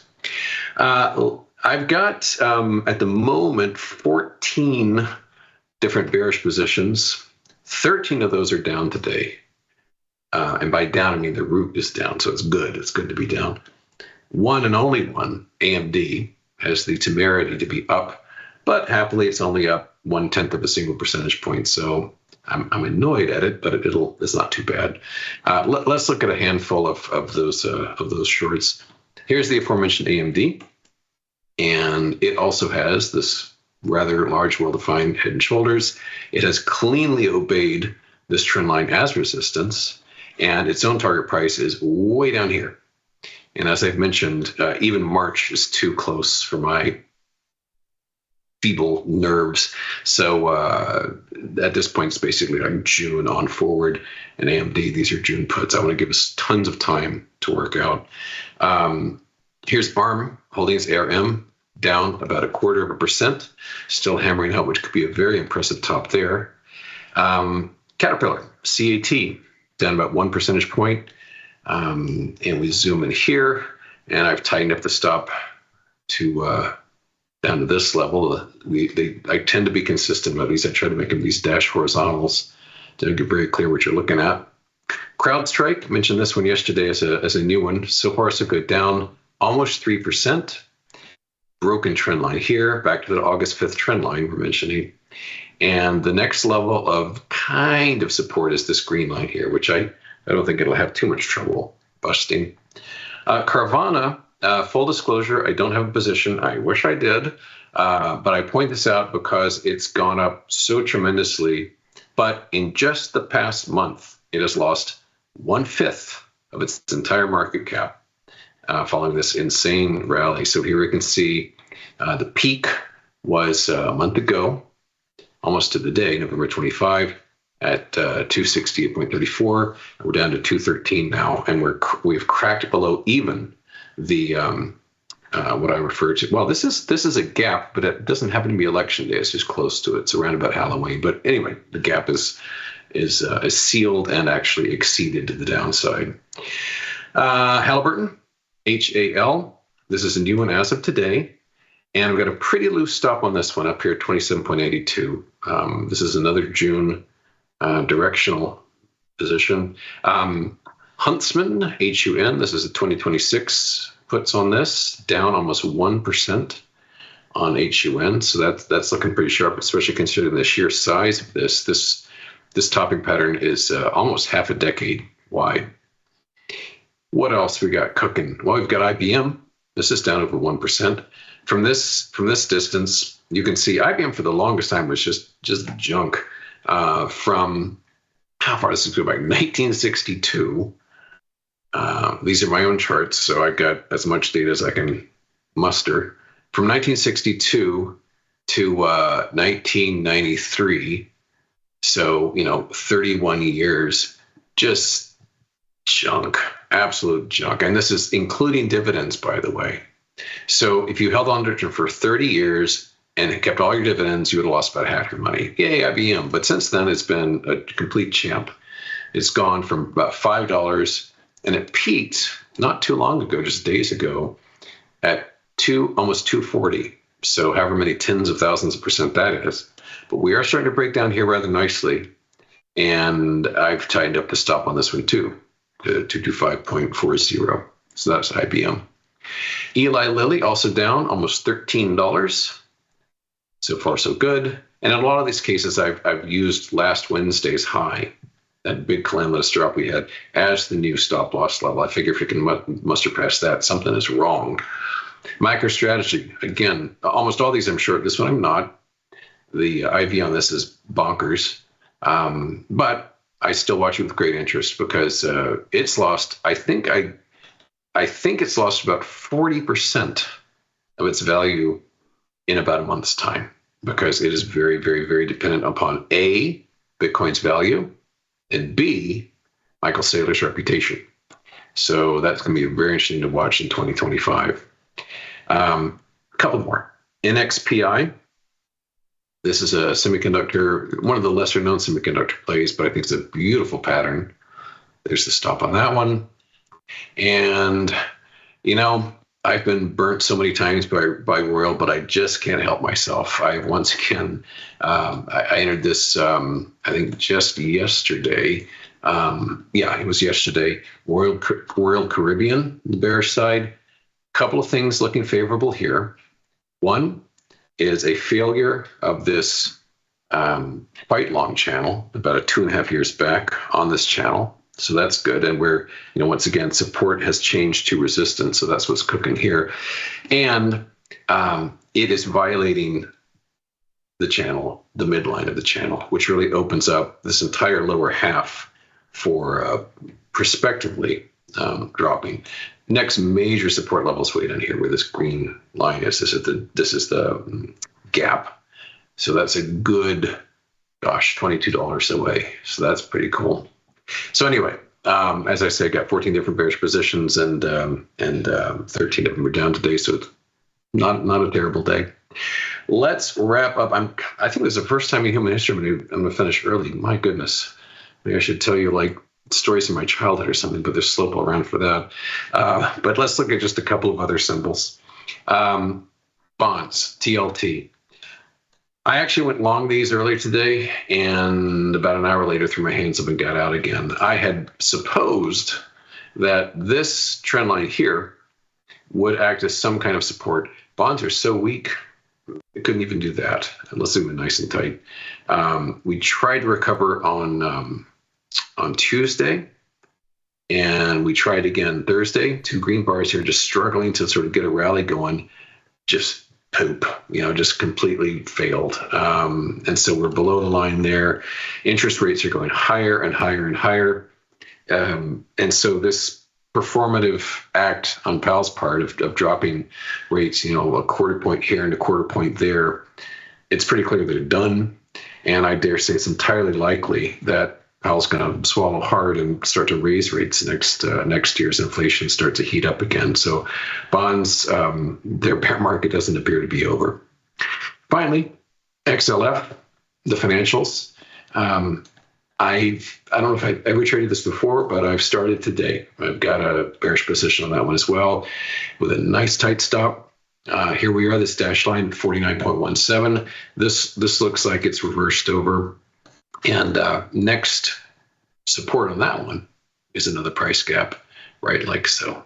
So, okay, good. I padded out an extra few seconds. We're going to hit the bottom of the hour. So, hope you had a nice holiday week. We've got sort of another holiday week coming, and then we can actually all get to work again full time. So, have a good weekend, and I'll be back on Monday with more charting goodness. So, thanks as always for joining me. I'll see you Monday. Bye-bye.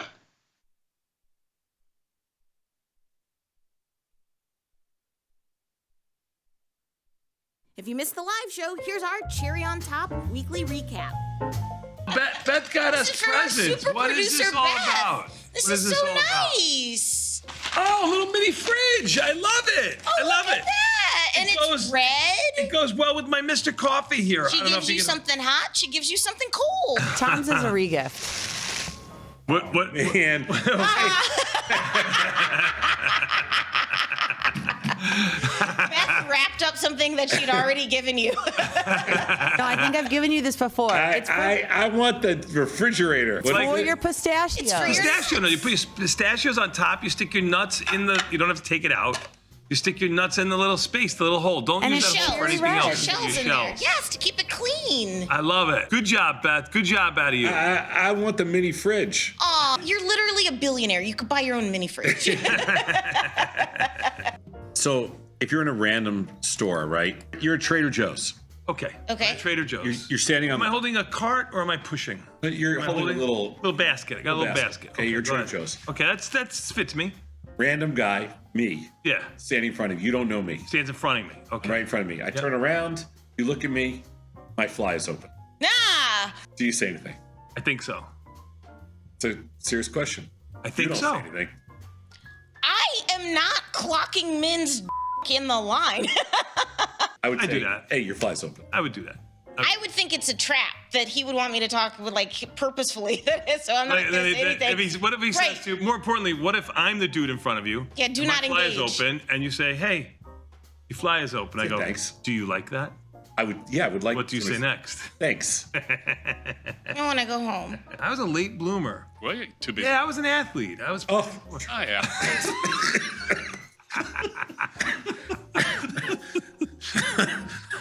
You're too busy with Aragon and Argon? Yeah. In the shower, what's your go-to for soap? Like a Dove liquid soap. Thank you. Unscented. Thank you. Liquid soap. Yeah. These two guys, liquid soap. These two Hate it. guys use a bar. I'm like, Hate it. what year were you born that you still use? It's disgusting. It's pretty disgusting. Huh? I can't stand liquid soap. So that when you pick it up, there's hair all over the bar, and you're, oh my God, it's disgusting. Like, actually, I got to remember in your bathroom, do you have a pump with liquid soap, or do you have a bar in your bathroom in the first room? No. Communal bathroom used the liquid soap. Yeah, right. This I have to hear. What's the logic that in a communal bathroom it's liquid, but in your private? Yes, I agree with Tony. They're not cleaning their in my powder room. Okay? That's the logic. Oh my God. Get the full scoop by checking out the archives at tastylive.com. Got the need for speed? No problem. On Tasty Trade, adjusting your option positions is a right click away. Rolling just got quicker. Tasty Trade, make your move.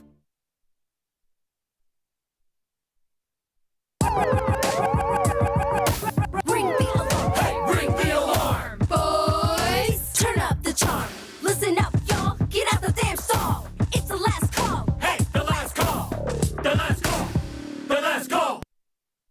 Tomas, we are back, my friend. You know what that means. Time for a little bit of the last call. A little bit more of a last call than yesterday when there wasn't too much going on. Even the S&P's down 83 after being down 110.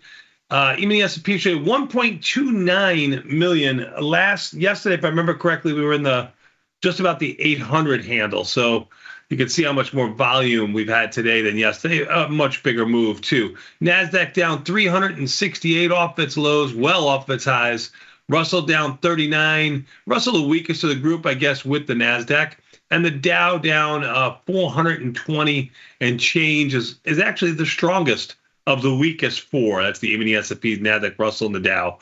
Volatility up by 94 cents. Volatility was up to $17.90. It's back to $17. Still a good size spike of 6%. Bonds down 23. So enough. That's the canary in the coal mine as far as I'm concerned.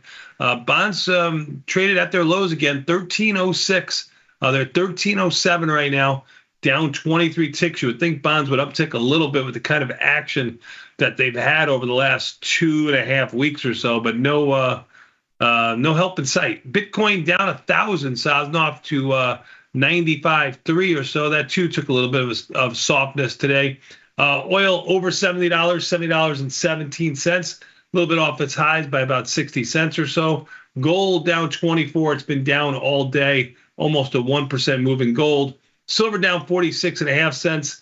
I haven't actually watched silver that much, to be quite frank with you, but silver's trading near its lows, down almost 47 cents. Nat gas continues its rally, up 7 cents after taking a breather yesterday. Sadnoff, this really was an equity day, and an equity day to the downside. A lot of stocks that we trade. Tesla tried to get itself back up.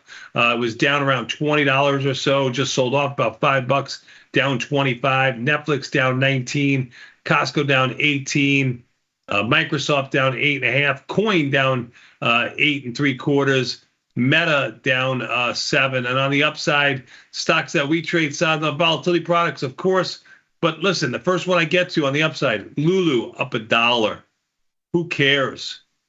Really nothing there. I had a Lulu position on. I covered it today. Good job out of you. I mean, I don't know if it's a good job, bad job, whatever kind of job, but it's IV rank is 26, getting lower. Good for you. I mean, I just covered it because it was one of those trades that we talked about. Like, do you really want to take this trade into the new year? I saw you do that with a couple of things. You get out of your Tilray position? Yes, I held it all year. And remember we had that discussion. I'm like, you know what? I'm not taking it into 2025. And at $1.50, It's not like I'm trying to salvage $1.50. I just don't want to even know about it. Yeah, sure. A little tax harvesting too for you. Sounds good. I mean, at least it's not $1.20 where it was about 5 days ago. No, I don't even look. I haven't looked at it, so can't tell you there. But I'm not. Wasn't a good trade. Wherever I bought it, it wasn't $1.50 or $1.40. Right. That's for dang sure, as they say. Mm-hmm. That's for dang sure. I didn't buy it here, so yeah, that's my issue. I gotcha. Yeah, you know what? I made a lot of trades this morning, about 100. Yeah, you did. Then I got quiet, but I rolled a lot of stuff today. I'm all rolled. You're all rolled out? For those that think, yeah, I'm all rolled out. For those that think you can't do your rolls on a Friday before a weekend, on a holiday week, you can do whatever you want. Sure, you sure can. Yeah, there's. And as a matter of fact, when volatility is expanding the way it is, you can do whatever you want. Yeah, nobody had volatility expanding. VIX futures up 5 or 6% today. Nobody had that. And I promise you. And, it was like, it's going to be dead. It's going to be this. I'm like, okay, you don't know that. Right. When you least expect it. I get that. But you know what? I was kind of surprised by this 1.5-2% move at one point in the overall market. Seemed like it was the opposite of yesterday, the opposite of Wednesday, when we just went in one direction straight up. Today we just went one direction straight down. We did. We had one little rally the entire day. And I mean, on the good news front, they hit some of the stocks that needed to get hit. Tesla, the NASDAQ down almost 400 with the Russell only down 40. Now that trade, from a couple days ago. Thank you, Chris Vecchio. Yeah. Listen, Chris is your new best friend. Yeah, that trade for sure. Russell versus S&Ps, Russell versus NASDAQ, huge today. Only bad thing, like you mentioned, the bonds. They are they're pig. They're a pig. Yeah, with no like relief in sight either. You know what I mean? Like not even a blip. It doesn't seem like it. I mean, I know worse than currencies, to be honest with you. Not your yen, but at least the British pound had a little bit of a rally today. I believe the euro had a nice rally today too, or is about to end the day with a rally. Yes, small, but at least there's some two-sided action. Bonds don't give you nothing. It's my last roll. Tesla. Yeah. Now it's my last roll. Now I think I'm all out of January except for a couple of little rinky-dink, like max loss iron condors. Mm-hmm. Look at how you've changed. How you've become so mechanical and smart. More like the bat. Look at how smart you are. Less like yourself, more like the bat. Oh my God. Lost a little bit of your independence. Lost a little of my will to live. That's the flip side. That'll happen. That'll happen. You get more like the bat, you lose. You lose a little bit of your self-esteem too. That comes pretty soon, quickly thereafter. Oh God. I remember when we first built Tasty and we used to say, what do you look for in a stock? High yield and low self-esteem. One of the best lines we've ever had on the show. It's a long time ago. When you were allowed to say those kind of things. Thanks, Joe Biden. Yeah. You're gonna miss him when he's gone. Yeah. You're gonna miss him when you're gone. The one thing all you nutcase Republicans don't really understand is the devil you know is way better than the devil you don't. I don't know about that, but sure. You'll see. It's always the devil you know. Give me the devil you know every time. Yeah. All right. Let's see what else do we got going on here. What are you going to do with your $516 million after taxes that you're going to get? Oh, yeah, I'm gonna probably donate it. Well, I've got mine, so I mean, we're not partners, right? You didn't give me any money. We're not partners. No, we're partners.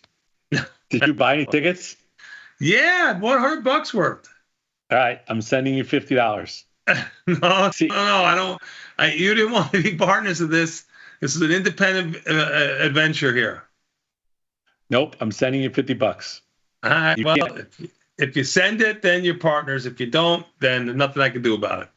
Yep, I'll send it $50. I'll trust you. But I forgot to go. I was busy all day. I forgot to go to the 7-Eleven. Is it tonight or tomorrow night? I think it's tonight. Oh, yeah, then I'm going to have to send you the money. Because now it's all documented. I think so. I think it's today. Yeah. What day is the Mega Million Lottery? Yep, Tuesday and Friday. Today's Friday. Yeah, all these documented payments. I mean, they're good if you're trying to get in on prove that you paid for half the lottery ticket. They're bad if you're buying, if you're paying for services rendered. You're a congressman. Yeah, no, you can't use it for that. Can't use. Yeah. I mean, but we know that already. I mean, should we don't know that. Anybody? Should we really have anybody in Congress that doesn't know that? Probably not. Okay, I don't think so. Probably not. Yeah. Anyway, I'm a tad short here. The question is, are you comfortable? Oh, I'm totally comfortable. The question is, do you get a tad shorter? I think you got to. Oof. Going into the end of the year, I know how you feel about the obvious. I know. I'm just staying neutral. I'm fairly neutral. You're a master. Yeah. I mean, you're okay. You're listen. I mean, you don't have a lot of high implied volatility. You don't have a lot. No. I'm gonna add a couple of short deltas here on the close. I have short deltas for Monday morning. I don't think they're great deltas because I rolled everything today. So if you don't have anything left in the front month, you've only got you've got Febs and pairs trades. I don't think those are like what we would call delicious deltas. Or yeah, right. I don't think those are the delicious deltas. Those don't delicious deltas. Got it. Delicious deltas. Uh-huh. Delicious deltas are the ones that pay you. Well, you just sold a strangle fairly delta neutral. No, not really. I sold a $5 call and a $3 put, but it wasn't so much that. I just needed to. I took a lot of theta off today. Yeah. So my 16 short delta. I mean, it's nothing. Yeah, not a ton. I mean, no. If you were looking to pick up short delta without using the future, you could have sold a closer call. Is all I'm trying to say. Usually the market bottoms when I sell naked options instead of futures. Usually we're awfully close to a bottom. Yeah. Okay. Yeah, I don't like them. I got to tell you, I don't love this particular close for this particular weekend, even though I know next week you've got 2 days essentially to end the year. And I'm not sure, I mean, we have 2 days. You have Monday, Tuesday to everybody to figure out what they want to do to adjust. I'll tell you what I did today, which I'm not sure anybody else did when they were going through rolling their positions, but I cleaned up all the little garbage. Like everything that had a low IV rank, everything that was like a straggler from the year, either stocks or crappy stocks. Oh, I did this one. Well, we talked about that on the show, getting rid of kind of the. I missed this. One of my favorite plays, Up. I bought that this year. It didn't work. What way could it go? The opposite of Up. Well, it's really hard to have a stock. If you're gonna use the acronym UP and your stock does nothing but go down. Have you ever seen the chart for Up? It's wheels up, right? Yeah, wheels up. Yeah. Mm-hmm. How would you like that to be your acronym? Wheels up, and it's up, and then you don't have an uptick the entire year. I know. Not fun. Yeah. Yeah, I got some emails today. Like I got an email from one guy who said, how do I get rid of RSX? I'm like, off my thing. I'm like, I want to know the same thing. How do you get rid of RSX? I think you could call in and they will. You can't. I already checked. You can't. Oh, did you really? Yep, I checked. So far, we haven't figured out a way. It's not on the pink sheets? Nope. Wow. Nope. Because it hasn't. Wow, you really owe a lot of people Christmas presents then, because that was a bad one. Oh yeah, but that was a couple of years ago. Mm-hmm. Oh, yeah, the statute of limitation is over? Yes. Yeah. Gated? Yeah. Yeah, and I'm looking at just everything. I went through everything. I thought I went through all the stocks I have, and I just looked and I got rid of as much garbage as I could. Mm-hmm. But I guess I got Monday and Tuesday to get rid of the remaining little bits of garbage. But I don't want to take anything into the new year that's like, that doesn't trade. Like I had a position on, and I had positions on in a bunch of little crappy stocks. I took them all off. So if you're looking at my trades today and trying to decide why am I trading certain things, they were closes. Got it. Yeah. Got it. Crappy closes. Yeah. I get it. Yeah. Crappy closes. Just getting rid of stuff for, I want to clean, nice positions going into next year. Speaking of crappy closes and crappy things, we've got 2 slides that we could take a look at that Dr. Data put together. Sure. What do you got? He's got let's see which one they put up first. We've got a volatility one, and we also have one that has the biggest movers, 52-week gains and 52-week losses. So we put those up. Let's get a chance. Let's talk about this for a second. Yeah, sure. Come up.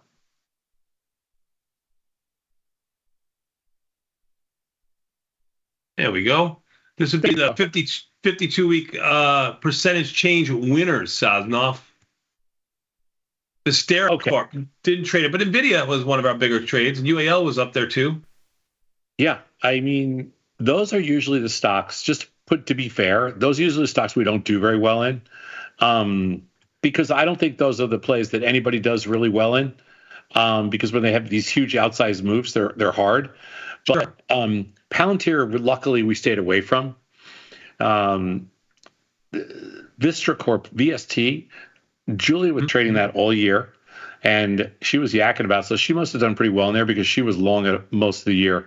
NVIDIA, I think we had a down year in NVIDIA, no question about it. Mm-hmm. UAL, we stayed pretty much away, and those other stocks on here, except for AGVO, which we definitely trade, and I think it was it was not good either. We had that one big move in AVGO that kind of hurt. Otherwise, it was doing fine. Right. Yeah. UAL we stayed away from, Palantir we stayed away from, but NVIDIA and AVGO we lost money in. But all these stocks are up 100%, Saz. I mean, I know. These are stocks that are up 100%, we usually do pretty bad in. Yeah.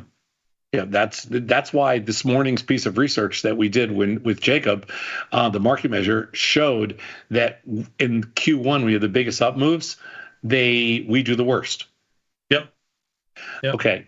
So what else you got? We got 52-week losers coming at you, Sadnov. These are going to be more of your friends. Well, not half as much as the winners. Walgreens, Intel, Moderna, CVS is in there, Humana. I think we've traded a few of these. ENPH a couple of times. Dollar Tree, I think, a couple of times. So CVS, we're short puts in right now.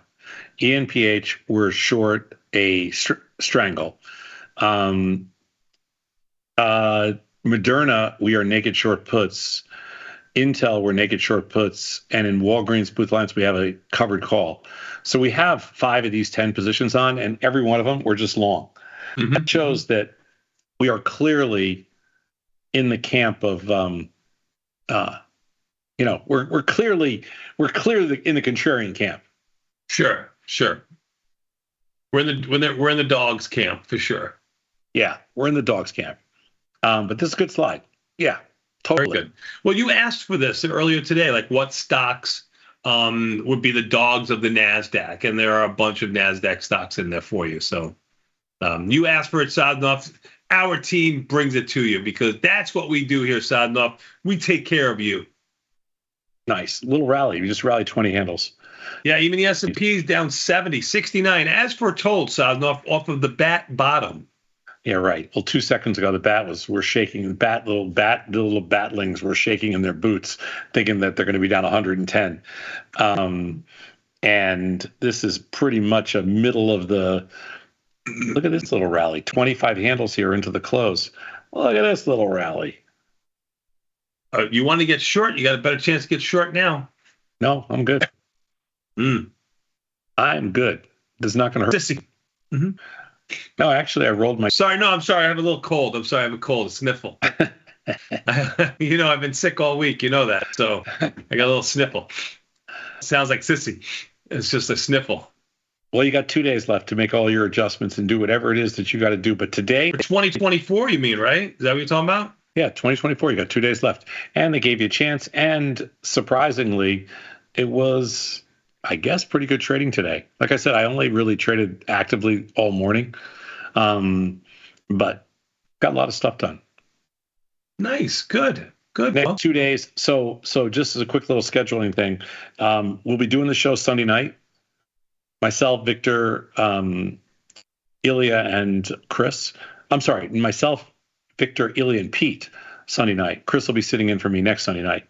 And if you're in Chicagoland, where are you going next Sunday? You going to see Mommy?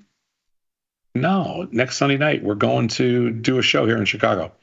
Oh, you do? Oh, that's Sunday night. Got it. Yeah, okay. Crypto show. So if you're in Chicago, you want to come do a little crypto show over at Bad Coffee, we would love to have you. Well, there you go. There's an evening of crypto talk. Yeah, I need a crackling fire for this, Sosnoff. I don't have a crackling fire. You don't have a crackling fire? No. Can I get a fake little emoji one then or something? No. Is there? No crackling fire, no fake little emoji. But anybody that wants to come out, we have a couple spots open. So looking forward to seeing everybody there.